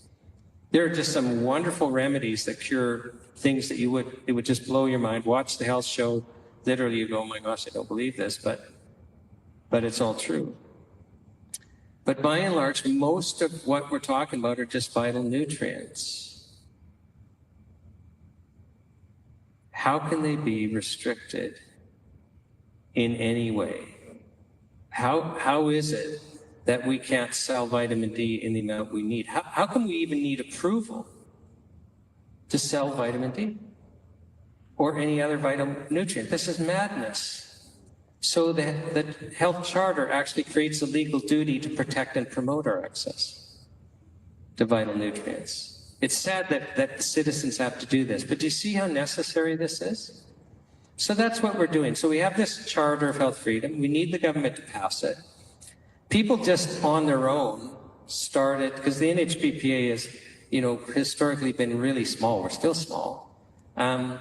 But we rely on citizens to just do things. And citizens were collecting these signatures on this petition. Well, don't you know it? We're the third largest paper petition in Canadian history. Like, isn't that crazy cool? I mean, that's just crazy cool. So, we're marching them to, we're driving them to Ottawa. Soon in a old VW van again. So we're driving them to Ottawa. And we're going to present them on Parliament Hill at 1 o'clock on Saturday, October 25th. And we're inviting you to be there. Like, we're inviting everyone to come. So we've got an MP that we're going to hand them over to who's agreed to enter them in Parliament. We're going to invite all the party leaders, but we're wanting everyone to come. So we're wanting you to come. Just, so because your presence matters, right? So it's the third largest petition. This is significant to Canadians. So if anyone out there possibly can come, please come. So we're having an event on the Hill. The weather might suck, so we've planned for another event later in Bikers Church. And it's going to be really cool, and it's going to be part of history. And we need you to participate. I think that I'm going to invite Donna up in a second, and she's going to blow your mind. And I hope that what's happened so far tonight is you've come to understand that it's more off the rails than you knew. Because this is kind of a different topic. Now, what's interesting about this, and I'll have Teresa come up at the end and kind of let you know how you can help. This is an opportunity. Like in these live events, we attract people from health food stores, people in the natural health community, but we attract some people from freedom groups. And there's been a lot of frustration in the freedom groups over the last several years, in large part because of hostility, even from friends and families and the public at large. They want just to see, no, you really have to start taking responsibility yourself and not trusting the government. Well, in the area of drug and food regulation, that's so true that it's crazy, and it's totally unobjectionable. Like watching Udo Erasmus talk about essential oils, it's just cool anyway. Watching people tell their stories. There's a lot of people out there that don't have hope because of this censorship. I like to use this story, so if you've heard it before, I apologize, but one of the people that I interviewed for this health show, her name's Marion, and at the time of the story, she's working for Health Canada in Ottawa. She's a PhD immunologist. She's working on a high-level project. Well, she gets chronic fatigue syndrome. And it literally disables her. All she can do is work, and it's through willpower. So her whole life is just the work day. She can't do anything at night. She can't do anything on the weekend. She can't sleep at night at all. And just by way of example, she shares with us that at one point she got fed up. It's like, I'm going out for supper with a friend. Like, I have no life. I am going out for supper with a friend. So she takes the day off work to try and nap as much as she can during that day so that she can do it. She goes out for supper. At the restaurant, she passes out and face plants into her food. Can you imagine? Can you imagine passing out in a restaurant and face planting in your food? How embarrassing that would be. And so that ended it for her. No more outings. And even, you know, though she managed to work, she said she'd have to nap during the day. And then at the end of the workday, she couldn't drive home like everyone else. She'd pass out in her car. So she'd have to nap at Health Canada until she felt she had napped enough that she could drive the 30 minutes home without passing out. And she was clear, because I asked her, like, what's going on with your mental state? Like, she was clear. If I hadn't found a solution, I would have killed myself. Okay, it's life and death. It's life and death. The leading expert in Canada on chronic fatigue was a specialist in Ottawa. She sees the specialist, but we don't have a treatment. So the medical system for her was a dead end. It's a death sentence. It's just a matter of time. And then she comes across, for her, it was St. John's wort. Within 24 hours, she's sleeping through the night.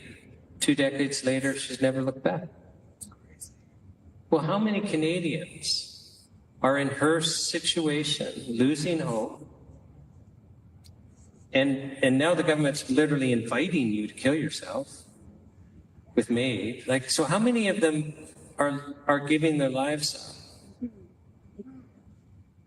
How many of them are totally hopeless because they can't be told? Do you see the problem? Because they can't be told. Health Canada censors. That's why we're doing this. And if you get people watching the health show and get other people watching the health show and telling friends to tell friends, like, first of all, watch, like, it's engaging as can be. You can't not watch once you start. But we're hoping that some people that have lost hope will come to understand, no, there's this whole other world out there. And, you know, if you've got chronic fatigue syndrome, it may not be St. John's wort for you. But there's hope, and you'll find the answers. So, Donna, you're a person that gives people hope. I want you to come up and let's share let's have a dialogue and let's hear your story. Most of you know Donna, I think. Just to say next to you. So Donna, welcome to the house show. We can sit down. I was standing, but let's you and I sit. Shawn. So maybe start just by sharing your own health journey. Sure. So, in my past life, I would say it that way, which means Yes, hold the mic closer. They're saying. hold the mic closer, which means a few years back, I was a teacher and a vice principal in an elementary school, and I would be afflicted with tonsillitis, which meant swelling, pain, fever, in bed. I couldn't teach. That upset me as well because I did not like to leave my classroom of children. They were my children, and no one could replace me in that world. And so I would be gone to the doctor to get a prescription of an antibiotic. And so, of course, it would be in bed for a few days and then back to work.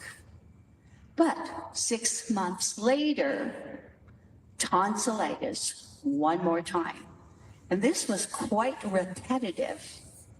Now, in the meantime, there was also a herbal course that was offered in the area where I was teaching. Can I slow you down? Go ahead. I want people to understand, because just what it was like. So, you know, because you're in your 20s, as I understand it this time, you're a young woman. But you'd literally be bedridden for 5 to 7 days at a time. That's correct. Yeah, and like even you couldn't eat. Oh, it was painful. It was swollen. You couldn't eat. You'd only sip through a straw or maybe some chicken soup. Okay, so we're talking real suffering when you're doing this. How many years did this go on for? You know, Shawn, I really don't remember, but I would say quite a few years. Like close to 10? Maybe 8, 10 years. Okay. Okay. So 8 to 10 years, you're going to the medical doctor. Was there any relief other than antibiotics? Was the question of relief from the antibiotics? Well, anything other than that, like, I mean, because clearly you're in a loop here, it keeps happening. Was there any other solution offered other than antibiotics when it would happen? From the medical doctor? No, there was no other solution. No other solution.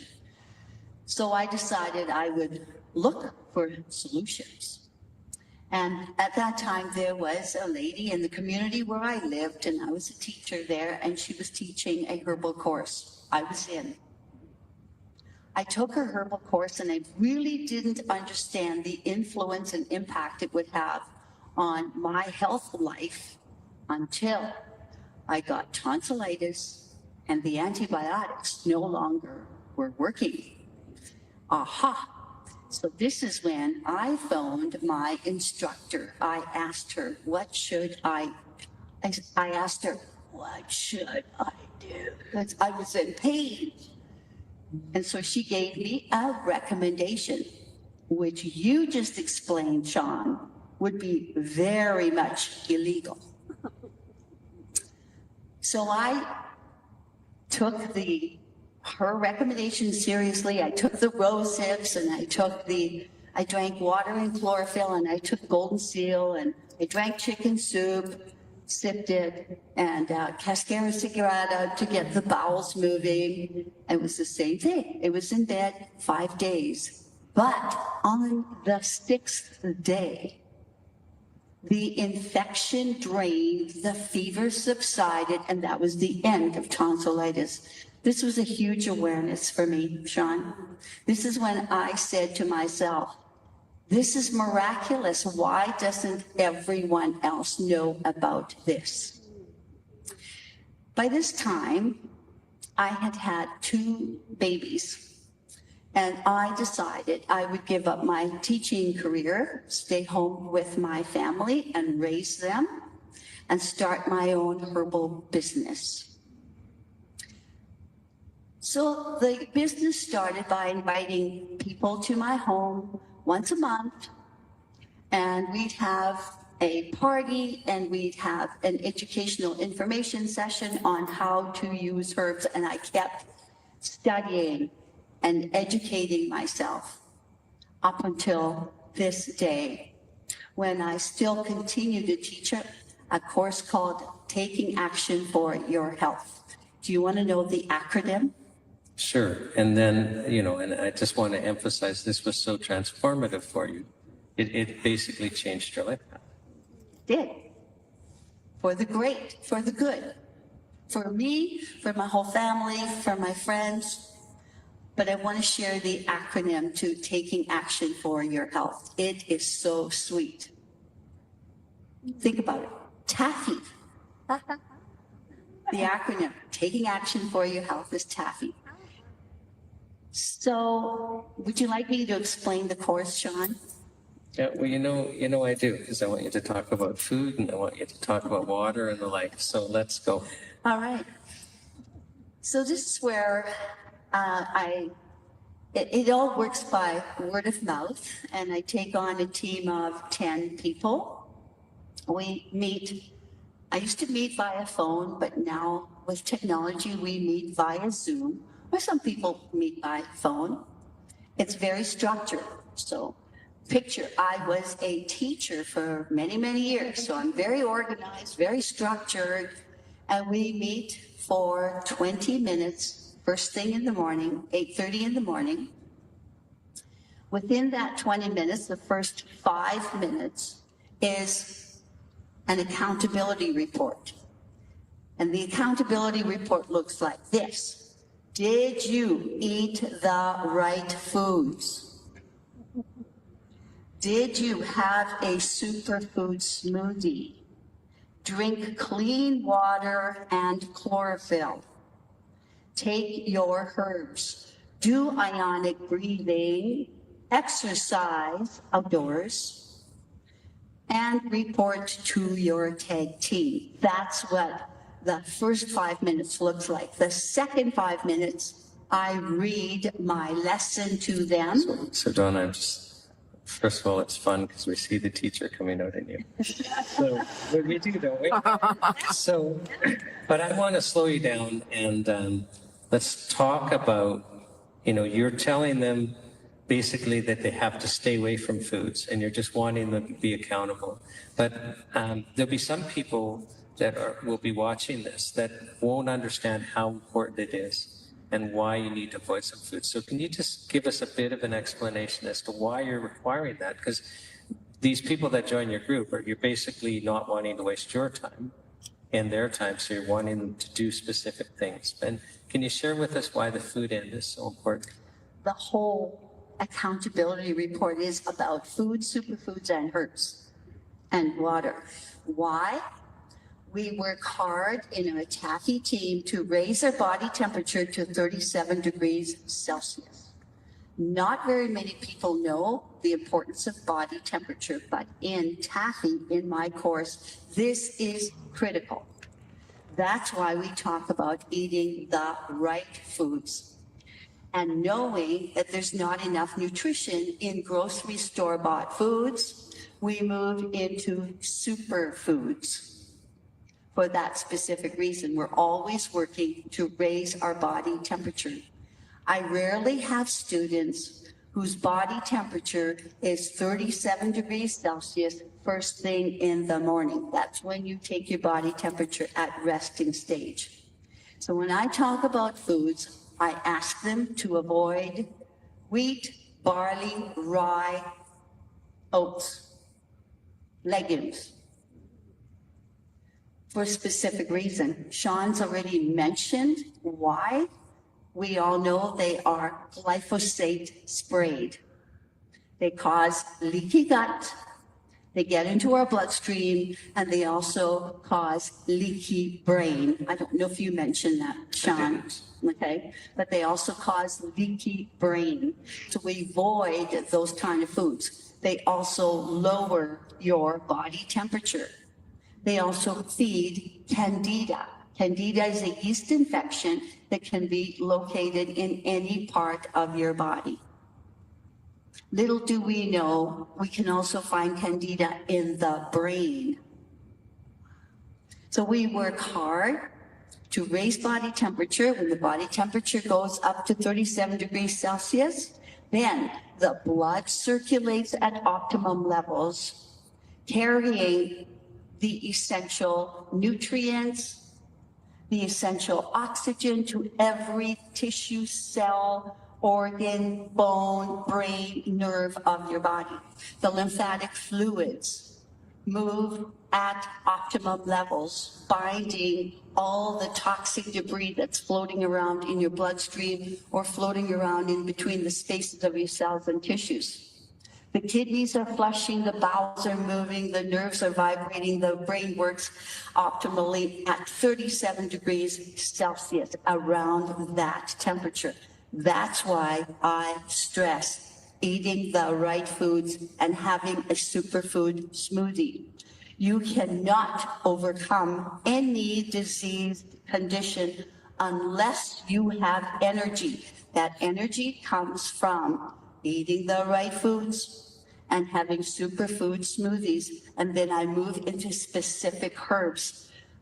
Herbs for the lymphatic system. I particularly like cat's claw combination, which has in it, cat's claw is actually another name for Uña de Gato, which also has in it astragalus that can build stem cells for you, and also has echinacea. It is a powerful herbal combination. I dread to think that Health Canada might overprice this herb or take it off the market. You just raised something I wasn't anticipating, because you said overpriced, and you've been involved in, the herbal world for a long time. Am I correct that the prices have just been going up and up and up compared to, south of the border where they're not regulated? Absolutely, Shawn. We definitely see an increase every April. There is an increase in the herbs that I particularly distribute. And just, or recommend. one thing that grieves me about that is just, so if you guys aren't involved in, supplementing before tonight,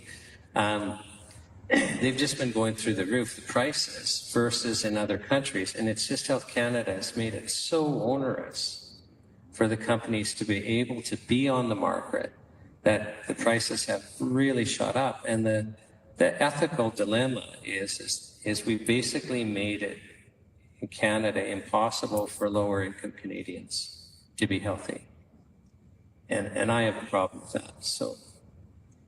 I do too, because I've witnessed those price increases over many years now. But to take it off the market would be devastating. That would be the next devastating part of what I do. And it would be devastating to my personal health as well. Now, can you share with us, because another thing you focus on, you kind of touched on it, is cleansing, and not just the lymph system. Can you share with the people watching why is that important, and what types of organs in that should be cleansed? So first of all, I'm going to start off by saying, in my world, I follow laws of nature. So I live in the world of laws of nature. I don't live in the world of the medical system. So even those kind of names like cancer or rheumatoid arthritis or whatever that may be, mean nothing to me, if I could say that, because it's all about, and Shawn, you said it very well, it's all about nutritional deficiency and a poison overload. I used to use the word toxin. I now say poison overload. What was your question? I think I went off the wrong track. No, but you were going a good direction, because I'm asking about the importance of basically cleansing different organs. Because again, some of the people might not understand. I mean, I'm sure they heard me talking about toxins in our food, but they really may not understand how it affects us and how important it is to do cleanses. Okay. So you noticed I mentioned two very critical aspects, factors involved in overcoming any diagnosed diseased condition. Toxic overload, and like I said, I've changed it to poison overload, and nutritional deficiency, which means we have to have those superfoods. It takes energy to move that toxic debris out of your body.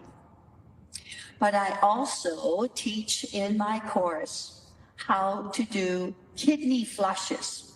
We're often taught about bowel detoxification, but rarely does anybody talk about kidney flush. So I'm going to share a success story here, if I may.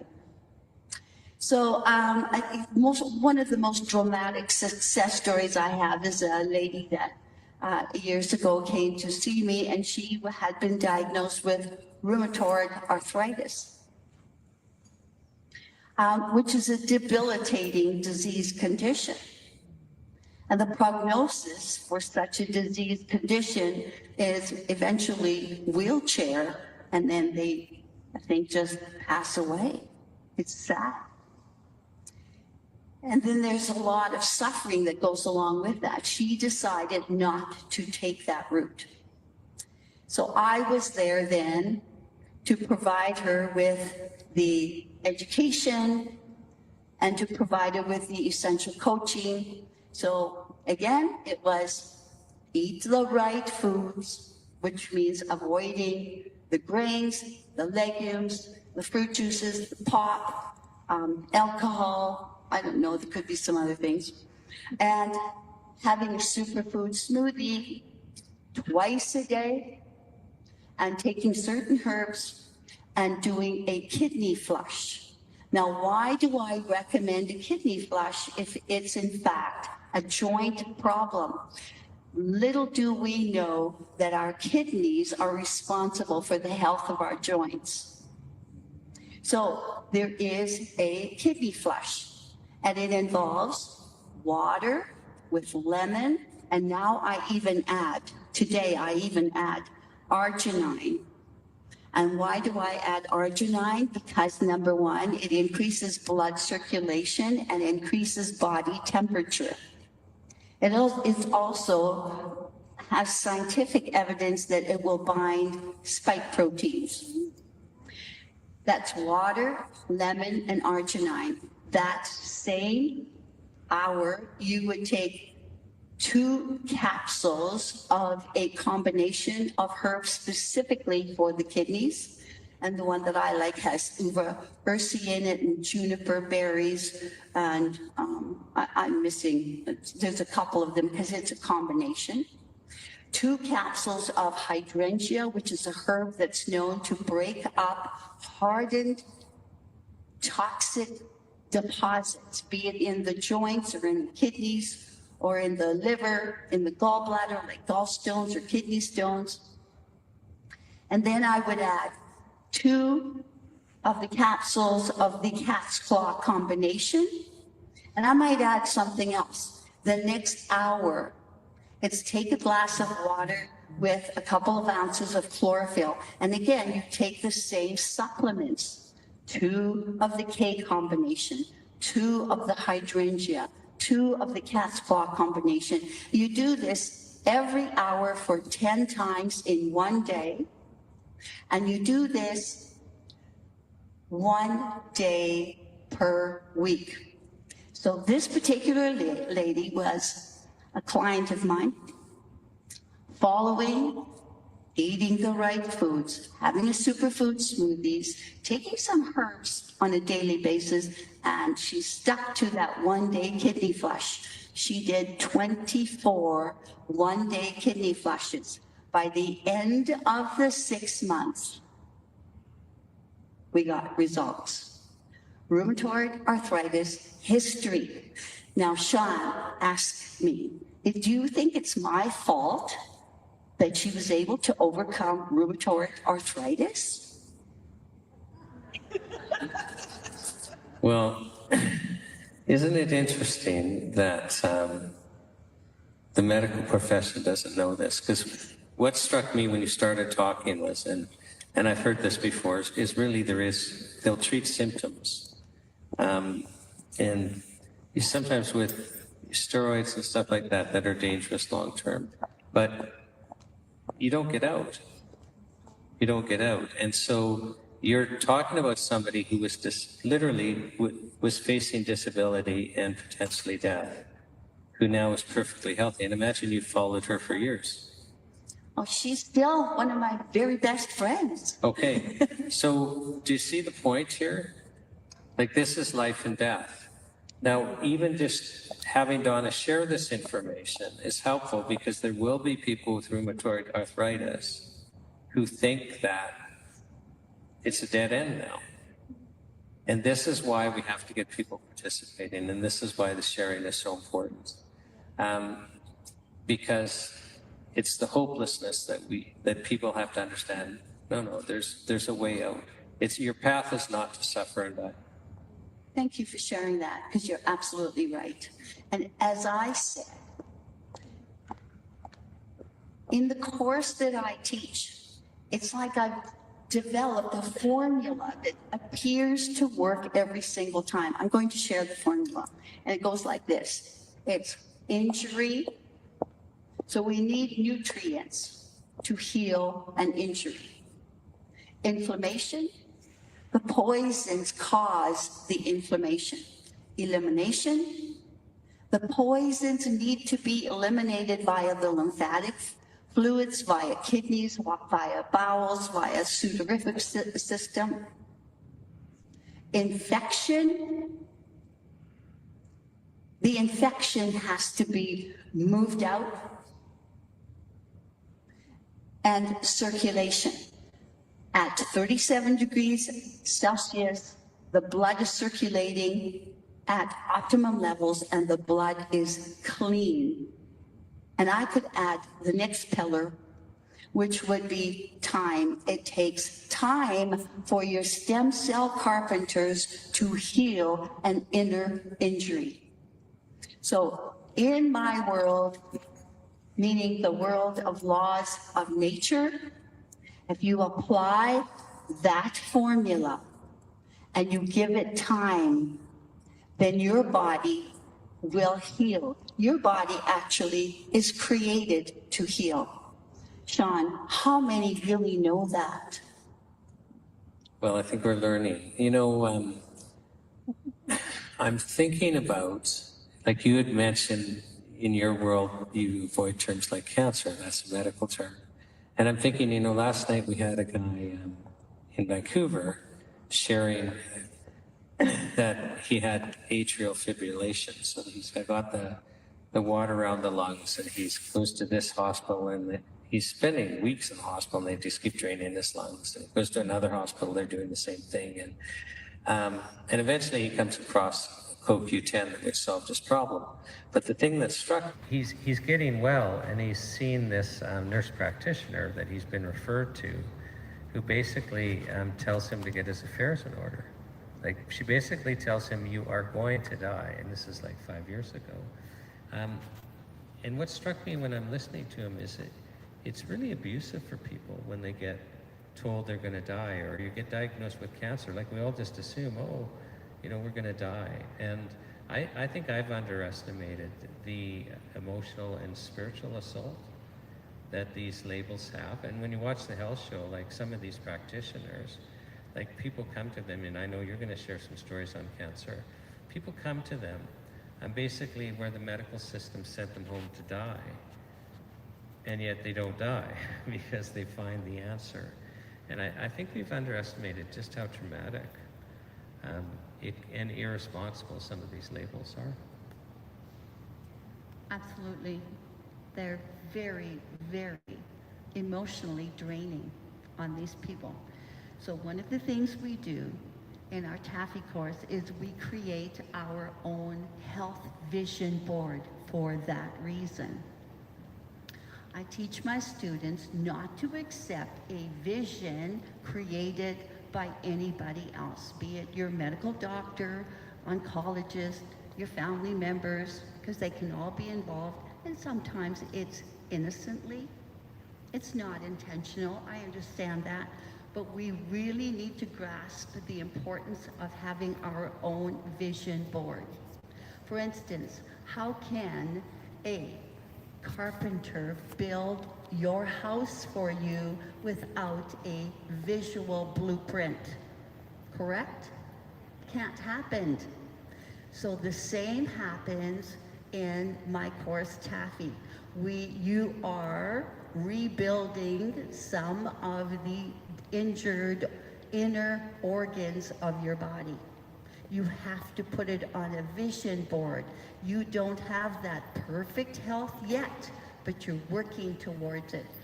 And that's the specific reason why we do that vision board, and we focus on it every single day for the 2.5 months if you're involved in taking my course.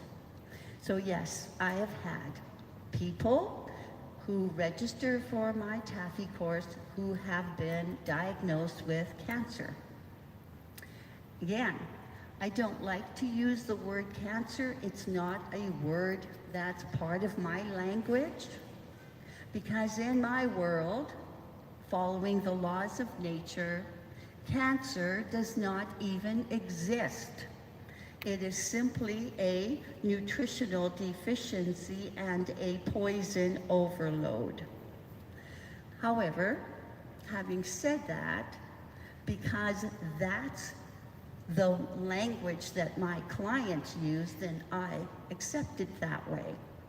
I understand. They came from the medical world and they stepped across the threshold into my world of laws of nature.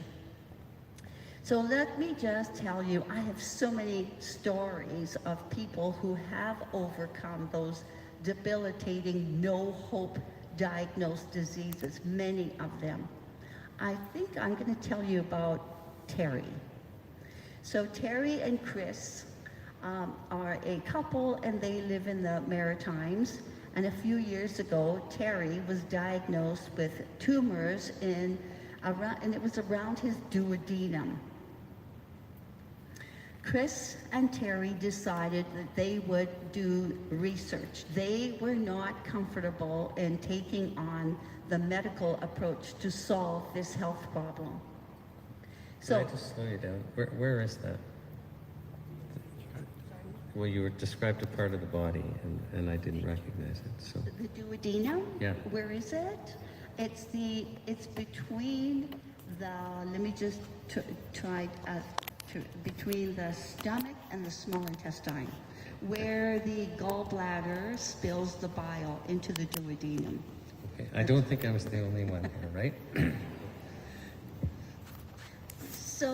So Chris and Terry decided they would do research. They studied Gershon therapy. They studied knives over forks. They interviewed naturopathic doctors, and finally they kind of came into my world. This is when Chris, the wife of Terry, decided to do my course. So she did my course and she taught Terry how to do this. And it's in its simplicity, it was eating the right foods, having a superfood smoothie, taking certain herbs, and doing certain cleanses. Be it the kidney flush or the liver cleanse, or maybe it was a bowel cleanse. Well, lo and behold, after doing my program for several months, I think it took about 6, Terry no longer had tumors in the duodenum.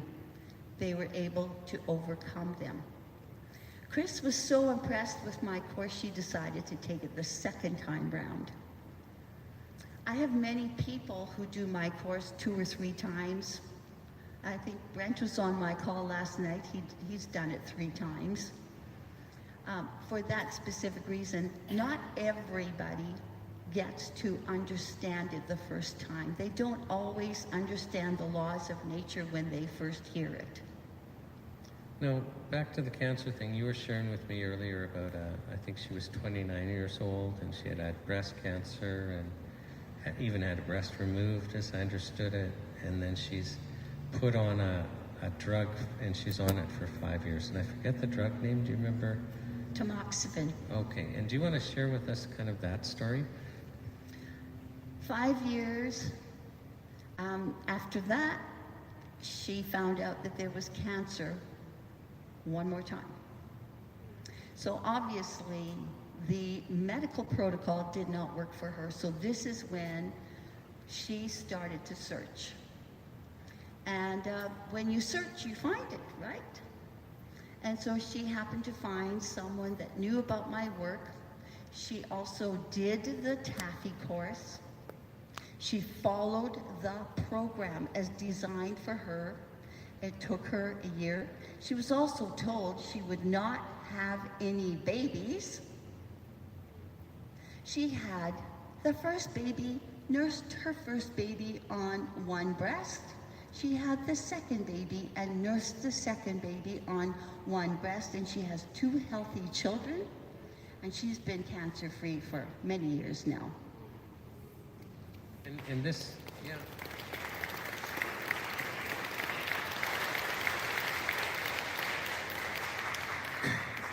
And you know, when you just think about the context for a second, so here you've got a young woman who's had a breast removed and all that fear about cancer, and then I'm sorry, like, unless you're different than me, I mean, I'm concerned about my looks. If I had to have a piece of me cut off, I imagine if I was a woman, like losing a breast would be a significant trauma. And losing any part of us would be a significant trauma.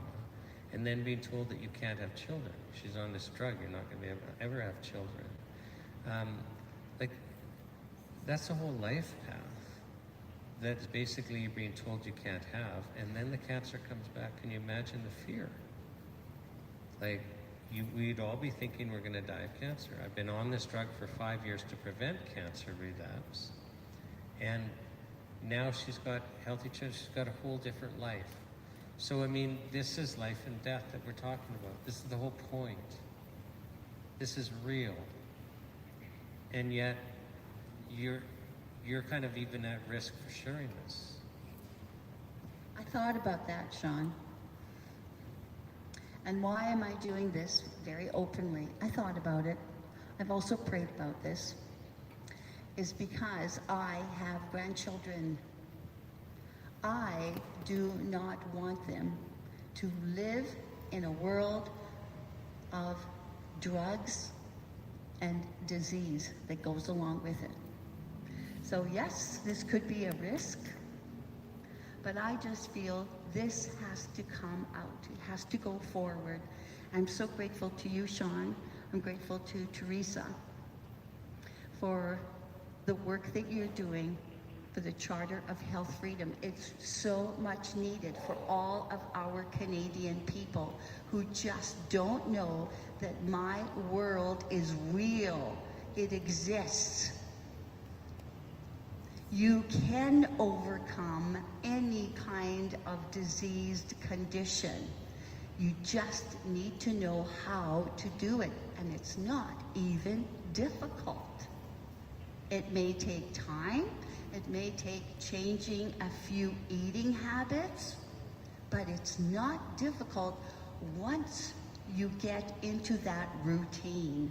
And that's what we establish when we do the course.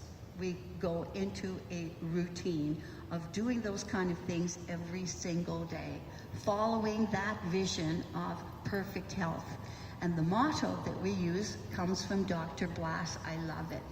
A healthy body is warm, full of vigor, radiant energy, magnetism, beauty, and power. And how I wish for every Canadian family to achieve that beauty, that power, which they have, and they don't know it.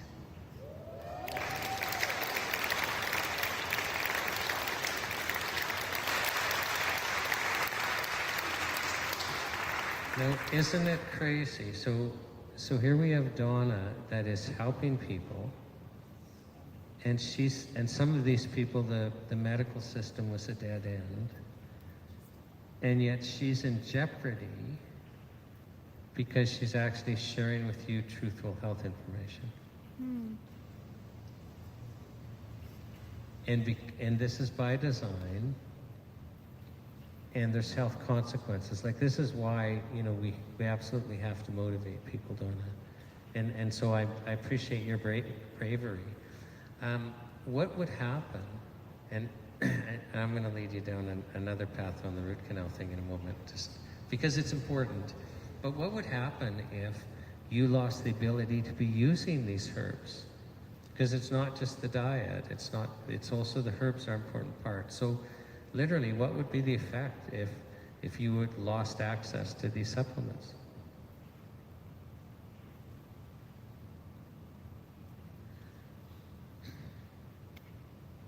I would throw my hands up. What could I do? I'm doing it now to prevent that from happening. That's why I'm supporting you, Shawn, in taking the Charter of Health Freedom to Ottawa.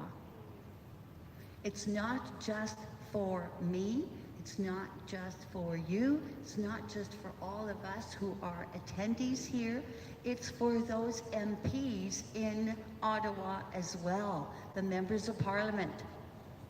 It's for them, it's for their families.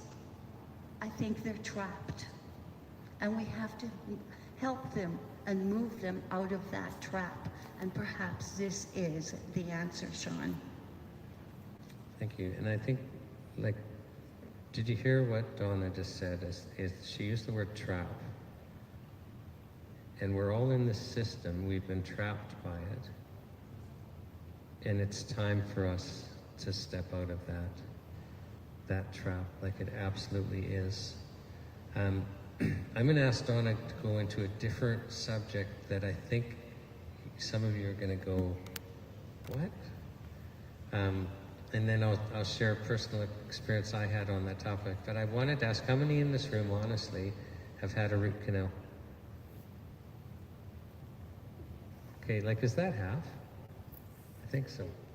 Okay, Donna, let's talk about root canals.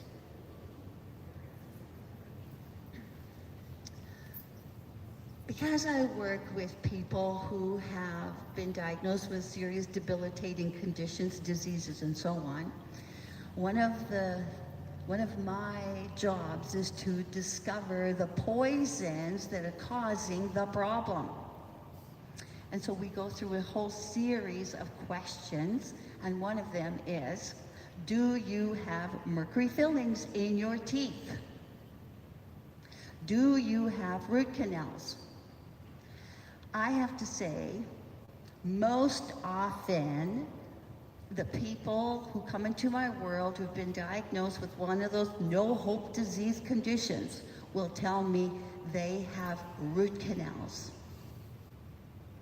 And so there are some that say, well, I have tumors in my thyroid. What does this have to do with root canals in my teeth? So it's really difficult for them to correlate their thyroid to the root canal. And little do they know, this is a dead tooth. And something that was once alive and then dies, the laws of nature state that microbes infest it. Is that correct, Shawn? That's my understanding. What about the dead crow in the backyard? Okay, how does that happen? It breaks down, doesn't it? It's not any different with a root canal in your mouth, except the microbial infestation is spilling down the canal, and it's directly related to some organ or gland or brain in your body. Every nerve ending is connected to every organ and gland in your body. And holistic biological dentists will tell you this. There is a biological tooth chart that you can find where your teeth are directly related to organs and glands of the body. So in this situation, that thyroid is directly connected to that root canal in the mouth, and it's a difficult concept. Many of my cancer clients have root canaled teeth that need to be addressed. So I'm going to share a health story involving root canals. So I used to do a lot of legal work up in Williams Lake, and I lived in Kamloops, and so a lot of late night driving, because when the kids were little, you know, you have to put them to bed and all of that, and I would listen to Coast AM. And they had a doctor on, Dr. Jerry Tennant, who was an eye surgeon. In fact, he was the first eye surgeon to ever do outpatient cataract surgery, so he pioneered that. And he had been hired to do a clinical trial on one of these lasers that reshape your eyes so that, you know, to correct your vision. And he said, we didn't know, we're vaporizing the eye tissue, but we're not killing viruses in it. And he inhaled a virus that basically crippled him. It affected the brain, and it affected another organ. I forget what the other organ is, but the brain, he couldn't think. He said there was maybe a 2-hour window each day where he would be aware enough that he could understand a newspaper. And, you know, big money doctor, going to Mayo Clinic, everywhere else, no one can solve his problem. And after he'd been disabled for years, he just decided, I got to find my way out of this. So he just determined for those 2 hours a day, he would just research. And he concluded it really came down to cellular health, which is all, again, about nutrition. Is you have to have healthy cells that are doing what they want, and it goes up from there. So he's the first person I ever heard said, don't eat canola oil, like whatever you do, like do not eat canola oil. But he also was talking about root canals. And what he said he said, like a live tooth, I mean, your immune system's in there, it's alive, it's part of your body, but even a small dead tooth has a mile of what dentules, like tubes. And because it's dead, your immune system can't fight it. So he says, you have a chronic infection with one root canal tooth. He says, basically half of your immune system will be occupied with one root canal tooth. Now, you don't know this because you're not sick. but your body's under incredible stress, and when you get compromised, it will affect organs. I mean, he got well, and not because of root canals, but this is just what he learned. And now he has a general practice in Texas, and he was sharing, when somebody comes in with a chronic illness, his first question is, where are your root canals? And he says, it's spooky, but they'll have a root canal in the tooth that the ancient Chinese tradition links to the organ that is a problem. So I mean, I hear this, and I had 2 root canals, and it piqued my interest. So I actually contacted him, and he had a book. I got his book. It really didn't share any more information than, you know, on the interview I heard. So I contacted him, and he said, well, you want to read this book called The Root Canal Cover-Up. And so I read that. I won't go into the details about that, but it kind of convinced me that, you know, there was some substance to this. So I ended up having my 2 root canal teeth pulled. You know, kind of you wait the 6 months and then you get the implants put in. I did zirconium. I had to go to the States back then. And what changed is I had allergies to dogs and cats. I could not live with a dog. I could not live with a cat. But after that, now I can definitely live with dogs, and cats don't bug me anywhere. Like, so it was a complete change in my allergies. But the dentist that did this, he was a gentleman, his name was Runer Johnson. He said, well, the calls he gets the most are from spouses who thank him because their spouse is like way easier to live with. So it was, you know, interesting, right? So I'm just saying, most of us have no idea that root canals can be a health problem. And that's when you brought this up earlier, I thought we have to talk about this.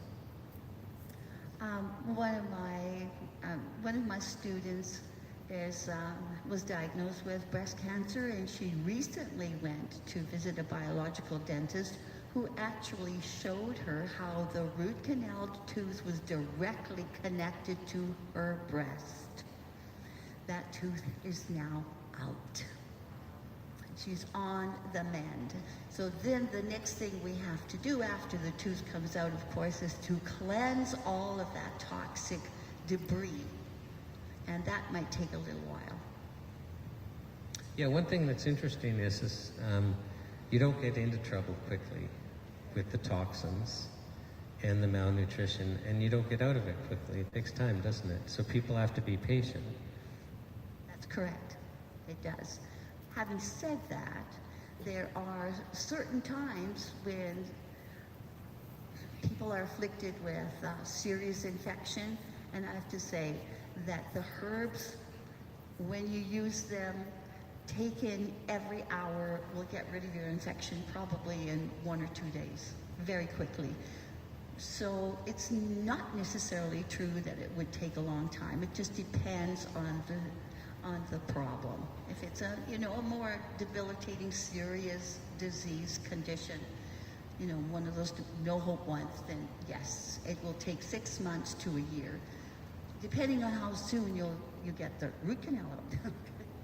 Right. Oh yeah. No. And indeed. So for people that are out there that are losing hope, or really getting frustrated and suffering with things, what would be your advice to them?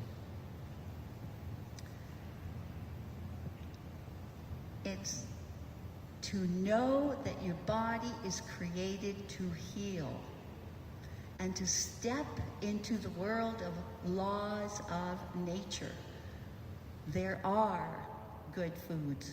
There are good superfoods. There are miraculous herbs. You just need to know how to do this, knowing that I can't take the superfood smoothies for you. I can't take the herbs for you. This is something that you have to choose to do on a daily basis. Even though you're going through that dark tunnel of unknown, you don't know if it's going to work. It's something that you have to take on in trust and faith, and just do it. Your body will heal. So is there a connection to our spiritual life and health? Of course, huge. This is why we create that vision board. That's the spiritual part of it. To know in the back of our mind that we can use God's power, which is inherent in each and every one of us. We can do this. We can heal our body.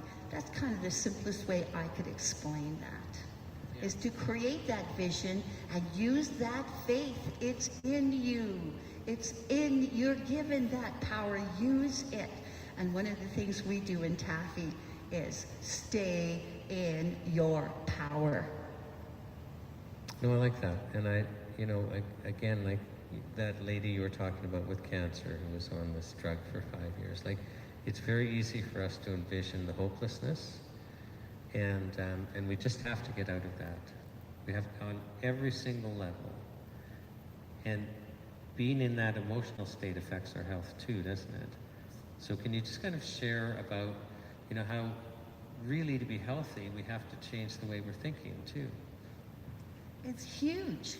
It's a huge different way of thinking, because now you're not thinking about a treatment. You're not thinking about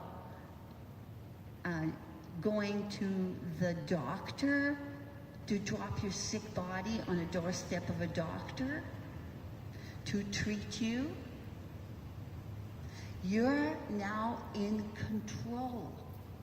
So it's a total different way of thinking. And I teach my Taffy students that one of the things we have to do in Taffy is get rid of the old cobwebs that are blinding our eyes. Get rid of them. That's old, past way of thinking. You've now stepped into the threshold of a new world. So be opened, smile, be in your power, and know that you too can overcome. It just takes time, and you need to know how to do this. Yeah, and I think, so Donna, I'm going to move to my last question about your message to Ottawa, but before I do, I think she's inspiring, isn't she? And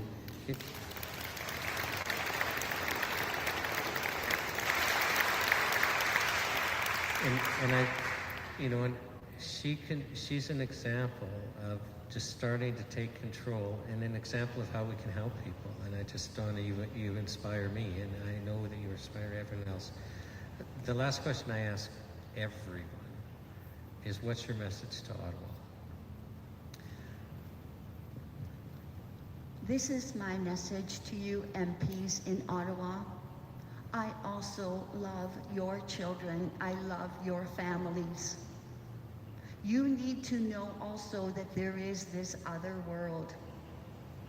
We ask that you also consider deeply the Charter of Health Freedom for every single Canadian that is in our Canadian world. It's also for you. It's for your children, for your grandchildren. We also know of MPs, leaders of federal parties, who have passed on because of cancer. They did not know this world exists. I also say, Health Canada, stop regulating our herbs. Stop painting herbs as dangerous. They are plants. They live out in God's world. They're given to us. It's interesting to note that I can pick parsley from my backyard. I can eat it. I can go to a grocery store and buy parsley. There is no risk information attached to it. The minute parsley is dried and put into a capsule, it's now labeled with risk information. That's really pretty scary. Shawn, have you ever read risk information on the labels? Yeah, but I got to tell you a funny story about parsley and why that risk label is there specifically for parsley. So it's probably about 10 years ago now, Nature's Sunshine tried to get a license from Health Canada for encapsulated parsley. So it's exactly what you're talking about. You know, you can grow it in your garden, you can put it in your salad, but if you dry it and put it in a capsule, so it's easy to take, because parsley has some positive health benefits. It's a herb that's used for health benefits. And Health Canada said to Nature's Sunshine, no, we're not granting you a license. And it's not that Nature's Sunshine hadn't shown Health Canada the health benefits, but Nature's Sunshine couldn't prove that parsley was safe because, don't you know, there are no clinical trials showing that parsley is safe. Right? Like, it's funny. And so Nature's Sunshine embarrassed Health Canada. They had these postcards with, just parsley like you would eat in produce, with a green circle around it and a check mark. And then, they're encapsulated parsley with, a red circle and an X across it. And Health Canada got embarrassed. It was ineffective. But the compromise was this risk information. That's probably why I decided to throw that one out. And I am a distributor of Nature's Sunshine products. That's my product line that I use. My other message to Health Canada is, this is out of your league. To put NPN numbers on innocent herbs is out of your league. Stick with the drugs. That's your jurisdiction. Do not mess with our herbs. We use them all the time. Cranberry, celery, parsley, whatever that is, it's in grocery stores. When it's in a capsule, that should change. I say not. So let's stop the regulation of herbs. Let's start caring about our children, our families. That's my message. Let's sign that Charter of Health Freedom, and let's make it happen sooner than later. And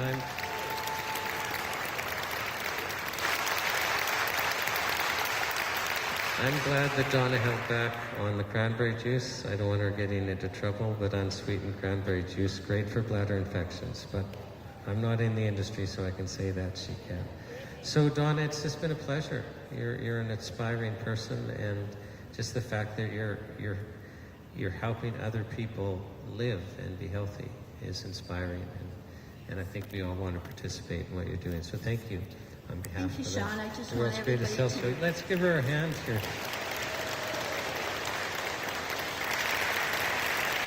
Thank you. Oh, thank you.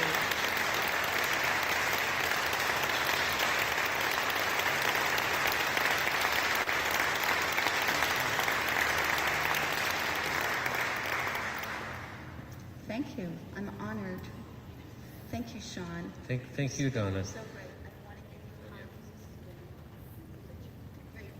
What you went through is so incredible, Shawn. Okay, I really want to acknowledge you and applaud you. And Teresa, thank you. I know the work that you are doing. I so much appreciate it. Of course, I've been supporting your work for many years now, Shawn. Okay, well that's kind, and we're all volunteers. Like, it's just, this happens because of volunteers. So I want to acknowledge that. And Teresa, I want you to come up and just share what people can do. So, because you've kind of put that together. So, and Donna, thank you so much. And thank you for honoring her. So,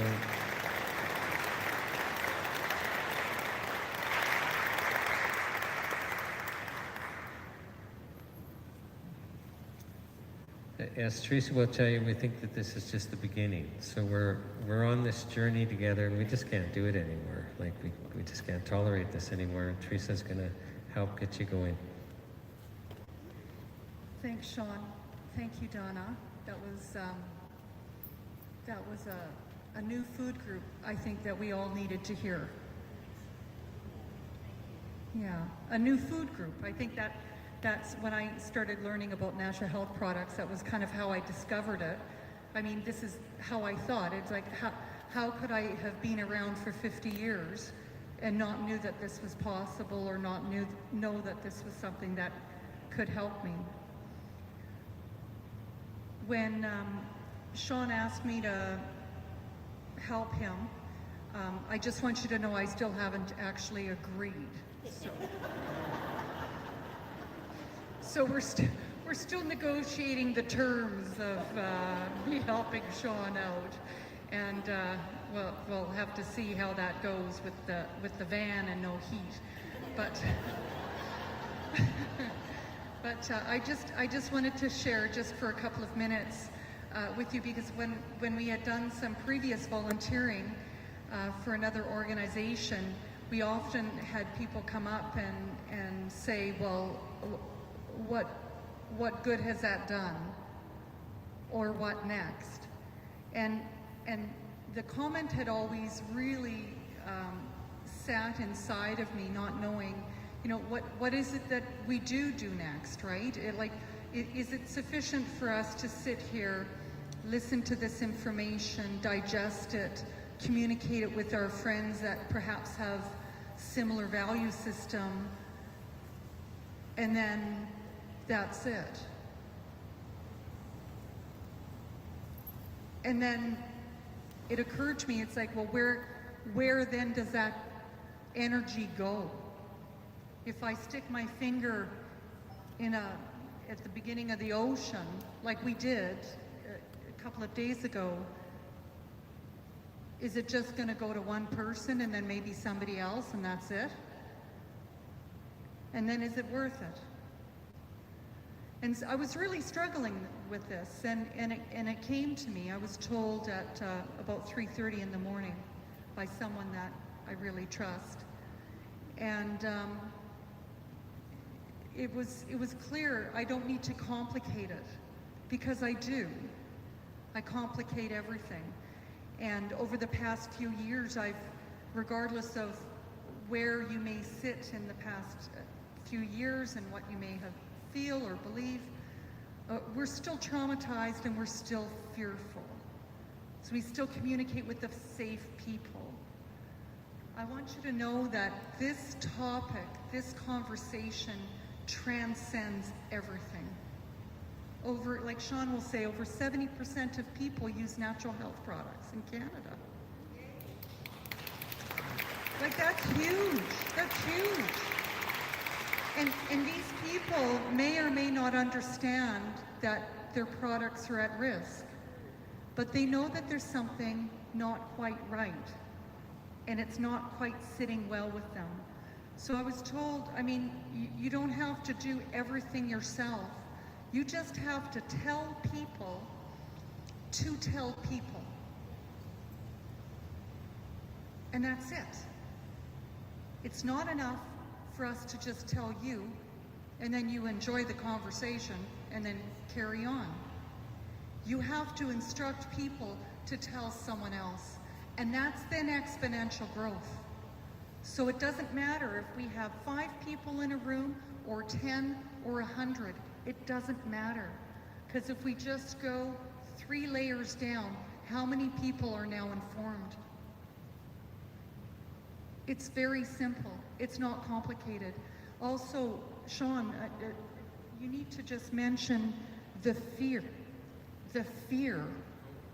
that we've been experiencing, which is almost like this flashback from what we did for the past few years, because we did experience people experiencing fear, right? We did, writ large. Like from the first day we were in Toronto, that's all we saw was fear. I was horrified.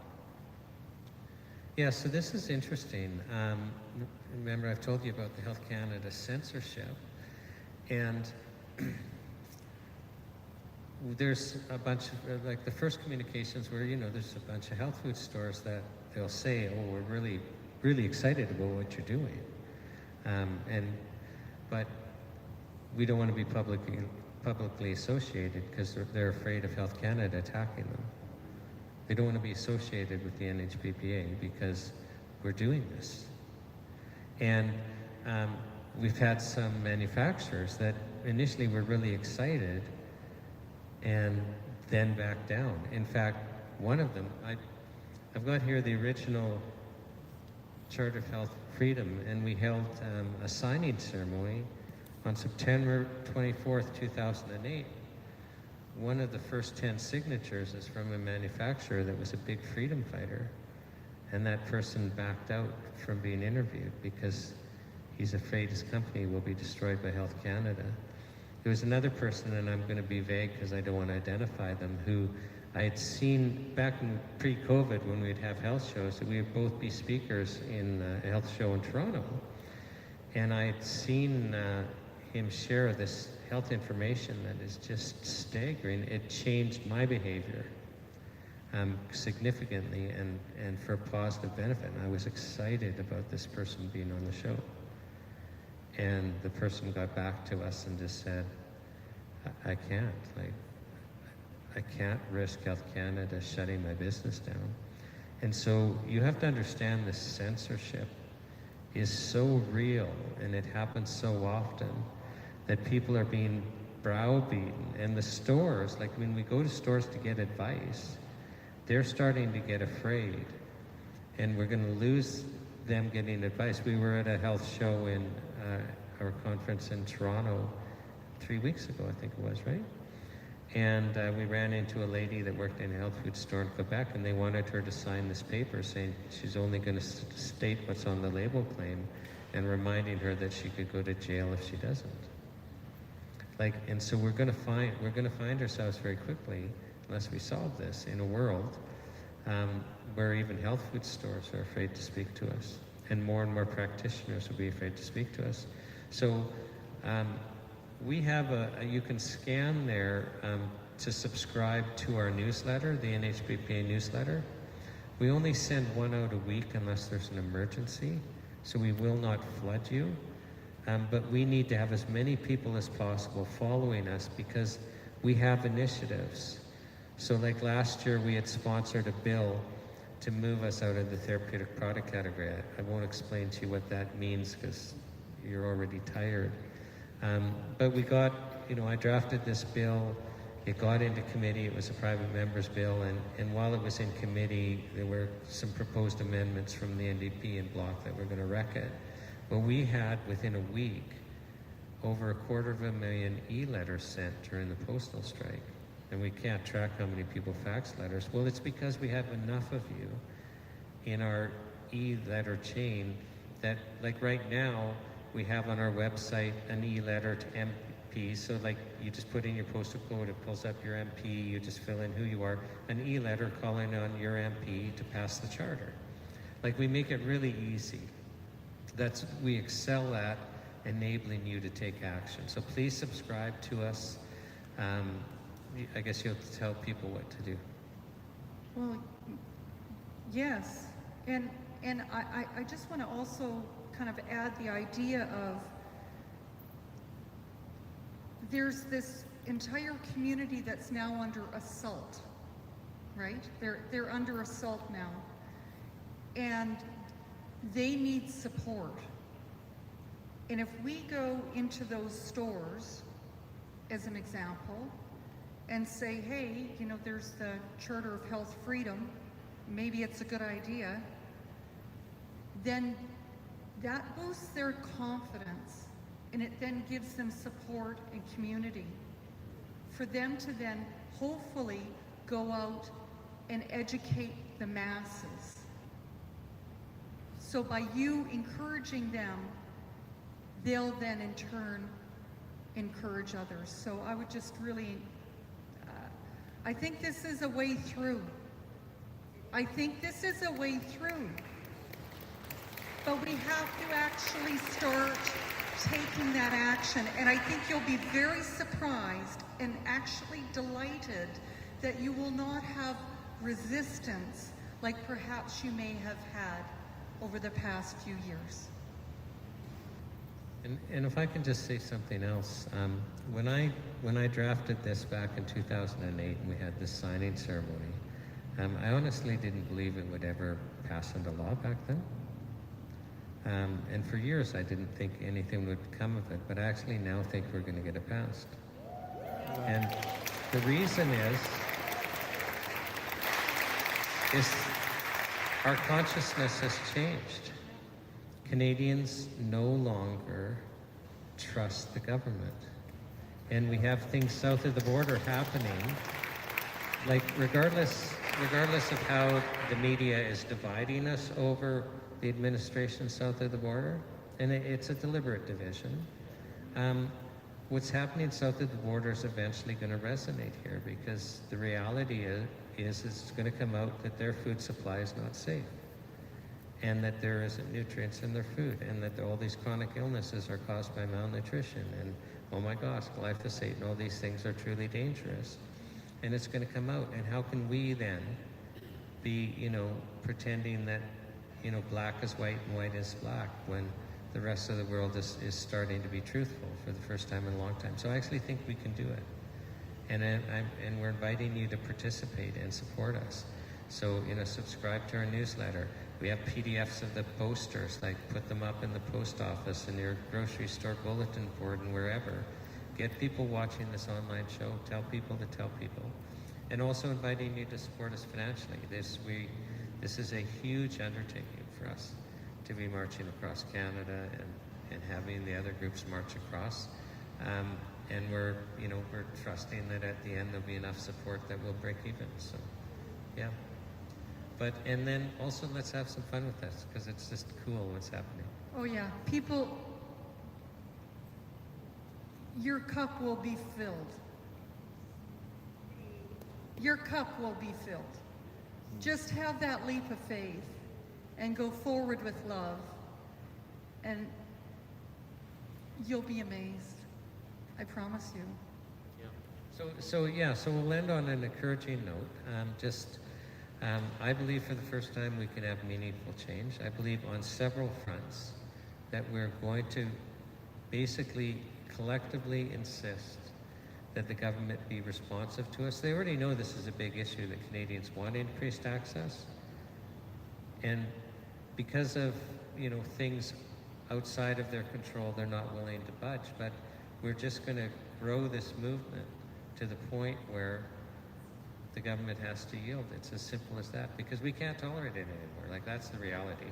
So if we can't tolerate it and we're the majority, then it has to give. So that's already the reality. And you've been shocked today by what you've heard. And you can't tolerate it anymore. It's as simple as that. So we're going to peacefully not tolerate it. That's it. So, yeah.